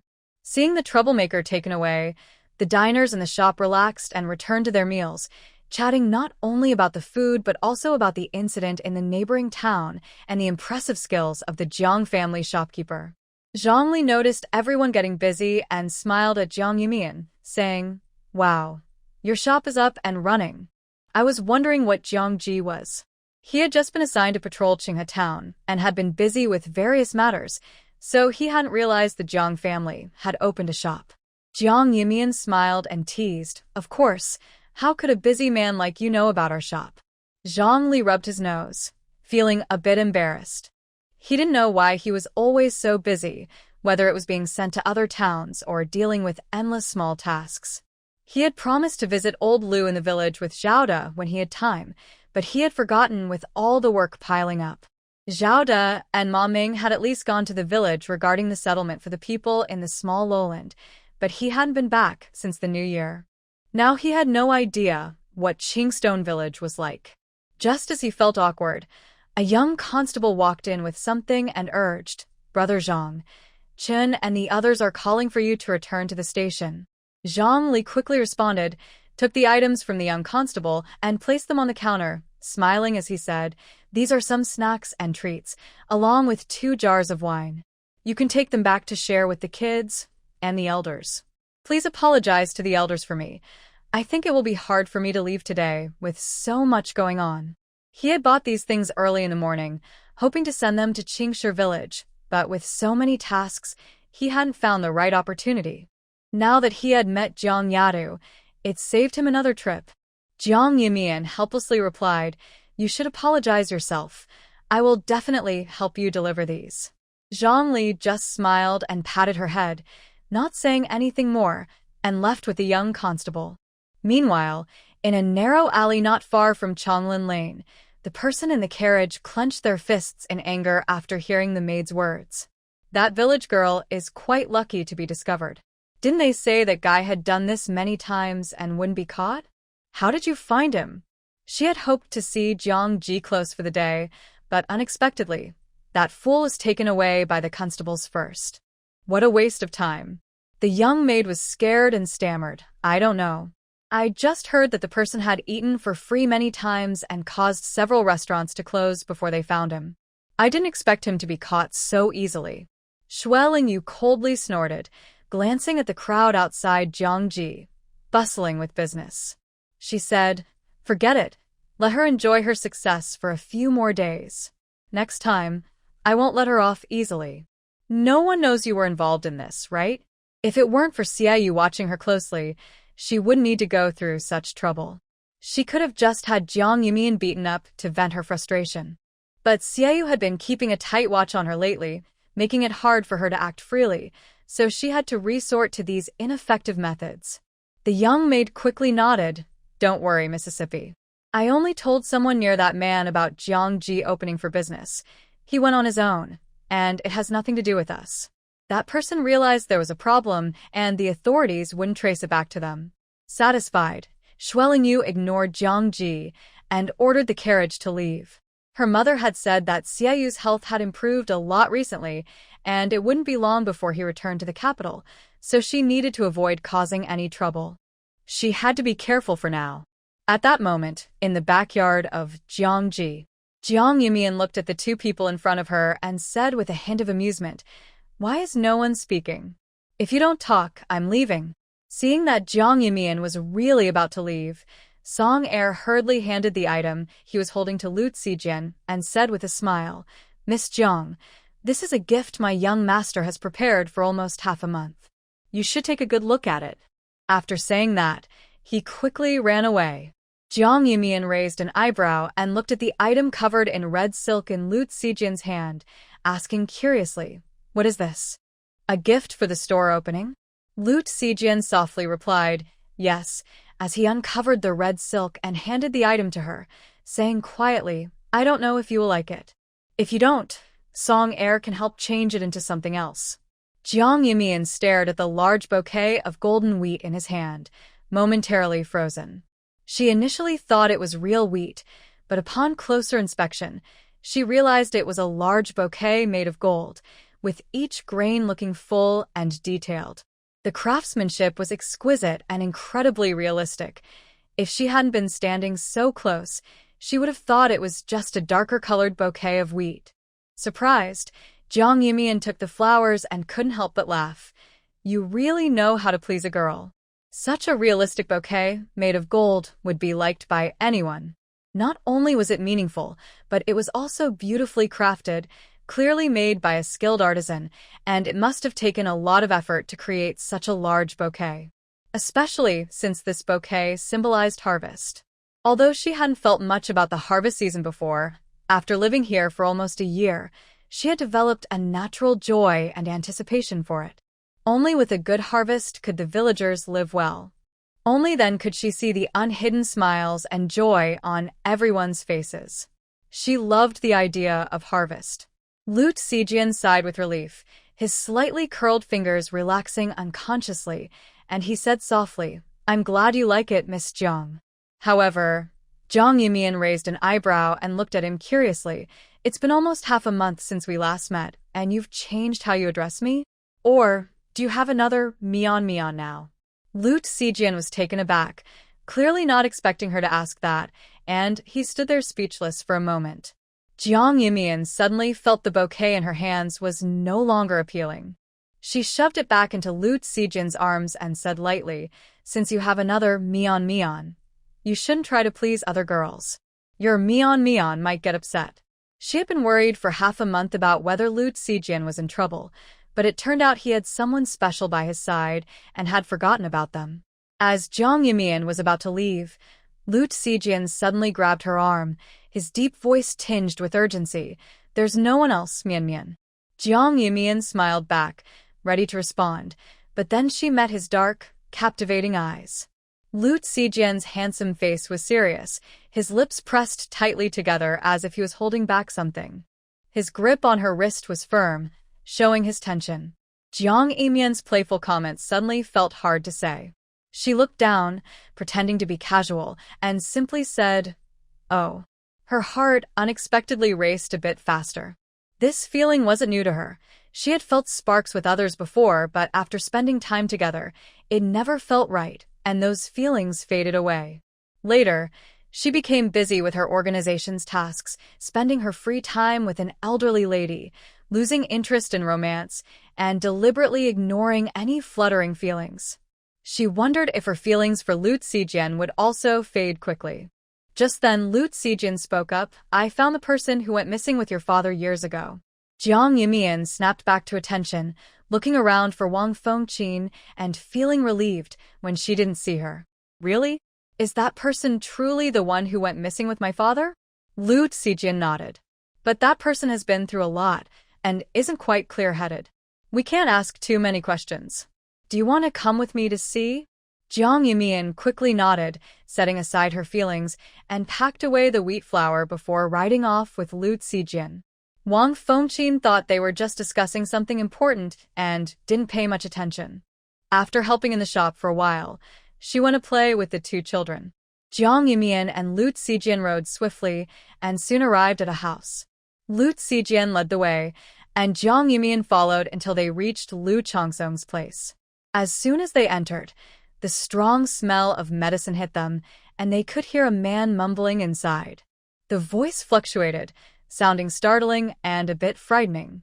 Song Xiaowu stared at the person on the bed, who seemed to have suddenly become frightened and anxious. He felt a headache coming on.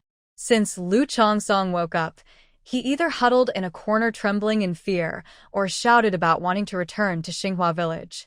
He seemed completely out of sorts, and the doctor had come several times without being able to help him regain his clarity.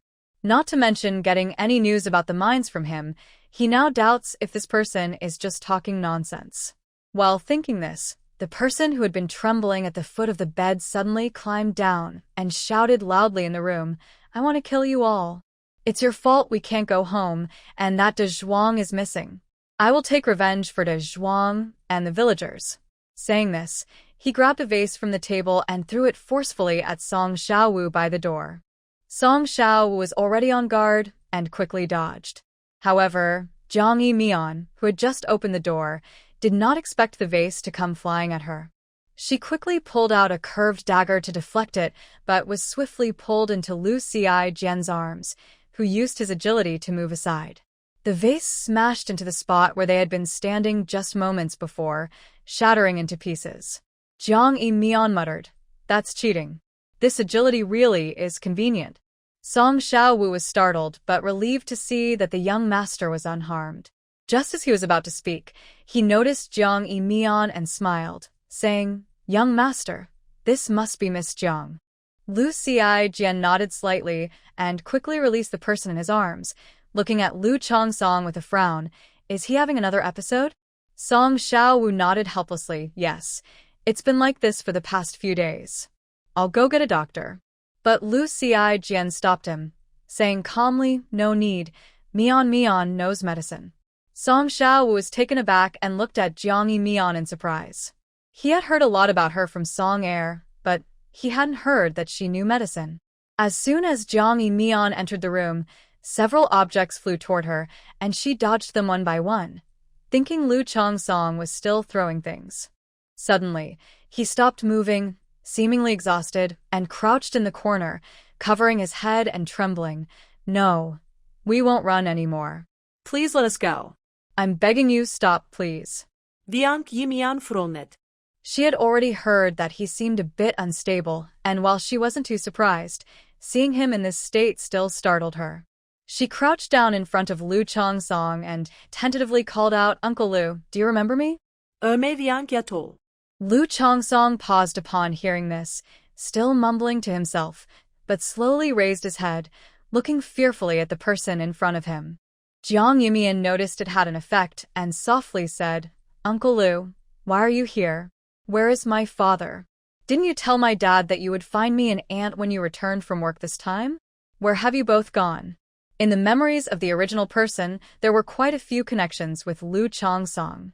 They had a good relationship with Jiang Dazhuang, growing up together, often working side by side, and occasionally sharing snacks with the children of the main family, making him like a half-family member to them. She truly couldn't imagine that the honest and simple man would turn into what he was now. His messy hair stuck to his face, his beard unkempt. He was so thin he looked like skin and bones, and his deep-set eyes made him resemble a frail old man. In her memories, this man should still be under 30, but after just a year apart, he looked like he was nearing the end of his life. Lu Chongsong gradually calmed down as he listened, his expression shifting from fear to confusion.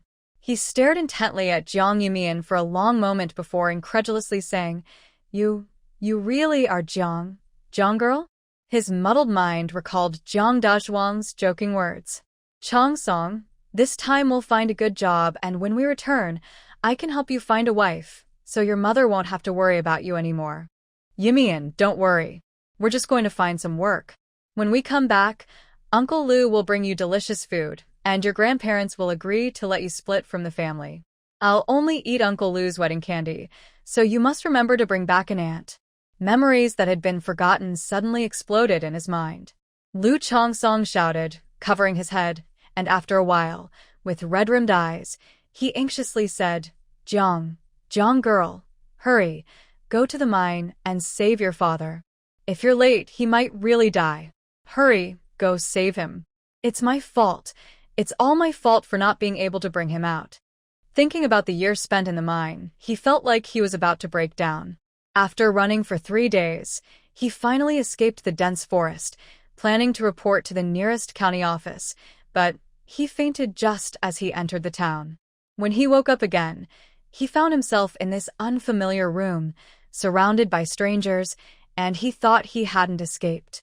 The long period of torment had driven him to the brink of madness. The faint hope he had vanished completely upon seeing so many unfamiliar faces, leading him to despair. Jiang Yumian noticed that he was a bit more awake and quickly said, "Uncle Lu, what exactly happened? What mine are you talking about? Please explain slowly." Lu Chongsong looked terrified and replied, I don't know what mine it is. I only know it's a long mountain range with tall poplar trees. It's a very remote place. We were all knocked out and taken away. When we first arrived, many people were mining iron in the cave. At first, we wanted to escape, but the mountains all looked the same. Before we could find our way, we were taken back. They whipped us and threatened to kill us if we didn't mine properly.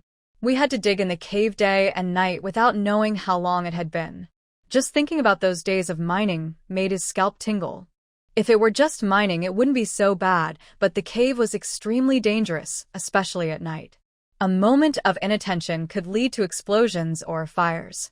Many people had died in those accidents, and some were killed by cave collapses or beatings. They were treated like animals, not humans. When someone died in the cave, new people would be sent in right away. If he hadn't used some tricks to build a relationship with the person who brought food every 2 weeks, he wouldn't have had a chance to escape. If it weren't for Brother Dezhuang taking a beating for him and getting seriously injured, he wouldn't have been so desperate to run away. He just hoped that the authorities would rescue them from the mine. Lu Zijian listened to their conversation and turned to Song Xiao, saying, "Go check which mountain near Pingjiang County has poplar trees." Song Xiao quickly responded and hurried out. Lu Chongsong then looked at Lu Zijian, nervously asking Jiang, where is this? Who are these people? Jiang Yumian reassured him, "Uncle Lu, don't worry. They are not bad people, they are my friends. You are back home now in Qinghe Town. No one will dare to take you again. Please tell us everything you know about the mine." They had too little information. If they wanted to rescue people from the mine, they needed more details. They didn't even know the exact location of the mine, or how many people were there. Lu Chongsong thought for a while before continuing, "No, you shouldn't go. There are hundreds of people on that mountain. Besides us workers, there are many skilled fighters. The whole mountain is watched over by them. Ordinary people can't get in or out. The last time I escaped was by chance. Something happened at the mine and no one noticed me leaving. If you go, it will only lead to death. We need to report to the authorities. They are the only ones who can rescue us." Every person tricked into the mine has tried to escape, using all sorts of methods. What awaits them is endless beatings and death. They either work themselves to death on the mountain, get killed by the leaders, or face other fatal dangers. Only the government and officials can save them. No one else can. Jiang Yumian simply replied, "We won't go. The authorities need to know what's happening at the mine, right? Do you remember how you got down from the mountain? Did you pass any villages on the way?" Lu Chongsong thought for a long time before shaking his head. I can't remember clearly. I came out from the stone gate and ran while those people were moving food. I just ran straight down the mountain without knowing the direction. I ran for a whole day and night without resting, afraid of being caught again, so I kept running. That place is so remote. I didn't see anyone, let alone a village. I only reached the city in the afternoon after running since morning, then I fainted. When I woke up, I was here. Though he said he ran, he had no strength left and crawled into the city. Jiang Yumian frowned, confused. "What stone gate?" Lu Chongsong quickly explained, "There's a giant stone gate on the mountain where they mine. If the people inside don't open it, those outside can't get in." He realized that he only learned they were trapped on the mountain after successfully getting through the stone gate. He had never escaped before. Only by leaving through that gate could one truly get out. Thinking about the stone gate made his head hurt even more. Even if they reported to the authorities, if the gate doesn't open, the officials can't get in, let alone rescue anyone. They can't get out. It's over now. I shouldn't have run. I shouldn't have run. No one else can come out. They can't get out. They can only wait to die. They can only die. Lu Chongsong suddenly stood up from the ground, holding his head and shouting, his mind filled with memories of being hit by the leader and the scene of the mine collapse. Jiang Yumian was a bit stunned, watching the person who had just started to regain some clarity now become frantic again, which made her feel uneasy. She feared that the honest and gentle farmer from her memories might also end up like this, or have faced some misfortune. Either possibility was distressing. If Wang Fengqi knew, she would probably cry her heart out. Suddenly, a dull pain shot through her chest, causing her to frown. She couldn't tell if this feeling belonged to her or to her original self. Lu Chongsong suddenly screamed, forcefully pushing over the nearby screen and vase, then picked up a broken table leg and threw it at Jiang Yumian. His eyes were filled with rage, clearly indicating he had lost his mind. Seeing this, Lu Zijian quickly stepped forward and struck the back of Lu's neck. In an instant, the man who was still going wild fell unconscious. Lu Zijian tossed him onto the bed and looked at Jiang Yumian with concern. The usually calm person was now frowning tightly, holding her chest, and beads of sweat were forming on her forehead, clearly in distress. Lu Zijian hurriedly approached, took her hand, and said slowly, "I will rescue Uncle Jiang. You don't need to worry, he will be fine. Mian, trust me." Pingjiang County is close to the capital but a bit far from Qinghe Town, at least a 7-day journey. He planned to travel overnight, and by the time he reached Pingjiang County, he expected that Song Xiaowu and the others would have gathered plenty of information about the mine. Jiang Yumian took a moment to collect her emotions and felt the dull pain in her chest lessen significantly. She replied, "Yes, he will be fine." No matter if she could find Jiang Dazhuang in the end, she had to try. She couldn't leave everything to Lu Zijian. She needed to go too. The sooner they acted, the greater the chance Jiang Dazhuang would be alive. Thinking this, she quickly said, "I'm going back to pack some things and inform my mother. Then I'll head to Pingjiang County. If you find out any news about the mine, please let me know immediately." With that, she walked straight out of the room. Just as she stepped outside, a sharp gust of wind came at her. Hearing the sound of the wind, Jiang Yumian immediately bent down to dodge, not pausing for a moment, and kicked out towards her attacker. Song Bingcheng was secretly alarmed, quickly dodging to the side and throwing several daggers at the opponent's vital points. Jiang Yumian waved her curved dagger, knocking down several daggers in quick succession. 2 of the daggers even changed direction and flew towards Song Bingcheng. Song Bingcheng skillfully dodged the 2 daggers and continued to attack Jiang Yumian, his eyes filled with surprise. "You're young, yet your strikes are so fierce and deadly. Who is your master?" He thought this young lady was timid, but he was surprised by her ruthlessness, which matched that of his own ruthless apprentice. Jiang Yumian glanced at him, unfazed by his question, and thrust the dagger directly at his face. Song Bingcheng was taken aback, tilted his head to dodge, and laughed. "You're still inexperienced, little girl."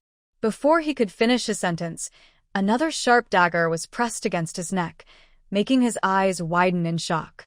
He stared at the familiar dagger on his neck, unable to believe. "How did you catch the dagger I threw?" He thought he had imagined it when he noticed one dagger was missing. It turned out to be real.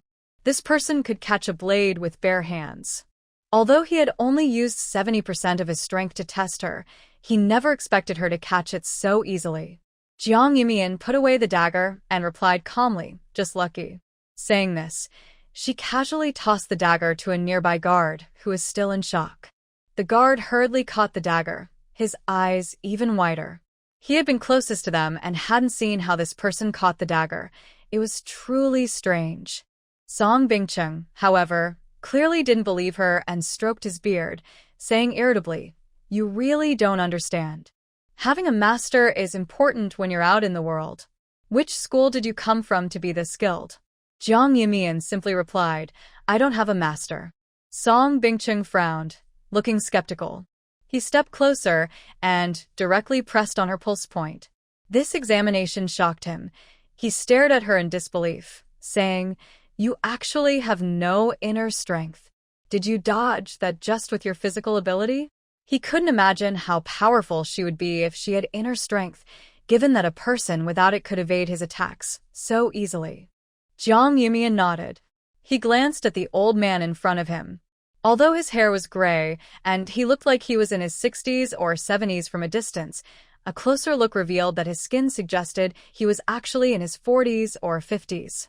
Especially after their recent sparring, his movements were not only quick and precise but also surprisingly agile, which did not match his elderly appearance at all. Having inner strength in ancient times was truly beneficial. Not only was the body strong, but it was also flexible, making her envious. Song Bingcheng was very pleased and repeatedly praised, "Great. Truly impressive. You have no inner strength at all, yet you can dodge my attacks. Your skills are remarkable."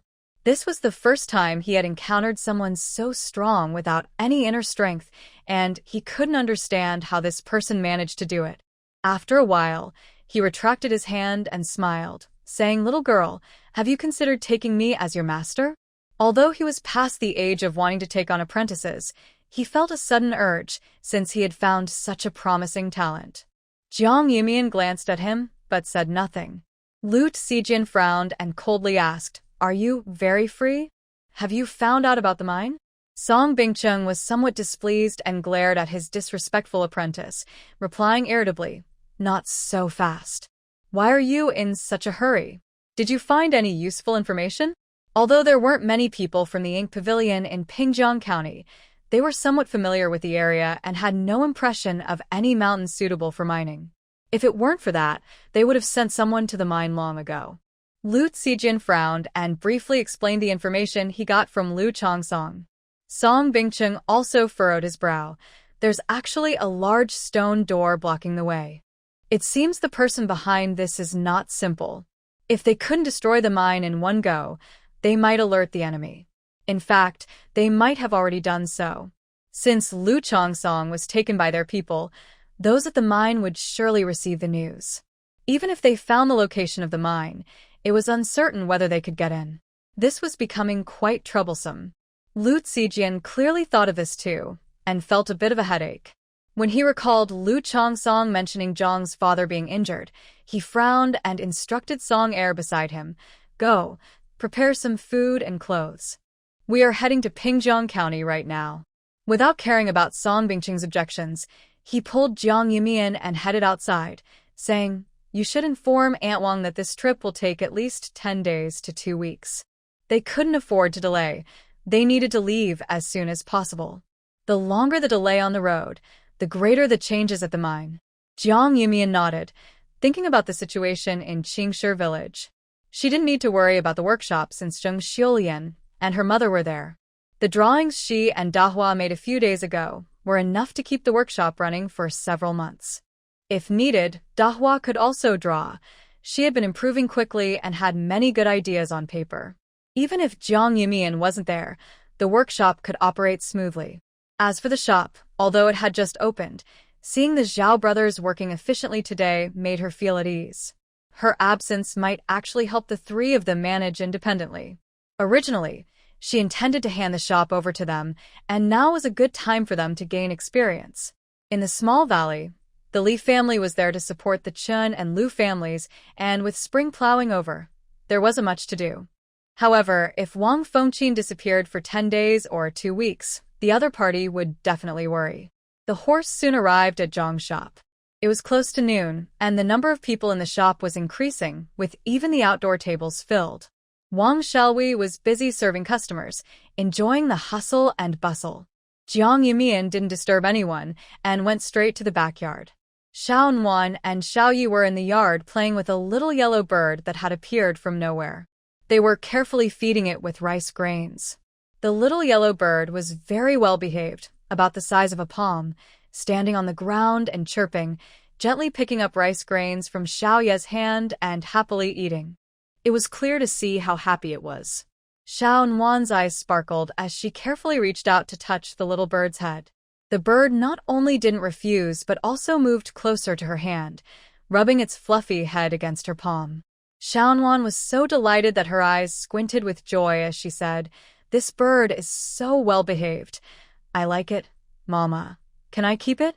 Wang Fengqin smiled and replied, You have to see if it wants to stay with you. If you keep it, it would be in a cage all day. Do you think it would be happy? Xiao Nuan paused, suddenly remembering how Mimi looked when it was kept in a cage, listless. She shook her head. Then I won't keep it. The little bird would surely prefer to fly around. If I put it in a cage, it wouldn't be happy. I'll just take care of the little chicks instead. They are fluffy and very cute. I can take them for walks every day.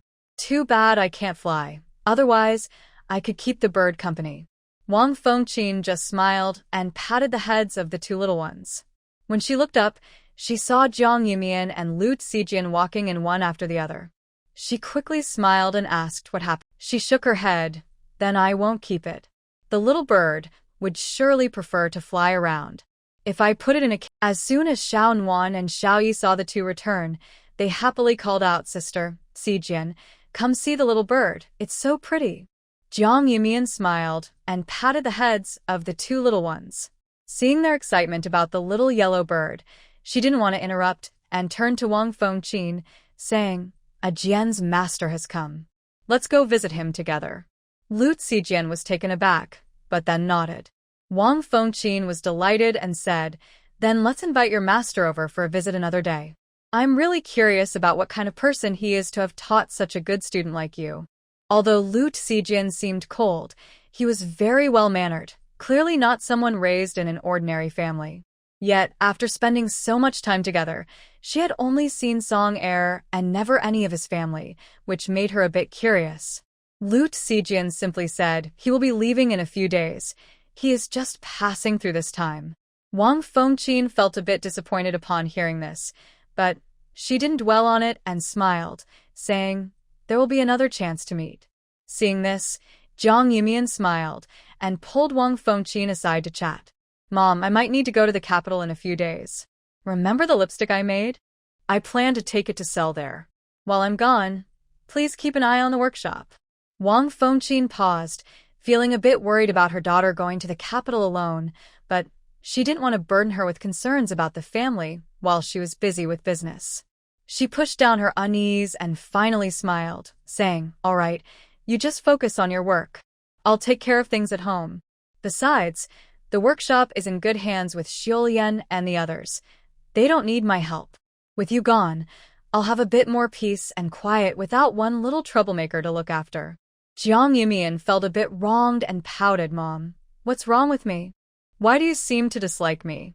Wang Fengqin laughed and gently pinched her cheek, saying softly, I'm just joking. My daughter is the best in the world. I couldn't possibly dislike you. But you should be careful going to the capital alone. Why not let Zijian accompany you? Yumian was really worried about going alone. Unfortunately, everyone at home was busy with their own things, and it wasn't possible to leave suddenly. She wanted to accompany her daughter, but was afraid of being a burden. After thinking it over, she realized that Lu Zijian was the most suitable choice. They were familiar with each other, he was well-mannered, and he knew some martial arts to protect Yumian. Jiang Yumian cleared her throat, feeling a bit awkward, as if her mother was handing her over to Lu Zijian. However, Lu Zijian said seriously, Aunt, don't worry. I will go with Yumian, and Song Er, and the others will also be there to protect her. Wang Fengqin nodded in satisfaction. That's good. Yumian, please take care of her. Just then, Song Er walked in. Young master, Miss Jiang, the supplies and horses are ready. Jiang Yumian replied and exchanged a few words with Wang Fengqin and the two children before leaving. The horses prepared by Song Er were clearly not ordinary. Their manes were shiny and smooth, and their overall spirit was different from the one at home. Jiang Yumian was very pleased. She glanced at the two quiet men following Song Er, nodded at them, and swiftly mounted her horse. The group traveled for 5 days and nights, finally arriving in Pingjiang County early on the 6th day. Since it was late and everyone was tired, they quickly went to the nearest inn upon entering the city. They booked 3 rooms and ordered some food, then casually found a spot in the inn's lobby to wait for the waiter to bring their meals. Although it was early morning, there were 2 other tables of guests in the lobby besides theirs. The 2 tables seemed to be together, consisting of strong men who were talking about a merchant caravan. Don't say that, The place this caravan went to was really dangerous. Our whole group almost got killed by those cursed Tuyuhan. Exactly. Luckily, General Wei arrived just in time and drove away those Tuyuhan who dared to attack us. Otherwise, we would have been in big trouble. I noticed that several nearby cities are not doing well. The streets are full of homeless beggars. We are fortunate not to live in those border cities. It's either the cursed Tuyuhan invading or those Xiongnu. None of them are easy to deal with. Don't say that. The place this caravan went to was really dangerous. Our whole group— Who can argue with that? I wonder when the chaos over there will end. With General Wei guarding, I think those people won't get far. I believe it will be over soon. I also think that if it weren't for those rebels colluding with the Tuyuhan, they would have been dealt with by the king of Chu right from the start. There would have been no need for General Wei to step in. Now that he is middle-aged, I wonder how much longer he can fight.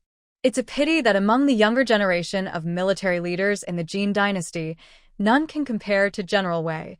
They are all just reckless fighters without much thought. However, I believe the king of Chu is quite impressive. He managed to fend off the fierce rebels all on his own. If he didn't know how to strategize, how could he have held off those 50,000 rebels with just 20,000 defenders? Thanks to the king of Chu delaying the rebels, otherwise, they might have already stormed into the capital. The king of Chu is indeed a remarkable figure, but he doesn't train or fight often. I think he can't compare to those military families who have been on the battlefield since childhood. Although they may not strategize as well as the king of Chu, they are still formidable after years of experience, and with so many advisors in the army, they don't need to think much, they just fight. That's right. Didn't we hear that General Wei has a brilliant strategist by his side? I heard that several battles at the border were won thanks to that strategist's plans. They are quite impressive. As Jiang Yumian listened to the conversation about the battlefield, her drowsy mind became a bit clearer, and she grew curious about General Wei. Although Qinghe Town is a remote place, there are always stories in the tea houses and taverns about General Wei's achievements when he was young. It is said that he won a stunning victory on his first battlefield at just 14, making a name for himself in the Jin dynasty. Some even claim that as long as General Wei is around, the Jin dynasty will never face defeat. This piqued her interest early on. Seeing the men chatting happily, she curiously asked, "Is General Wei really that impressive?" The group of men, hearing her question, turned to Jiang Yumian. Seeing a clean and delicate young girl beside people who didn't seem bad, they smiled and replied, "Of course, young lady. You don't seem to follow battlefield matters much if you don't know about General Wei." General Wei is not only skilled in warfare, but he is also an exceptional fighter. Anyone who has been on the battlefield since their teens must be impressive to have survived. That's right. He once drove away the barbarian forces and earned great military achievements. Although he may not be as fierce as before, he is still formidable. Every military family takes pride in having a disciple who can become General Wei. Unfortunately, General Wei has his own criteria for accepting students, and hardly anyone meets his standards. However, I heard that the strategist he recently trained is quite impressive. I wonder which family this strategist comes from, and if he is the only disciple of General Wei. Who knows? We can't be sure if this news is true. We'll have to wait until the border war ends and General Wei returns to the capital to find out. Let's focus on the merchant caravan instead. As they talked, the conversation shifted back to the caravan. Jiang Yumian didn't listen anymore. Her mind was filled with worry for Jiang Dazhuang, and now also for another person. There had been no news about Jiang Qingyuan, which made her think something might have happened. On the battlefield, countless soldiers suffer injuries or die, and many bodies are left unburied. Only a few soldiers return home, while many are buried on the spot for various reasons, or their remains are lost. If they could safely bring Jiang Dazhuang back, Wang Fengqin would be happy, but knowing Jiang Qingyuan had died would still weigh heavily on her heart. Having Jiang Dazhuang nearby would provide some comfort. Lost in thought, Lu Zijian handed her a cup of hot tea and gently said, "It's cold at night. Drink some hot tea to warm yourself." Jiang Yumian responded and took a sip of the tea. She then heard Lu Zijian say, My people have already gone to the border, but it's chaotic there and conflicts happen often, making it hard to find anyone. We are already searching for news about your brother. Although we haven't received any good news, the absence of bad news is a good sign. He might be hiding for some reason and hasn't been able to return. After saying this, he pressed his lips together, looking a bit tense. He didn't fully believe his own words, unsure of how to comfort her. Jiang Yumian chuckled softly. Although she knew it was meant to be comforting, it warmed her heart, just like the tea in her hands. It was rare to hear him speak so much, and she smiled, saying, "Don't worry, I'm not that fragile. No matter the outcome, I can accept it." Lu Zijian finally relaxed and nodded. At that moment, the waiter brought the food. The group hadn't had a warm meal in days, so when the food arrived, they dove in, not saying a word. Jiang Yumian pushed her worries aside and quietly ate. After they finished their meal and cleaned up, it was already an hour later when they went to bed. Perhaps due to the exhaustion from days of traveling, Jiang Yumian fell asleep as soon as her head hit the pillow. The next day, when Jiang Yumian woke up, it was already bright outside. After a quick wash, she went straight downstairs. She had a very good sleep and felt much better overall. After several days of riding, she thought her body might fall apart. Fortunately, since arriving here, she had been exercising whenever she had time, which kept her from collapsing on the way. The lobby on the first floor was already filled with many people, including guests staying at the inn and customers coming to eat. The mixed sounds created a lively atmosphere. Lu Zijian and Song Er were already sitting in the same spot as yesterday and waved at her when they saw her. As soon as Jiang Yumian sat down, she noticed the absence of the other two and curiously asked, "Where did Wang San and the other go?" She hadn't seen them all morning.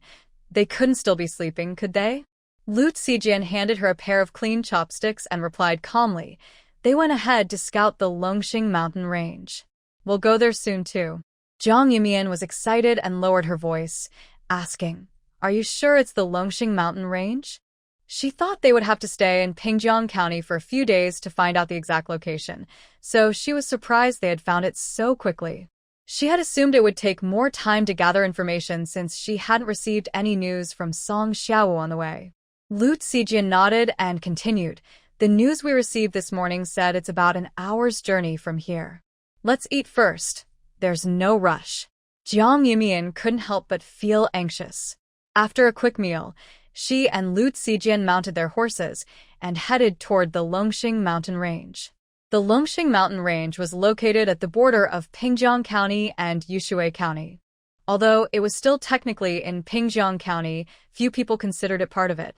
Many referred to it as a mountain filled with wild beasts, and some didn't even know where it was. Before they reached the Longxing mountain range, Jiang Yumian and the others dismounted and looked at the lush mountains from a distance, feeling a bit troubled. Although this mountain wasn't as large as the one behind Qingshi village, it was connected to several peaks, and it would be easy for them to get lost if they entered recklessly. They could also easily be spotted by people living in the mountains. Song Er frowned and said, "Young master, Miss Jiang, I don't think this mountain is easy to enter. According to Lu Chongsong, there are definitely people watching the area from the mountain. If we go up directly, we will surely be discovered. Moreover, this place was remote, and hardly anyone came here. If they were found, those people wouldn't believe their excuses and would likely attack them.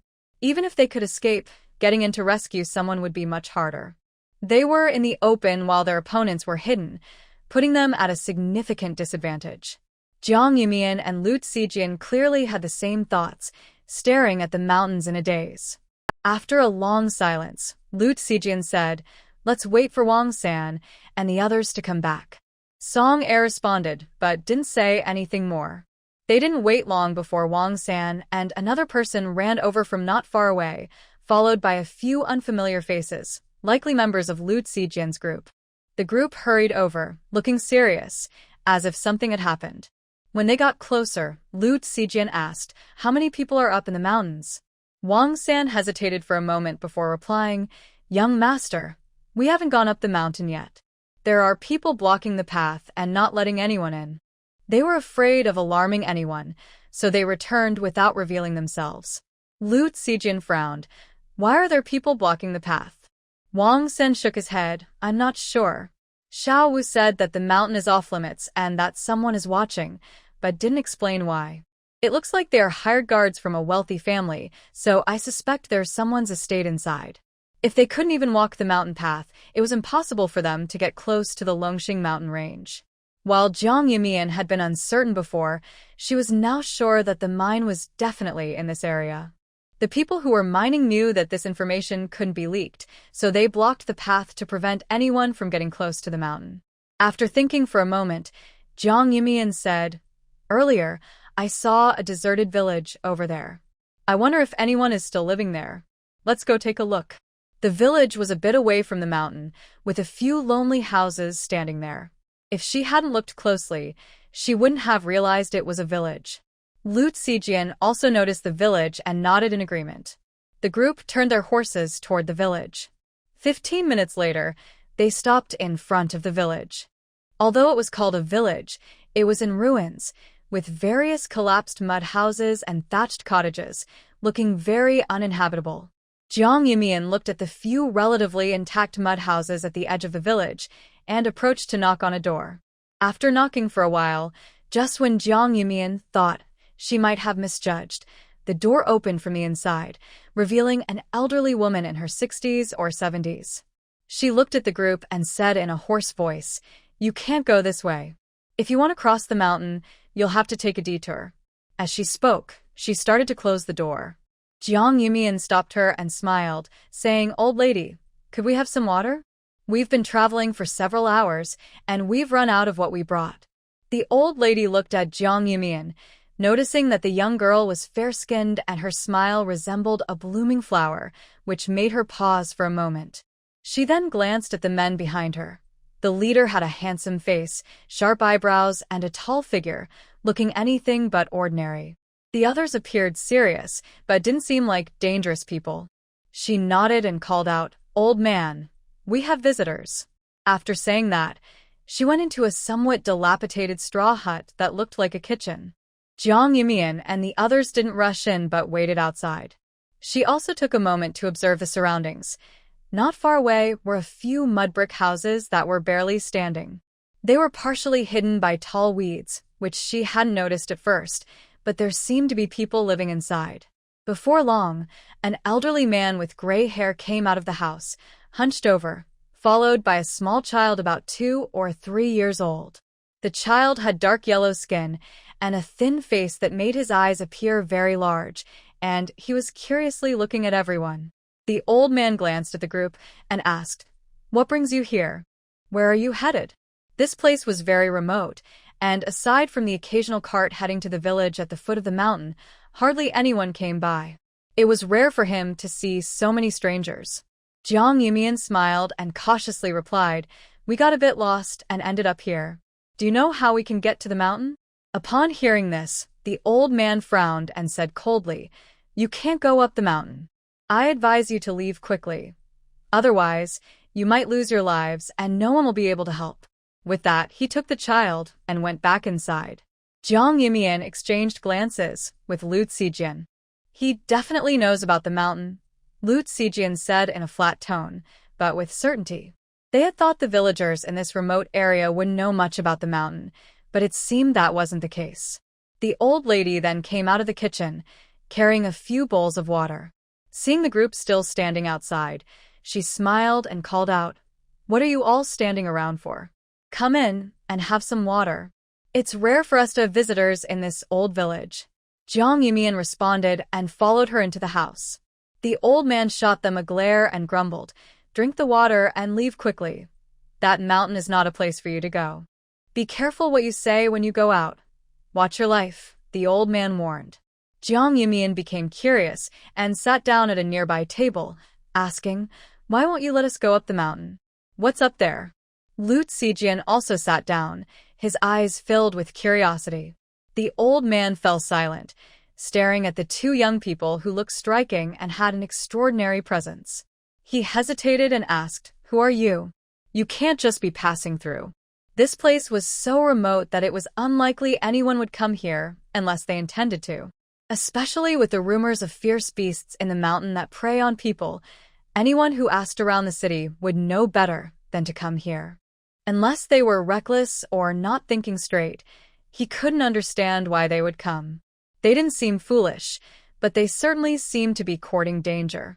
Lu Zijian nodded and said calmly, "We are not just passing through. Do you know what the situation is on that mountain?" Jiang Yumian added, "Don't worry, sir. We are not bad people. We just want to go in and rescue someone. I heard many people have been captured inside. My father might be one of them." The little girl sounded a bit down, but there was a hint of hope in her voice, as if she was waiting for him to share some information about the mountain. The old man felt a pang of sympathy, remembering his own son, unsure if he was alive or dead. The old woman beside him suddenly had tears in her eyes and spoke in a hoarse voice, "Dear girl, that place is a dangerous pit. You must not go. If your father knew you were risking your life to save him, he would never agree." Having seen so many lives lost, she couldn't bear to watch these young people head toward danger. In the past, they had been powerless, but now that these young ones had found them, she couldn't let them take such a risk. The child who had been quietly listening began to cry when he saw his grandmother upset. "Grandma, please don't cry. Let's go play in the mud, okay? Don't cry." The child sounded so pitiful that the old woman quickly agreed, picking him up and leaving the room. The old man, who had been silent, sighed and lowered his head, saying, "If you have questions, just ask. I don't know much. There are watchers all over the mountain. You can't get up there. Plus, there's a village at the foot of the mountain, and anyone who gets too close will be chased away. If you try to force your way in, it will only lead to disaster. You cannot enter, no matter how skilled you are." Wang Sen nodded, agreeing with what they saw. He lowered his voice and said, "This place is very strange. It must have been strictly warned about. There are many powerful people here, and if we want to get in, it will take a lot of effort." Jiang Yumian thought for a moment and asked, "How many people are still in this village?" Although she hadn't seen anyone else, she could sense some faint presences, suggesting there were still quite a few people around. The old man casually replied, "There are 4 families, maybe a dozen people. They are mostly old folks and children, and they won't last long. Let me give you some advice. The people on the mountain are not easy to deal with. Even if you manage to go up, you could be shot, and there's no chance of coming back alive. Don't think that just because you have a few skilled fighters, you can go anywhere. Those people on the mountain are all tough." Jiang Yumian raised her eyebrows, curious, and asked, "Have you been up there, Grandpa?" The old man smiled bitterly. "If I had gone up there, I would have been dead long ago. I wouldn't still be here now." Just thinking about the terrible situation from back then made him tremble. Jiang Yumian wanted to ask more, but Lu Zijian held her wrist and calmly said, "Since you haven't been up there, how do you know how powerful the people on the mountain are? Or did you go up for some reason and see those people in action, which scared you away?" When he said this, the old man trembled and stared at Lu Zijian without speaking. After a while, he lowered his head, filled with sorrow. He remained silent for a long time before saying, "It's something you need to know for yourselves, but don't blame me if something happens to you. I have indeed been up there. 3 years ago, a group of people suddenly appeared on Longxing Mountain and wouldn't let the villagers go up. At that time, everyone was struggling, relying on the mountain for food. When those people stopped us, we couldn't agree, so we gathered a group of young men to charge up the mountain. To our surprise, those people were not afraid of us at all. They took out bows and shot a few people dead on the spot. The sight was shocking for us simple farmers, and we ran away in fear. Some young people were angry and secretly went to report it, but they never returned. Although the villagers were furious, they didn't dare to provoke the people on the mountain again and stayed hidden in the village. Then, for some unknown reason, those people suddenly came down and took away the young men and women from the village. Half of the people in the village are gone, leaving mostly the elderly and children. Many could not bear the pain of losing their sons and daughters, and some became so upset that they fell ill and eventually passed away, leaving their children behind. Since we cannot go to the city or the mountains, we rely only on the village's land, but most of the remaining people are old, and not many can work. Many have gradually starved to death. After 3 years, only those like us, who are too old to die, remain in the village, just waiting for death. The old man's words were calm, almost as if he were talking about someone else's situation, but his trembling hands revealed his deep anger and sorrow. He didn't know how they had survived these years or why he was still alive, as if he were waiting for a faint hope that someone would come to rescue them. He also seemed to be waiting for his son to return, hoping for a day when the family could be together again. The room fell silent. No one spoke, as if they were shaken by the old man's words. Song Air was stunned, unable to believe that the people on the mountain were so bold. After a while, he angrily said, "Does the government of Pingjiang County not care? Such a big incident must have reached their ears. What's the difference between those people on the mountain and bandits? Although this place is remote and few come here, the government still collects taxes. If the tax collectors know about the situation in the mountains, the government must know too." The old man scoffed. If those people on the mountain had nothing to do with the government, they wouldn't be so bold. They probably just want to watch us wait to die. After all, they wouldn't bother to take the lives of a few ants like us. We can't cause any trouble for them. I only regret not dying with the others back then. Now, I'm just surviving, not knowing when I will die. At first, he held on to hope, waiting for his son to return, but over time, he became numb. Whether he waited or not didn't matter. Eventually, they would all be reunited. He could even see his daughter-in-law, who died in childbirth, and being together in the afterlife would be better than this life. Jiang Yumian felt uneasy and didn't know what to say. The old man, with a blank expression, said, "Now that we've reached this point, do you still want to go up? The government of Pingjiang County is over there. Even if you die, no one will know. You should leave quickly while no one is paying attention, or you might not be able to leave at all." He didn't know what was happening on the mountain, but it certainly wasn't anything good. Occasionally, there are sounds of explosions coming from the mountains. Although they are far away, he can tell that they are the sounds of gunpowder explosions. This likely means they are mining. Those people are very cautious. How could they allow anyone who knows the truth to live, especially these young ones in front of him? Jiang Yumian heard this and, instead of feeling scared, she said seriously, "Even if it's like climbing a mountain of knives or crossing a sea of fire, I want to try." "Don't you want to try, Grandpa? Although you are older, what about your grandson? He's only a few years old, maybe 2 or 3. Can you bear to let him die without ever seeing the outside world?" Although she had never met Jiang Dazhuang, the memories of the original owner showed that he treated her well.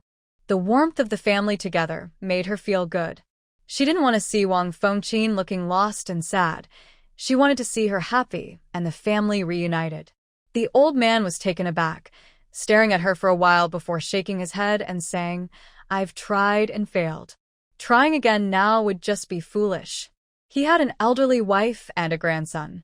Even if he didn't know when he would die, he wanted to live a few more days to be with his family. His son and daughter-in-law would surely understand. Jiang Yumian only smiled and said, "What is your son's name?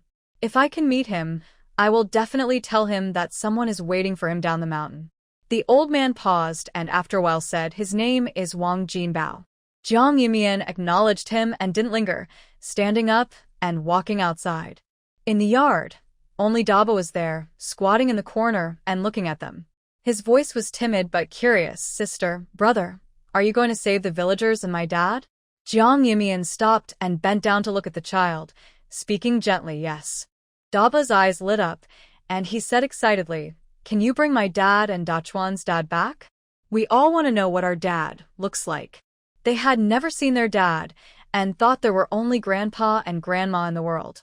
Jiang Yumian felt a pang in her heart and after a moment said, "I will do my best. If I can find your dad, I will definitely bring him back."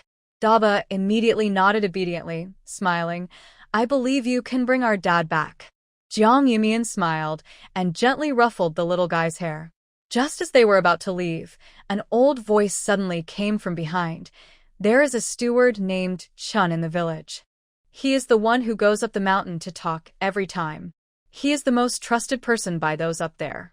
Jiang Yumian turned back, but the old man was no longer in sight.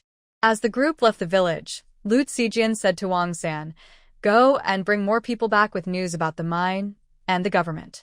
Wang San quickly agreed. Song Er frowned for a moment and said, "Young master, what should we do next? We don't know what's happening in the mountains. If we rush in, we might suffer heavy losses and gain nothing, especially since those people were involved with the government. If they went into the mountains and found nothing, they would be in trouble. Even with their leader backing them, the people behind the government would take this chance to hit them hard."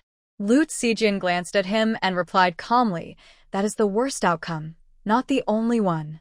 They would definitely go up the mountain, but it didn't mean they had to charge in blindly." Song Er looked a bit confused and turned to Jiang Yumi and Miss Jiang.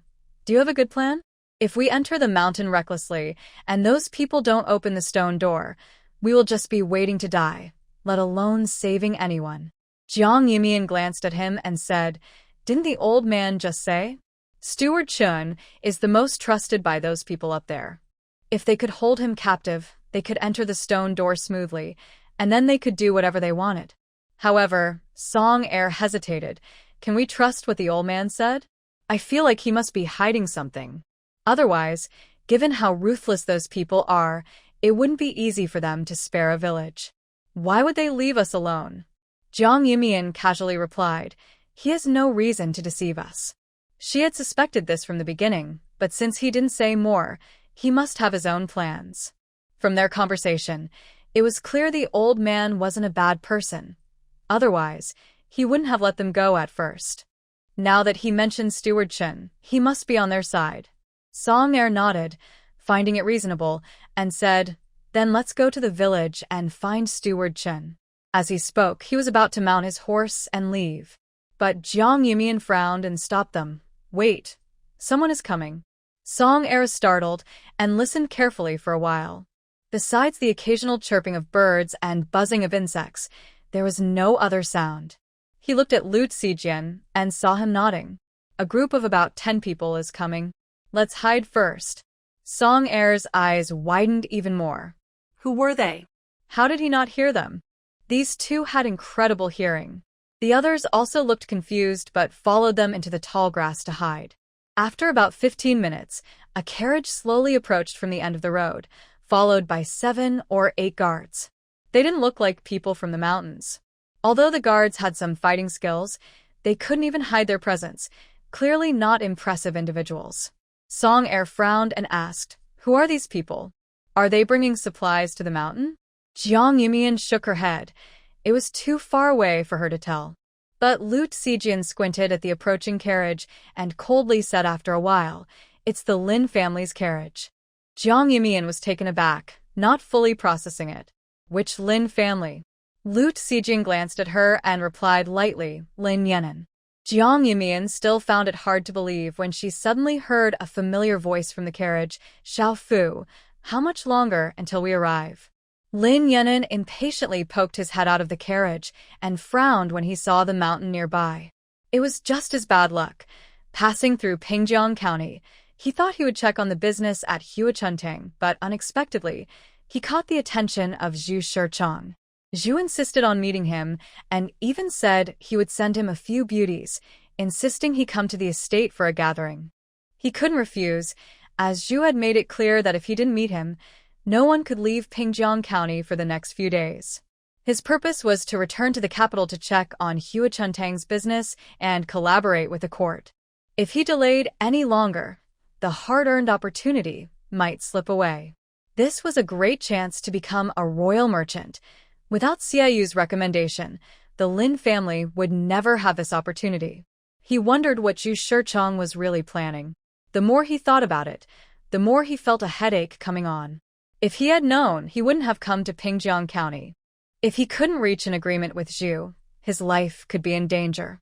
If he did reach an agreement, it might not be a good thing either. He couldn't be sure that Zhu wouldn't take the opportunity to use the Lin family for some shady dealings. While he was worrying, several heads suddenly popped up from the tall grass nearby, startling him. When the people emerged from the grass, he sighed in relief, his expression brightening with surprise. "Yimian, what are you doing here? This is not a good place."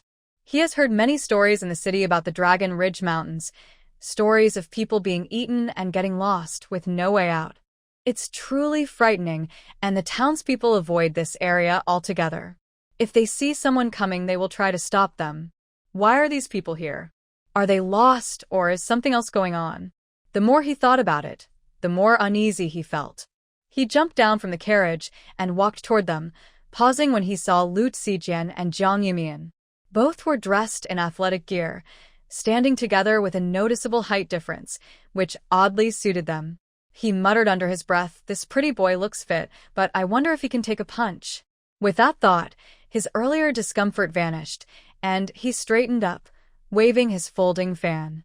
Yumian surely wouldn't like a pretty boy like him. When Jiang Yumian saw him, she looked surprised and asked, "Did Zhao Zhao not say you went to the capital for business? Why are you still in Pingjiang County?" Zhao Zhao had mentioned that her brother had left several days ago for the store opening, so by now, even if the carriage was slow, he should have arrived in the capital. Lin Yan'an sighed and replied, "Don't mention it. Something came up, and the county magistrate, Zhu Shichang, insisted on seeing me, so I can't leave for now. But what about you all? Why are you hiding in the bushes? If someone didn't know better, they might think you were up to no good." Song Er felt a bit guilty, exchanging glances with his brothers, as they were indeed there for something serious. Jiang Yimian's eyes lit up. "The county magistrate wants to see you? Is it at that manor inside?" Lin Yan'an nodded, confused. "How did you know there was a manor inside?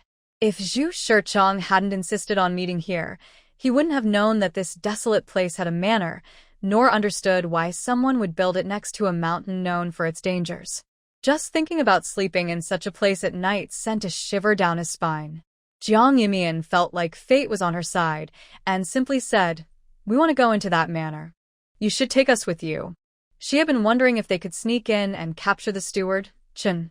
If there was indeed a mine in the mountains, there would likely be powerful figures guarding the area. Even if they managed to take Chen, once the people at the manor realized he was missing, they would surely send word to the mountain. If they hadn't figured out the situation by then, they could find themselves in danger. Now that Lin Yan'an is here, he can stabilize the people in the village. Although Lin Yan'an doesn't understand, he agrees, as he feels that his few guards are not enough.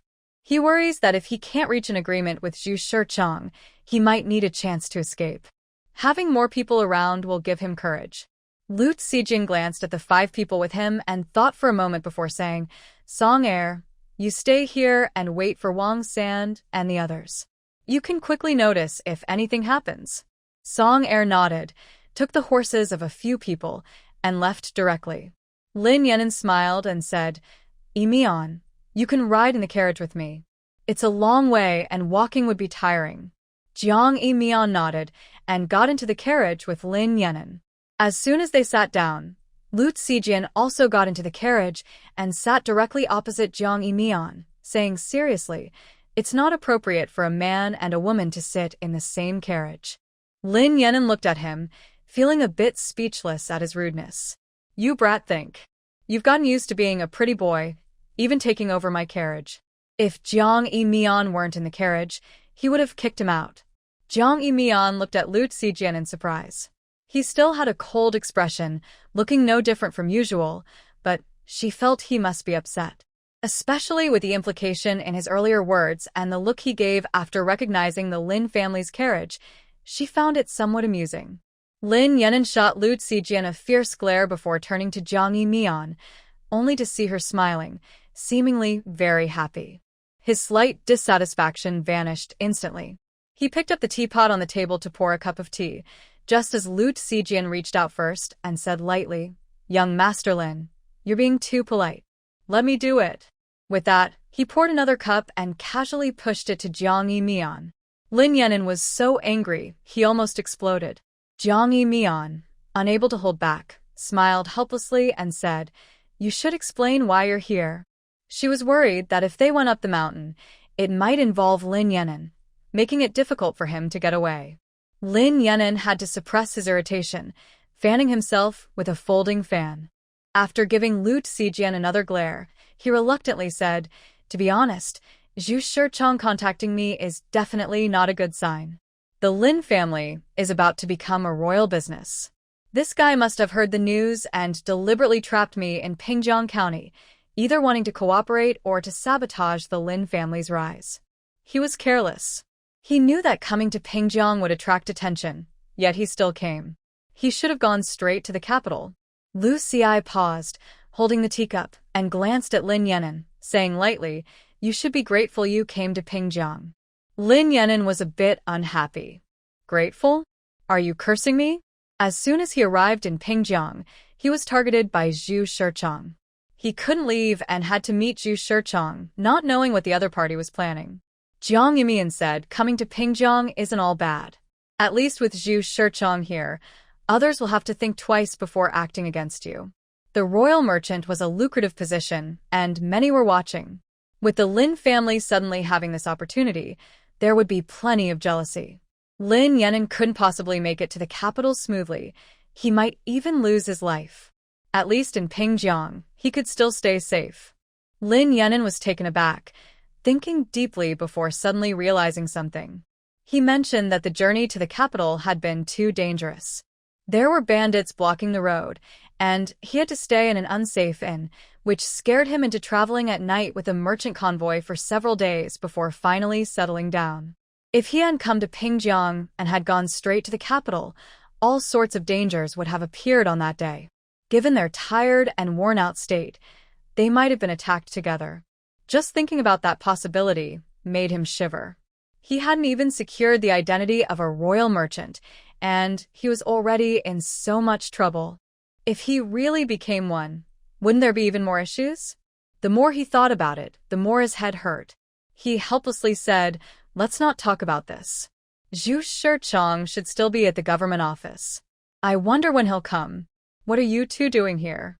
Jiang Yumian thought for a moment and replied, "We're going up the mountain to find someone and check on a few things. Once we get to the village, just act like we're not here and do what you need to do." Lin Yenin looked at the two of them for a moment, but didn't say anything more, just nodded in agreement. The carriage traveled for a quarter of an hour before stopping on the mountain road. Outside, a man's voice rang out, "Who goes there?" Xiao Fu was startled by the sudden appearance of a dozen people, but still tried to remain calm as he addressed the leading man. "My young master is from the Lin family. Lord Zhu specifically invited him here for a gathering." The man responded, glancing at the dozen guards following him. Seeing they were just ordinary people, he respectfully said, "So it's the young master of the Lin family.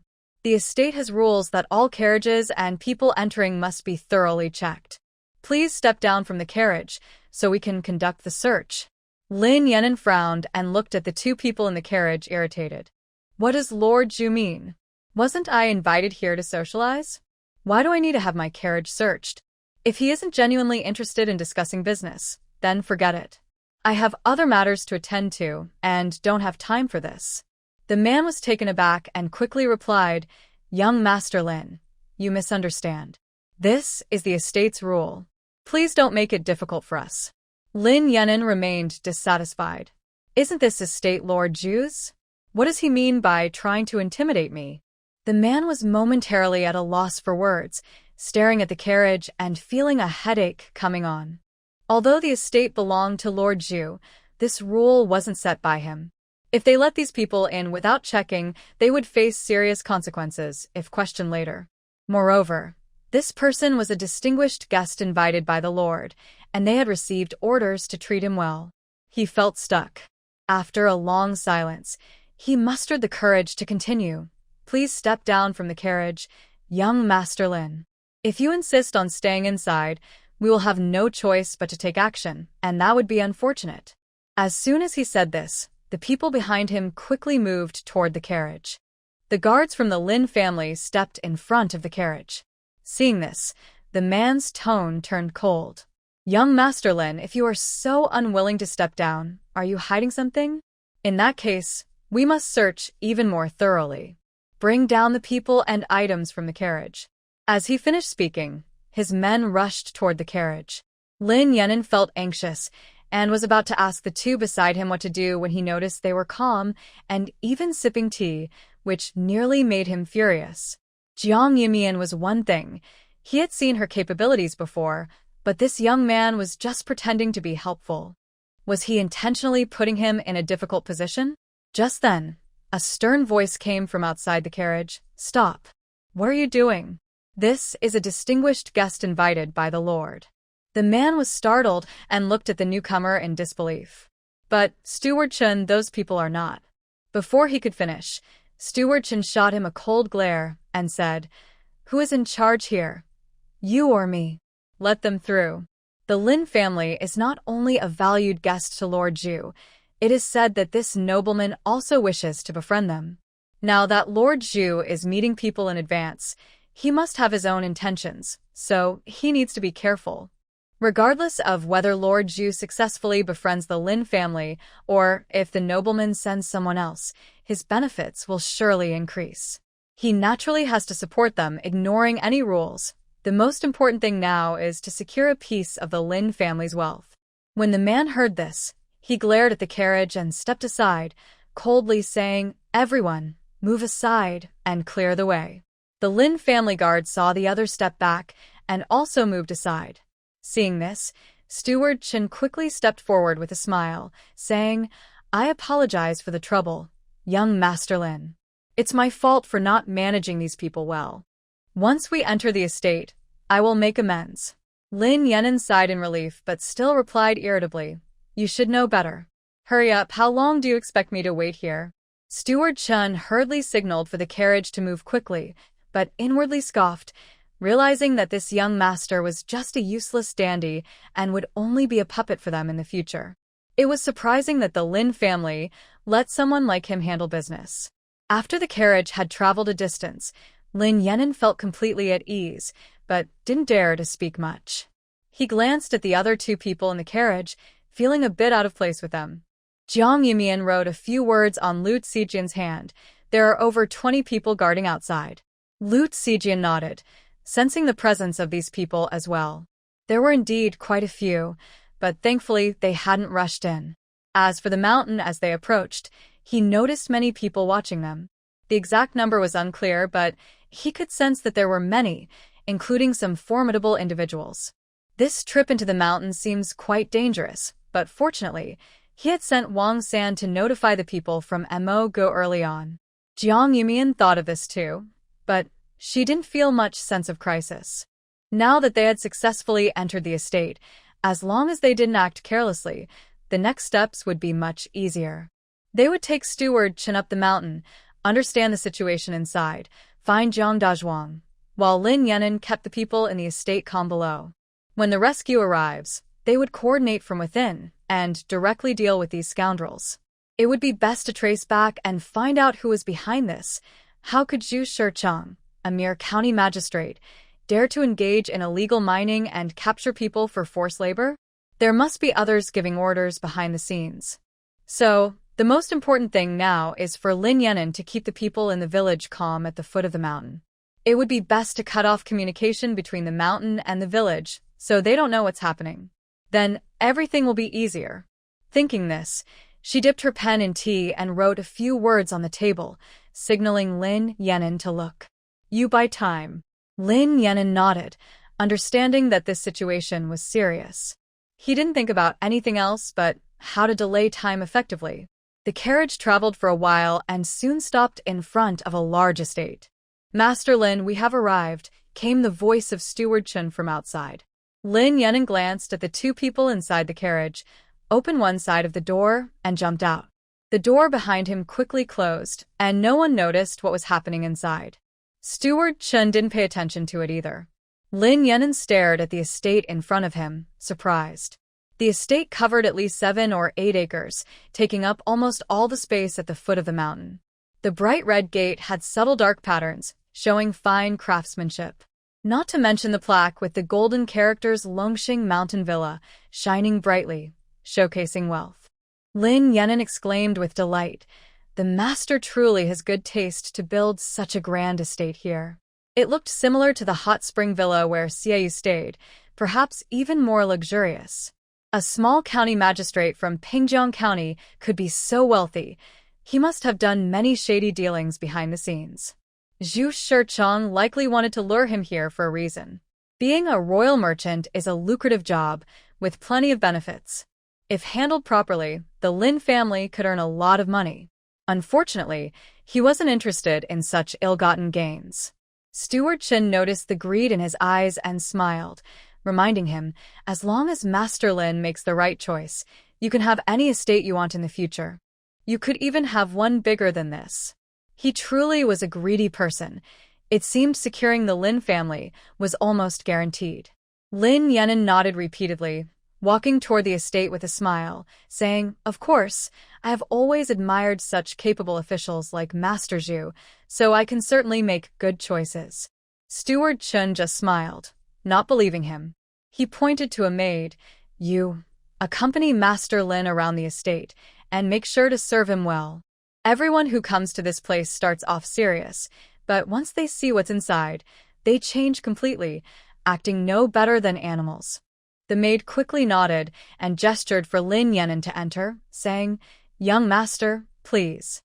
Lin Yan'an huffed and followed the maid with a few of his guards. The other guards were sent to different courtyards. Butler Chen glanced at the carriage being taken away by the stableman, then quickly looked away, instructing a few servants to watch Lin Yan'an before heading to the back courtyard. As Jiang Yumian and Lu Zijian entered the estate, they saw Butler Chen leaving in a hurry. They exchanged glances and cautiously followed him. They planned to take him away in a quiet spot, but unexpectedly, Butler Chen turned into the estate's rockery. With a look that suggested he was hiding a big secret, Jiang Yumian felt anxious and wanted to rush in to catch him, but Lu Zijian suddenly pulled her back. She looked at him in confusion and whispered, "What's wrong?" This guy seemed so anxious. He must be hiding something important, and she wanted to see for herself. Lu Zijian blushed and didn't say anything. The next moment, a slightly teasing female voice came from inside the rockery. "What are you doing? Don't stay here. Someone will come soon." "So, what if they come? Who in this place dares to stop me? Give me a kiss." "Stop it. Aren't you afraid of the master coming? I'm the master's maid." "So what? I've already had my fun with all the women here, except for that scheming Aunt Wang, pretending to be pure. She didn't seem so innocent when she was trying to charm that old man Song Shirchong. Did you drug her? Humph. You only care about her. Don't touch me. I'm leaving." "Oh, my dear sister, don't go. That woman can't compare to you. Let me take care of you first." Soon, the rockery was filled with crude language and some ambiguous sounds. Jiang Yumian felt disgusted and never expected Butler Chen, at his age, would be involved in such things. She quickly moved aside, not wanting to hear the unpleasant sounds coming from the rockery. But the two inside were too intense, and their sounds couldn't be hidden, making Jiang Yumian feel a headache. She cursed under her breath. This old man is truly disgusting. If she had known, she should have knocked him out earlier, otherwise, she wouldn't have to hear such revolting things. The more she thought about it, the angrier she became, and she shot Lu Zijian a glare.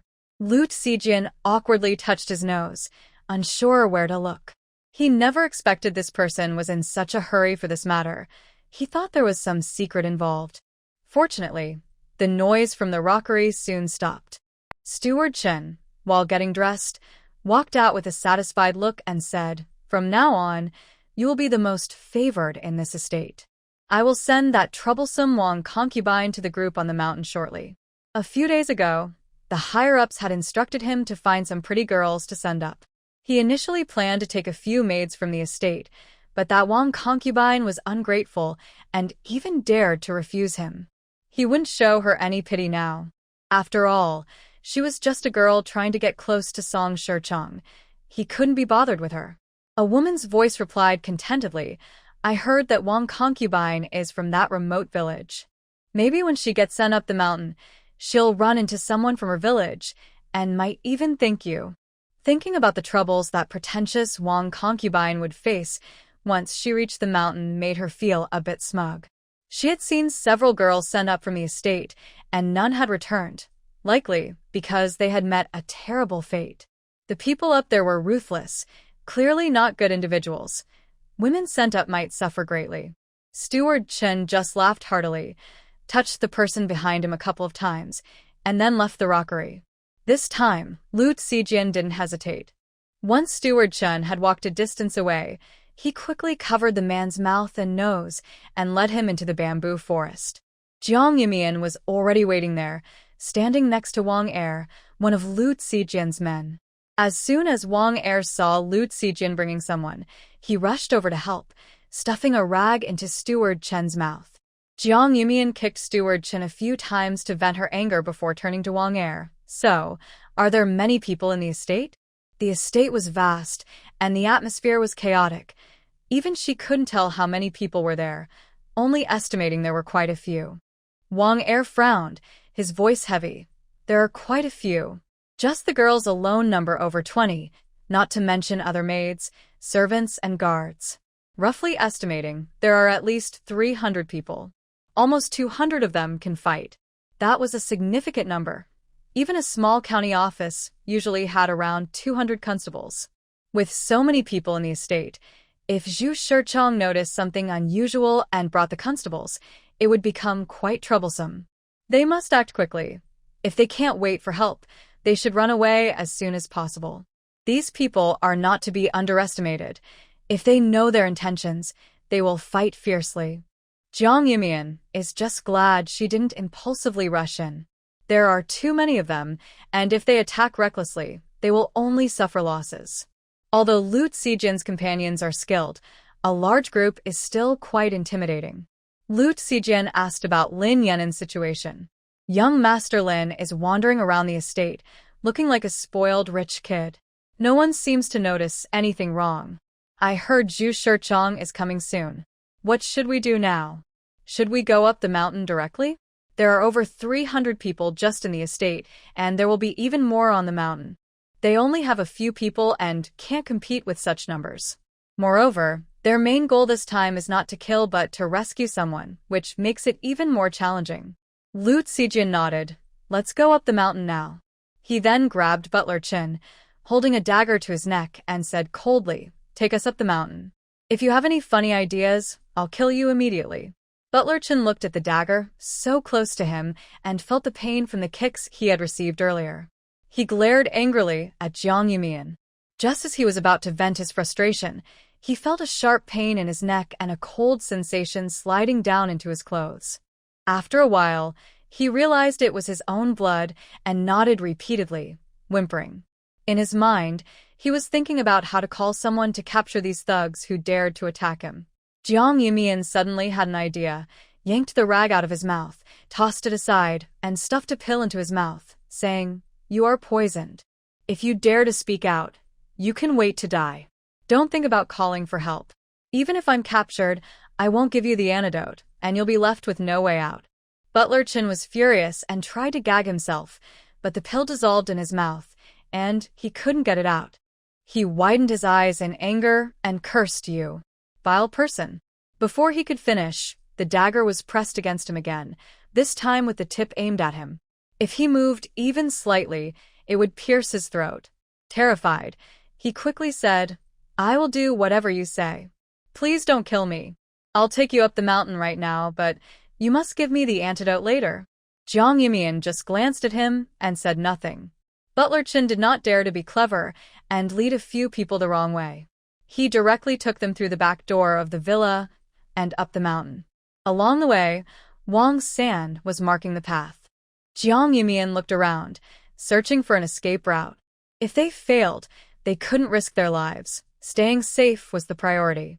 Although she thought the chances of failure were small, as long as there was no communication between the mountain and the valley, she was confident she could create chaos on the mountain, making it easier to escape later. Butler Chin remained quiet, thinking about how to deal with the people on the mountain. He wanted to find a chance to have them capture these people who dared to threaten him and give them a good beating, especially the woman next to him, who looked enchanting but was unexpectedly ruthless, carrying poison with her. He hadn't even realized what was happening before the poison was already in his system. Once he found the antidote, he planned to make her suffer. The more he thought about it, the more excited he became, his gaze fixated on Jiang Yumian. This little enchantress had a nice figure and looked young, probably inexperienced, which made him think it would be thrilling to play with her. Just then, he was suddenly kicked to the ground. Before he could react, he received another hard kick. The pain made him want to scream, but the next moment, his mouth was filled with mud, making him furious. His lower body hurt so much that he was sweating cold, moaning incoherently, almost rolling on the ground. Lu Zijian glanced coldly at the man on the ground, his voice icy. "If you dare to look again, I'll make you regret it." Butler Chen quickly covered himself and mumbled for mercy. "I won't do it again." Jiang Yumian looked at the man on the ground, feeling disgusted. If it weren't for the mess, she would have liked to deal with him herself. She had heard from the people in the fake mountain that many girls in the villa had fallen victim to him. Just looking at him made her want to vomit. Fortunately, he was poisoned by her. He would never be a normal man again, and he could forget about playing with women. Jiang Yumian and her group quickly arrived at the stone gate. Just as Lu Chongsong had said, the stone gate was 10 meters high, blocking the entire mountain. The tall trees around had been cleared, leaving no foothold. As long as the people inside did not open the door, there was no hope of breaking in. At the top of the stone gate sat a young man.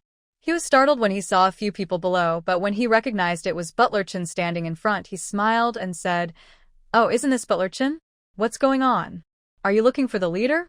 Butler Chen wanted to call for help, but just as he was about to shout, he felt a knife pressed firmly against his back, making him shiver with fear. He could only force a laugh and said, "Haha, didn't Leader Zhang say a few days ago that he wanted some young ladies? I found a beauty today, just right to send to Leader Zhang." The young man looked at the girl in Lu Zijian's arms, who had her eyes closed and hair messy, and his eyes lit up. Although he was a bit far away, he could tell that the girl was fair-skinned and beautiful, with a soft figure. She looked very charming. "Oh, this girl is really something. If Leader Zhang is satisfied, you'll have done a great job," he said. Butler Chen was anxious and tried to signal to the person above him, but that person wouldn't look at him, making him so worried that he felt like his eyes would cramp. Just as he was about to take a risk and warn the others, a cold voice came from behind him, let him open the door, quickly. As he spoke, the knife lightly cut into his back, causing a slight sting that made him instantly alert. He was covered in cold sweat and said, "Quick, open the door. I'll bring this girl inside." The young man just smiled and said, "Why are you in such a hurry? Do you want to try it too?" He then looked back at the girl. Not suspecting much, he reached out and felt along the high wall. The previously closed stone door shook a bit and slowly moved open. Seeing the stone door open, Butler Chen didn't care about the knife behind him and rushed inside, shouting, "Help." The young man was taken aback. Because of the noise from the stone door, he didn't quite catch what Butler Chen said, but seeing him rush in like he was escaping, he realized something was wrong and immediately tried to close the door. However, in the next moment, a curved dagger flew toward his neck and pierced straight in. His eyes widened in shock as he fell to the ground without making a sound. Butler Chen was also knocked unconscious by Lu Zijian. Jiang Yumian glanced at the people on the ground and said to Wang Er, "You handle this side. We'll go in first." Wang Er nodded and quickly disposed of Butler Chen and the young man's bodies in the woods to hide them. He changed into the young man's clothes and sat back on the wall, looking bored as he glanced around, appearing just as he did before. Jiang Yumian and Lu Zijian entered the stone door and walked further inside. Inside the stone door was a dark cave, quite spacious, but there weren't many people around. It was unclear if they were too confident in the stone door or if there was another reason. The two of them walked through the cave and reached the entrance, where light flooded in, and they heard panicked voices nearby. That mine collapsed again, and there are still many people inside. What should we do? Several mines have collapsed in a row. What can we do? It's not our problem. Let's hurry to another mine. Who has the time for that? What if this mine collapses too? We could all die. Exactly. Didn't you see those lucky people who were pulled out? They were covered in blood, and some were missing half their bodies. The area was filled with cries and moans, creating a chaotic scene. A large, muscular man listened to the noise and swung his whip at the crowd, shouting angrily, "What are you shouting about? Is this your first day at the mine? Hurry up and get to another mine." If you don't work enough today, you won't eat. Do you hear me? He cracked the whip a few more times. Seeing the tattered people getting more bloodied, the others dared not complain. Those who had been hesitating to go down the mine had no choice but to head to another mine that was still in decent condition. The muscular man was satisfied to see everyone going down. He then looked disdainfully at the bloodied, half-dead individuals on the ground and pointed at those digging in the collapsed mine, saying, "What are you digging for? Those people are dead. New workers will come in a few days. It's not our concern. Just hurry up and throw those bodies out. They're an eyesore and bring bad luck." The few people quickly responded and dragged the bodies into the woods. The muscular man didn't leave, though. He called someone over and said, "Go tell the leader about the situation. Many more people have died, and we probably don't have enough workers." The person nodded and ran off. The muscular man then walked toward the intact mine, shouting at the people inside, "Put in more effort and dig faster, or just wait to die." After that, he headed toward a nearby grass shed. Inside the shed, many people were chatting and laughing with their bare upper bodies, completely unfazed by the recent mine collapse. Instead, they were joking with each other, using all sorts of crude language. Suddenly, someone said, "Hey, I saw the leader take away a batch of stuff a few days ago." What was that? Did they just take the iron or straight away? The few people in the grass shed were startled and whispered, "Who knows what it is? It's better if we don't get involved. We might lose our lives without even knowing why." Exactly, let's not mention it. You shouldn't try to ask around either. If you see something you shouldn't, just wait for your end. As they spoke, they changed the topic to the girls who were taken up the mountain a few months ago. Wow, those girls were really beautiful. It must have been fun, but too bad they died. Right? It's so unfortunate. I heard they died in the leader's bed. That's terrifying.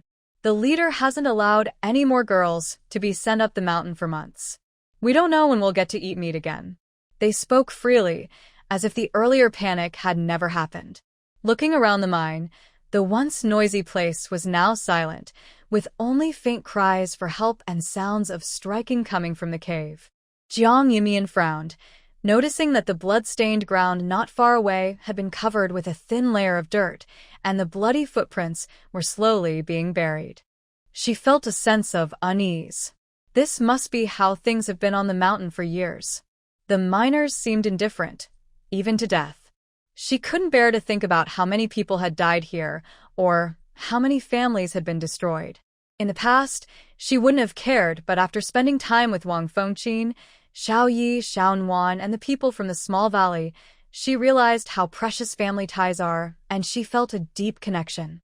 Her empathy had grown significantly, and she wasn't sure if it was a good or bad thing for her. After silently noting the direction of the cries for help, she turned to Lu Zijian and said, "When will the others arrive? The people in the mines can't wait too long. If there's another collapse, it will be disastrous." She wondered about Jiang Dazhuang's situation. Was he already gone, or was he trapped under the collapsed mine? Just thinking about it made her uneasy. Lu Zijian thought for a moment and replied, "It shouldn't take long. Let's go find them." Wang San understood the seriousness of the situation and would have notified the Mo Pavilion people early on. However, since this matter involved the authorities, if no one else intervened, Zhu Shichang would likely not let it go easily and might even retaliate. Jiang Yumian nodded and went down the mine with Lu Zijian. The mine was quite deep, about 10 meters, with only a few ropes tied to trees outside, offering no safety at all. Fortunately, both of them were strong and easily descended into the mine. Inside the mine, it was pitch black and they couldn't see their hands in front of their faces, but they could vaguely hear sounds of knocking and metal clashing against stone from several directions. Jiang Yumian took out a flashlight to illuminate the area and discovered paths in front, behind, and on both sides. Lu Zijian glanced at the flashlight in her hand but said nothing more. He listened to the sounds from different directions and pointed to the path straight ahead, saying, "Let's go this way. There are people talking inside." Jiang Yumian nodded. After walking for a while, they saw light ahead. An oil lamp was lit, casting a faint glow on the rock walls. Although it was still somewhat dark, they could see the situation inside the cave clearly. Jiang Yumian, then put away her flashlight. She didn't mind Lu Zijian knowing her secret, but it would be a problem if others found out. After walking a bit further, they finally heard the sound of metal tools being swung. The clashing of metal against stone created sharp sounds, mixed with angry shouts and heavy breathing. "Work harder." Brother Zhao said if you don't dig well today, you won't have any food. A man with shifty eyes leaned against the rock wall, glaring at the people digging in front of him, clearly unhappy. The workers ignored him and continued to dig through the rubble and sand, their efforts growing more intense, as if they were venting their frustrations. Seeing that no one was paying attention to him, Chen Dege became annoyed. "Did you hear me? I said to dig harder. Don't hold me back. If I don't get food, I won't let you off today." At this, a thin, dark man couldn't take it anymore and threw down his axe, shouting, "Chen Dege, you can't just act like a dog for those guys. Can't you see how many people have died on this mountain? Just now, the mine collapsed, burying at least 20 people. And you're still worried about food?" Chen Dege shrugged indifferently. "What does it have to do with me? They're not my problem. If you're so capable, why don't you go save them instead of yelling at me? Do you want me to tell Brother Zhao? You won't just miss a meal. You'll get whipped too." The thin man was furious and tried to rush at him, but a few others held him back. "Enough. He's not wrong. We can't even take care of ourselves, let alone others. Who knows, we might be the next to die. If we can survive another day, it's worth it. Maybe we'll get a chance to escape someday." Compared to others in the mine, they were doing relatively well. Although Chen Dege is rude and doesn't work, he knows how to please others, so he often gets more food. A man in the corner, bending down to pick up stones, heard this and said emotionlessly, "Dying early might not be a bad thing." The thin man couldn't take it anymore and shouted, "Wang Jinbao, are you crazy? Your family is gone and you don't want to leave? Don't think everyone else feels the same way. We were all brought here against our will, and we have family waiting for us. We want to go back." Wang Jinbao didn't even look at them and replied flatly, "Well, I hope you get out soon." With that, he walked straight into a nearby cave. The thin man was stunned, clearly confused about what he meant. Someone nearby said, "Don't mind him. I heard he was one of the first people brought here, and not many are still alive. He's seen a lot of death, so he might be a bit unwell. Sigh. Let's not fight among ourselves. We're all in a tough situation." The thin man nodded, not saying anything more. He had just arrived and didn't understand the others here. He couldn't figure out why they seemed so hopeless. He believed that the authorities would find them and rescue them. As they were talking, the small flame on the rock wall suddenly went out. Chen Dege complained, "What kind of lousy oil lamp is this? It went out for no reason." He took out a fire starter and relit the lamp. Inside the cave, everything was the same as before. Wang Jinbao was nowhere to be seen, and Chen Dege didn't care. He grumbled, "That guy must be slacking off. I'll definitely give him less food today." Wang Jinbao had just turned into an empty corner and carefully pulled something from his pocket. Before he could see it, two people suddenly appeared in front of him, startling him, but he didn't scream. He just stared at them in shock. Jiang Yimian, seeing he was frightened, quickly said, "Don't be afraid. We're not bad people. Are you Wang Jinbao?" Wang Jinbao remained silent, glancing at the man beside her. He swallowed hard and said, "This is not a good place. I don't know how you got in here. I advise you to leave quickly. If the others find you, you won't be able to escape." Having been on this mountain for over 3 years, he had become somewhat numb. At first, he thought the two were just people trying to escape, but he soon realized something was off. The two people appeared relaxed, showing no signs of panic, almost as if they had come on purpose. Jiang Yimian smiled and said, "You are just like your parents. The first thing they said when they saw us was to tell us to leave quickly." Wang Jinbao was taken aback, seemingly caught off guard. Jiang Yimian continued, "In that small village near Longxing Mountain, your son is named Wang Debao, right? He said he misses you. Your parents are also waiting for your return." Wang Jinbao froze, his previously dull eyes suddenly brightened a bit, and his voice became choked with emotion. You mean my parents and child are still Alive? He thought they had been killed long ago, and he had been living in a daze for years, having tried to end his life several times but somehow surviving. It felt like fate was against him, not allowing him to die. But now, he was grateful to be alive, able to hear that his parents and son were doing well. Jiang Yumian nodded, her gaze falling on the somewhat dirty object in his hand, its original appearance hard to discern.